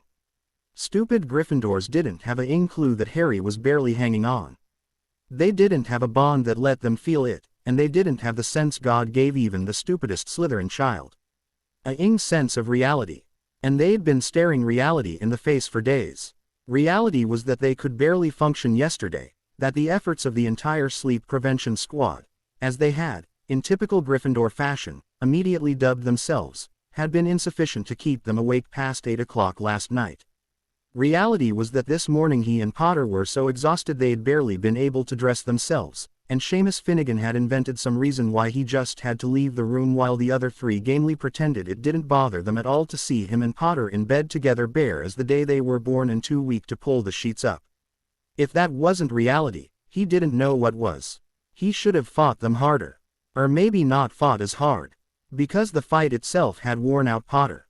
And Potter had made it most of the way down the corridor to potions, but now, with the seal room in sight, he had stopped, leaned against the wall, and closed his eyes. And Draco had no choice but to stop and wait for him, as the rest of the Gryffindors went ahead into the seal room. Potter. Draco pushed off from the wall. Come on. Potter shook his head, and his eyes were glazed as he met Draco's, and he started slowly sliding down the wall. No, Potter, come on. Stop that. No answer, just Potter's eyes finally closing as he slumped to the floor. Draco leaned down slightly. Damn it, Potter, I can't carry you, I can barely stand up myself. Come on. Potter didn't stir. Oh Merlin. No, this couldn't be it. This couldn't be the end. Damn it, Slytherin reality. He needed that stupid Gryffindor faith that Potter could do anything, because maybe if he believed it enough, it would be true. Because he needed Potter to be able to get up and keep going, he needed him to not give up, and he glanced at the potion seal room, hoping somebody would come out and see why they weren't there yet. Pansy, or Blaze, or Granger, or Weasley, or anybody. Potter, Draco said sharply, to no effect. God, no. He tried to clear his mind, gather his strength, think about what to do next. But it was so damned hard, and he was so damn tired, and Potter, damn him, had failed him. So much for the hero of the wizarding world, so much for the boy who lived who could do anything. Suddenly Draco's frustration and fear broke through his exhaustion and he pushed himself off the wall, fury giving him energy. You stupid Gryffindor. He kicked Potter, who barely reacted. Stand up. He heard a noise from the seal room and kicked Potter again, then punched the wall, hard, at the end of his rope. Stand up. Potter groaned, unable to react otherwise, and Draco's anger died as quickly as it had flared up and he slid down the wall, ending up kneeling next to Potter, barely registering the sound of running footsteps. Potter, come on, please, please, get up. He tugged at Potter's arm, shaking him. Wake up, come on, please. Weasley skidded to a stop before them, Granger at his heels. You bastard, what's the matter with you? He grabbed Draco and pulled him away from Potter, who shuddered and reached out for him, green eyes open now, but dull and unfocused. Draco gasped at the searing fire from Weasley's hands, weakly trying to wrest out of his grip. Ron, that hurts Harry too. Granger pulled him back and they both crouched down, looking helpless. Draco grabbed Potter's hands, stopping their blind, aimless grasp for him. He looked up and focused on Granger, frowning in concentration. Granger, get Pomfrey. He needs help. You're right, he needs help. You foul, you kicked him. No, that's not. He needs help. He's going under. I can't. Get Pomfrey. He needs. No. Shush, he murmured into Potter's ear, pulling him close and supporting him weakly, muffling Potter's half-conscious whimpers. We're going to the hospital. We'll be all right. Shush. He looked back up at Granger. Please, get Pomfrey. Granger nodded to Weasley, who took off at a run. You bastard. Granger hissed furiously at Draco. How could you? Draco didn't bother answering her, just hung on to Potter, who clung to him desperately, oblivious to the crowd of students coming out of their seal rooms and gathering around them, and damn Potter anyway for collapsing in the busiest hallway of the school on Monday morning. Shish. He closed his eyes, holding Potter close and trying to ride out the waves of nausea and weakness sweeping over them both. We'll be all right soon, he murmured, and Potter, half-conscious, mumbled something. He smoothed Potter's hair with a trembling hand, and Granger made a small sound of dismay in her throat. Malfoy, your hand, she said. Are you all right? Does it look like we're all right? Draco muttered. Honestly, Gryffindors. You're bleeding, Granger stammered. Draco nodded drowsily. S'alright, he said, starting to slide down further on the wall. No, wait, I don't think you should. Madame Pomfrey said you can't give in, it doesn't help, Malfoy. Stay awake. It seemed that she was worried about something, Draco thought distantly, but it was hard to figure out what, when everything was getting blurrier and the world was narrowing down to nothing but himself, Potter, and the blessed oblivion calling to them. Malfoy, Harry. Granger's voice was taking on an edge of panic. She poked Draco in the shoulder and he gasped with pain and opened his eyes. What the hell was her problem? Draco. Pansy's frantic voice was coming from somewhere. Probably she'd been in the potion seal room already when they'd gone down, but damn it, he couldn't tell where she was now.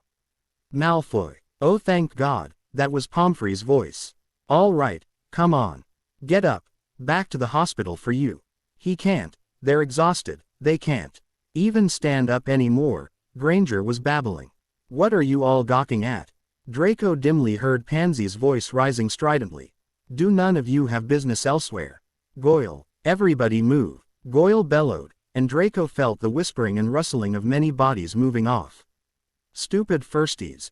Go. Off. Everybody but Granger, Parkinson, Weasley and Goyle, back to your CL rooms.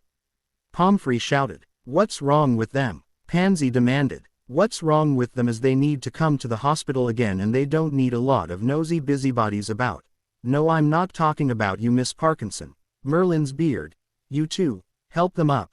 And Draco's arm burst into flame as somebody who wasn't Potter touched him. Yes, I know, it hurts them. There's no help for it and it'll keep them awake, Mr. Potter, you're going to have to get up. Yes, I know that hurts a lot more, that's just too bad. Draco tried to keep from crying out as Goyle hoisted him up and slung his arm over his shoulders. His whole side was on fire, and he couldn't stop the small gasps of pain, he was burning up. The quicker you get there, the quicker you can get away from them. Let's go, then, Pomfrey said briskly, and Draco wondered if there was any way of getting his father to have her fired as soon as he was better, for treating them like little boys who were just being difficult when the truth was that they were faced with a choice between the agony of trying to walk and the agony of having Weasley and Goyle practically carry them. That's hurting him, Pansy was saying shrilly. Can't you levitate him there? For that you need a full body bind and the healer wants to avoid that if at all possible, Pomfrey said. Mr. Malfoy, when you get to the hospital wing, you will be able to sit and not touch anybody. Now, move, sit. Not touch anybody, except the one person who could make him feel even marginally better. That was worth making the effort to push through the pain and dizziness. Not that he really had any other choice. Hermione tensed and moved closer to Harry as Lucius and Narcissa Malfoy strode into the hospital wing. Wishing she could touch Harry, let him know that even though he didn't have parents to visit him, there were people who loved him gathered near him. She and Ron had been at his bedside for hours. Earlier in the day, Neville and Ginny and a host of other students and professors had come by, until Pomfrey had banned everyone but Ron, Hermione, Pansy Parkinson and Snape from the hospital wing. Unfortunately, Harry had been in and out of it since arriving at the hospital, and was now mostly unconscious. Narcissa's hand went over her mouth as she approached Malfoy and looked down at him. Hermione followed her gaze, wondering briefly what it would be like to see him as a mother would, and was immediately appalled. His normally pale face was so void of color that his eyebrows looked black in comparison. Skin translucent, fragile, almost incorporeal. Breath so soft it seemed almost non-existent. Hermione glanced up at Lucius Malfoy. Lucius showed no expression at all. Hermione turned back to the bed, surprised to see that Malfoy was stirring faintly. They said you were still unconscious, Narcissa blurted as he opened his eyes, and hastened to his side, wringing her hands together, plainly wanting to touch him and unable to think of what to do otherwise. Yeah, Malfoy said, his voice distant, focusing on her with difficulty. Heard you. Come in. Draco, what happened? On our way to CL. Malfoy trailed off, closing his eyes again, the effort of speaking too draining. They had been losing energy steadily for the last few days, Snape spoke up. They were able to get up this morning, but collapsed before. The first CL. Why were we not informed that the situation was this serious? Lucius asked, his eyes fixed on his son and his voice dangerously quiet.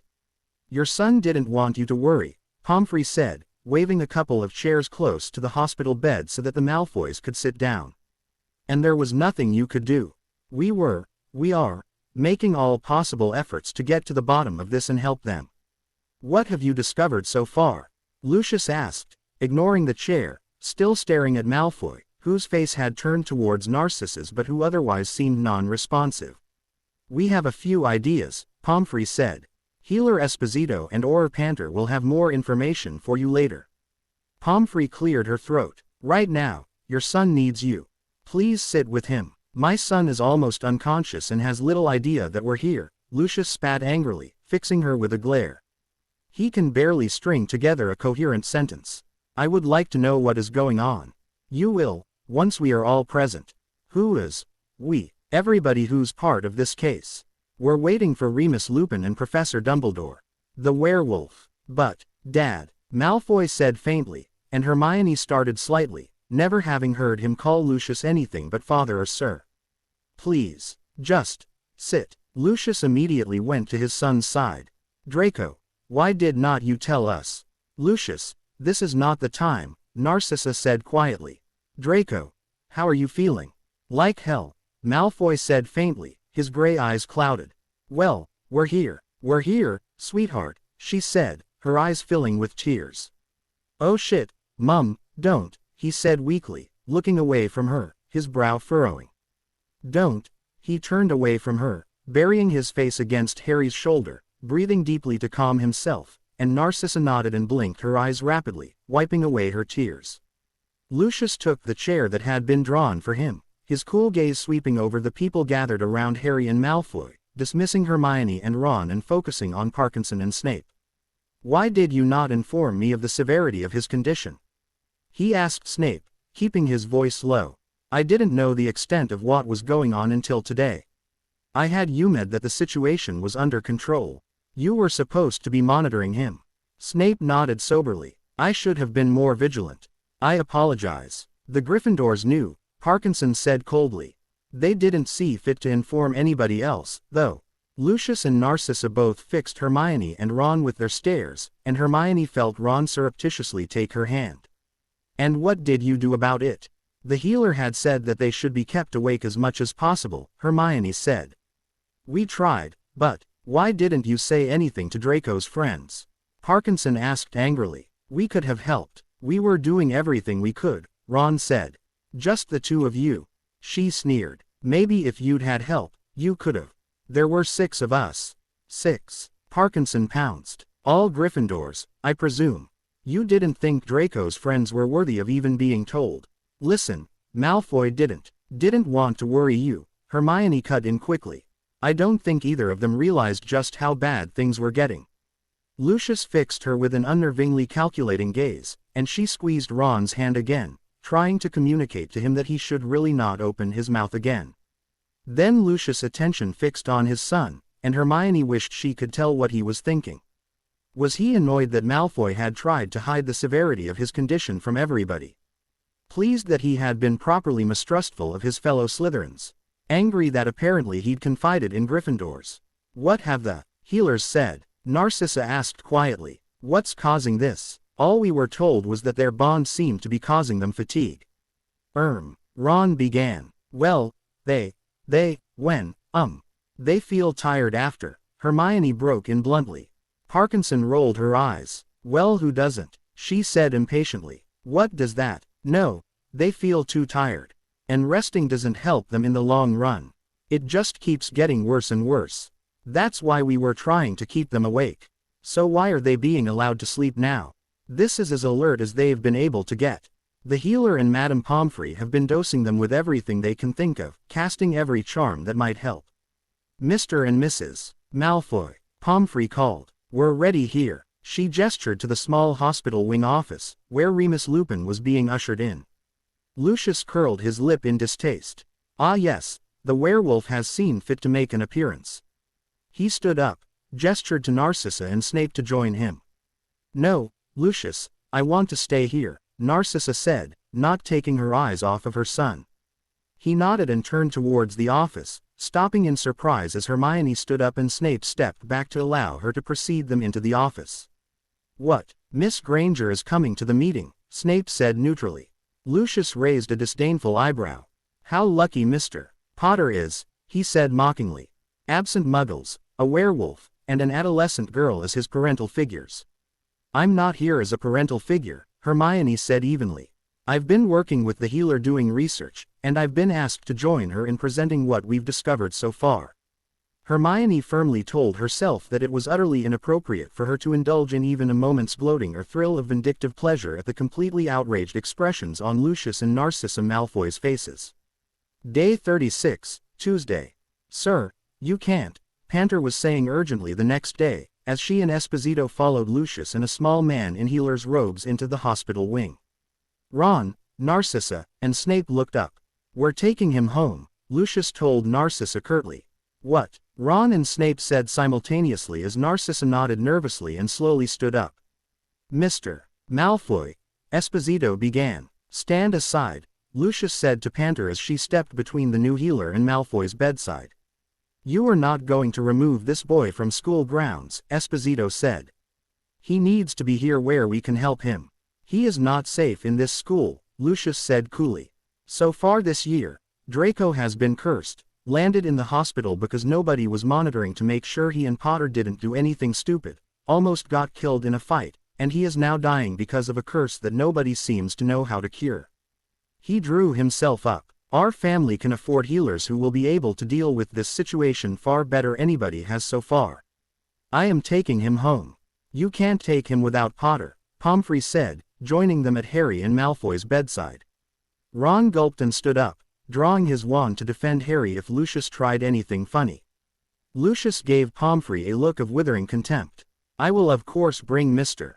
Potter along as well. There is no way that you will be permitted to take Harry Potter to your home, Mr. Malfoy," Panter said calmly. "You must know that the outstanding charges against you alone would be sufficient to. I will petition the Wizengamot too. You will make us waste valuable time fighting in court instead of trying to cure them or trying to find out who did this to them." Harry stirred and Ron quickly drew closer to him, losing the thread of the discussion as he and Pomfrey quickly determined that Harry was awake and aware of his surroundings. "What ruddy awful timing," thought Ron. "Waking up to Lucius Malfoy wanting to move you to Death Eater Central." "What's going on?" Harry whispered. "Nothing. Just Malfoy's father's being a pillock. Don't worry about it. Be reasonable, Lucius," Snape was saying, and Lucius narrowed his eyes at him and changed tactics abruptly. "Very well, then. He will go to St. Mungo's. Surely that counts as reasonable. He is staying here." "They are both staying here," Pomfrey said firmly. "You have no authority to keep Draco here. He is an adult. If he were conscious, he would choose where to go, and he would choose to go to St. Mungo's." "I wouldn't," Harry said faintly. Lucius ignored him. "There is no reason they cannot both be taken to St. Mungo's, other than the fact that your private healers will try to slip in all sorts of dark magic that they couldn't get past the wards at Hogwarts," Pomfrey said coldly. "What are they ready to use?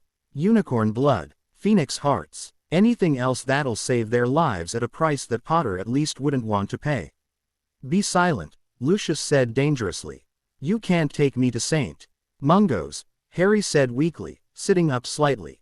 "I can take my son," Lucius finally acknowledged Harry. "Whether you choose to come or not is no concern of mine." "But it is a concern for Draco, Lucius," Snape said urgently. "If you take him away from Potter, there are ways of getting around their bond," Lucius said. Ron glanced at Esposito in surprise as she nodded calmly, as though she'd expected this. "Mr. Malfoy," Esposito said with forced patience. "Most people do not even know that such a thing is possible, and for good reason. Such a step is only appropriate where spouses are in mortal peril. Which is precisely the case here. Mortal peril means about to die, hanging off a cliff or something like that, not receiving medical care that you have decided is inadequate. It is almost never attempted, because even with the best precautions it too often results in the death of one or both spouses." "It can be done," Lucius repeated stubbornly. "Yes, it can. It will almost certainly kill Mr. Potter and may very well kill both of them. So may staying here. I will take that chance." That chance may kill both of them, Panter broke in. But maybe that's what you want. What? Our working theory right now is that this curse was cast by a Death Eater, to kill Mr. Potter. Wouldn't it be convenient if your actions were to cause that death? And you could successfully argue that you only did it to save your son. How dare you? And would it matter that that puts your own son in danger? Lucius seemed speechless. Stop it, Harry said wearily. He can hear you. What? Panter glanced at Harry and Malfoy in puzzlement. They've both reported during lucid moments that they can sometimes hear what's going on around them even when they can't respond, Pomfrey explained to Panter. We don't know if he can hear or understand what you are saying to his father right now. I won't have you upsetting my patient by accusing his father of being prepared to murder him. And I will not dignify that accusation with a response, Lucius added. I am taking my son to St. Mungo's now. You cannot say for certain that Draco would choose to go there if he could, Panter said. Draco is unconscious. He cannot make decisions for himself. I am his father, and I say, you're not his next of kin, Harry said slowly. I am. There was a long silence. Ron swallowed hard and moved closer to Harry's side. Harry had said once that he was fairly sure that Lucius Malfoy was going to Avada Kedavra him in anger many years ago, when he'd tricked him into freeing Dobby. Seeing his face right now, Ron could certainly believe it, and Harry was totally defenseless right now. Actually, not totally defenseless. Besides the people surrounding him, ready to stand between him and Lucius, the stunning irony was that Harry's best protection against Lucius Malfoy right now was bloody Draco Malfoy himself. He is right, Mr.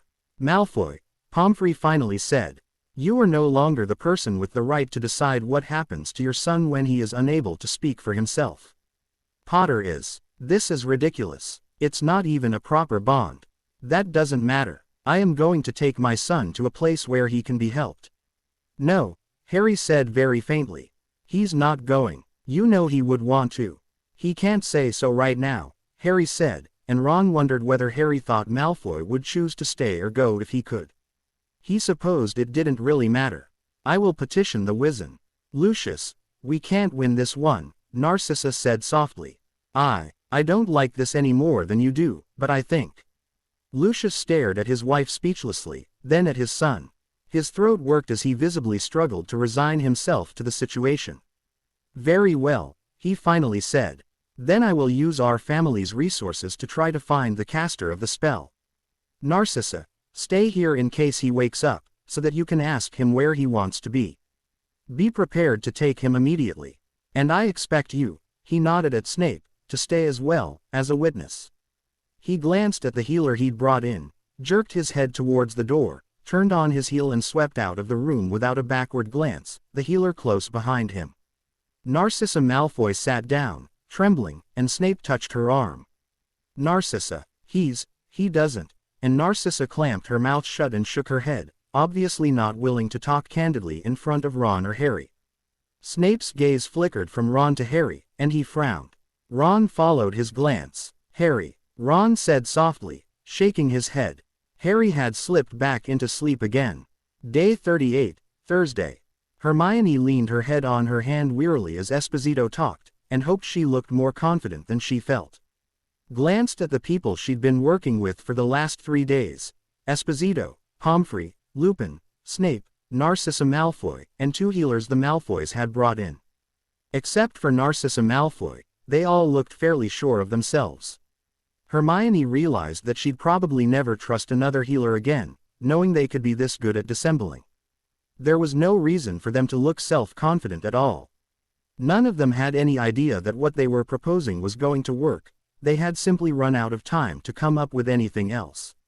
The last 3 days had been exhausting and nerve-wracking, with healers and Aurors working at an increasingly frantic pace as Harry and Malfoy slipped further and further down, their waking periods steadily less frequent and less lucid, until they were barely breathing on their own and the healers judged that, without a counter-spell, all the life-sustaining spells and potions in the world wouldn't keep them alive for another day. And, since Panter and the other Aurors had made almost no progress tracking down the caster of the spell, the group working on counter-spells and potions were being forced to try the counter-spell they'd developed, which was as close as they could get to a solution. Which was not nearly close enough. The spell they'd developed was complex and couldn't be done by only one person. It would depend in large part on the emotions and memories and magical power of a group of people casting it together. 13. Professor Vector had said after lengthy arithmetic study. 5 who were close to Harry, 5 close to Malfoy, and 3 neutral parties. Hence this meeting, to explain the counter spell to the people who had been selected to perform it and who had not been part of its development. A group that was sadly deficient in proper balances and strengths. Parents for Malfoy, but none for Harry. Close, trusted and proven friends for Harry, Pansy Parkinson and Blaise Zabini for Malfoy, neither one of whom Hermione would trust with a galleon, let alone Harry's, or even Malfoy's, life. Even his parents couldn't be trusted, thought Hermione as she stared at Lucius Malfoy's expressionless face. They didn't even know how Lucius would react to their proposed spell, considering what Malfoy had done 2 days ago. Hermione hadn't been there to see Lucius' reaction, she'd only seen Narcissa's. During one of the last times he'd been awake, Narcissa had spoken to Malfoy for a long time, quietly and more gently than Hermione ever suspected she could speak, explaining what was going on, and had finally asked him whether he wanted to be taken to St. Mungo's. Malfoy's expression had been impossible to read. He'd gazed at Harry, asleep next to him, for a long time before silently shaking his head. And Hermione had wished she could have known why he'd decided to stay, whether he was afraid of leaving Harry, or genuinely didn't want to, or whether he just didn't trust his father. There was no way to tell. Narcissa had merely nodded, gently telling her son, "It's all right. I'll explain it to your father. Don't worry." And Hermione couldn't help but sense that Narcissa was relieved, for all that she looked nervous about breaking the news to her husband. Lucius had not been back since, and they had no idea what he'd say to their proposal now. And without him, Harry's life, depending on the goodwill of Lucius Malfoy. It was painfully ironic, not to mention also depending on the goodwill of Narcissa Malfoy, Snape, Zabini and Parkinson. A more unlikely set of saviors for the boy who lived could not have been put together if they'd tried. Hermione looked away from Parkinson's hard stare as the healer explained that they thought they were dealing with an unbalancing curse that disrupted a natural magical balance of opposites. In this case, life and death, a strong conduit of life magic, was somehow being twisted to bring about death magic. The natural balance between the two was being thrown off, and the only thing they could think to counter that imbalance was to flood it out with balance. You all know that a Dementor, which feeds on negative feelings and emotions, is fought off by the magical power of good memories and joy, Esposito was explaining. In the same manner, we are hoping that the animating part of this curse, which feeds off of imbalance, will be fought off by the power of balance. And in order to provide the balance, we need you. We've chosen 7 balanced pairs of magical elements, and we will need you to provide the magic and memories to invoke them. Esposito paused for a moment, looking around the room, gauging her audience's receptiveness so far. You all know that group casting is difficult and draining, and requires a great deal of trust. There are a few risks, mostly related to the dangers of dealing with uncommonly strong magic and getting caught in a backlash if a member of the circle fails. As well, you will each be closely linked to one other member of the circle, and that can feel uncomfortable, intrusive, and disconcerting. Moreover, when a spell requires strong emotions and memories for the casting, there is always some, leakage among the group of casters. A sort of involuntary legilimency will take place. That will no doubt be difficult to deal with, as you catch glimpses of the memories of the other members of the circle, and know that they can catch glimpses of your own. We know that we are asking for a great deal from each of you. We also know that, because of the nature of this group, many of you have unfortunate histories with one another, and much reason to be hesitant about exposing yourselves and your memories to each other. But this is the best chance these 2 young men have of being freed from their curse. We wouldn't ask it if there was any other choice. She paused and cleared her throat. One other thing. If you agree to be part of this, each of you will have to agree to be questioned under Veritaserum to make sure that you have no knowledge of who cast this curse. I will take Veritaserum myself, and then I will conduct the questioning. She looked steadily at Lucius as she spoke. And I will also ask Lucius Malfoy and Albus Dumbledore to join me during the questioning, after they have gone under Veritaserum themselves. Lucius' eyebrows went up, but he remained otherwise impassive. You have 3 hours to decide and prepare yourselves, before we begin teaching the spell to the group. If you decide not to participate, please let us know as soon as possible, so that we may replace you." Hermione gulped. There were no real viable replacements for Malfoy's side. If any of them decided not to participate, the only other possibilities were Vincent Crabbe and Gregory Goyle, neither of whom was strong magically, and both of whom had a relationship with Malfoy that more closely resembled that of bodyguards and servants than true friends. And if one of Malfoy's own parents backed out, damn those Slytherin poker faces. There was no way to tell what Lucius or Parkinson or Zabini were thinking. Narcissa and Snape were committed. Narcissa had said as much. But as for the other three, "He will not forgive us for this, Narcissa," Lucius said flatly. The conversation had not started off promisingly to say the least, Snape thought as he and Narcissa traded a look. Snape inclined his head at her, indicating that she should start. "Lucius, we have to. The healers don't even know that this will work. I've been there while they've been developing it. It has as much chance of working as anything does." "Which is not much," Lucius said bitterly. "It's the best chance he'll get. Using their methods. We don't have a choice," she said reasonably. "They are prejudiced against the sorts of methods we could use. And we cannot change their minds. You know that, Lucius," Snape said. "There is no chance of Dumbledore or Esposito or anybody else in that room agreeing to what your healers suggested." "The risks." "I know," Snape interrupted wearily. "The negative effect of unicorn blood as a life extender has been exaggerated by mealy-mouthed cowards. There are no negative effects OCIATED with using Phoenix Hearts, except to the damned birds themselves. Trying to turn the curse back upon its caster without knowing the identity of the caster is not nearly as dangerous as the hypocrites in that room claim." He took a deep breath. "But you will not be able to convince them of that. Not in time to save Draco." Lucius shook his head. "Had you fought them when Draco said he wanted to stay here?" The healer herself said that he was just confused. "Yes, we all know he was," said Snape soothingly, knowing no such thing but knowing that the only way Lucius could deal with his son's choice was to pretend Draco hadn't understood what he was doing. "But you know we had no chance of being able to take him away once he chose to stay. Confused or not, his decision stands. Even if it didn't, that would only mean that we'd have to follow Potter's wishes instead. He was just as addled. He didn't look it," Narcissa reminded him. "He looked and sounded lucid. As far as that insufferable boy could ever look lucid," Snape muttered. "You didn't even try to convince Draco to change his mind," Lucius accused Narcissa. "I couldn't, not with others there." "You couldn't because you were relieved that he'd decided to stay," Lucius said grimly. Snape tensed, abruptly wishing very much that he were somewhere else, anywhere else, where he wouldn't have to be here to witness an argument between the Malfoys. Narcissa swallowed hard, then took a deep breath and met her husband's eyes nervously.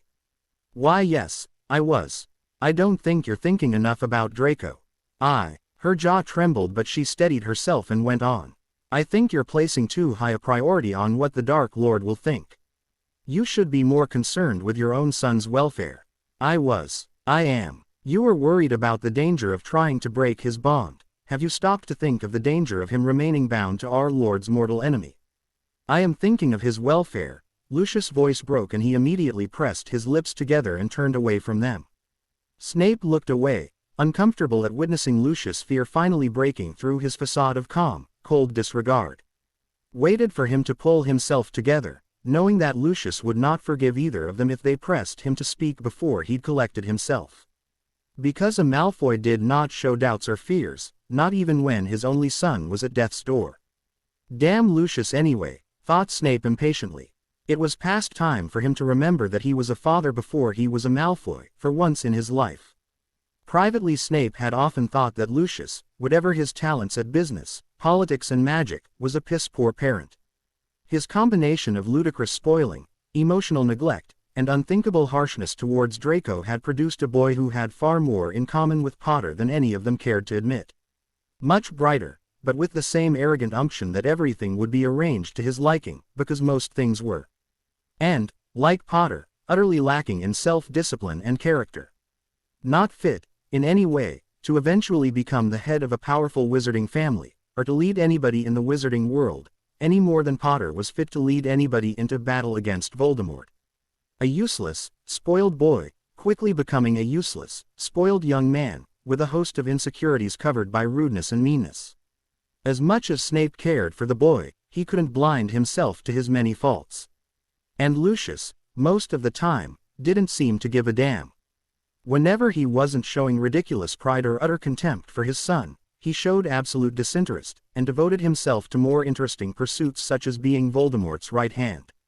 And now here he was, forced to take an interest in Draco in order to save his life. And he couldn't even do that without tying it into Voldemort somehow. Snape lowered his eyes as Lucius finally turned around again, his control visibly fragile. Because poor parent though he was, he did love his son, in his own inadequate way. He was worried. It was killing him. He was more angry and frustrated and scared than Snape could ever remember him being. Lucius spoke quietly but intensely to Narcissa. The only protection Draco has as long as he's bonded to Potter is us. We need to stay in the Dark Lord's graces, for Draco's sake. And you know he will not forgive us for this. Harry Potter is dying, and we are going to enter into a healing circle to save him. Not to mention risk divulging secrets about the Dark Lord and his followers. There is no way that we can take that step without it being seen as betrayal. You don't have much of a choice if you want Draco to live, Snape said bluntly, and Lucius looked away, nervously chewing on his lip as Snape hadn't seen him do since he was a young man. Does participating in this spell not pose a problem for you as well, Severus? Narcissa asked. My instructions are to take part in whatever heroics are demanded of me. I will of course try to get as much information as I can about the others during the spell, although I doubt there will be anything there that I don't already know. But it will be a good opportunity to see if I can get anything new out of Potter. And possibly Dumbledore as well. That doddering old fool will be trying to do the same with Draco, Lucius said. With all of us, probably. I doubt it. He's a noble Gryffindor, Narcissa said scornfully. He's as devious as any Slytherin, Snape said. That's probably why he hates us so much. And he will be trying to probe our minds, I think. If he can. I find it unbelievable that he was suggested as one of the neutral participants, Lucius said. Everybody knows how he feels about Potter. There wasn't anybody else, Narcissa said wearily. We tried, Lucius. She touched his arm and he drew away. She cleared her throat. In any case, he won't get much useful information about us from Draco, she said reasonably.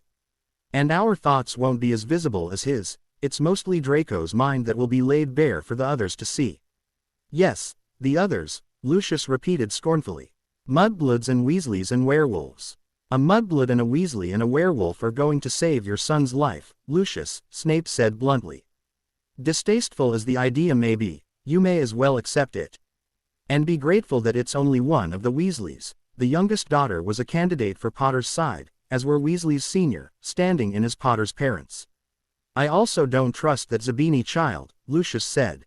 He has to be there, Narcissa said. We need people with precognitive gifts, and unfortunately the only ones with even a glimmer of them are Blaise, Dumbledore and Pomfrey. And even they aren't strong enough in the sight to really be seers. And his family has never definitively allied itself to the Dark Lord, said Snape.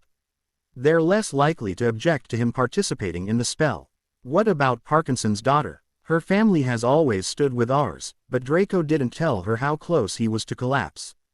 Draco trusts her, as much as he can trust anybody, Snape said. We did consider Crabbe or Goyle, Narcissa said, but they're not terribly powerful magically. And we weren't sure their fathers would allow them. They would, if I told them to, Lucius said. He narrowed his eyes. They would. Actually, one of them could take my place. It would be perfectly understandable for one of them to want to help a school friend, and we could tell the Dark Lord that by substituting one of them for me, we thought the spell might not work. We could tell him that because it's true. They aren't powerful enough. Without you in the circle, Draco will die, Narcissa said desperately. Lucius, we don't have anybody else. This spell needs people with strong ties to both of them to work. If Blaise or Pansy back out, we might be able to replace them with another friend of Draco's. But if you do, you and I have the strongest ties to Draco. The circle is already in danger of not being powerful enough because Potter doesn't have parents to join in, to provide the kind of strength we have.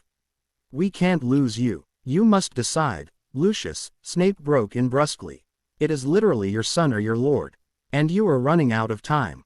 I will bring each of you in, one at a time, Esposito told them calmly some hours later in a large room in the astronomy tower, as all 13 gathered in.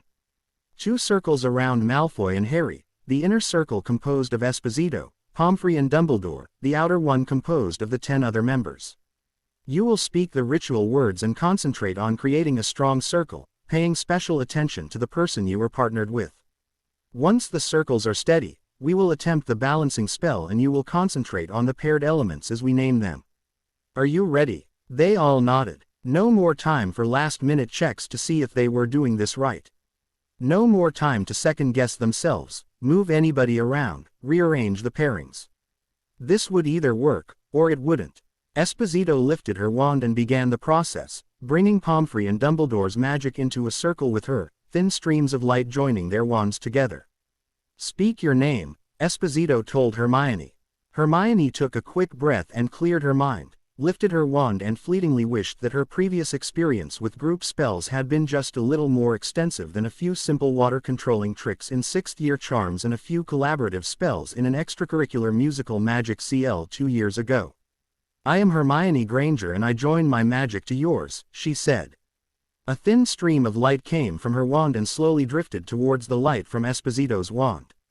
Speak your name. I am Pansy Parkinson, said the voice next to Hermione, and Hermione didn't turn to look at her as she concentrated on Esposito's wand. And I join my magic to yours. Concentrate, Hermione told herself as the names went on and more lights were joined. Minerva McGonagall, Blaise Zabini, Ron Weasley. Speak your name, said Esposito, her voice betraying not the slightest bit of trepidation as the trickiest part of the spell casting began. I am Narcissa Malfoy and I join my magic to yours, Malfoy's mother said softly, and Hermione steeled herself as Narcissa's light joined the circle, then slowly connected, with a slight tug, to Hermione's light. Hermione felt an odd connection to Narcissa, her partner in the circle. Felt her nervousness, her hesitancy, her discomfort. Was this what it had felt like for Harry to find himself bound to Malfoy? This uneasy awareness of somebody else's thoughts and emotions inside your head. This unpleasant sensation of being connected to somebody you found distasteful. Hermione could almost touch Narcissa's instinctive disgust, almost see word, mudblood, floating in space between them. It felt incredibly strange, but the link was holding. It was working. 1 pairing down, 4 more to go. I am Neville Longbottom and I join my magic to yours, said Neville nervously, and his light joined the circle and then, after an agonizing pause, joined Parkinson's, their connection weak and unclear, but there. 2 down. Severus Snape joined McGonagall, Remus Lupin joined Zabini, and then. I am Lucius Malfoy and I join my magic to yours, the cold voice beside Hermione said, and Hermione closed her eyes, unwilling to see Ron's pale face as he ceded for their magic to be joined, feeling Narcissa's almost frantic struggle to remain calm as they all waited for the last connection to be made. And waited. Hermione opened her eyes, met Ron's across the circle, saw that he was concentrating with all his strength on the web of light, a bead of sweat trickling into one eye, silently mouthing something, and she could feel him trying to reach for Lucius, to bring him into the circle. And Lucius wasn't coming. This was going to fail before it had even begun, because Lucius Malfoy wouldn't, or couldn't, join into a circle of his enemies, not even to save his son's life. Panic was starting to flow through to Hermione from Narcissa, and she desperately tried to steady them both. Please, please, please, she found herself thinking, please, don't let this fail, please, please. Esposito moved the inner circle, shifting them slightly so that Lucius had a clear view of Malfoy and Harry, and Hermione couldn't help the small gasp escaping her. They both looked so fragile. The lights and shadows from the wands flickered over their pale features as they slept on, oblivious to the world around them. Harry's glee's gone, his scar sharp against his forehead. Malfoy's lips slightly parted, his eyes deeply shadowed. He sighed, turned his face slightly towards Harry, drawn to him even at this late stage of their decline. Hermione heard a deep breath from beside her, and a steady stream of light slowly arced from Lucius Malfoy across the circle, finally connecting to Ron's light. We are a circle, Esposito intoned calmly, and we call upon ancient magic, magic of balance, of the harmony of the earth, We call upon ancient magic to right what is wrong, to bring balance to chaos.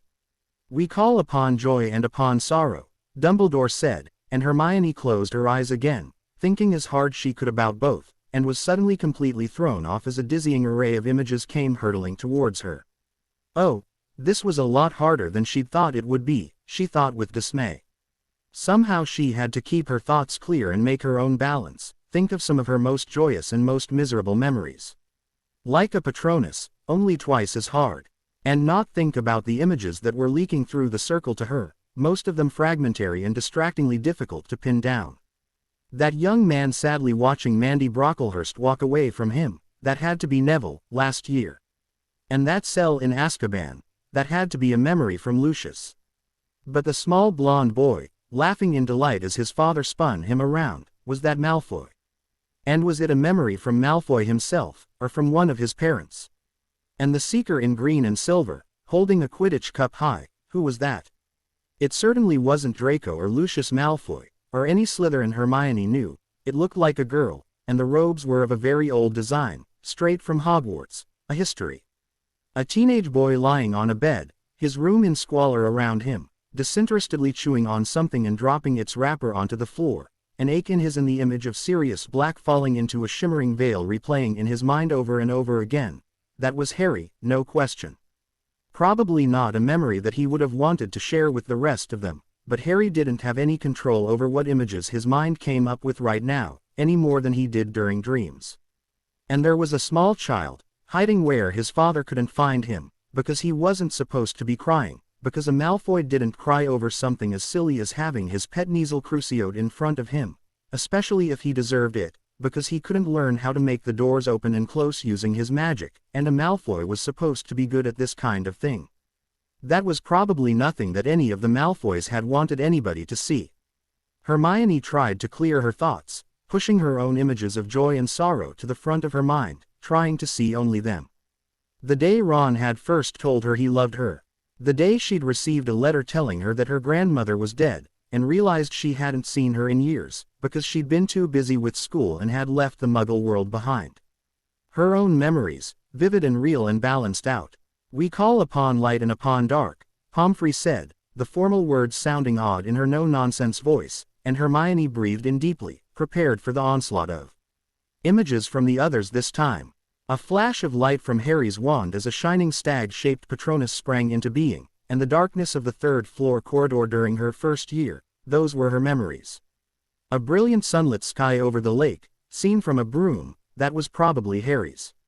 But whose image was that? Of a small sallow-skinned boy hiding in a totally dark room, cold and hungry and afraid, listening to his parents scream at each other and not daring to emerge.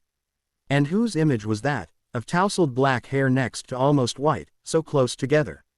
It was from the Gryffindor boys' dorm, and the memory itself was most probably Harry and Malfoy, sleeping, so it had to come from Neville or Ron, but she couldn't tell which one. We call upon male and upon female, Esposito intoned, and Hermione thought of her mother and father and sighed gratefully upon realizing that almost all the thoughts she was aware of were of people's parents. Although Snape's parents, what an unattractive couple. And the stunning black woman who closely resembled Blaise Zabini was disturbing. Her image kept flickering between her face and that of a black widow spider. A particularly handsome young man in Quidditch robes, broom in hand, smiled indulgently and chucked a vivacious, adoring first-year girl under the chin, and Hermione suppressed a hysterical giggle as she realized that the girl strongly resembled Professor McGonagall. McGonagall's first crush. Well, that was unexpected. And there was Hermione herself, at the first Yule Ball she'd attended, with Victor Krum. Oh. That was Ron's memory. The first time, he'd admitted once, that he'd ever really noticed that she was a girl. We call upon past and upon future, Dumbledore said, and Hermione recalled one of her earliest memories, her parents swinging her between them on a beach, her tiny feet barely touching the waves. And she gulped at an image of Bellatrix Lestrange, young and coldly beautiful, sneering at a girl who looked a lot like Tonks. Narcissa's sister Andromeda, presumably. A pint-sized Draco pulled a mini Pansy's hair, and Pansy waved a stick at him and yelled Crucio to no effect, then hit him with the stick, with somewhat more satisfying results. A serious young man talked to a teacher on a staircase, about Hogwarts closing and having no place else to go. Who was that? And whose memory was it? The future? That was a little harder, but she opened her mind to whatever images chanced to come from the 3 members of their circle with any kind of precognitive powers. Blurry, confusing images, laughter that sounded like Ron's, but somehow deeper. A hallway into a nursery, a dark-skinned child sleeping in a crib. A Quidditch field, quick flash of a smile that looked like Harry's, and eyes that looked oddly familiar, sparkling with humor and affection. A dark mark in the sky. She shuddered, firmly keeping the link going, trying not to dwell on the fact that she could feel Narcissa recoiling from that mark. "We call upon pain and upon pleasure," said Pomfrey. A purple flame from a Death Eater's wand ped across Hermione's, and she went down at the Department of Mysteries, pain splitting her open. Narcissa Malfoy groaned in pain, so vivid Hermione's eyes popped open, but Narcissa was still standing across the circle, eyes closed, face blank, her groans only a memory. Hermione closed her eyes again, hearing whispered encouragement from a birthing witch. "The pain is good. There is powerful magic for women who have endured the pain of childbirth. There is power here for women, power that men can't even dream of." Then incredible pleasure as Narcissa held Draco for the first time. Incredible pleasure as Neville first ed Mandy Brocklehurst. 2 trembling boys, in blood-stained shirts, hesitantly ing for the first time in the sitting room next to Dumbledore's office, quickly becoming overwhelmed with each other, and Hermione wondered which one of them was remembering that one. And, oh, a somewhat more private moment, again one that neither one would ever want to broadcast to anybody, let alone a group that included parents and teachers, but there it was, and Hermione dazedly blocked out the sound of waves crashing on a shore as Draco drew Harry closer, encouraging him. Oh, God! Hermione firmly turned her mind away with a wrench and tried instead to concentrate on something else. Surely there was somebody with a more appropriate memory floating out there. But not the one that slammed into her next with stunning force. 2 of them, actually, dark marks cutting and burning into flesh, shrieks of agony torn from 2 throats, and she dimly recognized a much younger Severus Snape and Lucius Malfoy, and shuddered to think that either could follow somebody who could do something like that to them. And another scream as human flesh turned into fur, and bones cracked and stretched and fangs descended. A different kind of scream, as Pansy Parkinson arched into the MC of a boy who might have been Anthony Goldstein. This was quickly spiraling out of control. "We call upon heat and upon cold," came the rather bizarre intonation from Esposito, and Hermione gratefully recalled what they were doing as she thought of skiing with her parents in the Alps and then of a cup of hot cocoa. How completely and utterly unreal. From dark marks and werewolf transformations into hot cocoa. And Narcissa casually murmuring a cooling spell as she walked through the gardens of a lovely wizarding estate somewhere in India, if the vegetation and the somewhat old-fashioned saris of the witches around her were any indication. And then Narcissa shivering in a courtyard at Azkaban, waiting to be led in to see her husband. And finally, "We call upon love and upon hate," Dumbledore said, and Hermione tensed. They had debated whether to use this pair at all, given the volatility of the people who were going to be in the circle, but it was a powerful pairing, and, well, they needed power. Love. Hermione could think of love easily. Love for her parents, and Ron, and Harry, and her grandmother, and Ginny, and all the Weasleys. And Narcissa of course thought of Draco, and of Lucius, and of people Hermione Umed were her parents. And with a spark of surprise, Hermione felt love from Pomfrey, for the scores and scores of children who had come to her with their aches and pains over the years. And a sea of freckles and red hair, well, that was hardly a surprise. And a glimpse of the future. Felt like it, anyway. A hard decision to be made, and a young man walked out of a CL room determinedly, pulled in 2 different directions by love, making his choice.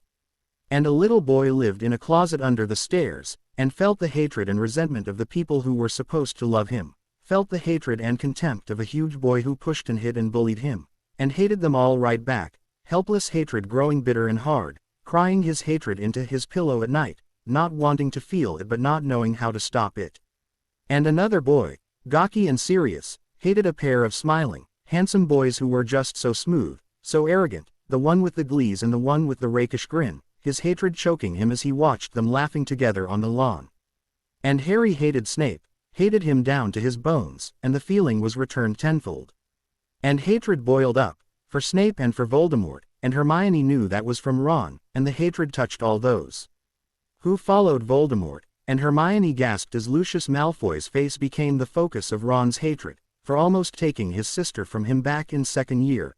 Oh, God, Ron and Lucius were supposed to be paired in this circle, but now the hatred was being returned, from Lucius towards all Weasleys and blood traitors, and then hatred from Neville to Lucius and Narcissa and Draco, for being related to the woman who'd taken his parents from him, and then from Pansy to Neville for being weak, for being an emberment to all purebloods, from Pansy to Hermione for being a mudblood who hated and mistrusted her, and from Pansy to Harry, for what he was doing to Draco, and Hermione recognized with horror that her own hatred was being drawn out of her and towards Pansy and towards Draco, for hurting Harry, for images spinning out of control, Harry hating Draco and Draco hating him right back, Harry for things Draco had said about Sirius, about Cedric Diggory, Draco for Harry putting his father into Azkaban, and the lines of light above them crackled and threatened to erupt. How could they have been so stupid? No matter how powerful the pairing of love and hate could be, they shouldn't have risked it. Not with this group of people, it was too strong, which was precisely why they'd felt they had to use it, but it wasn't controllable,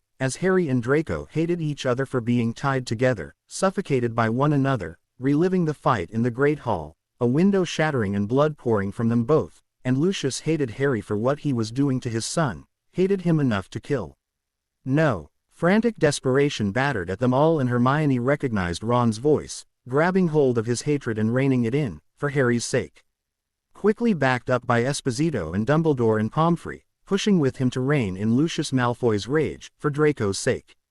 And just like that, Snape was there too, and Pansy, and then one by one the rest of them were falling in, bringing each other back to the circle, until finally they were all concentrated on Draco and Harry, the two members of the circle with the most reason to hate and the least control over what they were feeling. Hermione pushed away their images of anger and resentment and their desperate desire to get away from one another, replacing them with the images she'd seen in the circle and in the last few weeks, gasping with relief as the memories came flooding in from all sides. Draco and Harry asleep in the Gryffindor boys' dorm, in Dumbledore's office, flying together above the lake, together in their bedroom, Draco kneeling and holding on to Harry in the corridor outside the potions CL room. And slowly the crackling lines of magic were dying down, becoming smooth and clear again. Esposito took a deep breath, and they all gathered themselves, preparing to end the spell. "I release you, Lucius Malfoy, from the circle," Esposito said quietly, and the light from Lucius' wand slowly died down as he lowered it, breathless and panting, sitting down heavily into the nearest chair and closing his eyes. "I release you, Remus Lupin, from the circle," she said, and Lupin slowly lowered his wand, his arms trembling. As did Snape and Neville in their turn, Neville leaning against the wall and putting his head back while Snape walked to the window and rested his forehead against it, staring blankly out at the Quidditch pitch. "I release you, Narcissa Malfoy, from the circle," said Esposito, and Hermione felt her bond to Narcissa shimmer and disappear as the rest of the members of the circle were freed one by one, all of them shaking with the after effects of the spell, trying to regain their strength. She breathed a sigh of relief as she was finally released and almost fell into Ron's arms, his heartbeat still racing but his arms warm and steady around her. And then there was nothing more to do, except wait and see whether or not the spell had worked. To be continued. I hope you enjoyed this story. Also remember to subscribe and like this video. See you in the next video.